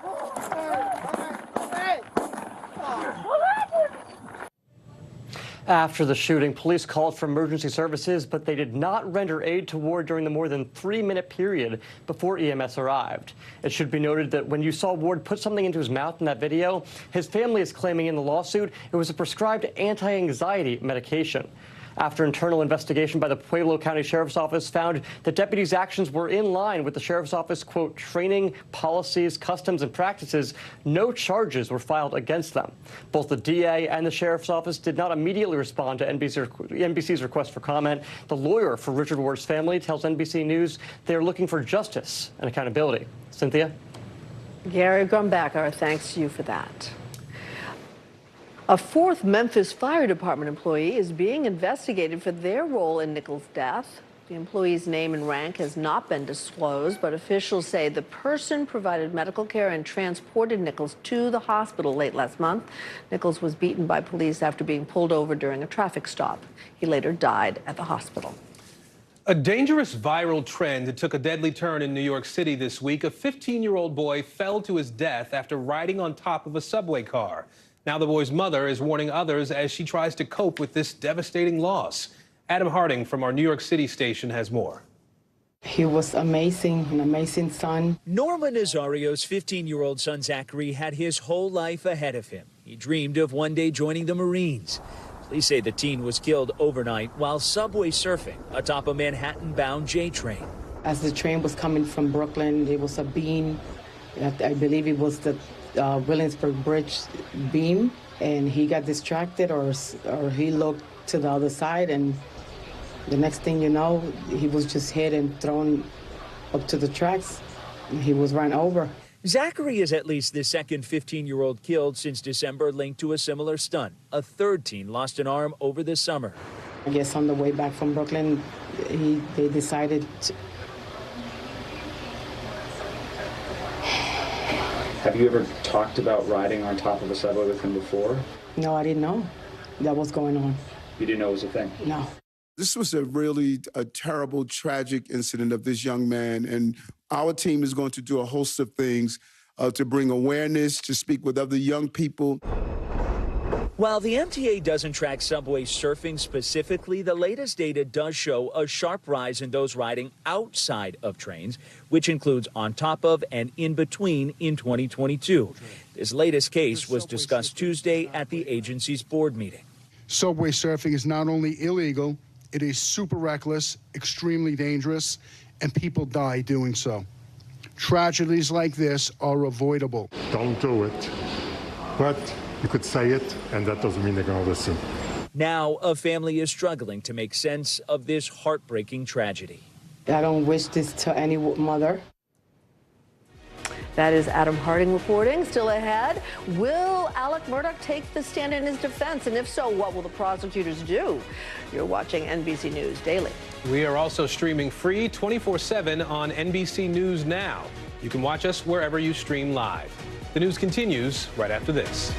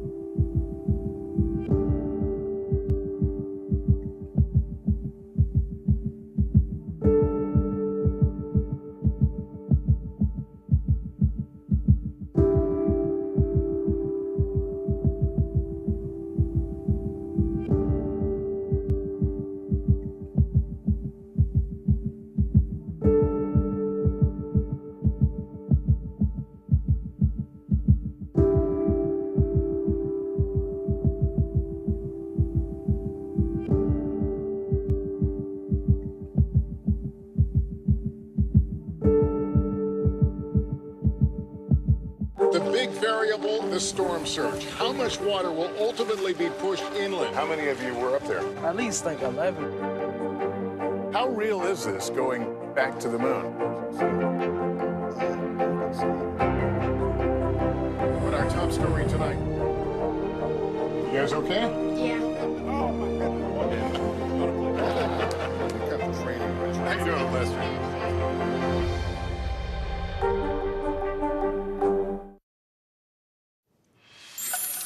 Well, if you're looking to improve or repair your home, you might turn to outside help, a contractor maybe, to get the job done. But before you hire, there are a few contractor scams you should look out for.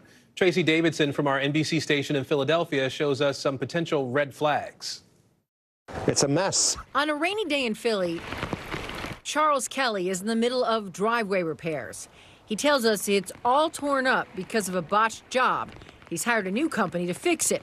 They're in the process now. It was bubbling up and cracking. He says this started about 3 weeks ago when a contractor came knocking on his door and told me that he was able to fix my driveway. Charles notes the driveway had a few cracks in it, nothing major. I said to him, how much do you think it would be?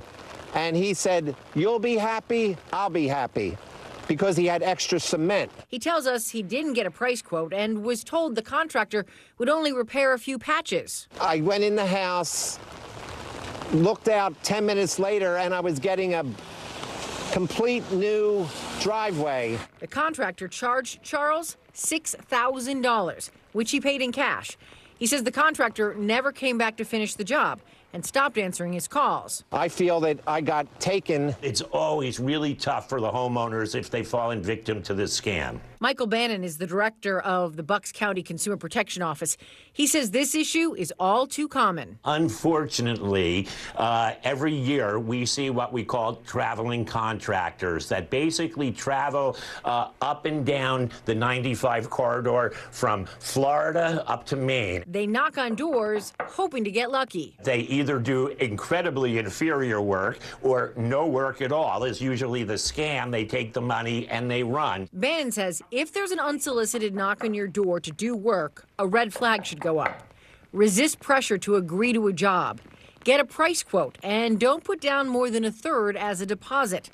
Ask for a contract and a payment schedule. If they ask for payment in cash or gift cards, those are two more red flags.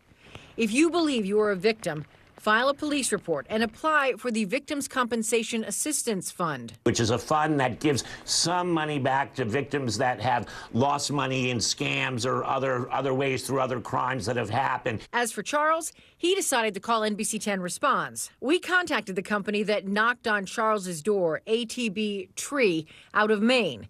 The owner told us one of his employees took his equipment and came down to Philadelphia without his knowledge. He says he's fired that employee and refunded Charles his entire $6,000. Charles says he's glad he could count on NBC 10 Responds. Best thing that's happened to me in a long... Yes, very glad.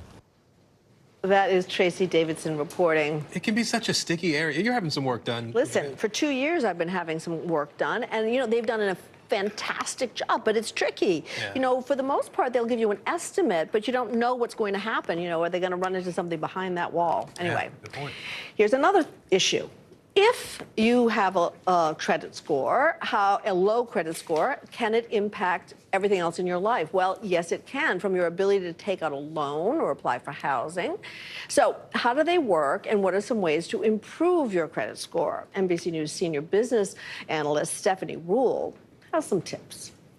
So what is a credit score exactly? Well, it's a measure that shows how much borrowers want to do business with you. It evaluates, have you had loans? Have you had credit cards? How much debt do you have outstanding? And what's your repayment history? It's how borrowers figure out, do they want to lend to you and what terms to give you. A lot of people say, well, what does it matter? I can go out and get a credit card. But just getting a credit card doesn't mean you're getting the best deal.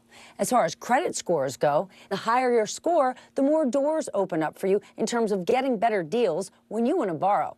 For example, credit cards. We talk all about cash back and points. Well, the better credit score you have, the more rewards you're likely to get.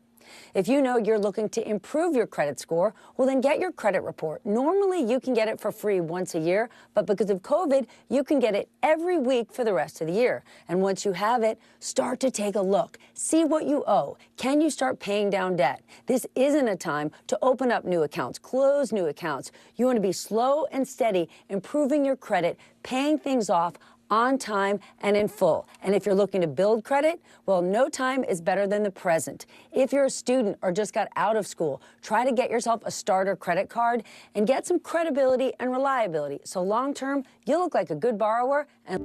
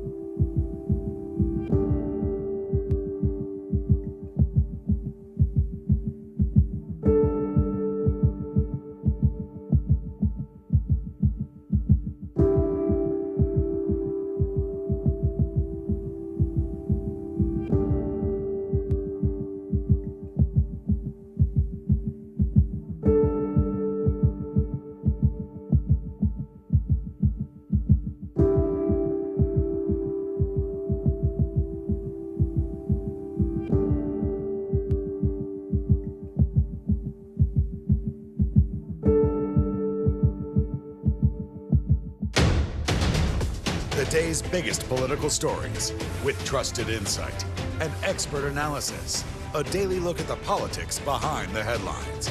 Meet the Press Now, streaming weekdays at 4 p.m. on NBC News Now. Watch NBC Nightly News with Lester Holt or listen wherever you get your podcasts. We begin tonight with breaking news just coming in. Whenever it happens, wherever you are, NBC News, streaming free now. Bottom of the hour now. Here are some of the stories making headlines on NBC News Daily. At least 10 Palestinians are dead and more than 100 hurt after Israeli troops raided a city in the West Bank. At least 3 were civilians, including a 14-year-old boy and a 72-year-old man. 60 Palestinians and 10 Israelis have died in raids, clashes, and terrorist attacks this year as Israel intensifies raids on the West Bank and Gaza. 2 people were killed and 3 others were hurt after an explosion and fire at a welding business. This happened in Medley, Florida, just outside Miami on Tuesday morning. The fire also destroyed several cars on the property. Investigators are now trying to figure out how it all happened. And history has just been made in Virginia. Democrat Jennifer McClellan is the first black woman elected to represent Virginia in Congress. NBC News projects she beat Republican Leon Benjamin in Tuesday's special election, but the state's 4th congressional district. McClellan will fill the seat of Democratic Representative Donald Meacham, who died from cancer shortly after he won re-election in November. We're following some breaking news out of South Carolina now. Defense attorneys in the Alec Murdaugh double murder case say they do plan to put him on the stand. Murdaugh is standing trial in the killings of his wife and son in 2021. NBC News correspondent Katie Beck is outside the courthouse for us in South Carolina. So, Katie, defense attorneys just confirmed this a few minutes ago. What more do we know? Yeah, we know that this is a strong possibility that they are considering putting Alec Murdaugh on the stand tomorrow. We've been told that's the plan. It doesn't necessarily mean that he will definitely testify and that this is a done deal, but it certainly looks at this point to be likely that they are going to put him up there to sort of answer some of those questions that the prosecution has laid out in terms of whether or not that is, in fact, his voice on the kennel and how he places himself so close to the crime scene, so close to the time of death. There's only one person that can really answer that question, and it's Alec Murdaugh. So let's talk about the trial today, Katie. We heard from one of Alec Murdaugh's former law partners, right? What did he tell the jury? So Mark Ball was a former partner, a friend of Alec Murdaugh, and he was a defense witness, but he really was a double-edged sword because while he sort of talked about the sloppy investigation that he believes SLED did, leaving behind bullets, leaving behind even remains of Paul Murdaugh after the crime scene had been cleared, he also talked about what a nice person Alec was, how he believed he was a family man, and that, you know, it was hard to believe this was even possible. He later said in testimony that once the alleged financial crimes had surfaced in the law firm and he had found that Alec was stealing money, his opinion had changed, that perhaps he felt maybe betrayed, that he didn't know this man as well as he thought he did. Here's his thoughts on that from the stand. We had to change the name. We've had to do all these things because of his acts on this financial stuff. And when it comes to that, I'm mad as hell. I mean, you just don't know how mad I am. But on the other hand, I'm not saying that because he did that, he's done what he's accused of. He was doing that way back, but we never knew it. Sure. And when we found out about it, it makes you doubt everything, and it's just human nature.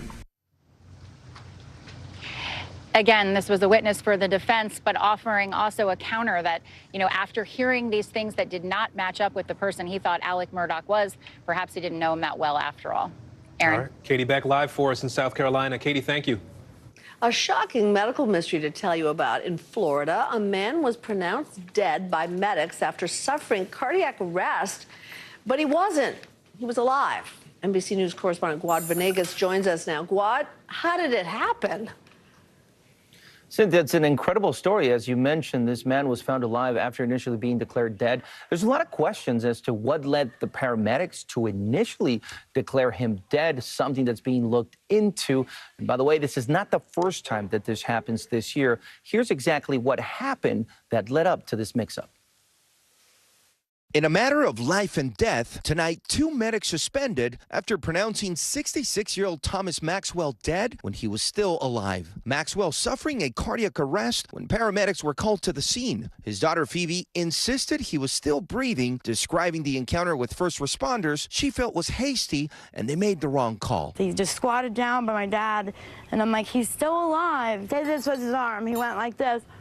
Like, okay, I'm sorry, ma'am, he's gone. Phoebe told our affiliate WFLA the EMTs called the sheriff's department and left the home when the officer arrived. But minutes later, the Pinellas County deputy noticed a breath. And the sheriff came in and said, man, we called other medics. And you're right, they found a slight pulse. In a statement to NBC News, the Clearwater fire chief said, quote, on behalf of the city, I apologize for the actions and the inactions of our crew during this incident. We have strict policies and procedures in place that were not followed according to our preliminary review. He says the 2 medics have been clinically suspended and can't provide any patient care while the comprehensive review proceeds. Incidents of this kind are rare, but they're not unheard of. It might happen, you know, once a year per se, once every other year. It doesn't happen commonly. But just weeks ago, an 82-year-old woman was pronounced dead at a nursing home in New York, only to be found alive later by funeral home staff. Cannot even imagine,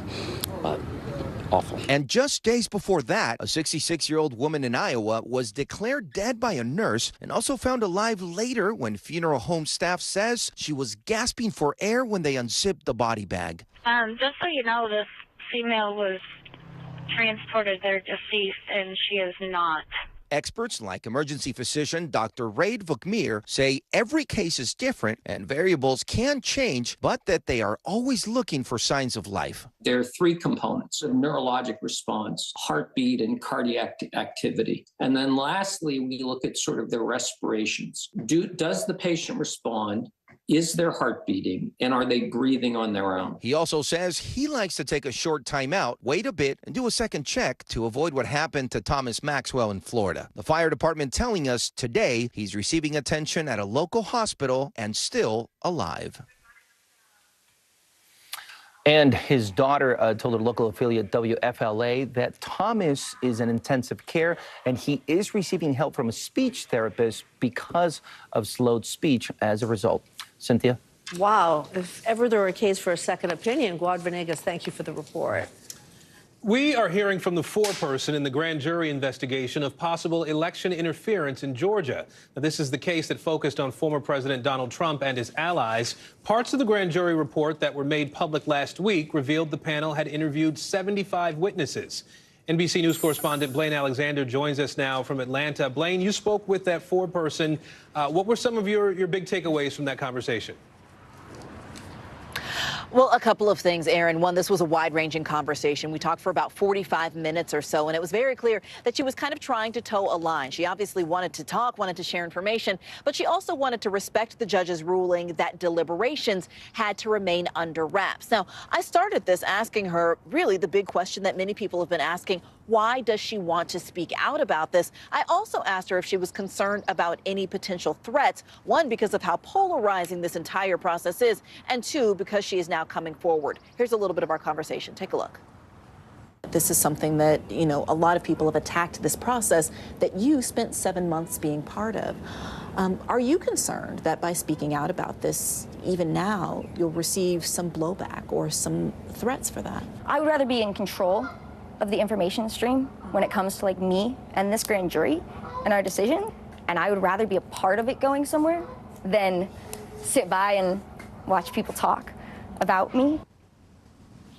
Now, as for what she was able to give insight into, as for that process itself, she did confirm that more than a dozen people they've recommended indictments for more than a dozen people. She wouldn't give specific names, Aaron, but did say that some of those names are people you would recognize. Back to you. All right, Blaine Alexander with us today. Thank you, Blaine. There is a new push today in Texas to ban polling locations at schools. One Republican state legislator argues that voting is too dangerous on school campuses. NBC News senior reporter Jane Tim joins us now. Jane, so what's the reasoning?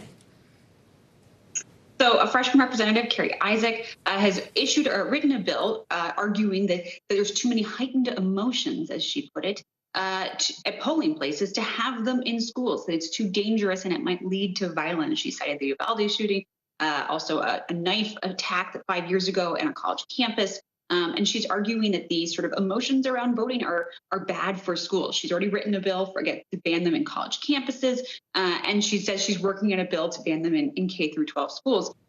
She argues, and in one of her statements, that essentially it brings too many different people. I don't believe it's wise that we invite people into our campuses that would not otherwise be there, essentially arguing these campuses should stay more insular. It does suggest to me a little bit of a misunderstanding of how many of these college campuses function, particularly in Texas. I looked at one in the county that Carrie Isaac representative lives, and I found a handful of events that I could be invited to today as a member of the public.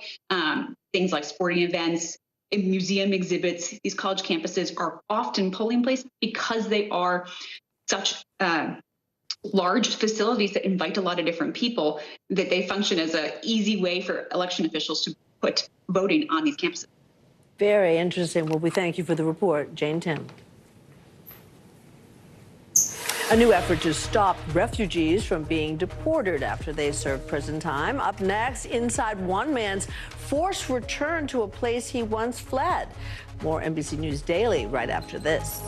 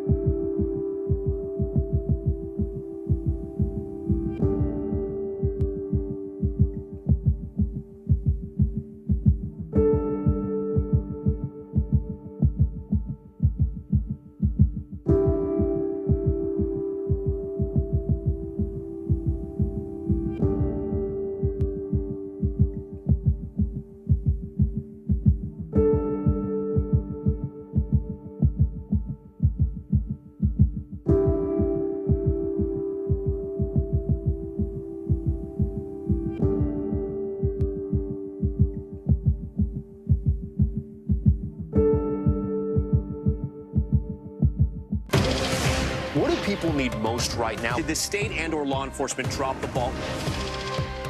Migrant families now stranded in Mexico. What's the World Cup experience been like? It's your news playlist. Top Story with Tom Yamas. Weeknights at 7 on NBC News Now. Hey, podcast fans, ready to unlock our true crime mysteries? Try Dateline Premium on Apple Podcasts. You'll get early access to originals, plus bonus content, and everything is ad-free. So head to Apple Podcasts now to subscribe.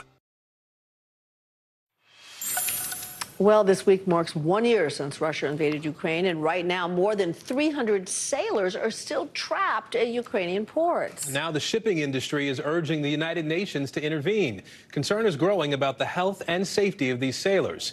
CNBC senior editor Lorianne LaRocco is covering this story for us and joins us now. So, Lorianne, it's been a year, obviously, here. Why are these sailors still trapped at port? Well, Aaron, the International Shipping Council has told me that this is a safety and security issue because the vessels are stuck because of the surrounding sea mines. They are still there. And the fact that the ports that they're near will not allow ships to move without permission because the ships can be attacked.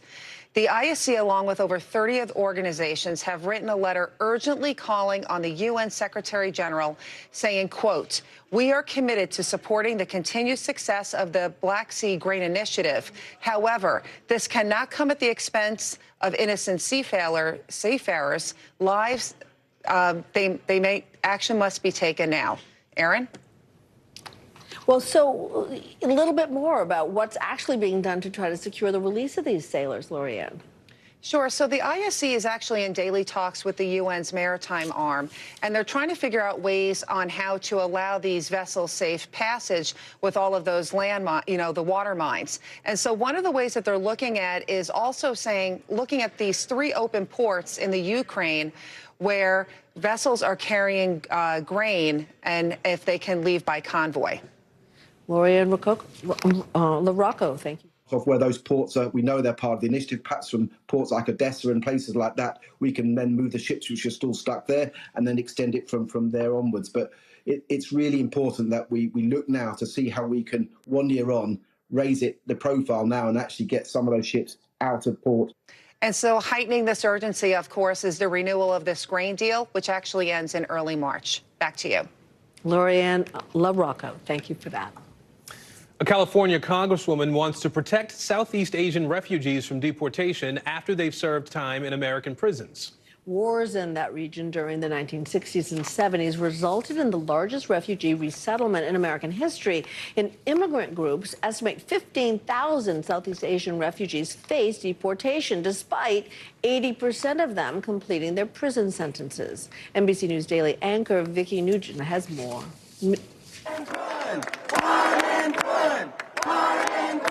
A rally in Oakland, California to pardon Poon Yu, a former refugee who fled the genocide in Cambodia with his family when he was just a year old. We need him here to help us heal the streets that we had harmed. Yu watches from ICE custody, where he's facing imminent deportation to Cambodia, a country he doesn't remember. And I'm feeling the overwhelming love and support. Yu was one of 10 kids growing up in Long Beach, his parents constantly working. He says bullying at school and feeling like an outsider led him to join a gang at 13.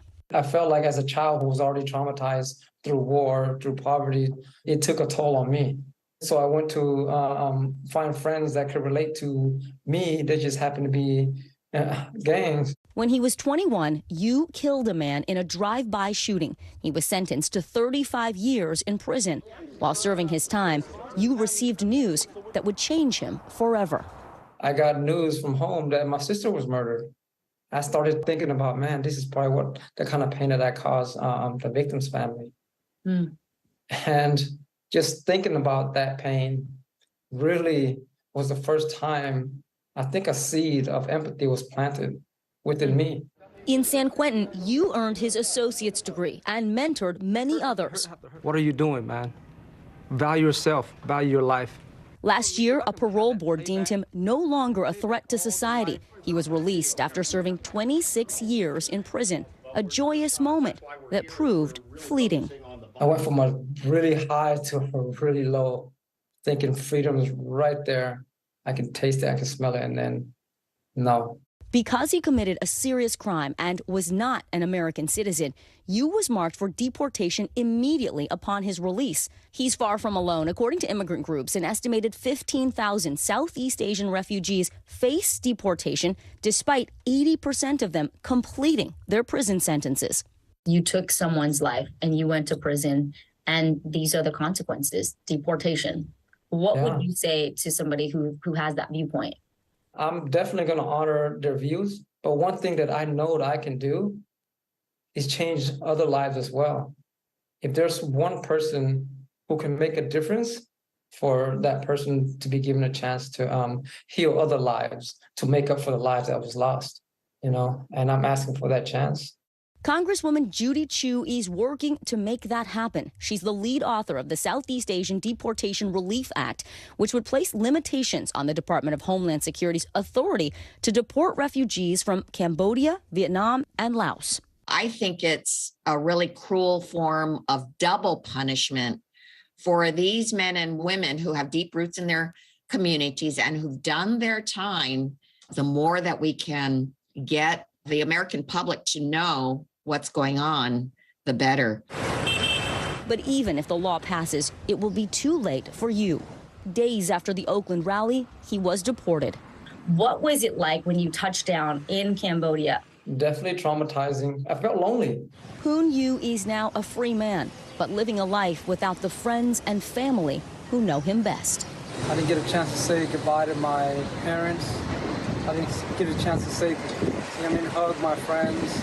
So that kind of haunts me a little bit. Vicky Nguyen, NBC News. And there is more news ahead. You're watching NBC News Daily.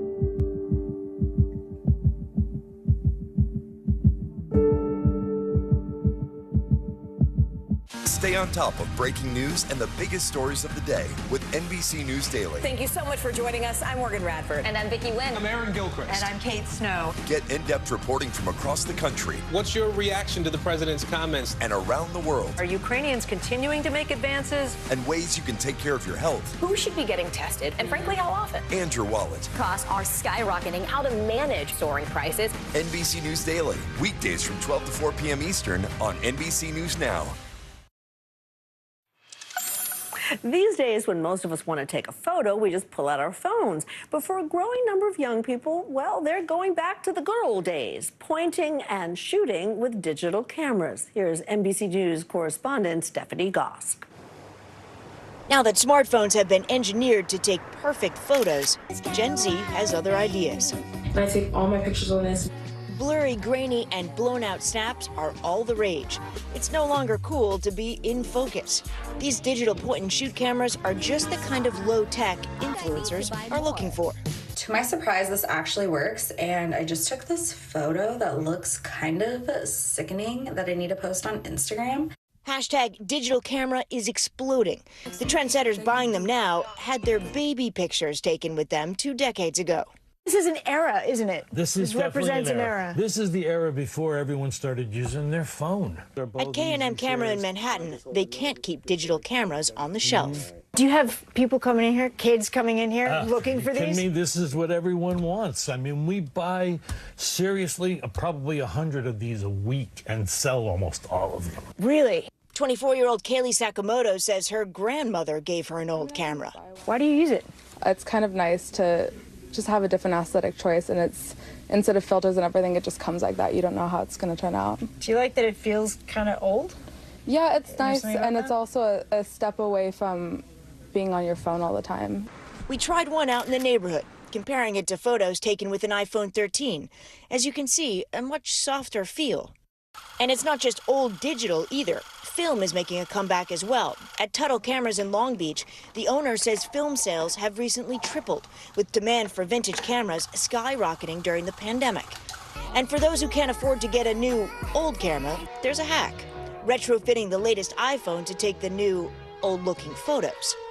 Gen Z has done this kind of thing before with low-rise jeans and tracksuits. This is iconic. This is such a slay. Wireless headphones have been ditched for wires. Just don't tell them that making everything old new again is actually nothing new. There are some famous photographers who have gone back to these digital cameras as well, adding them to collections of old film cameras. A turn-of-the-century look you just can't get using anything else. Back to you. Stephanie Goss reporting there. Well, when you think about self-care, you might think about a bubble bath or a nature hike maybe. It's all about taking time to prioritize yourself. But the idea has also been transformed by social media a lot. LX News storyteller Ngozi Akeledo explains. What does the term self-care mean to you? Maybe it's a 10-step skincare routine, a spin class at the gym, or a Netflix and chill session after work. But like many aspects of modern life, the practice and perception of self-care is being impacted by social media. At its best, self-care was a notion that the things that you could enjoy, the things that really mattered, were outside of the bounds of productivity and work, that sometimes taking time for yourself was an act of resistance against a culture that commodified everything else. Dr. Tara Isabella Burton is the author of the forthcoming book, Self-Made, and has spent plenty of time researching this topic. But I think that self-care has gone from an idealistic reminder that there are things in life that exist outside of our economic and productive lives into a view of the self that's predicated on the notion that we have to be our best selves, we have to cultivate our best selves because those selves are commodities. One of the main ways that social media has really kind of impacted self-care is that it has really become a significant stressor for a lot of people. This issue of comparing ourselves to other people, I think, has really skyrocketed. You know, before you would kind of just look around at your circles in terms of the people in your classes or the people you worked with, and like that would be your pool for comparison. And with social media, there are thousands of people. I worry that in an age of social media and in an age where we are so used to thinking of ourselves as a kind of product, a commodity, something that we are constantly polishing and chiseling both for the eyes of others and kind of for our own sense of self, we lose the sense that we are not just isolated individuals. Ngozi Akeledo reporting there. I'm Aaron Gilchrist. I'm Cynthia McFadden. You're watching NBC News Daily. We are also streaming free 24/7 on NBC News Now. You can watch us wherever you stream live. You see many of the places right there on your screen. The news continues right after this.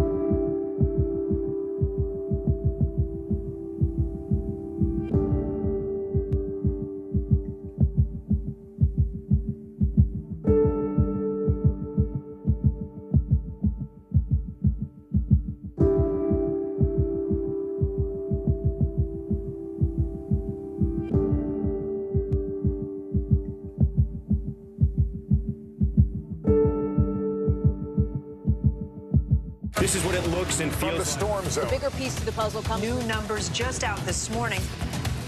Good evening. We begin tonight with breaking news just coming in. We begin this hour with the latest developments. We're coming on the air with some shakeups big time on Capitol Hill. How much water ultimately will be forced inland? Whenever it happens, wherever you are, NBC News, streaming free now.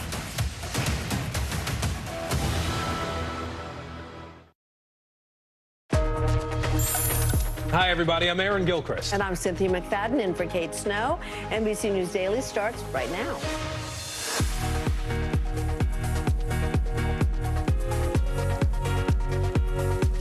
Today, Wednesday, February 22nd, 2023. Weather whiplash, dangerous snow and ice in the north, unseasonable warmth in the south, with tornadoes in between. We're tracking the extreme conditions across the U.S. Off track, a political and legal fight is brewing in Ohio over the toxic train derailment, the growing concern from homeowners caught in the middle about their health. Inside Club Q, the alleged shooter in November's attack, has their first day in court today. The case prosecutors are laying out in the wake of that deadly attack. And parental guidance, what you should and should not be doing online, according to your kids. We begin this hour with a wild weather picture all across America. A massive winter storm making its way across much of the country, packing snow, rain, and ice. 68 million people in 29 states are facing wind, ice, and blizzard conditions. Now take a look at this. Strong winds in Nevada whipped up a giant dust storm, followed by a blanket of snow. And in Minnesota, a blizzard is in the forecast for later today. Some places could see a foot of snow. And the National Weather Service says that could make travel impossible in some places. The good news is Minnesota has all of the capabilities. The things we watch very, very carefully are making sure the power stays up, making sure we have access to move emergency vehicles when we need to, and making sure we have the resources ready should someone be stranded that we can get them off the roads. Meanwhile, on the East Coast, the picture couldn't be more different. Temperatures are expected to hit 90 degrees in Orlando. In the nation's capital, the mercury is soaring to 81 today.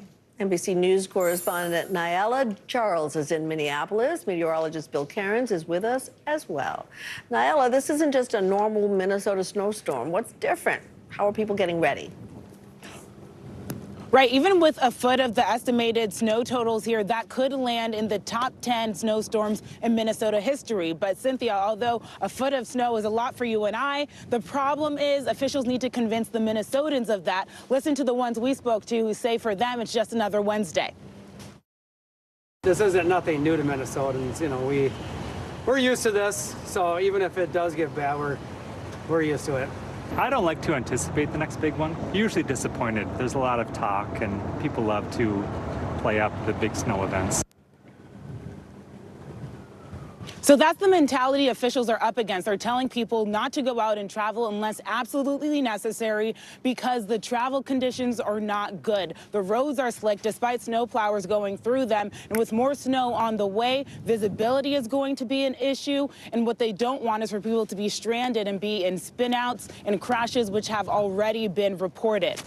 Aaron, Cynthia? Some important warnings there. Let's bring in Bill Cairns now. Bill, time this out for us. When does the worst of it arrive? It's starting now. I mean, we have freezing rain, we have areas of snow and blowing and drifting snow, we have highways closed. We're waiting to see if we get any tornadoes out of this storm system also. This line of storms has just went right over the top of St. Louis currently. Tornado watch in effect till 6 o'clock Central Standard Time. We haven't had any tornadoes reported as of yet. Here's the St. Louis area, and you can see the line of storms heading through now. In about 15 minutes, St. Louis, you'll get the all clear. The freezing rain is broken out from areas of southern Wisconsin, northern Illinois. It's going to be an ice storm here in lower portions of Michigan. That could be where we get some of the more extreme ice totals, and that's where our computers are pinpointing here from Detroit all the way just south of Grand Rapids there. And again, a quarter-inch of ice on the trees, that's enough for some minor damage and some minor power outages. And as far as blizzard warning goes, we've already got roads closed in Wyoming and South Dakota, and now those winds are going to start picking up in Minnesota. So far, 4 inches of snow in Minneapolis. We think another 8 to 12 will fall tonight through tomorrow morning. So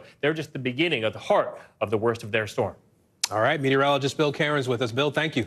President Biden is on his way back to Washington after 3 days in Eastern Europe. The major goal of that trip was to shore up support for Ukraine among allies in that region as we approach the 1-year mark of the war. As NATO's eastern flank You're on the front lines of our collective defense, and you know better than anyone what's at stake in this conflict, not just for Ukraine, but for the freedom of democracies throughout Europe and around the world. NBC News chief foreign correspondent Richard Engel is in Dnipro, Ukraine for us. NBC News correspondent Josh Letterman is in Poland again. So, Josh, both Ukraine and Russia are gearing up for a new phase of this war come this spring. Is President Biden confident? Has he gotten assurances that the Western alliance that's helping Ukraine will actually stick together? From a moral standpoint, yes, and it's hard to concoct a more compelling display of solidarity than the one we've seen play out over the last week or so, from the Munich Security Conference to President Biden's visit to Kyiv to here in Poland. But you start to peel back the onion a bit, and there are still real differences over tactics and strategy, with countries, for example, like Poland, ready to send fighter jets to Ukraine if the West will do it too, while Italian Prime Minister Meloni in Kyiv yesterday saying that's not on the table. And as these offensives begin to take hold, I think those differences may become more vivid, perhaps even most profoundly over the issue of Crimea, with the West feeling like that may be practically impossible for the Ukrainians, while many in Ukraine feel like the glue that is holding this together for them is this notion that Ukraine is fighting to take back not some of its territory from Russia, but all of its territory. Richard, you spent so much time in Ukraine over the last year. What's the mood now after the visit by President Biden? The mood is good, Cynthia. People here feel like they have a spring in their step. They saw what the Russians could throw at them last year, and now the Russians are on the offensive again. But this is a much different offensive than it was a year ago. We are very soon to be at that one-year anniversary. I was in the country when Russia attacked. That was a massive offensive. They tried to topple the country, topple the government in a matter of days, and it failed. Now they're trying again with a new push, mostly out here in the east and in the south. But the Russians are struggling. The Ukrainian defenses are holding. And just earlier today, the head of Ukrainian intelligence said that the new Russian offensive is so poorly executed and that some frontline commanders don't even know that it's happening. All right, Richard Engel for us, Josh Letterman as well. Gentlemen, thank you both. The fallout from the toxic train derailment in Ohio is spilling over into high-stakes political blame gaming. The White House saying rail companies' longtime resistance to safety regulations led to the disaster. Norfolk Southern CEO says he's pledging millions of dollars in support and will work with the government to clean up the mess. Former President Donald Trump, who's looking to win back the White House next year, is visiting today. Transportation Secretary Pete Buttigieg will visit tomorrow. The same day, federal investigators will release a first report on the derailment. NBC News correspondent Ron Allen has been following the story from the beginning. He is there today for us. Ron, what can you tell us? Well, Cynthia, this is Trump country. He won this county by some 70% back in 2020, and his critics will say, now that he's on the campaign trail, that's why he's here. He has said that he is here to show his support for this community and to say that they will never be forgotten. When you talk to people here, they are very critical of the Biden administration. They say things like criticizing the president for going to Ukraine instead of coming here to help after the derailment. When you tell people that the EPA has been here on the ground from the beginning, they are dismissive of that and say that President Biden, should have come here. So there's a very strong feeling here. I also talk to people who are in the middle, and they just want to get on with their lives. They want to make sure that these water and soil and air tests that are coming back clean, so to speak, are in fact that, and that they can get back to their lives. There's a lot of doubt about that. There's a lot of doubt about the long-term impact of all this on this community. Here's some of what a resident we spoke to said just a minute ago. Take a listen. And I feel like East Palestine is slowly going to wither away. Our students are going to leave town. We're going to lose our tax revenue here in town. This is a good town. It's a low crime rate. It's cheap to live here. Everybody loves each other. Everyone is compassionate about each other. We all support each other. And I feel like we're going to lose that. Again today, officials here are trying to reassure the public that the environment is safe and that testing will continue. Ron Allen, our thanks for your continued reporting on this important story. Big tech is once again under the microscope at the Supreme Court today. Justices heard a new case about whether Twitter can be sued for aiding and abetting the spread of ISIS ideology. The family of a Jordanian man filed a lawsuit after he was killed in a terror attack in 2017. That suit alleges that Twitter, Google, and Facebook helped spread the terror group's message. Let's bring in NBC News correspondent Julia Ainsley now in Washington. Julia, this case seems pretty similar to the case that justices heard yesterday. Help us understand the key differences here and what the main arguments are today. Ostensibly, they're pretty much the same case, Aaron. In both cases, the plaintiffs want to say that these tech companies should have been responsible for terrorist attacks carried out by ISIS once those groups propagated hate speech and amped up the rhetoric, that radical rhetoric, on those platforms. Now, in Twitter, we're talking about an attack in 2017 involving a Jordanian woman who was killed in an ISIS attack in Istanbul, and they are alleging there that the person who was killed, that this is because of that this violated a U.S. rule that said that people injured by terrorism can sue anyone who aids and abets. So it comes down to, did Twitter aid and abet ISIS in propagating this hate speech? Now, Twitter has said there's no way they can control for every single person who is on their platform. Yesterday, one of the arguments we heard was that YouTube was in violation of a U.S. anti-terrorism law because of its algorithms that continue to give people more hate speech once they watch one video. But that's something that Justice Kavanaugh said that if the court weighs in, they could be hitting commercial interest. And in fact, we've seen in both cases that justices really want to leave this matter to Congress. We'll see how it all turns out. Julia Ainsley for us in Washington. Thank you. Well, Microsoft is bringing its AI chat box to the mainstream, and Starbucks is debuting new drinks with a unique ingredient. Bertha Coombs joins us now with our CNBC Money Minute. Hi, Bertha. Hi, Cynthia, Aaron. Let's start off with Microsoft. After a few days of making tweaks behind the scenes, the company is debuting its new AI chatbot to the public. The artificial intelligence technology will be available on Microsoft's Bing smartphone app. There have been some reports during trials of odd behavior while chatting, like insults or bizarre language and expressions of love. Microsoft says it's perfected the bot by focusing it on searches. Amazon, meantime, says it has closed a $3.9 billion deal for primary healthcare provider One Medical. The deal gives Amazon access to 200 medical offices across the country, as well as over 800,000 customers who are members. Amazon has been expanding into healthcare for several years, even launching its own virtual clinic for chronic conditions. And Starbucks is launching a new line of products that are infused with olive oil. The coffee chain will debut Oleato, a specialty line of drinks in 25 locations across Italy, before coming to California later this spring. CEO Howard Schultz calls the drinks transformational. Well, I don't know about that. We'll see if the Italians like it first. Bertha Coombs, right? thank you. Coming up, what police are revealing about a pair of wild animal attacks, both targeting dog owners. You're watching NBC News Daily.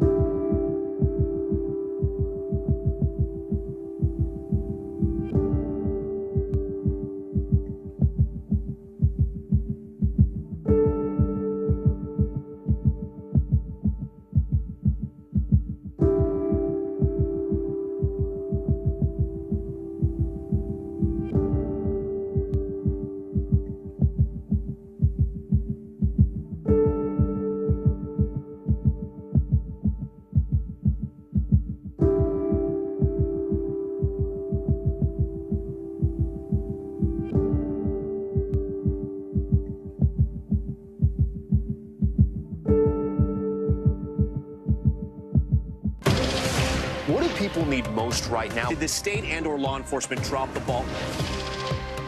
Migrant families now stranded in Mexico. What's the World Cup experience been like? It's your news playlist. Top story with Tom Yamas. Weeknights at 7 on NBC News Now. How many of you were up there? At least like 11. How real is this going back to the moon? How you doing, Lester?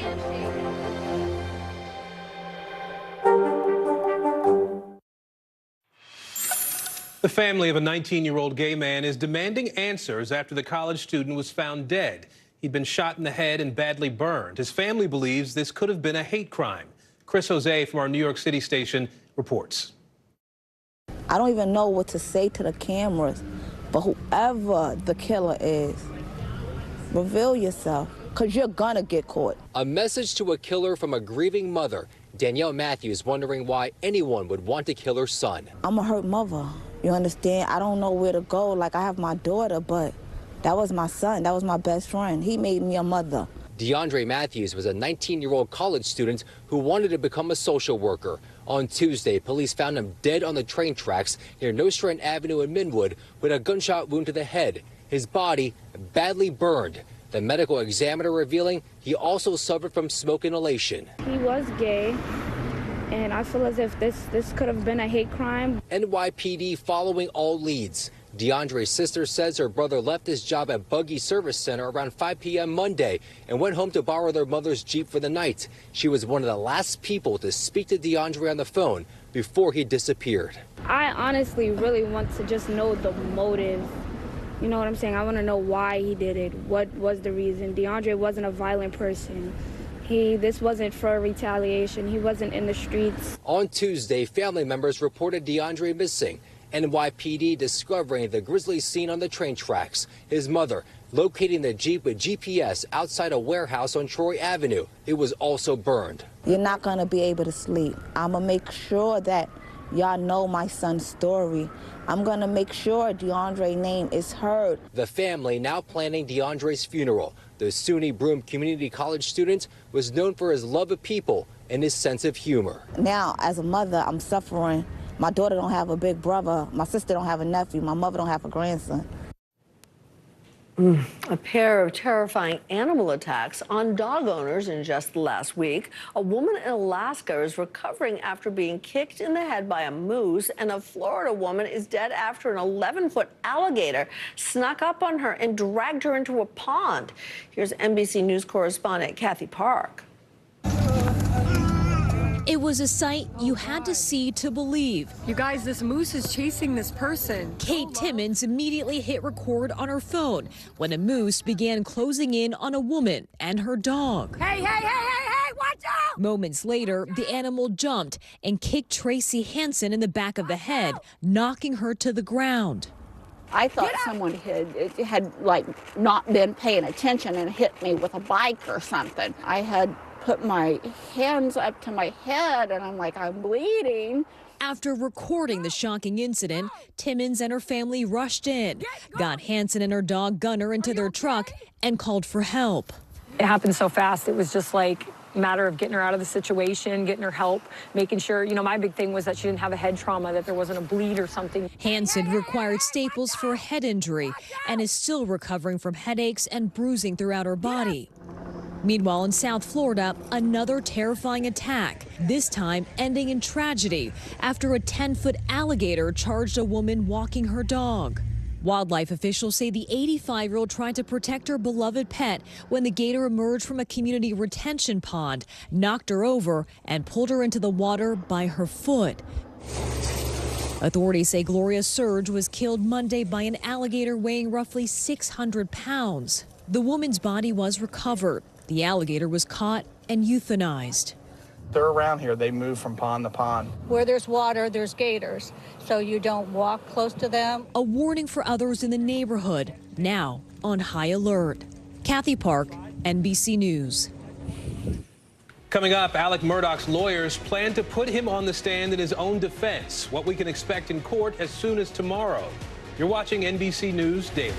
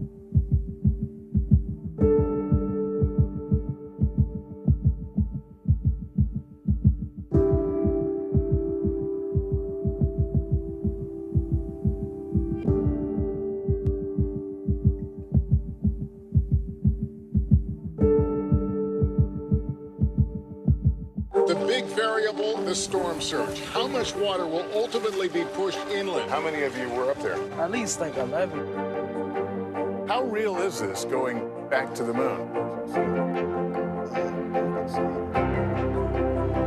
What our top story tonight? You guys okay? Yeah. Oh, my God. What kind of training? How you doing, Lester?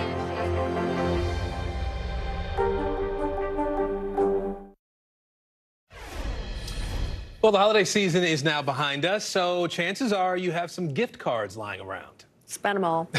If so, though, make sure you're keeping an eye on the balance. Gift card fraud is becoming an increasingly widespread problem. Lexi Suter from our NBC station in Philadelphia has some tips on how to prevent it. Pretty exciting. That was Sydney Pollock's reaction after receiving a $100 gift card from her grandparents last year. Tracking every penny, she used it a few times until she went to a San Francisco bookstore to spend her remaining balance. I knew there was money left on it, and it was declined. I have no idea what happened to it. Where did Sydney's money go? There's a good chance someone stole it. If this is happening to me, I'm not the only person. She's right. I checked it and it said the balance was zero. NBC Responds and Responde teams across the country have heard from many. The lady tried it a couple of times, swiping it, and it wouldn't go through. Like Nancy Marinero out of Elgin, who told us after buying a gift card this past holiday season, someone swindled me and stole $499.50. A lot of money. In fact, the Federal Trade Commission estimates gift card losses amount to tens of millions of dollars each month. Retailers are seeing it too. There are groups out there that this is all they do. The National Retail Federation, a trade group that represents the country's stores, says gift card fraud is rising. I've seen investigations that we've had amateurs all the way to large-scale criminal organizations. Normally, we don't show you criminals' methods, but here we feel like we have to help you protect yourself. So here's how it works. Crooks grab gift cards off the rack. They write down the numbers and pins, then put the cards back. Using computer bots, they wait to see if money has been loaded onto the card. And if it happens, they now have access to that card and that pin with a value that they can then use online. Another method, Johnston says, thieves tampering with cards. Using stickers, they'll replace the barcodes and pin labels with their own. So when you load money onto the card in your hand, your money actually goes onto a card in the crook's hand. Scammers in Canada tried that very method, but picked the wrong target. Well, I'm an ex-police officer. Michelle Law spotted some tampered gift cards in a store. You can feel the sticker. It has a little bit of a ridge on it. And posted this video on social media to warn consumers, garnering millions of views. It went viral for all the right reasons. With the rising fraud reports, stores and gift card companies are responding. Some retailers are putting cards behind the counters. Gift card companies are improving packaging, like sealing gift cards to prevent tampering. Either way, advocates say it pays to take the time to inspect a card before purchasing or after you received one. Kind of feel it, look at it, visually inspect it. I mean, you know, for 20 seconds, it will save so much hassle on so many people. Well, how would you like a shorter work week? I might like that. There's a new study in the UK that has people talking about the potential benefits of working just 4 days a week instead of 5. Thousands of employees across 61 companies took part in this study. They reduced their working hours while maintaining the same level of pay. Sounds pretty good, right? Yeah. Well, after the trial period, 39% of employees were less stressed. 71% reported lower levels of burnout, and 15% said no amount of money could get them to go back to a 5-day schedule. Are the bosses paying attention? So how about this? Apparently they are. The majority of the companies like this idea, too. 56 of the 61 companies are continuing with that 4-day work week beyond the study. 18 have actually announced that they will continue it permanently. The companies also found that revenues were the same or better than before all this. They also reported reductions in both sick days taken and the number of resignations. I think this should go viral. You can catch more about this, the 4-day work week, tonight on NBC Nightly News with Lester Holt. Well, on a different note, Vermont Senator Bernie Sanders is no stranger to being turned into a meme. And it has happened again, believe it or not. Sanders was actually caught walking behind a TikTok video being filmed on a street in New York City. Look here. Taylor Champ posted this clip of her dancing with a doorman, not realizing who was standing behind them, seemingly unimpressed, right? She captioned the video, "I really wish in the moment I realized who was walking by." Of course, you all remember back in 2021, Sanders and his mittens at President Biden's inauguration became a well-known meme. Classic. Yep, well, coming up, never-before-seen surveillance footage is revealing what happened inside a Colorado gay nightclub the night of a deadly mass shooting. You're watching NBC News Daily.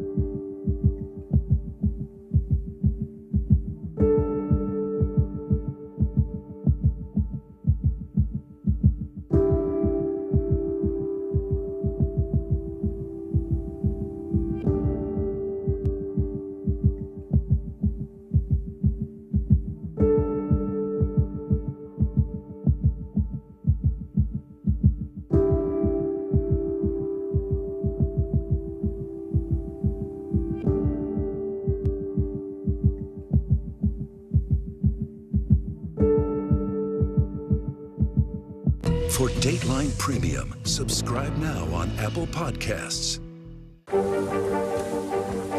How many of you were up there? At least like 11. How real is this going back to the moons? How you doing, Lester?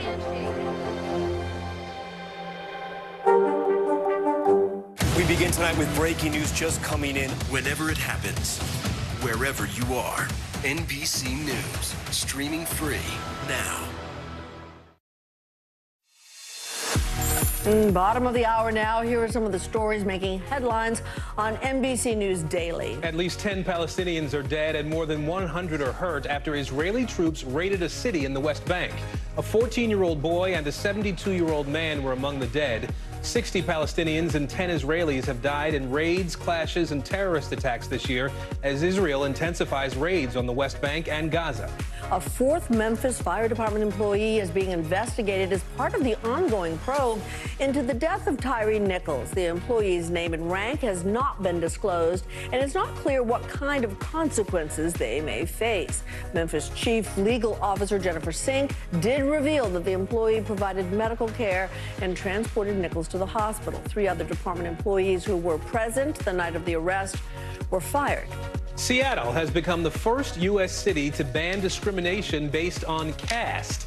Calls to outlaw the discrimination of caste, a division based on birth and descent, have been growing among South Asian communities in the United States. The Seattle City Council passed this provision with a vote of 6-1.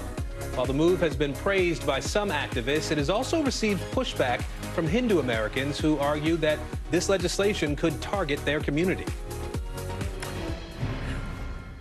We are following breaking news out of South Carolina. NBC News has learned that Alec Murdaugh's defense plans to put him on the stand tomorrow. Murdaugh is standing trial in the killings of his wife and son in 2021. NBC News correspondent Katie Beck is outside the courthouse in South Carolina. She joins us now. Katie, the defense team says this is the plan at this point. What else do you know?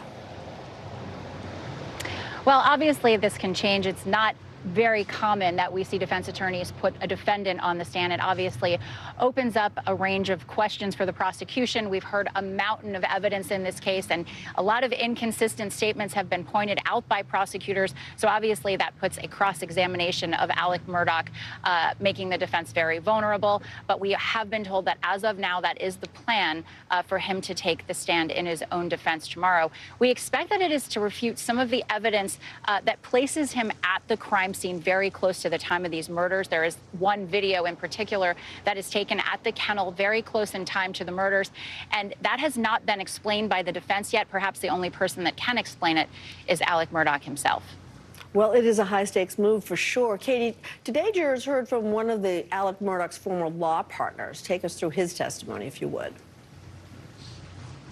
Well, this was sort of a double-edged sword. The defense was using this witness to again point out the sloppy nature of the SLED investigation, things they didn't collect at the crime scene, the area they didn't rope off, and how there were all of these people and friends sort of walking around while they should have been carefully processing the evidence. But on the flip side of that, on cross-examination, the prosecutors asked about the alleged financial crimes that happened at the law firm, and this friend and, really close colleague of Alec Murdaugh's discovering of that information. During that testimony, he said it made him question whether he ever actually knew Alec Murdaugh. He said the Alec Murdaugh I knew would have never done this, and when we learned what he had been doing with these clients and the damage he had been doing to the reputation of our law firm, it made me question whether I actually knew him at all. So it was a defense witness, but it certainly had an impact for prosecutors as well. Katie Beck, thank you. Should be an interesting day tomorrow. More breaking news now. The man convicted of gunning down Los Angeles rapper Nipsey Hussle has been sentenced to at least 60 years in prison. Eric R. Holder Jr. was convicted of first-degree murder back in July for the fatal 2019 shooting. Holder was also found guilty of 2 counts of attempted voluntary manslaughter after 2 others were injured in that shooting. At 33 years old, that means Holder will most likely spend the rest of his life behind bars. Preliminary hearings are underway in the trial of Club Q shooting suspect Anderson Lee Aldrich. Aldrich is accused of opening fire inside that club in Colorado last November. 5 people were killed there, another 19 were hurt. NBC News correspondent Maura Barrett joins us now from our Los Angeles bureau. She's been tracking this story. Maura, what's happening in the hearing today? It's been an emotional day in court, Aaron. The court has a rule that we can't broadcast any of the images shown in court today, but they provoked a lot of emotions and tears because of the gruesome images that we saw. We've heard testimony from one of the police officers who was one of the first responders on scene the night of the shooting, and he described photos pointing out shell casings littered around the victims' bodies in Club Q that night. People in the courtroom gasping, some tears were heard. We also saw the suspect who is in court visibly shaking as they watched that video. And we also heard from a detective who's been investigating the crime scene and the suspect's apartment after the fact. He detailed that they found parts of an AR-style rifle in the apartment, as well as shooting targets and a rough sketch of Club Q's layout. Now, this preliminary hearing is expected to go on for several days, and the judge will decide whether to drop some of the 300 counts of charges against the suspect or to drop some as the trial moves forward, Aaron. And Maura, you've reported that Aldrich's attorneys say that their client identifies as non-binary, right? How could that affect this case?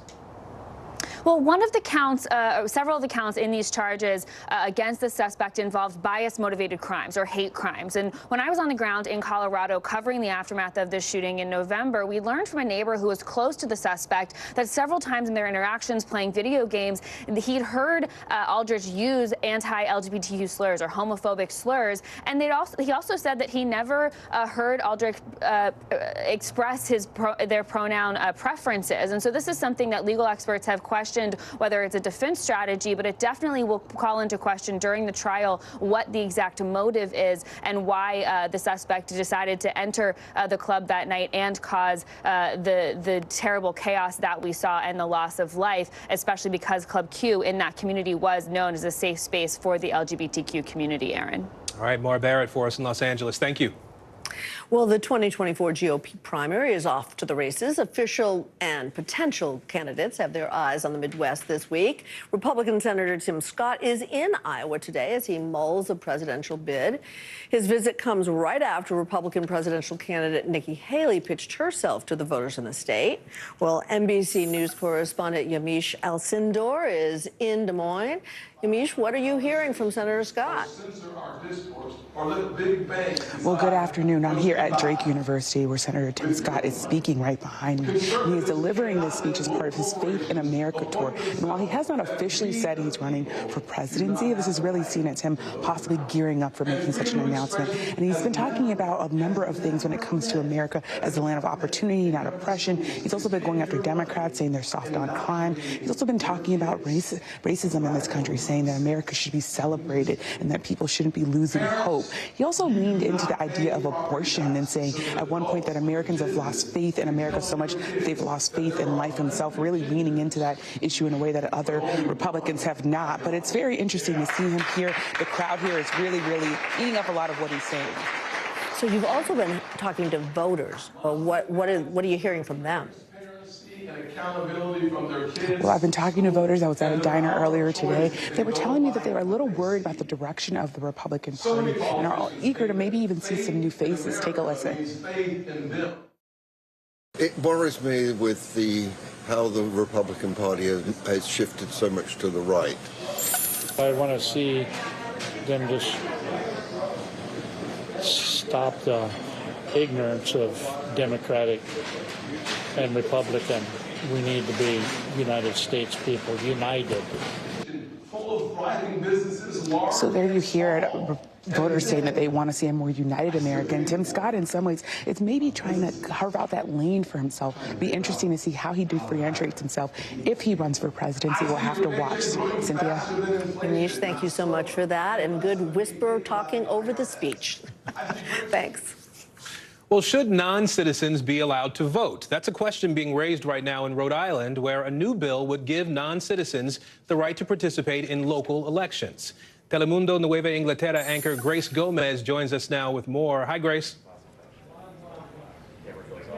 Hi, Aaron. So according to Representative Enrique Sanchez, the move would give a say to undocumented immigrants who can't participate in certain decisions being made in the city or town they live in, such as school board or city council. But not everyone is on board with this idea. Democratic State Representative Enrique Sanchez introduced a bill earlier this month that would authorize undocumented immigrants to vote in municipal elections. Anything, whether it's an ordinance that's passing, a bond, a city council stuff, mayor stuff. He states that undocumented residents would need a driver's license or taxpayer ID, the latter usually issued to those that don't have social security numbers, in order to vote. They just keep pushing and pushing and pushing, and eventually it's going to be your vote isn't going to count. Terry Gorman, the president and executive director of Rhode Island for Immigration Law Enforcement, says he's against the bill. Because there are going to be so many illegal aliens in the state of Rhode Island that would be eligible to vote in local elections. According to Representative Sanchez, the bill will allow undocumented residents to have a say on issues that impact them directly. He also believes this will benefit local communities long term. People who are frustrated with this, well, hey, listen, this is an opportunity for us to generate more income, more revenue, in our communities. This is an opportunity to finance fixing our roads, our communities. If the bill passes, it would give local communities the option to pass an ordinance that would allow non-citizens to vote in municipal elections.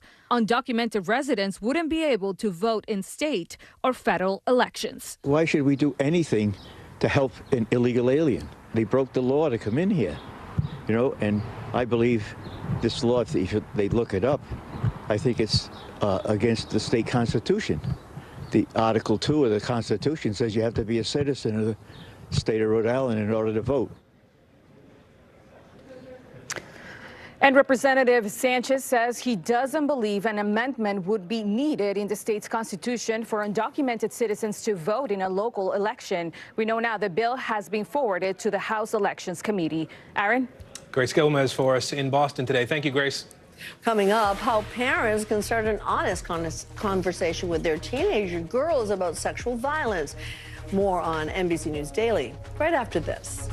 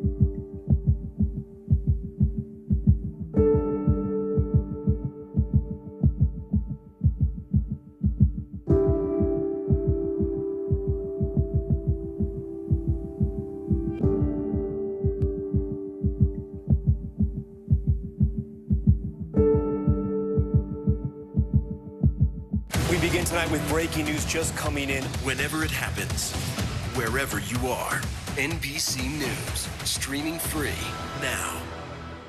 Watch NBC Nightly News with Lester Holt or listen wherever you get your podcasts. How many of you were up there? At least like 11.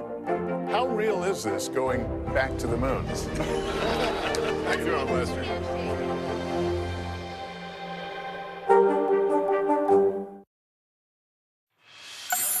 In today's modern parenting, there's alarming new data about teenage girls. A recent CDC report found 18% of teen girls said they had been victims of violent sexual behavior in the past year. The data also reveals that the number of young girls forced into sex grew by nearly 200,000 in just 2 years. NBC News medical reporter Erica Edwards joins us now. Erica, what are some of the factors that contributed to this increase in sexual violence among teenage girls? Yeah, hi, good afternoon. So remember, this survey was done in 2021 when most kids were in lockdown at home, which should have been a really safe space. Unfortunately, many sexual assault experts tell me that a lot of these attacks happen in families or with other close relationships. So in some cases, lockdown actually increased exposure to some of these people. What's more, kids were isolated. They were in their rooms doing the remote learning, perhaps away from their support systems, away from their friends, maybe away from trusted adults or coaches. You know, the other issue with being online so much, I talked with rape crisis counselors, and they said that they have seen an astronomical rise in reports of cyber sexual violence, things like online stalking or repeated messages threatening sexual assault to kids during the pandemic. Guys? So what can parents do to help young girls? And I'm interested in conversations with young men as well. Help us. You know what? These conversations can take the exact same form. First of all, don't ignore the problem. Talk to teenagers. Experts say that the more upfront, honest we can be with our teenagers, the better. They're more receptive to that. And these conversations can start as early as possible using age-appropriate language, of course. You can keep those conversations going as kids grow up. And as a parent, I can tell you, kids do not like to be lectured. So ask questions and then really listen to their answers. And above all, stay strong and as positive as you can. Kids really need to know that they have an advocate in their corner who's going to support them. Guys? Such an important story. Erica Edwards, our thanks. Well, also this hour, we're breaking down what parents should and should not do on social media. Well, according to a recent poll, 57% of parents say that at least sometimes they check on what their teen is doing on social media. I would say that me and my dad, who is on social media a lot more than my mom, both have like kind of an unspoken agreement that he doesn't like comment on my posts. I would not like my parents to follow me and make it clear that I am their child. Okay. Oh, these hurt. Here with us now is Erica Jane. She's the executive editor of She Knows, a lifestyle site for moms. Well, Erica, all right, let's listen to let's listen to a little bit more of what teens told your site about their parents being on social media. Okay. Right. I love my parents, but the #1 pet peeve of mine is them tagging me in ugly pictures on social media. If your parent is getting something and it's like to be a helicopter parent and it's to constantly monitor you, that's not okay. Okay, well, the kids say it's not okay. Is it okay? Oh, please say yes. Here's what we took 3 main takeaways from our conversations, and hearing these teens tell us exactly what they think parents should and shouldn't be doing on their own social media accounts. First of all, they don't want parents posting embarrassing old photos of them, and certainly not tagging them. I think many of us parents already know that we should ask if we're posting a current photo of our kids, but the same goes to the cute baby photos that we love so much. A second takeaway that we got was they really don't want you commenting on their posts. Even if it's something you think is harmless, like an LOL, that's not good. They also don't want you saying anything like, oh, I'm so proud of you. Wow. They say, tell us in person. But on our feed, it's embarrassing. So what can you do? What are the good things, good practices for parents on social media? I think the biggest takeaway of what parents should do that we took from this segment was really to ask what they want, have a conversation with them. Teens do not want to be embarrassed by their parents online, but what one teen thinks is embarrassing, another teen might not. My teen might not want me to like an Instagram post. Someone else's teen just might not want them to comment on that Instagram post. So I think it really starts with having a conversation. Yeah. So talk to parents who feel the constant need to be checking on their kids' accounts. I understand that. You feel their pain, our yes. parents, our teens don't want their parents lurking. I think one of the best things that we gleaned from what our teens in this video told us is to just sort of be a presence, but not be a known presence. All right, there's the advice. Well, so do with that what you will, right? That's from their point of view. Yeah. Yes, I was going to say. Erica Janes, we appreciate it. Thank you so much. Thank you. There's more news ahead. You're watching NBC News Daily.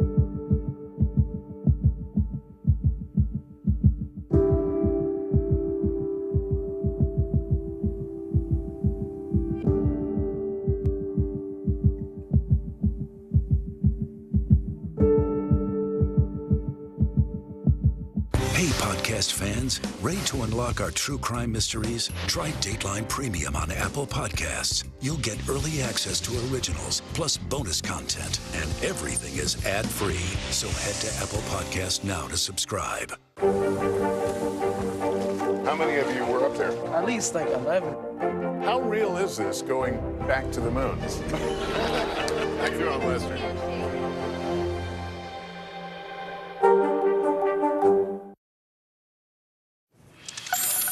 This Friday marks the one-year anniversary of the Russian invasion of Ukraine. Since then, nearly 10 million Ukrainians have fled the country. Most of them have sought refuge in neighboring Poland, and a mother and daughter are doing all they can to help. Here's NBC's Jay Gray. They escaped the fighting, but for so many Ukrainian refugees, emotions are still raw. Pain and fear. Pain and fear. This is the scariest things going on now. They find safety and support, food, clothes and medicine in this clearinghouse of sorts. Donations gathered and handed out by the humanitarian group Uniners, founded by Victoria Baltrin and her mom, Ukrainians already living in Poland a year ago when Russian troops invaded their homeland. How we cannot do this, this is our country. This is where our heart belongs. And we needed to do something. The center is staffed by refugee volunteers like Artem. I'm only 16. No one will give me a machine gun, so here I am. He escaped Dnipro, his hometown, now in ruins. Providing basic essentials for fellow refugees is just one small part of the Uniners' mission. 90% of our help is going to Ukraine. In a back room, volunteers tie together camouflage nets, the white, to hide tanks and missile systems in the snow. Upstairs, a doctor and driver piece together medical field kits they'll take to the front lines. The Uniners have also delivered boots, backpacks, even drones. Ukrainian soldiers grateful for the support that the Uniners promise will continue in Ukraine and Poland for as long as there's a need. Jay Gray, NBC News, along the Polish-Ukrainian border. Thousands of Ukrainians who fled the war have also found refuge right here in the U.S. In Chicago, Ukrainian Village is a neighborhood where immigrants from Ukraine have lived for decades. Now its residents are trying to provide a community for refugees from the war, too. Here's NBC News Chief Foreign Affairs correspondent Andrea Mitchell. In the heart of Chicago, a refuge for families fleeing the war. Oksana and her 3-year-old son Sasha escaped in the early days of fighting. She made the difficult decision to leave her homeland and head to Poland, leaving behind a husband fighting in the Ukrainian army. When we buy a ticket to bus from Lviv to Poland, when we sit in a chair in a bus, we hug each other. And now he says me he thinks that he never see us again. But he will. Hopefully he will, yeah. And it was very difficult. Sasha is crying, I am crying. I put my hand on the window, and he put his hand on the window. And we say bye. Since the start of the war, the U.S. has accepted thousands of Ukrainians. In Chicago, the century-old neighborhood known as Ukrainian Village has become a safe haven for many refugees. And at St. Nicholas Cathedral, they're building a new community. Originally, when people were asking how many refugees could you take, it was like 50. We didn't think 75. And the doorbell continues to ring almost every day. The school is creating a home far from their embattled homeland. Many of the teachers speak their language, teach Ukrainian culture and music, helping the children cope with the haunting memories of war. We are Ukrainians. These Ukrainian children share the pain of a common journey, leaving home and family behind, and carrying with them the fear of never seeing their loved ones again. In these few city blocks, Oksana and Sasha have found a refuge until they know what the future holds. Anna and the school have found their mission. go into education because we're passionate about children and passionate about the future of our country and the future of our society. And so to be able to do this for these 75 children is an honor. That was Andrea Mitchell reporting. I'm Cynthia McFadden. And I'm Aaron Gilchrist. You're watching NBC News Daily. We're also streaming free 24/7 on NBC News Now. You can watch us wherever you stream live. The news continues after this.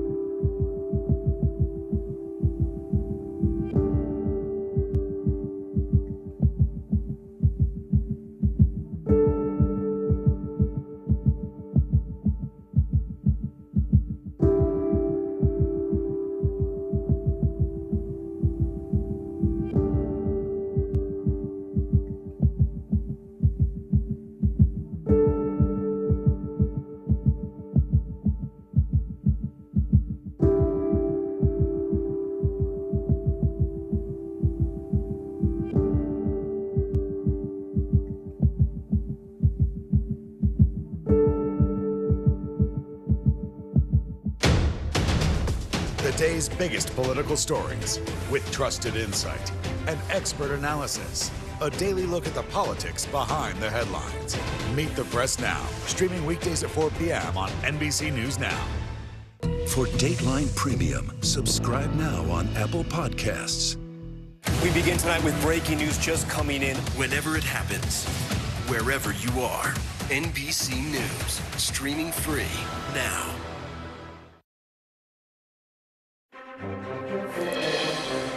If it's Wednesday, President Biden wraps up his historic wartime trip to Eastern Europe, meeting with NATO allies amid renewed concerns of a Russia-China alliance and renewed nuclear saber-rattling inside the Kremlin. Plus, increased scrutiny on the toxic train derailment in Ohio as federal investigators prepare to release their initial findings following a campaign stop from former President Donald Trump that shut down the area's schools today. And in today's trail mix, another potential Republican presidential hopeful barnstorms Iowa. Trump and DeSantis try to carve out lanes with primary voters. And a key Democrat announces he's running for re-election.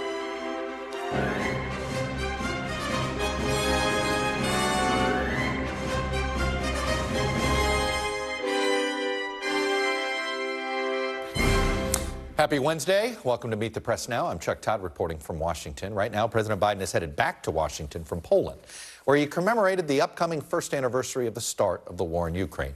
A trip that included a defiant demonstration of Western support in Kyiv on Monday, a guarantee against Russian victory from Warsaw on Tuesday, and a meeting with frontline members of NATO's defense against Russia today.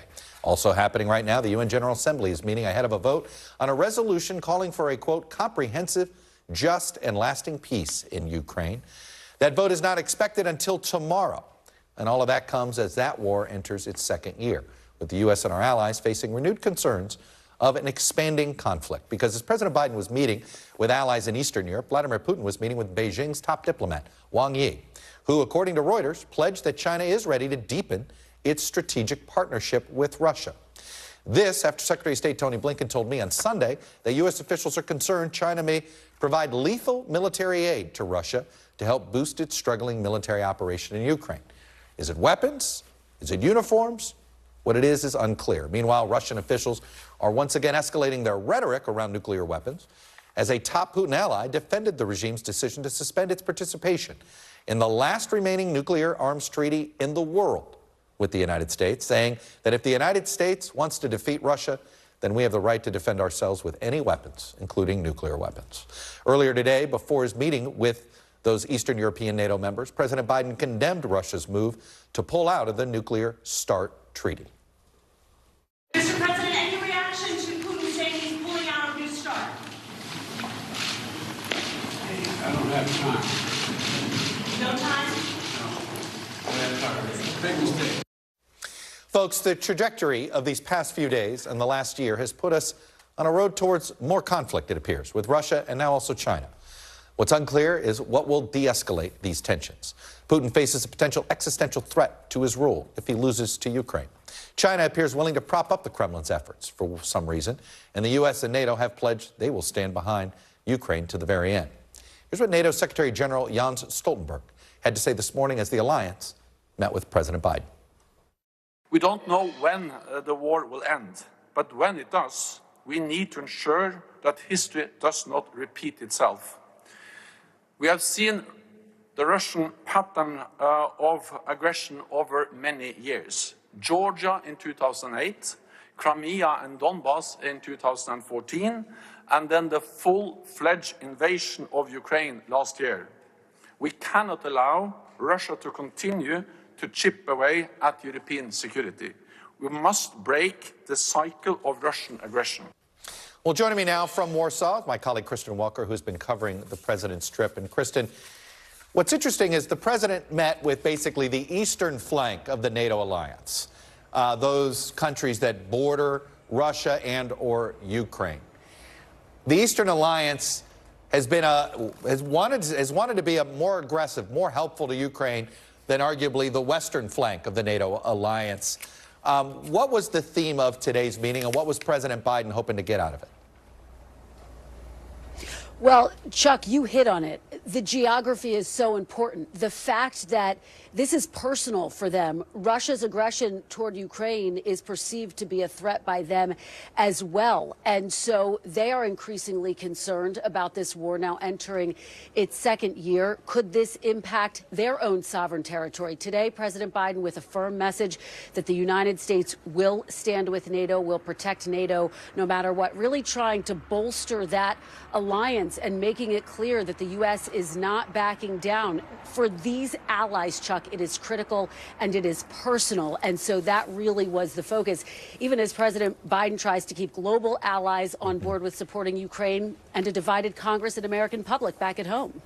What else was on their agenda today? Was immigration issues on the agenda? A lot of them have taken in Ukrainian refugees, arms to Ukraine. Are they comfortable? These are the countries that have been giving the Soviet-era weapons because they also had them in stockpile.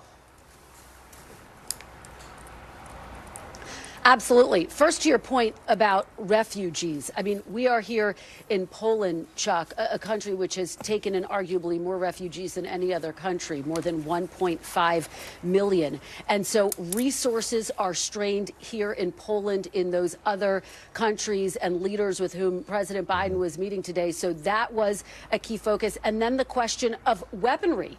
You have, of course, the United States and other European allies stepping up how much weaponry they've been giving to Ukraine. But President Zelensky, including when he stood shoulder to shoulder and met with President Biden earlier this week, said he needs more, including F-16 fighter jets. Right now, the U.S. not prepared to provide that. But look, the other thing that was on the agenda is where you started this conversation. The fact that President Putin announced that he is suspending his partnership in that New START treaty and participation in that New START treaty. And I've been talking to administration officials who say, look, while they were not altogether surprised by this because Russia has not been in compliance with the treaty for quite some time, it is still perceived to be an escalation. Now, they point out and caution that this could have been worse. You could have had Putin pulling out altogether. But this is a step in the wrong direction, Chuck. And the question remains, how does this all end? No one has an answer. And what about this issue of China providing lethal aid to Russia? any more from the administration on what aid they're concerned about? What kind of, whether they're having any success at having China hold off on doing this? Well, the Secretary of State told you, Chuck, of course, this past Sunday that he had issued a stern warning to his Chinese counterpart that there would be serious consequences if China did, in fact, move forward with providing Russia with lethal aid. We've been talking to administration officials to get their sense of where China stands on this. They don't have an update from where that conversation started between you and the Secretary of State on Sunday, Chuck, but I can tell you they say this is a top concern, particularly given that he was in Russia meeting with Putin today. And of course, Putin saying during that meeting that he now expects China's president to come to Moscow. That being met with a lot of skepticism by U.S. officials who are concerned that China will only intensify this conflict and make it worse. Chuck. Kristen Welker in Warsaw tonight for us. Kristen, thank you. Speaking of China and Beijing and Moscow, let me bring in Keir Simmons, who's in Moscow for us. So, Keir, Chinese Foreign Minister Wang Yi is there meeting with Putin. And I guess Kristen Welker just scooped there that apparently they've announced a Putin-Xi meeting in Moscow. What more can you tell us about what we learned today? Well, they didn't give us a date, Chuck. And this idea that President Xi will come to Russia has been talked about for some months. So I think it's interesting they still don't have a date. It was fascinating to see Wang Yi sitting across the table from President Putin and asserting the strength of the relationship. But he said something else that I thought was really interesting. He said that out of a crisis, Chuck, comes opportunity. What did he mean by that? Does he mean that China sees the crisis in Ukraine as an opportunity for itself? Was he trying to signal to President Putin that he should take opportunities to get out of this crisis? I don't think China's position in the world right now is necessarily a mystery. They want to support President Putin, happy though to see Russia weaker. They are happy to see the West drain its resources in Ukraine, but they don't want an existential crisis to the world economy. And crucially, they want to keep those economic links with America and even more so with Europe. I think the mystery is how Beijing manages to achieve that. And I'm not sure that even Beijing knows it can. Proposing a peace plan, but no one in the West is going to trust that. And I was just going to say, did they float the actual peace plan today or just talk about it? I didn't even talk about it. And we don't even know whether or not President Xi will actually announce it on Friday. But again, just back to that date question, I just wonder whether President Xi would like to come here to Moscow with something to show, not just to come and show strength. Because, of course, the problem with showing strength with Vladimir Putin, as much as the Chinese say that it's a solid relationship and it clearly isn't getting stronger, it messages to the Europeans, messages which then challenges China's economic relationship with Europe. So let's just see whether President Xi really does come here in the coming months, whether he waits till later in the year. And then the nuclear saber rattling by Dmitry Medvedev, who was president at the time when New START was signed with President Obama. I've noticed, and Keir, you would know better than me, it seems to me that Dmitry Medvedev is the saber rattler on nukes, not Putin anymore. I feel like every time it's come from his mouth, not from Putin's. That doesn't seem like an accident. Yeah, you took the words right out of my mouth, Chuck. Dmitry Medvedev is always saber rattling. I mean, it's kind of what he does now. I think there's one aspect to that. He used to be the liberal. I think he's busy politically signaling to the hardliners here in Russia, I'm one of you, I'm not a liberal anymore. And I would just point out one other thing that hasn't really been noticed so much, and that's that the Russia's deputy foreign minister was quick to say, but we might still renew restart. It's not necessarily over. So I do think in that kind of picture, you can see the Russians trying, just once again, trying to frighten the West, but trying not to go too far. Because again, China doesn't want Russia to get into a nuclear standoff with the West. No, they don't. And I think if this were poker, I think we know the Russians don't think they have a good hand. Keir Simmons in Moscow for us. Keir, thank you. So let's dig deeper into what's going on in Moscow, or at least the best we can. Joining me now, two people who have a pretty good sense. Michael McFaul, the former U.S. ambassador to Russia and NBC News international analyst, and Gary Kasparov, the chairman of the Renewed Democracy Initiative, a longtime critic of this current Russian regime. Mike, let me start with you and and China and Russia and this alliance. Obviously, we're concerned about it. How seriously do you take China's threat, I guess, to provide lethal aid to Russia? Well, they haven't threatened that, Chuck. That's a very interesting thing. They say they're not doing that, and they've stayed to that. And up until just this weekend, I've been impressed by what they haven't done, right? Mm-hmm. They haven't provided these technologies. They haven't provided military assistance. And when Xi Jinping sat down with Putin the last time they met in Samarkand, Putin went out of his way to say, yeah, Taiwan is yours. Yes, yes, yes, that's your territorial integrity, sovereignty. And Xi did not return the favor in the way that he talked about it.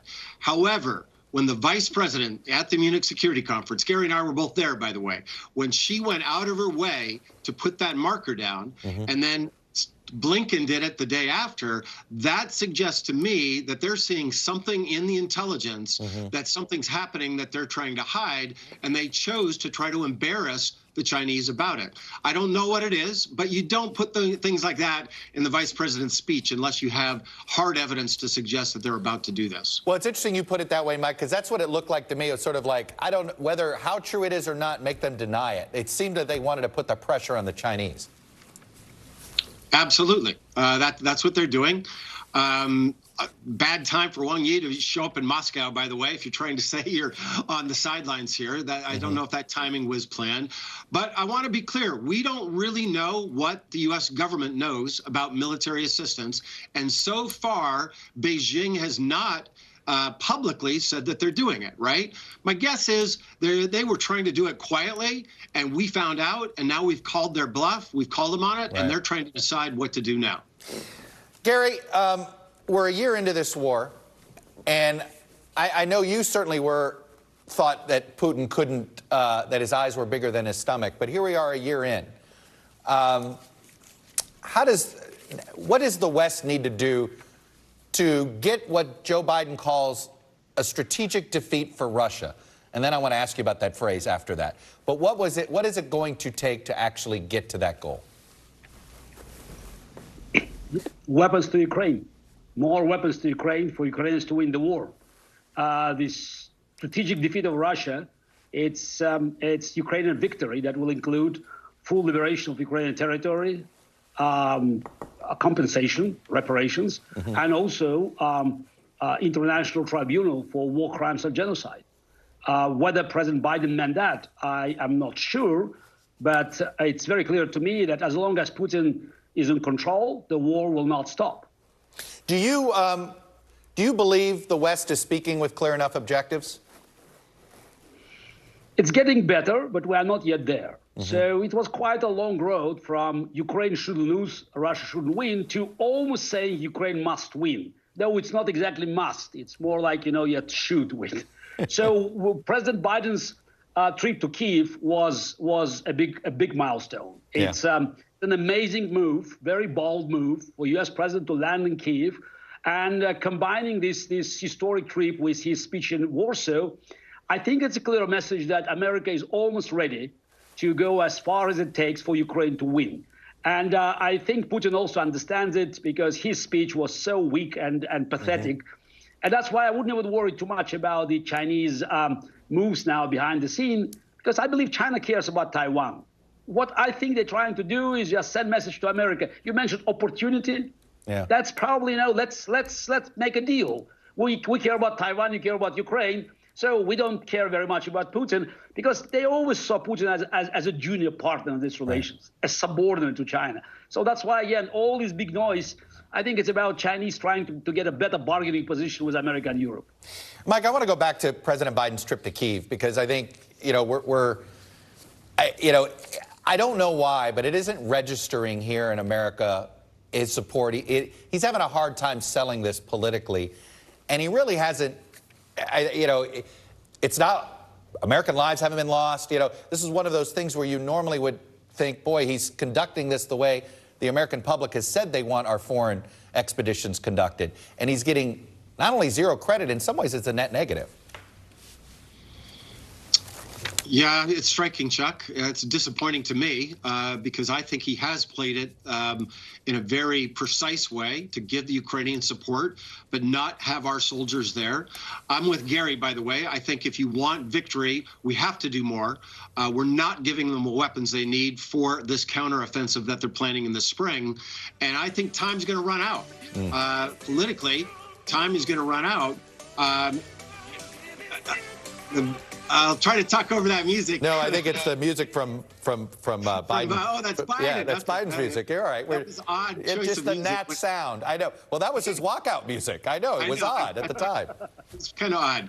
But I think it's striking to me that they don't see the essence of time in the same way I do. And I see it on military on the ground, but also for Biden's own reelection prospects. Now is the time for breakthrough. Because if there's not a breakthrough, Chuck, you're the political expert here in America, not me. But if this is just grinding on as we roll into the presidential election next year, that's not a good look for Biden. No, there's not going to be domestic political support for this if we're in a third year of a stalemate. Gary, I'm curious about something that the New York Times did a piece over the weekend that indicated that, believe it or not, 1 year in, it looks like Putin is more popular or has more of a stranglehold on the population. Do you concur with that? Nobody knows because the polls in Russia, they are conducted, by the traditional methods, but people are not responding. I can bet you that 9 out of 10 of those being asked simply don't answer the question. On the surface, yes, he looks very popular. Okay, Hitler was very popular in 1944 in Germany, so who cares? I don't think we should apply the same methods, the same measures that are being used to understand the level of support. You just put on the screen, 41% of Americans approve President Biden handling the war in Ukraine. I don't think that we can use the same metrics in Russia or in any dictatorship. So what we know is that Putin controls this information bubble. And unfortunately, what Russian public sees, it's that Russia is not losing. No matter what American generals or European politicians are saying, Russia hasn't lost the war because people don't believe they're losing the war. That's why we need Ukrainian success. The moment Ukrainians penetrate in Crimean Peninsula, the moment Russian public understands the war is being lost, then you will see Putin's house of cards crumbling. What you're saying is Crimea is it's funny, Crimea is considered Putin's red line. You think Crimea is the public's red line? It's both, actually. Yeah. It's Putin's red line for a simple reason. Crimea is a staple of Putin mythology. Dictatorship like Putin's do not survive when this mythology is being blown away. And Ukrainian liberation of Crimea will be the end of Putin's regime. Michael McFaul, Gary Kasparov. I always am smarter about these topics when I have the two of you on. Thank you both for your perspective. Still ahead, the latest on the toxic train derailment in Ohio, including today's campaign stop from former President Trump and tomorrow's visit from Transportation Secretary Pete Buttigieg. Plus, Republican Senator Tim Scott, a potential presidential candidate, heads to Iowa to deliver a message about the future of the Republican Party in his view. You're watching Meet the Press Now.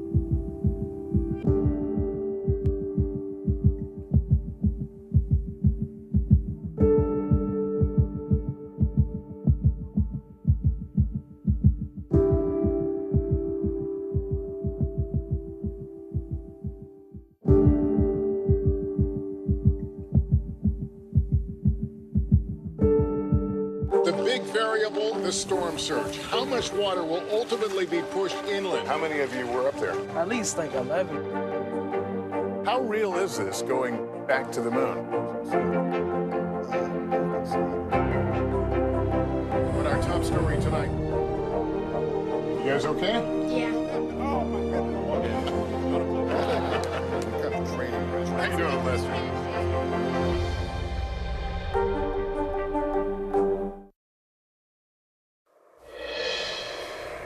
Welcome back. While the Biden administration faces the prospect of an expanded conflict involving Russia and China, former Bush administration officials are looking back at the evolution of U.S. relations with both of those adversaries. Stephen Hadley was President George W. Bush's national security advisor. He's got this terrific new book, I'm going to call it a reference book, that looks at how foreign policy transitions from one administration to the next, how it works, and the mentions that the Bush administration may have failed to anticipate when it comes to the possibility of a Russia-China strategic alignment. So joining me on set is Stephen Hadley.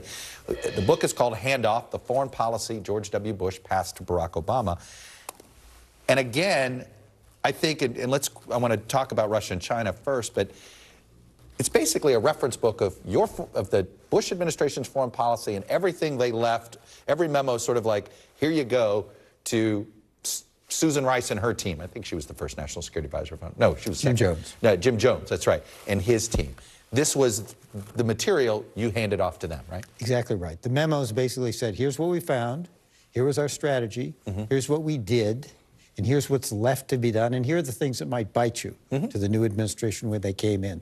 We then updated those. The people who wrote the memos 14 years later came back, updated them, and said, what's happened since? What does it say about how we did and how the country has been doing in handling these issues? And this is the part I found fascinating because, again, it's just sort of, it's what you hope government officials, people like yourself, do with our tax dollars, frankly. It's just, it's a good, transparent way of thinking. So let's talk about lessons learned with the two topics we're on, Russia and China. So let's start with China. You guys left office, Hu Jintao was there, and she was the vice premier that most people expected to be the heir apparent. What did the administration think of him then, and what's the look-back memo on that one? One of the things, if you look at that memo in the book, it's striking how different the China President Bush faced is from the China we see today. Totally different. The China then was looking for a benign international environment so they could focus on their own domestic renewal and construction of their society. And it was a China that wanted to be part of the international system rather than overturning it, and wanted a constructive relationship with the United States. So what we tried to do to say, all right, let's see if we can bring China into the international system so they will support it and be part of it. But at the same time, let's hedge our bets. So we tried to strengthen our relations with our local allies, Japan, South Korea, and Australia.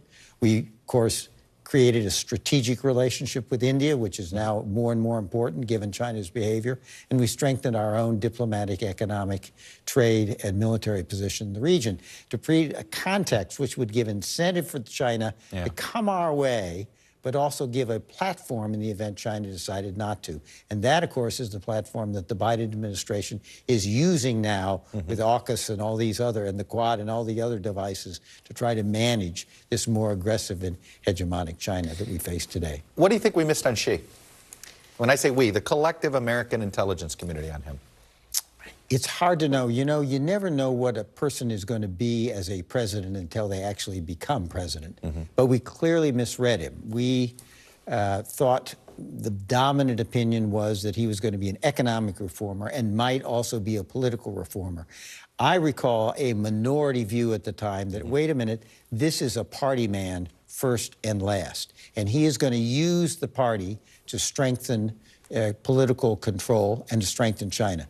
And that's turned out to be who he was. In addition, he's much more of an ideologue than we thought, much more quite frankly, a Marxist than we anticipated at the time. He's in some sense a throwback, and it shows you who runs a country matters, because he really took the country in a very different direction than Jiang Zemin or Hu Jintao was taking the country, his two predecessors. And now, I have to say that visual moment we got about 3 months ago, when at the Chinese Communist Party meeting, where they escorted Hu Jintao out of the building.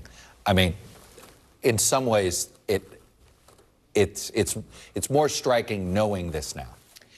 There was also always about 4 different factions that were balanced in the Standing Committee of the Politburo.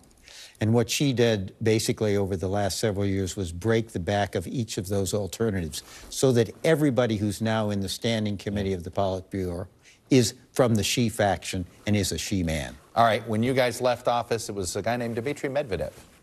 And what's interesting here is what you just described about Xi, that he's a party man. The same thing is going through my head with Medvedev, because as president, he made it seem as if he was the reformer, he was the guy you could deal with. Putin's my crazy uncle over here, I'm keeping him in control. And now, he certainly looks like a party man, as he's the one doing all the saber rattling. You know, Medvedev, under the period of the Obama administration, when he was president, made a couple mistakes in terms of his own standing within the Russian people. He went along with the Libya operation by the Europeans, which did not go the way Russia wanted. And I think he ended up damaged, and I think was quite stunned when, rather than being able to run for re-election, he can get his second term, but Putin basically said no. Putin basically said, "I'm back as president. You can work for me." So you think that was a moment of shame for him? I do, and I think he's now not going to make that mistake again. He's never going to let anybody get to the right of him on these very issues. And I think that's one of the reasons why, as your prior guest said, he has now become the mouthpiece for those who say, don't forget the nuclear capability, and if we're threatened, we'll use it. Yeah. It's like after George Wallace lost the first time. It sounds like Dmitry Medvedev learned a lesson, and he's decided he's going to stick by the party method. Stephen Hadley, again, the handoff, it's a treasure trove for historians, for anybody that cares about these things in foreign policy. I'm so glad you put the project together. SMU, it's with the Bush Library? The book is a standalone. In addition, there's an online archive that has the transition memos and all the voluminous attachments to them. So if you want to know about Bush foreign policy, get the book, consult the archive. There you go. Stephen Hadley, nice to see you.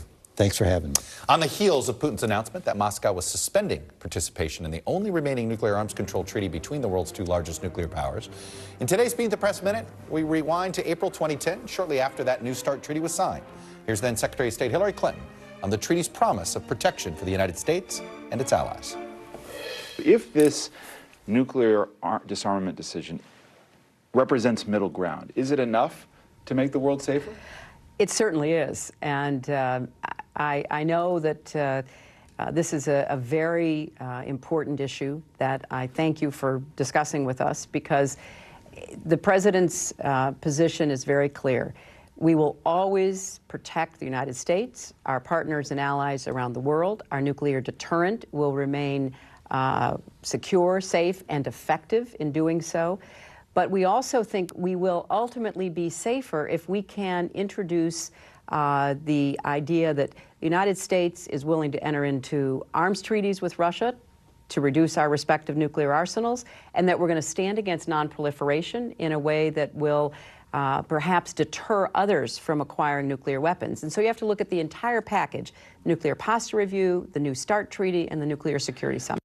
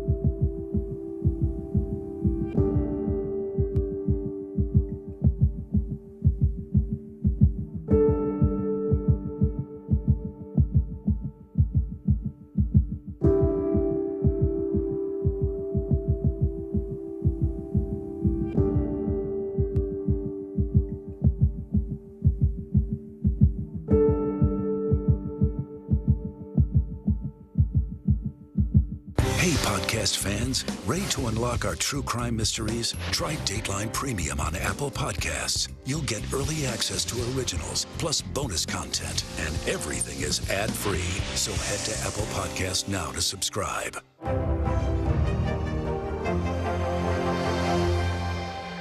We begin tonight with breaking news just coming in whenever it happens, wherever you are. NBC News, streaming free now. Welcome back. Transportation Secretary Pete Buttigieg today announced he'll go to East Palestine, Ohio tomorrow. It will be his first visit to the town since that disastrous train derailment earlier this month. The National Transportation Safety Board is expected to release the findings of its preliminary investigation into what led to the derailment and the actions of the train company after. And today, former President Donald Trump made a campaign appearance of sorts, I guess, in East Palestine, toured a creek near the derailment site and visited a firehouse. He also received a briefing on the impact of the chemicals released by the derailment. East Palestine schools were closed ahead of Trump's visit, by the way. Jesse Kirsch joins me now from East Palestine, Ohio. So, Jesse, I saw there's some new statements from the CEO of Norfolk Southern blaming misinformation on and saying that that's holding back cleanup. I mean, this looks like this is going to be a very contentious back and forth once we receive these preliminary findings from the safety board.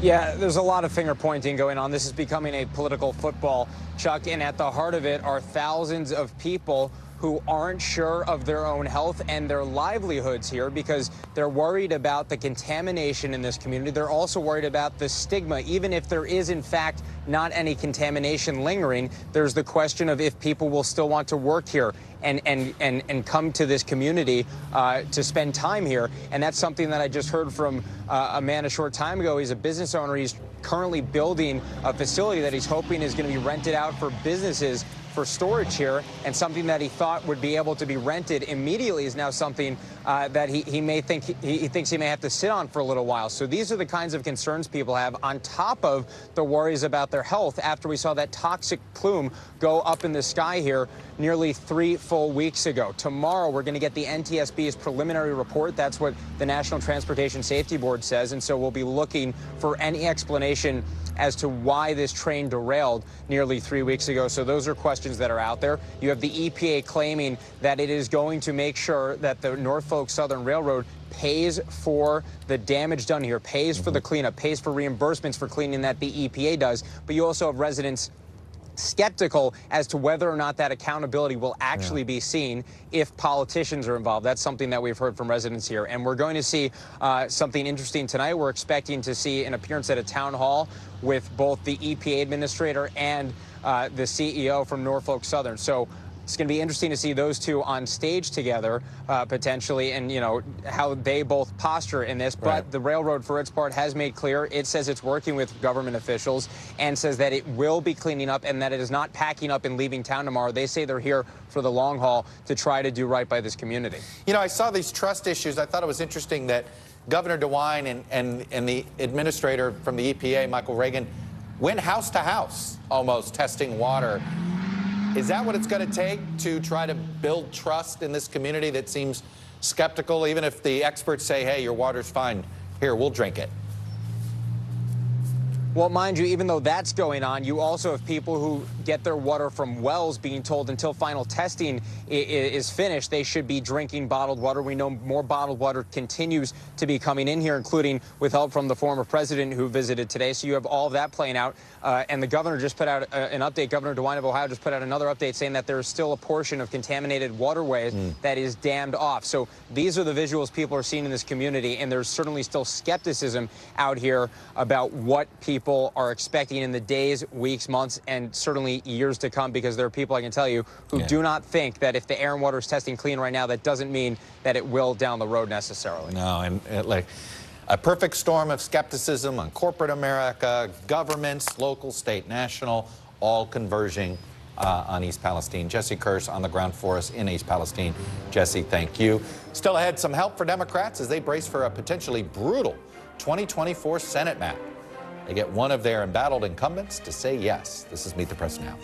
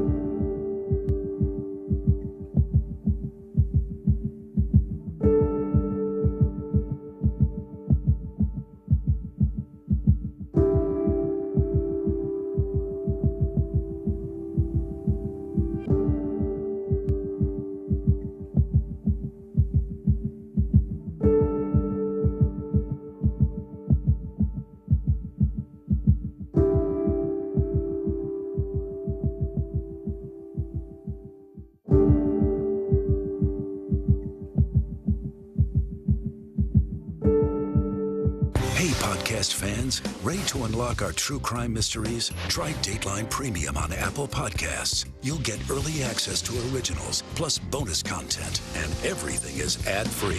So head to Apple Podcasts now to subscribe. What do people need most right now? Did the state and/or law enforcement drop the ball? Migrant families now stranded in Mexico. What's the World Cup experience been like? It's your news playlist. Top story with Tom Yamas. Weeknights at 7 on NBC News Now. Welcome back. We have some 2024 election news to get through. Montana Senator Jon Tester announced today that he'll be seeking re-election in 2024. Tester, first elected in 2006, has survived multiple elections in the Republican-leaning state. That's good news for Democrats who didn't really have a plan B if Tester had said no. They need to defend quite a few seats if they want to hold on to their slim Senate majority in 2024. We've got a great panel actually to talk Senate if we want to spend the whole time doing it. Joining me now is our panel, Eugene Daniels, Politico White House correspondent, NBC News political contributor, senior advisor at the Strategic Victory Fund, Stephanie Shriak, and Republican strategist Brad Todd. See what I mean? We could really do some Senate races there. But the Tester news, more like a sense of relief to Democrats than excitement, right? Mm-hmm. You hear a collective sigh throughout Washington, D.C. and around the country for Democrats. Because you said they didn't have a plan B, they didn't have a C, a D, a E in that state in particular. I saw somebody Googling Are we going to Montana here in a second? Exactly. I saw somebody Googling Brian Schweitzer today, and I thought, what happened to that guy?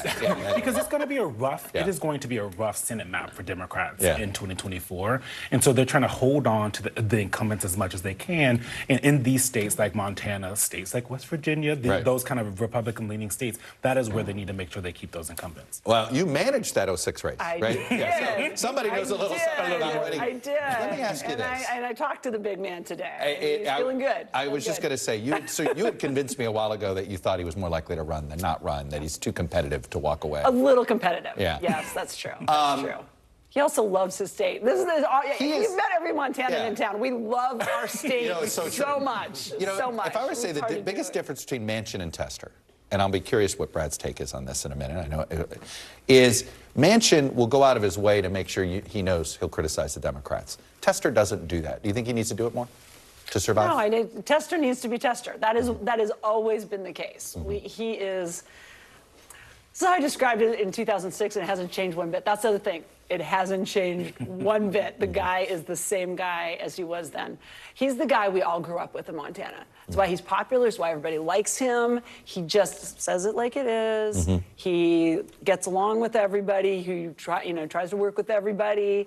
But he loves Montana, and the Montanans love him. So you said the Democrats are relieved. I got to say, a lot of people in Montana, the Montanans are relieved that he's running again. Brad, why do you think Republicans have struggled to defeat him in the past? Well, he has a conservative haircut and a liberal voting record.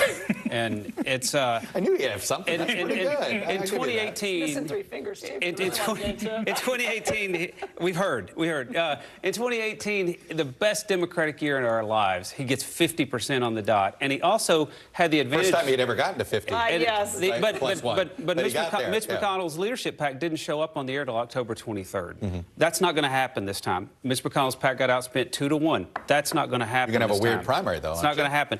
Republicans have to have the Senate. The nominee, whoever he is, will have a lot more support. I don't think McConnell will make that mistake again. It was a mistake, and I don't think he'll do it again. I want to pivot to a little presidential politics. I want to play a little something from Mike Pence today. Somebody decided to zag, while just about every other Republican these days on Social Security is zigging. Take a listen. When you look at the 22 election cycle, it's an affirmation that elections are about the future. Our candidates that were focused on the past, particularly on relitigating the last election, did not do well, including in areas that we should have done very well. Did you say we need someone else in 2024? You're on record saying that. I've said I think we're going to have better choices. I really do. Than former President Trump. I think we're going to have better choices. Well, it was not the clip I meant to play. The clip I meant to play was him deciding, Brad, that he's not afraid of touching Medicare and Social Security. And he is saying, hey, these need to be reformed. Don't run away from it. Well, I think, Vice President Pence is looking for his lane, right? He's drafting in a crowded field, and he's looking for a slicker part of the track. And so I think he's probably trying to revive the Ryan wing of the Republican Party, sort of the green eye-shade wing that worships at the altar of balanced budgets and not a policy side. And I don't think it'll work. I think realignment has moved past that. I don't think there's not a voting electorate for this. I don't think there's a voting electorate that has a zeal for entitlement reform because they sense the political impossibility of it. There's a zeal for reducing deficits and reducing debt, but I think that voters have become pragmatic, right? I mean, that's why Democrats who are very liberal are clinging to Joe Biden. It's why Republicans are moving away from Donald Trump because they're pragmatic. Yeah. And so I think that they're sensing that entitlement reform is not going to happen, especially in divided government town. I don't think there'll be a market for it. Eugene, I think it's been interesting to watch Pence. He does feel like, well, all right, I'm going to run the race that I want to run.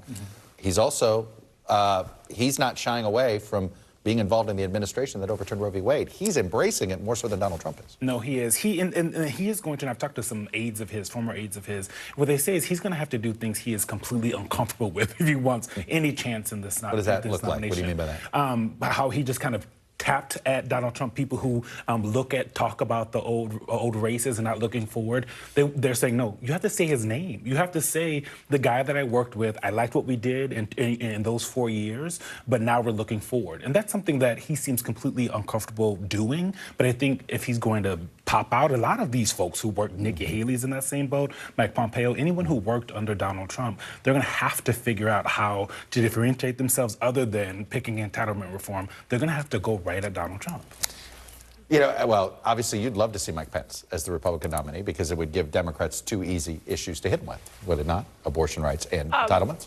Yes, it would. But I still think even though you see some Donald Trump slippage in the polls, all these people are going to jump in, and here we go again. We've been to this rodeo. Donald Trump swings, and he swings hard. And just was said, you got to swing back, and I'm just not seeing these Republicans willing to swing back at him. I don't see it, and then we're going to end up with the winner-take-all races through these primary season. You're going to see Trump in the lead really quickly. Brad, I was mildly surprised to see. I thought it was a bit risky for Trump to go to East Palestine because his presence there is only as a campaigner, and that just seemed like a risky thing to look like you're doing.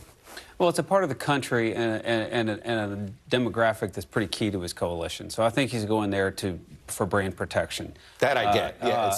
But it is a little risky, is it not? Looking like for sure, but he's a riverboat gambler in politics, right? Yeah. And he's lived through a lot of gambles that didn't work out. And so, but I think to your point, the fact about winner-take-all by state and winner-take-all by congressional district, that's Donald Trump's best strategy right now, is the fact that the Republican primary gives a lot of its delegates to people who have a plurality that's not anywhere close to 50, and it's not proportional.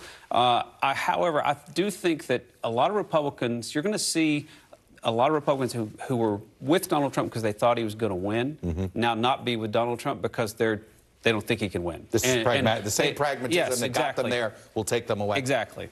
But one of the things that when I talk to Republican strategists who are hoping that Donald Trump is not the nominee, that they keep telling me is that everyone knows, every Republican knows, and has not learned the lesson of one-on-one with Donald Trump is best, right? They have to get around a room, pick somebody, and move on. Well, is it though? Like, what's the proof of that? There's no proof of the opposite, right? Because you have his 34 to 40% that's not going anywhere every single time they go to one of these states, and all of these Republican candidates, these strategists think they're the person, that they should be the person, but then if you end up with an 8-9 person team or stage, that is rough for Republicans. This is them, not me. All right, Joe Manchin doesn't put away this idea that he might run for president on some other unity ticket, independent, whatever you want to call it. I'm guessing there's deep skepticism at this table that in our polarized climate that anybody can split the middle. What do you make of Manchin's flirtation? Well, I think it's good for his politics in West Virginia, and I think I'm hoping it's a good sign. You think it's a primary strategy for him, or not a primary strategy, but a Senate strategy? How do I hold this seat in West Virginia? What do I need to do to make sure I don't look aligned with the party? And I mean, talk about Montana being Republican. I mean, West Virginia is a whole different level of Republican. Now, Manchin also was governor. Yeah. He really knows that state inside and out. So I would think of it just more of a general Manchin political strategy to survive in West Virginia. Brad, it does feel like that. I had somebody say, how is he going to be able to run for president when he basically is the author of the president's signature legislative achievement? It's all theater. And Joe Manchin's good at theater, right? He plays the independent and then eventually goes and toes the Democratic line. That's what he'll do again. All right. Brad, Stephanie, Eugene. Thank you all. Up next, the story of a man convicted of murder and how the letter he sent to an NBC News producer sparked a 20-year investigation that's still ongoing. That producer and that former inmate join me next. You're watching Meet the Press Now.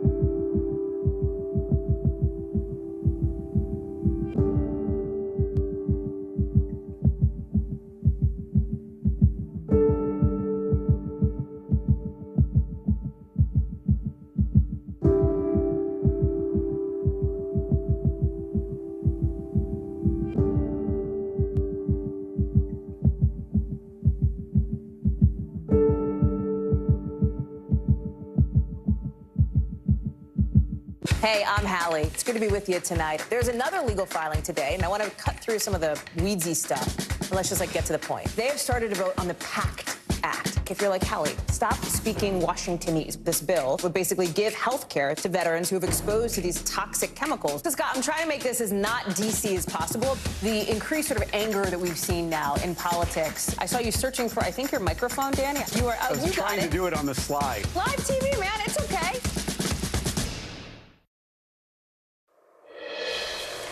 Welcome back. More than 20 years ago, an inmate at New York's Sing Sing Correctional Facility sent a letter to Dateline producer Dan Slepian. The inmate, J.J. Velasquez, said he had been convicted of killing a police officer 3 years earlier, but he maintained his innocence, and he wanted Slepian's help in proving it. Well, now the story of their effort to exonerate J.J. has been made into NBC News Studio's first original podcast, Letters from Sing Sing. It's a story that already is resonating with viewers. It's been #1 on the Apple podcast charts since its release. Take a listen to some of JJ's first letter to Dan. I know I don't belong here, but I am a firm believer that everything that happens to us in life is for a purpose.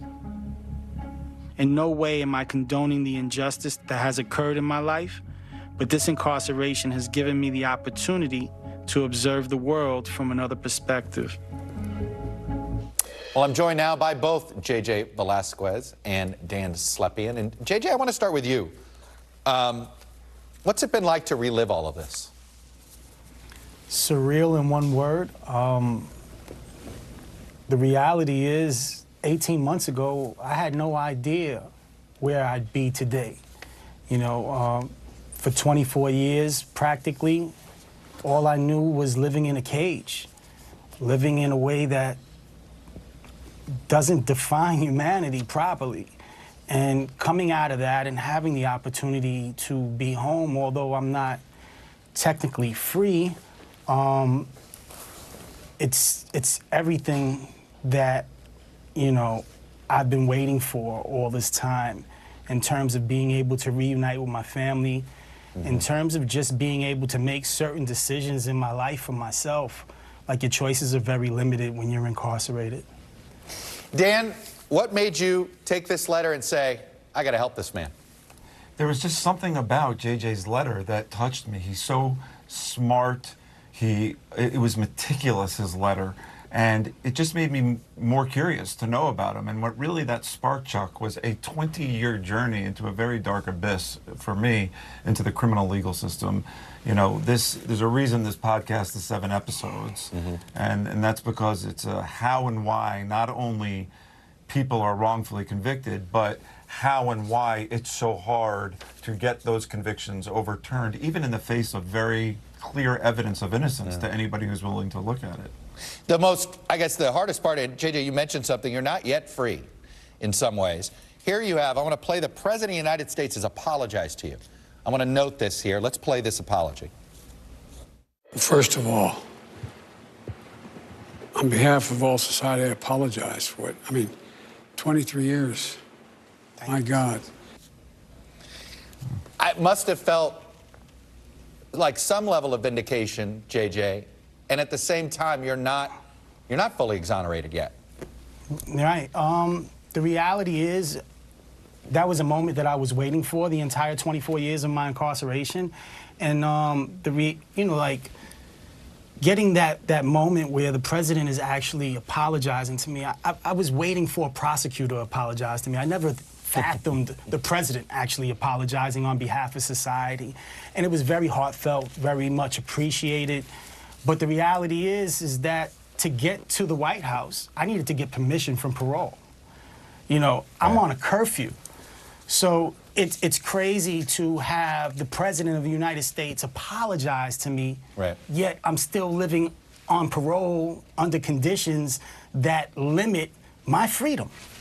Dan, explain. Why is this the case? Why has this been so hard to get him fully exonerated? His sentence got commuted, but not exonerated. Right. That's why, again, that's why the podcast is 7 episodes. There's no easy answer to that. And the truth is that what JJ's story does is it elevates this issue beyond just JJ. What JJ went through and is still going through is representative of tens of thousands, if not more, people who don't have their voices heard. And JJ has this platform to be able to tell his story, and he's opened up his world to us, and I think it's going to educate a lot of people, and I think it's going to teach a lot of people about how damaged our system is, particularly when there is clear evidence of innocence. Well, let's talk about that damage, JJ. I mean, what's something you hope now that, look, you're taking your story and you're going to hopefully try to share it with enough people to make some change. What's a first change you'd like to see so that it doesn't happen to somebody else? Well, I don't know if it would be the first change, but the biggest change that we really need to look at is prosecutorial indifference, right? For prosecutors to be like the vanguards of justice. When the truth is in front of you and you realize that a mistake has been made, you have to accept that. You can't just be indifferent to the fact that an innocent person is languishing in prison, and on top of it, I have 2 sons and a mother that was suffering the entire time. You know, so having prosecutors actually be, you know, like the vanguards of justice, to show integrity. When there's a mistake made, accept it.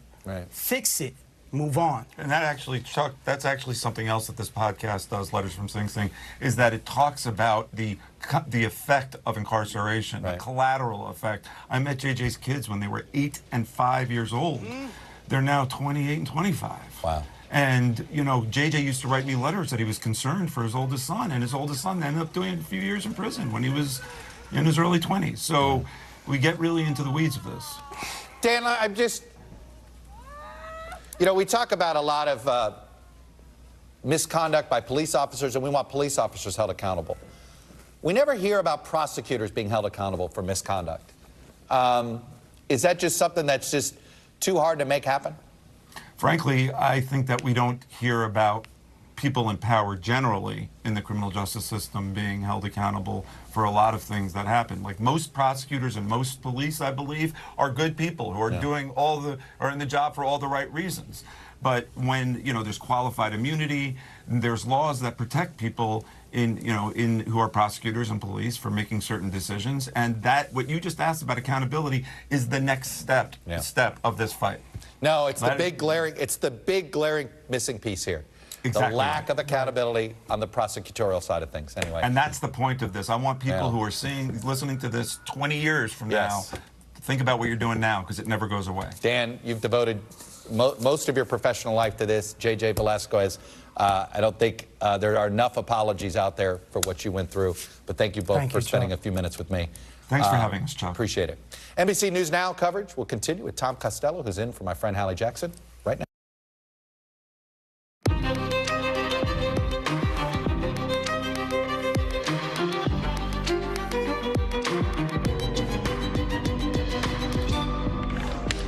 us the weather where you are. Wherever you are, it's the top of the hour, and we're coming on the air with, really nasty winter weather. It could bring historic snow across the Midwest. Millions facing alerts for heavy winds that are going way past the speed limit. In a minute, we'll take you right into the heart of the storm, and that is Minnesota. Plus, our team is just now learning that Alec Murdaugh's defense team is considering calling him to the stand to say he did not kill his wife and son. But is that a good idea?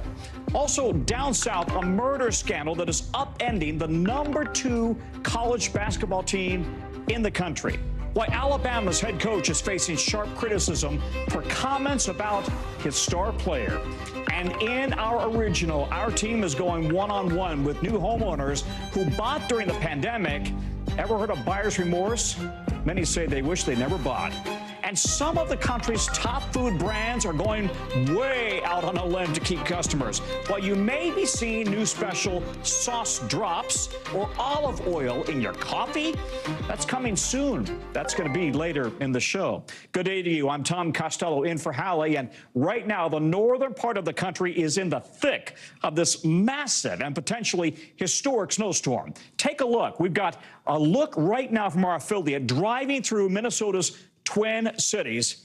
Yeah, that looks like a mess, doesn't it? You can see we've got up to a foot and a half of snow already in the Twin Cities. These storms have 68 million people under winter alerts stretching from California to Maine. It's bringing a mix of everything from wind to ice to snow, freezing rain, you name it. And winds putting 62 million people under wind alerts, wind speeds as high as 85 miles per hour.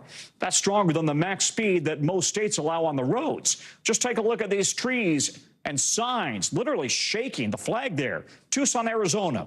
And in places where it's snowing, like what you see here in South Dakota, it's creating dangerous blizzard conditions, especially out on the roads. Take a look at this very close call from Wyoming. A highway patrol officer just barely got out of the way in time as that semi-truck came barreling down the road. The highway patrol tells NBC News the roads were covered in ice, and the driver was going way too fast. The travel situation looks no different in the skies. About 1,500 flights canceled, and we've got about 3,500 delays already building. We're going to go with Nyala Charles right now in Minneapolis. She's in the middle of this in just a minute. But first, we start with NBC meteorologist Bill Cairns. All right, Bill, walk us through this.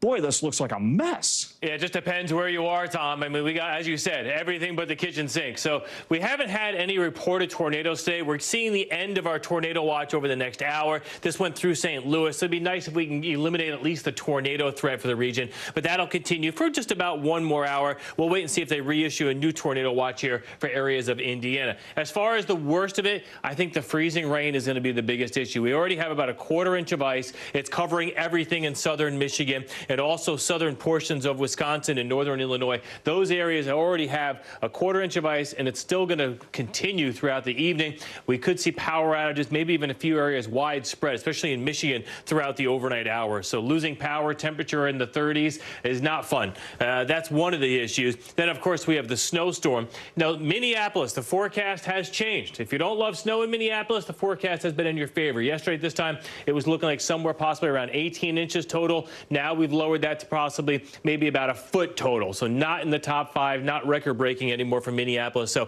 maybe that's a piece of good news for you. But it still doesn't matter because the roads are still going to be almost impassable, especially South Dakota, portions of Utah, and western Minnesota. It's light, it's fluffy, and it's just blowing all over the place. This is additional ice. So we've already got about a 1/4 inch, and we could add another 1/10 to almost a 1/4 inch, especially in areas of Michigan. So that's of a big concern with power outages. And then we still have to deal with snow going over to ice throughout New England and the Northeast as we go throughout the evening, and that's taking place right during the evening rush hour here. So right now, we just updated this to 69 million people. We have blizzard warnings 10 miles outside of Los Angeles. First time the National Weather Service has ever done that for that area. In additional snowfall, about 6 to 10 total. More in Minneapolis. Already you've had about 4 inches on the ground. Sioux City, 2 to 4. And then as far as the Northeast and New England goes, Vermont, this is good for ski country, but if you're traveling up here tonight, it's going to be dangerous. And Tom, we'll leave you with this. It hit 100 in South Texas today. It's -7 in Bismarck. We had a temperature difference in the middle of the country of about 110 degrees. That's just amazing. Bill, thanks very much. Let's get now to Nyala Charles. She's in Minnesota. All right, Nyala, describe what it's like in the Twin Cities right now. We're talking about a lot of snow, but Bill says not the record amount that we were expecting. Right. So this may land in Minnesota's top 10 snowstorms in the history. But although the numbers say that's significant, the Minnesotans we have spoken to say not so much. And if you look out here, this because they're used to this. They've been built. Minnesota's tough, they say. So that's why we did speak to a lot of people who've been through here. Again, just continuing with their everyday activities. We've seen so many people walk past me, run past me, also just walking their dogs, and they say it's a nice day here in Minnesota. Listen to what they had to tell me. This isn't nothing new to Minnesotans. You know, we're used to this, so even if it does get bad, we're used to it. Snow is one thing, but cold, I guess, is the other thing. So it's not that bad. It's 17 degrees, Ryan. It's in the teens. I'm not planning on being outside long. See, Ryan didn't believe me when I told him it was cold. Although the schools here throughout the state are closed, a lot of businesses are still open, Tom. Even the Mall of America is running its normal hours, and the state had its high school girls hockey state championship today. That still happened because they said they weren't going to let just a little bit of snow stop them. And even the Catholic Church officials say they're still expecting people to come in for Ash Wednesday. Tom? Listen, didn't I see you in Los Angeles yesterday, and now you're in Minnesota? You must be feeling a little bit of whiplash yourself. Yeah, it's a little bit of whiplash coming from LA, but I'll have you know, Tom, I have collected my stars here because my first job was in Rochester, Minnesota. So I'm getting acclimated again. Reacclimated, back home. All right, Nyala, thank you very much. Appreciate it. Other news now, the Supreme Court looks like it will not take steps to completely upend the internet as we know it. That's the vibe that legal experts are getting after the justices were asked the question, can Twitter be sued for, quote, aiding and abetting a terrorist attack? Can Twitter be sued? The case is connected to that 2017 killing of a Jordanian man in an ISIS attack on Istanbul.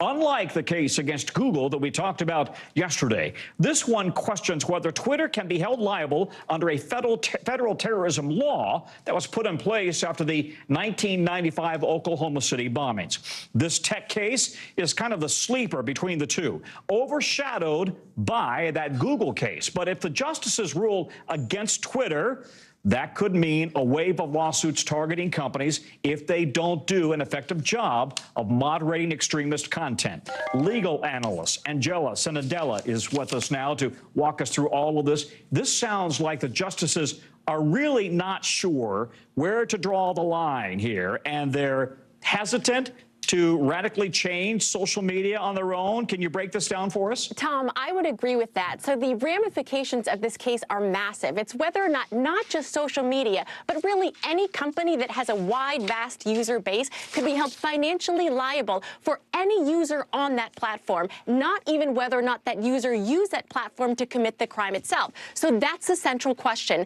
Now, we heard the conservative justice today be very skeptical of this. We heard Clarence Thomas and also Neil Gorsuch really asked the question of whether or not just that person, supporting that one person versus supporting that person in the commitment of the act is really what the statute was meant. So here we have what Neil Gorsuch is saying. You read the aiding and abetting clause as taking as its object the act of international terrorism rather than the person who committed the act.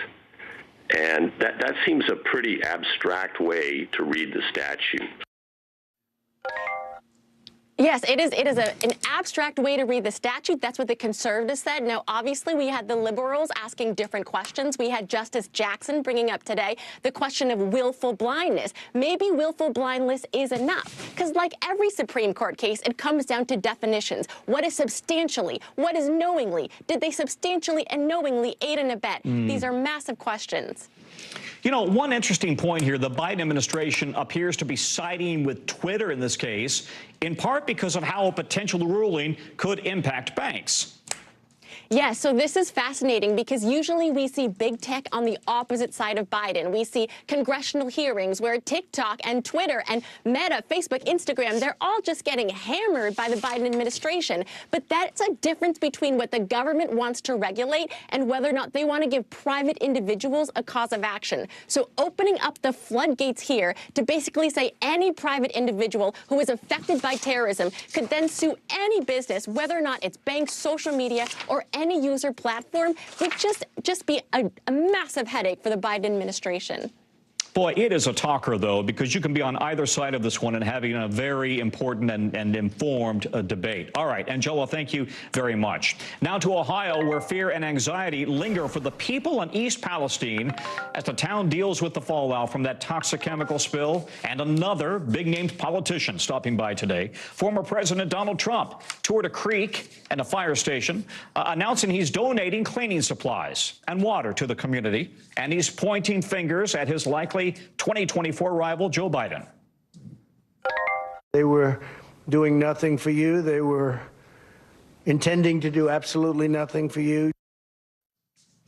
Mr. Trump, the latest in the revolving door of politicians coming in and out of East Palestine. Secretary of Transportation Pete Buttigieg will be there tomorrow. All of this while emergency management teams go door to door today, handing out resource packets for people in a 1-mile radius of the train derailment site.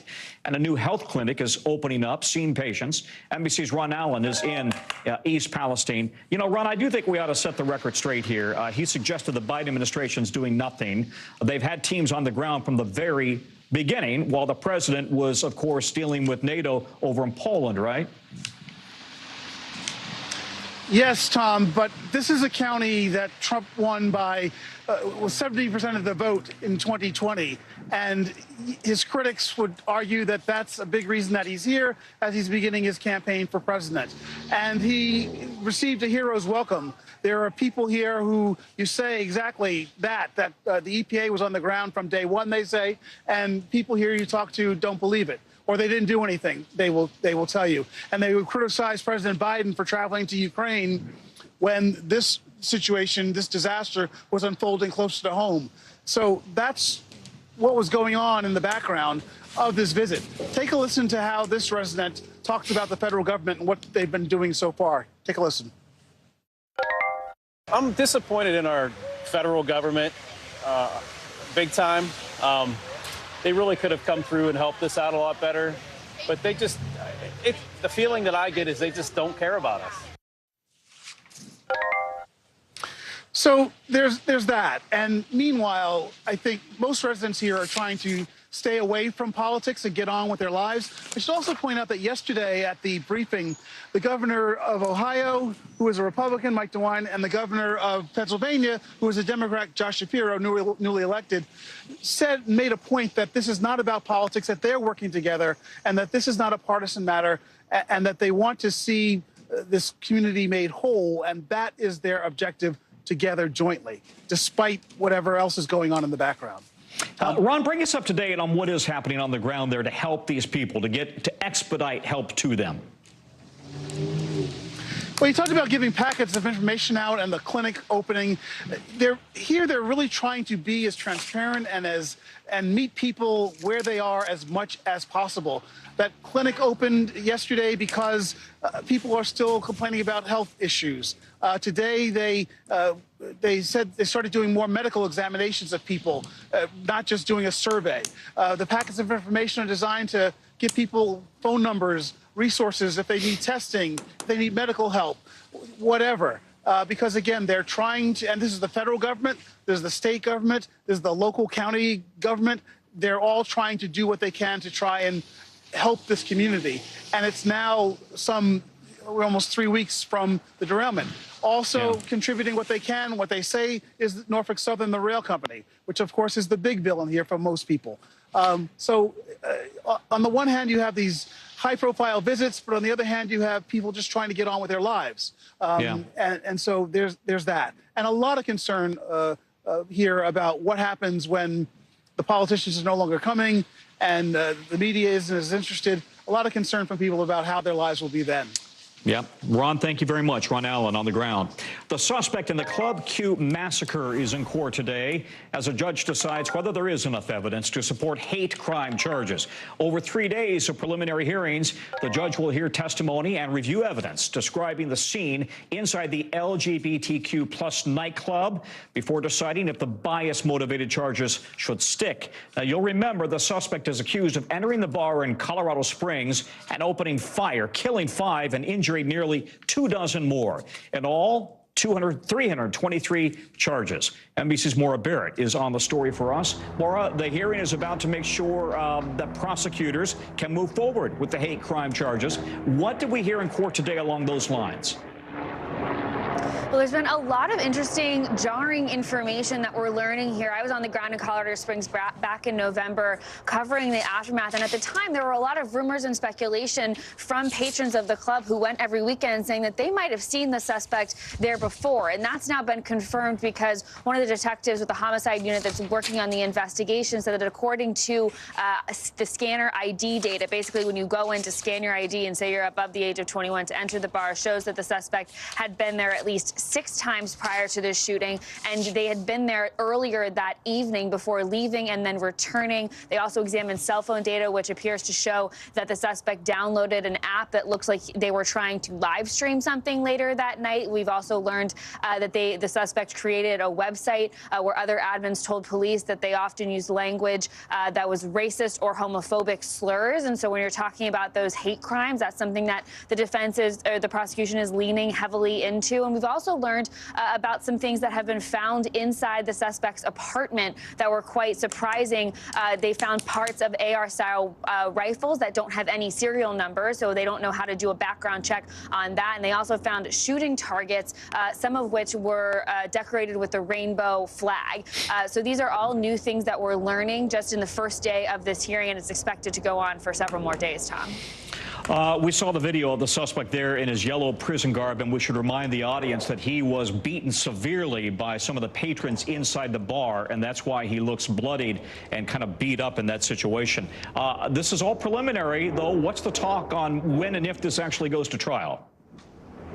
Well, as you noted in the beginning here, the suspect faces more than 300 charges. Some of those are around first-degree murder, assault, and those bias-motivated crimes or hate crimes. And so basically over the next few days, the judge will decide whether all of those charges are upheld and whether there's enough evidence to go to full trial. And we expect by Friday, by the end of the week, to get a sense of when that trial date will be set. Tom. All right, Maura, thank you very much. Maura Barrett for us. At this hour, President Biden is flying back from Poland, leaving Europe with tensions running high between the West and Russia. Now, the treaties that keep the world's biggest nuclear powers at bay, they're on pause right now after Russian President Putin said he would suspend his country's participation in the deal. President Biden critical of Putin's move earlier today during a meeting in Poland with leaders of the so-called Bucharest Nine. Any reaction to Putin saying he's pulling out of New START? I don't have time. No time? No. Big mistake. It's worth remembering that Putin and his deputies have hinted strongly that they could use nuclear weapons on the battlefield in Ukraine. Russia's former president and prime minister and current Kremlin official, Dmitry Medvedev, writes on Telegram, quote, "If the U.S. wants to defeat Russia, we have the right to defend ourselves with any weapon, including a nuclear kind." NBC's Kristen Welker remains on the ground in Warsaw. That was Kristen, I believe, yelling at the president. So, Kristen, the president went to Ukraine to signal really continued support for the war effort, and now Russia is rattling the nuclear saber. Was the White House expecting that kind of a threat? Well, look, Tom, first I have to give credit to my colleague, Nancy Cordes. She was in the pool today. Okay. Our voices do sound a lot alike, but she was the one shouting at the president today, and she did a great job and got that soundbite. But look, the White House is always prepared for saber rattling by Russia. In this instance, though, the timing is significant. Of course, the world about to mark the one-year anniversary of Russia's invasion in Ukraine, and so it really adds extra urgency. Let me read you the forceful response from a White House official who says Russian rhetoric around the potential use of nuclear weapons remains as unwarranted as it is irresponsible. This official adding the president's focus remains on helping Ukraine. Here's a little bit more, Tom, of what the president had to say today, his forceful words for Russia. Take a listen. I said, you keep asking for the Finlandization of NATO. You're going to get the NATOization of Finland. Well, it happened. Not only are we as strong as we're stronger. Tom, the president's point there is basically saying that NATO has only gotten stronger since Russia's war in Ukraine and invasion of Ukraine began. And I just want to say one point about the Bucharest Nine. Those were high stakes talks today. The president meeting with key allies in Eastern Europe. They have a personal stake in this because of the geography, because they feel threatened by Putin's aggression. So the president's message to them today, Tom, is that the United States will continue to stand with them, that a threat or an attack against one NATO country is an attack against all. Really high stakes talks here with a lot at stake, Tom. A reminder, it's Ash Wednesday, so you saw the ashes on the president's forehead. With the New START treaty suspended, are we looking at a new arms race between the U.S. and Russia? That is, of course, worst case scenario and the biggest concern. As of right now, Tom, based on my conversations with administration officials, they're saying, look, they were bracing for this. Russia has been signaling this. They have not been in compliance with the New START treaty for quite some time. And they say it could have been worse. You could have seen Putin pull out altogether. Having said that, there are some real concerns because this will mean potentially decreased inspections. This will likely lead to less communication. And Tom, the big question is, how does this conflict end if there are no diplomatic talks, if diplomacy is slowly dying? That is the big concern here, and that this move is just yet another escalation by Russia at this really critical moment, Tom. And Putin seems completely backed in a corner and adamant to just continue pushing this forward. Kristen, thank you. And Nancy Cordes, our colleague and competitor, thank you for the question. All right. Coming up, we've got some major news out of Alec Murdaugh's double murder trial. What NBC is learning about whether the disregard, the disgraced attorney, plans to take the stand. That's coming up next. Plus, the man convicted of killing rapper Nipsey Hussle has been sentenced. We'll have the details coming up in the 5 Things.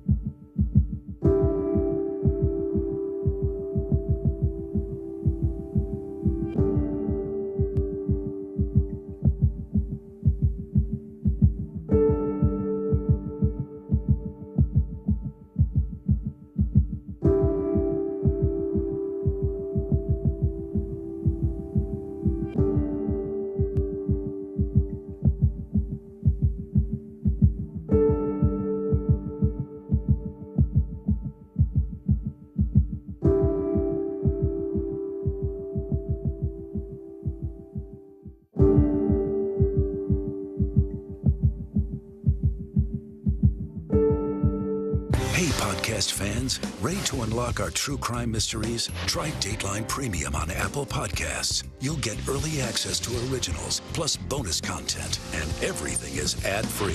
So head to Apple Podcasts now to subscribe. How many of you were up there? At least like 11. How real is this going back to the moon? How you doing, Lester?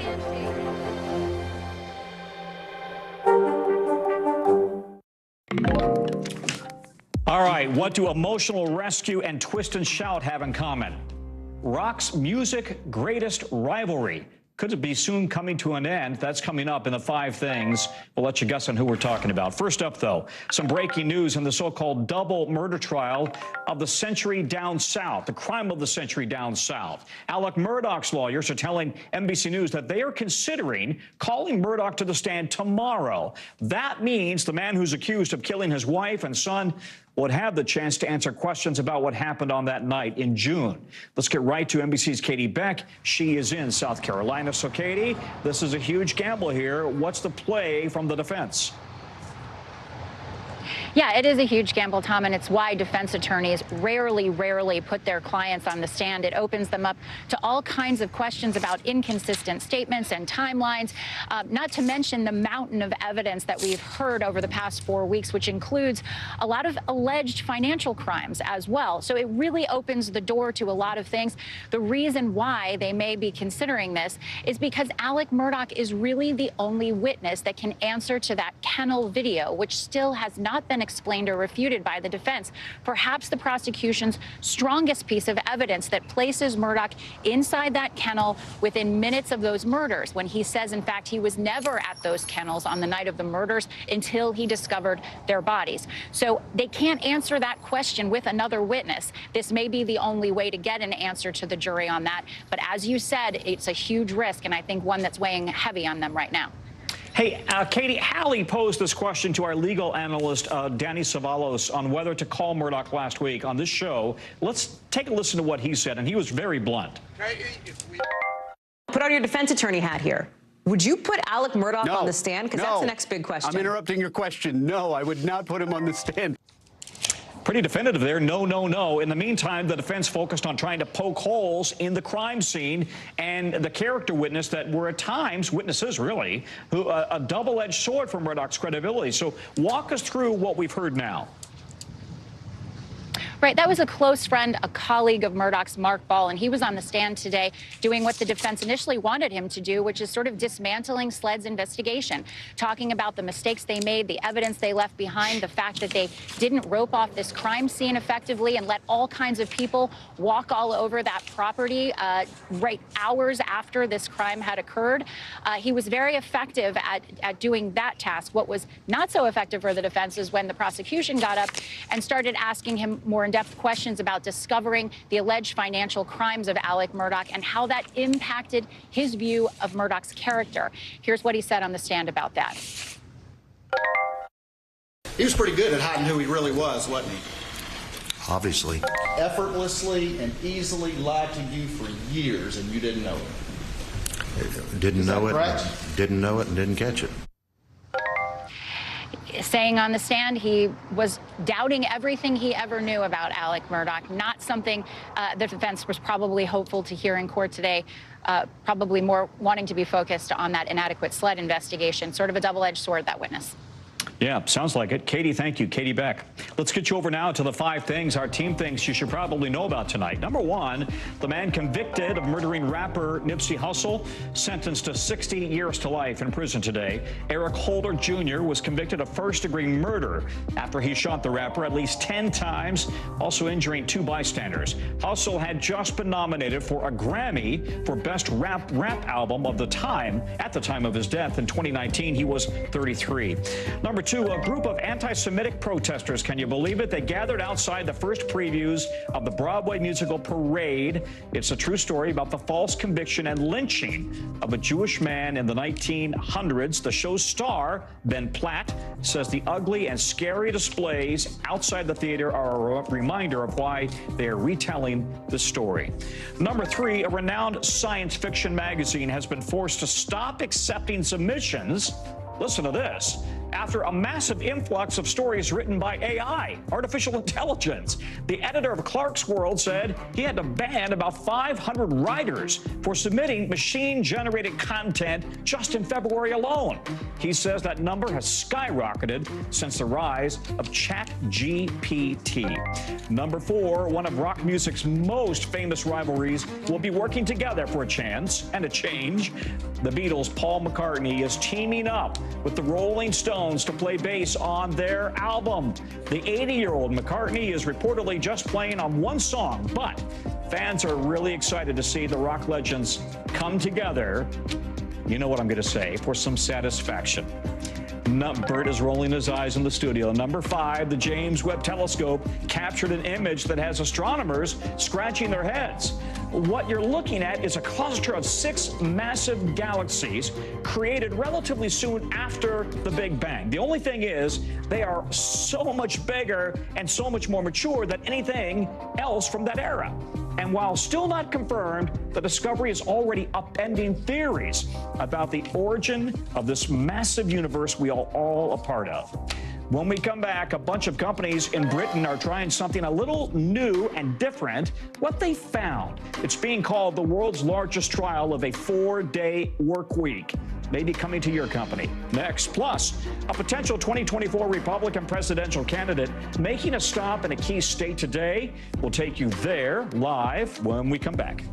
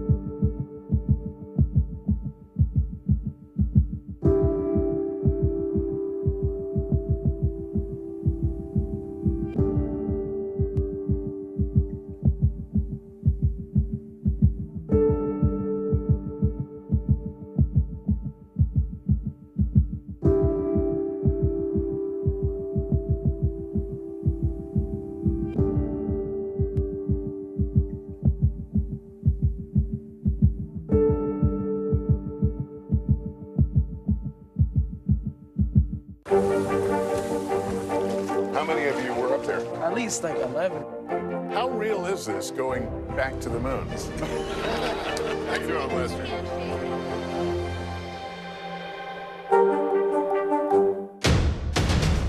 The day's biggest political stories with trusted insight and expert analysis. A daily look at the politics behind the headlines. Meet the Press Now, streaming weekdays at 4 p.m. on NBC News Now. Back now and listen up. A number of companies in Britain have been trying out a 4-day work week, and now the study is complete. And guess what? Almost everybody likes it. 56 of the 61 companies that were part of this study are going to keep going with the 4-day work week, 32 hours. 18 are going to make it permanent right now.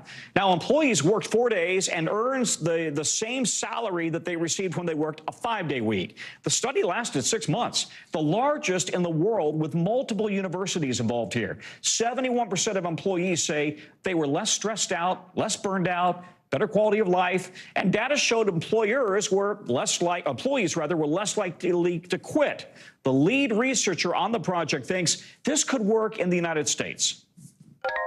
I think people recognize it's time to use this incredible automation and digitization and technological change that we have to give ourselves a little bit of a break. Isn't that fascinating? We've been working in the coal mine since the 1930s. Megan Fitzgerald, who joins us now from London, that's when we set this 5-day work week. And now she argues it's changing because technology allows us to have time off and be more productive at the same time. Yeah, you're absolutely right. I mean, and that's what this trial suggests, that out of the 61 companies that participated in this 6-month-long trial, they found that productivity actually increased. And then when you take a look at revenue, that increased as well. Some companies say they saw it soar. Specifically, when you take a look at the 6-month time period that they did this trial and compared that to the same 6-month period in the previous year, they talked about how employees are less likely to call in sick, less likely to quit, how they were happier at work. And of course, when you look at different sectors like the restaurant industry, that also is very impactful on business revenue. So it all goes hand in hand. And then, of course, as you mentioned, employees, their mental health, they reported. They talked about how they were able to have that work-life balance where they were able to be more productive at home, spending more time there, but also more productive in the workplace. So based off of this particular study, Tom, this was a win-win. Yeah, it was. And this trial was only done with 61 companies, which is about 3,000 workers. The question is, how well would this work in bigger companies, both in the UK and in the US? Because there is some reluctance with big companies concerned about not being responsive to customers, kind of stepping out of the business, ongoing business operations on a Friday or a Monday, for example.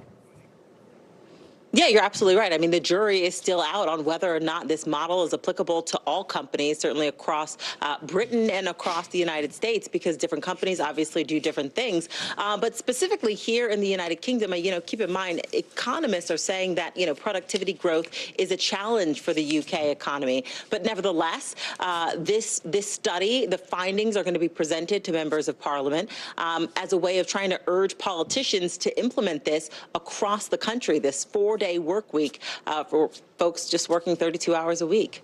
Tom? Yeah, it's interesting, though. The UK and the U.S. economy are so different. The UK economy is so challenged right now. But it's a fascinating study. We're going to have more on NBC Nightly News, by the way, about this research. Megan, thanks so much.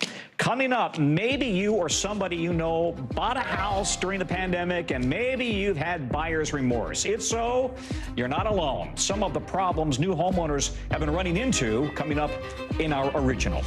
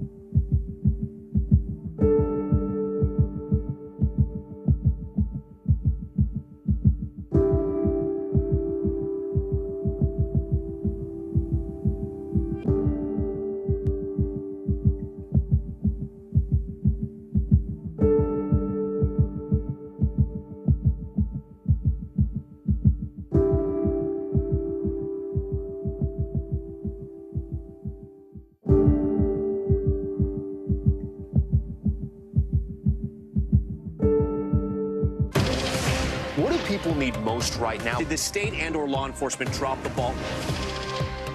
Migrant families now stranded in Mexico. What's the World Cup experience been like? It's your news playlist. Top Story with Tom Yamas. Weeknights at 7 on NBC News Now. Watch NBC Nightly News with Lester Holt or listen wherever you get your podcasts. We begin tonight with breaking news just coming in. Whenever it happens, wherever you are, NBC News, streaming free now.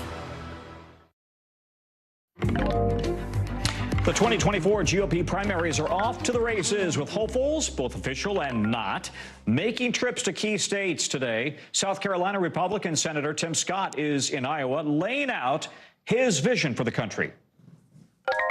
I see 330 million Americans getting back to celebrating our shared blessings again, tolerating our differences again.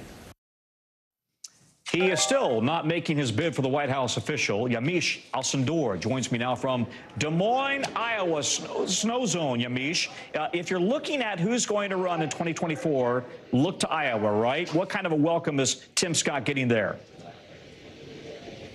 Well, Tom, I should tell you, I'm really happy to be indoors because there is a little snow and a little rain, but I am in Iowa, which is, of course, this critical state. It's going to be the first state that votes in the Republican primary come next year. And Tim Scott is getting, in some ways, a warm welcome. He spoke at Drake University. We talked a lot about cultural issues, saying that America is a land of opportunity, not oppression. He claimed that Democrats were causing crime with, quote, what he called, quote, woke prosecutors. But we also talked to some diners earlier today before he was speaking at the university about Tim Scott and about the other contenders that have been visiting this state. Take a listen to what someone told me. It doesn't look so good right now. We need to do some changing. I like Tim Scott. I don't know if Pence could win a general election. So there you heard it. Voters that I talked to they're a little eager to maybe move past former President Donald Trump. But when you push people on who could actually win, they said it's not really clear. And Tim Scott is one of those people that they're like, maybe he could win, maybe he couldn't. He's saying that there is enough of a lane for him to possibly jump in, but we're not sure when he's going to do that, Tom. Yeah, we still don't know who the Democrats are going to put up, right? I mean, we think it's President Biden. We really don't know. There's some speculation that he may not do it after all. But any indication today on if and when Senator Scott could actually declare to the run for the White House? Well, it's a key question because Tim Scott is one of a number of likely contenders that have been in Iowa. We had Vice President Mike Pence here. We had Nikki Haley, who's officially running. I should say that Donald Trump has not visited the state. When it comes to Tim Scott, that's the key question that I'd love to ask him. What we get so far is that he's at least hiring staffers. It seems like he's getting some key hires on his super PAC. It sounds like he's at least playing with the idea of testing out his stump speech. When I heard him today at Drake University, it sounded like a campaign speech. He was ticking through all these different topics when it came to race or the border, or even talked about abortion, saying at one point that Americans have lost so much faith in the country that they've also lost faith in life. So there was a little bit about abortion and leaning into that. But it's not clear when he will actually officially say, I am in the race. And it's not clear if he feels any time pressure because from our understanding, he can raise money as a senator and use that later if he wants to run for president. So an interesting thing, definitely someone to watch along with a number of other people, Tom. All right, Yamiche, thanks so much. Appreciate it. Stay warm there in Iowa.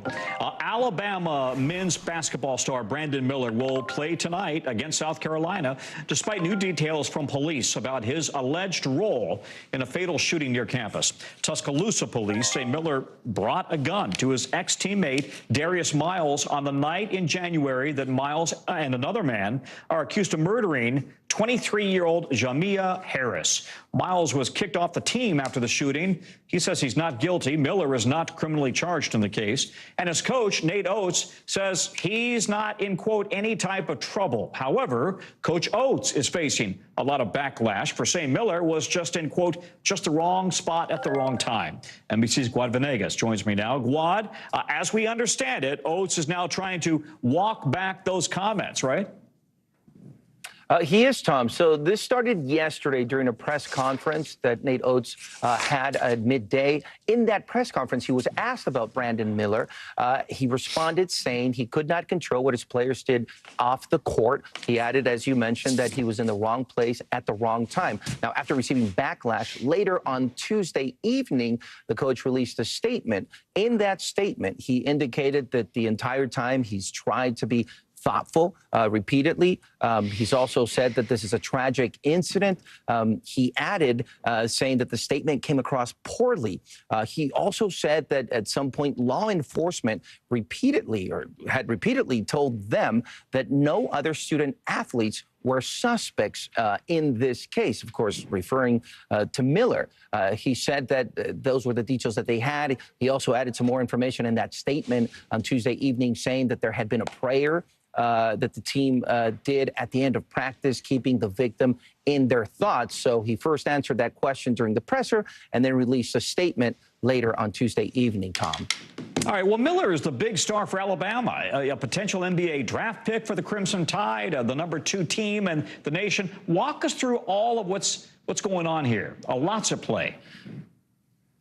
Tom, he's the star player. And, we've been learning details, by the minute. There's more information that we're learning as of today. So on Tuesday, we had that press conference where the coach spoke, but there was also a preliminary hearing in court where a detective revealed new details of what the detective says happened that evening. So you've got the two individuals, Darius Miles and Michael Davis, accused of capital murder. Darius Miles, who is a former player on the team who knows Brandon Miller. Now, according to the detective that evening, Miles sent a message to Miller asking him to bring his gun to the area where this incident happened. Miller then arrived in his vehicle. Miles went to the vehicle, pulled the gun out, and then gave that gun to Davis, and Davis is the one that then used the gun to shoot at the victim. These are the details that were received from the statement made by the detective, right?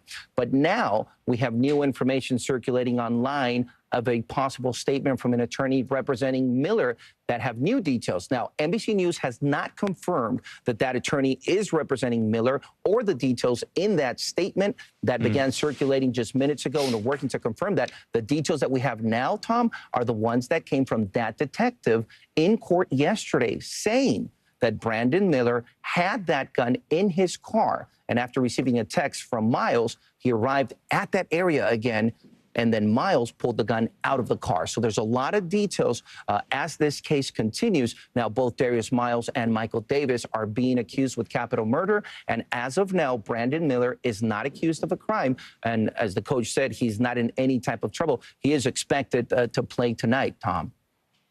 Sounds like it's fast changing. So, Gawad, thanks for staying on top of it. All right, now we want to bring you to the original with in-depth reporting on a topic that we've been watching. Existing home sales slipped almost 1% last month, down from December to January, and over the last year, down nearly 37%, that according to new data. But that wasn't always the case. Back in 2021, existing home sales set a 15-year high, with folks making a lot of deals during the pandemic to get more space, to get out of big cities. And that action, all that action in the market, led to quick decisions by some home buyers. Not everybody is happy about it. So we want to bring you the latest. Zincle Isimwa has the story.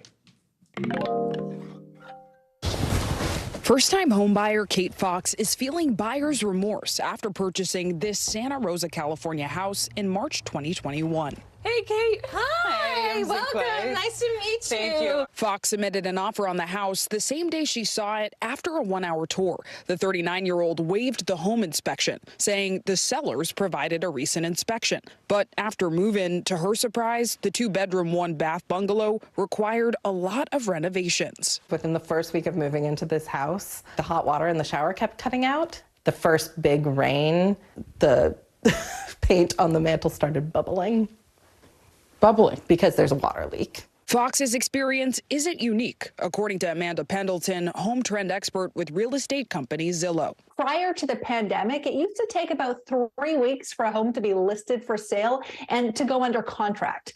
During the pandemic, that was happening in 7 days nationwide. In June 2020, nearly 20% of successful home offers waived the inspection contingency, according to real estate brokerage Redfin, compared to just 13% a year earlier, pre-pandemic. For Fox, that came at a cost. I had not budgeted to spend $10,000 in the first year after spending $630,000 to buy the house. About 3 out of 4 recent home buyers had regrets, according to a 2022 Zillow report, and about 1/3 regret getting a home that required more maintenance or work than expected. At the peak of the pandemic housing market, inventory was down 45% compared to pre-pandemic levels. So there weren't a lot of homes to choose from. It all came as millennials, America's largest generation, reached prime home buying ages, according to Goldman Sachs. Plus, mortgage rates hit a record low, according to the St. Louis Federal Reserve Bank. And the spike in remote work also may have fueled demand. The high competition, the rising prices, the low inventory, and this extreme time pressure, you just had a lot of home buyers who ended up in a home that may have been less than ideal. Fox still has big dreams for her 1929 home, with hopes to renovate the kitchen. But she says the unexpected repairs have hampered her efforts. Do you regret buying this house? I regret feeling the pressure of having to buy the house, and then also I regret not knowing what I didn't know. Fox still committed to make her new house a home. And it's important to add that home inspections catch a wide array of issues. And we actually reached out to Ian Mayer, a certified master inspector in California, about whether or not the issues Kate Fox encountered would have actually been caught by a home inspection. He tells us it's hard to catch a sporadic water problem, but a review of the water heater could indicate similar issues to what she had. Similarly, a roof and chimney survey would reveal visual evidence of potential leaks. Overall, though, home buying experts emphasize the inspection is a very key part of the buying process to protect buyers. Back to you. Yes, it is. Zinkley, thank you very much. Still to come, would you want your morning coffee with a little olive oil? Why some of the biggest brands are taking some big bets. Coming up next. Plus, the winner of Maine's massive Mega Millions jackpot is coming forward. Sorta. We're going to explain coming up in the local.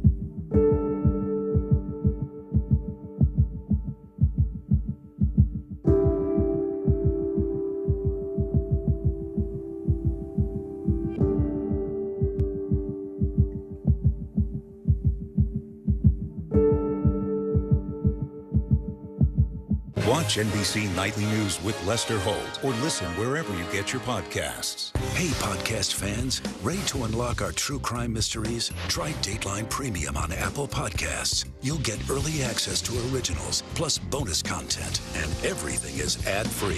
So head to Apple Podcasts now to subscribe. We begin tonight with breaking news just coming in. Whenever it happens, wherever you are, NBC News, streaming free now. Our job is to cover hundreds of stories each day, and because you nor I could possibly read, watch, or listen to every single one of them, our bureaus have done it for us. And here's what they tell us is going down in their regions. It's a segment we like to call The Local. From our Western Bureau, the man accused of shooting and killing a Catholic bishop in Los Angeles has been charged with 1 count of murder. If convicted, he faces anywhere from 35 years to life in prison. He was the husband of the bishop's housekeeper. The sheriff's office says the case is still under investigation. From our D.C. Bureau, Montgomery County, Maryland police are offering a $20,000 signing bonus for new police officers. The chief of police says it'll put them on a level playing field with competing jurisdictions amid a nationwide recruiting shortage. The bonuses do still need to be approved by the city council, county council. And from our Northeast Bureau, some lucky person in Maine just claimed the $1.35 billion Mega Millions jackpot. And we do not know the person's name because they accepted their win through a limited liability company, an LLC. Maine does not let lottery winners remain anonymous, but they did say the winner would only be identified as a company for now. Starbucks today says it has a new drink that will blend coffee and wait for it, here it comes, they're adding olive oil. They're calling it an oleato. And they're rolling it out in where else? California this spring with an oat milk latte and iced espresso and a cold brew offering. Now, the move comes after Heinz said it's teaming up with what it calls influential fried chicken partners, wonder who that could be, to release a line of limited edition Heinz sauce drops. They're not alone. Food companies have been struggling with inflation and supply chain issues, causing profit margins to shrink, of course. So some companies are responding by launching new products and partnerships that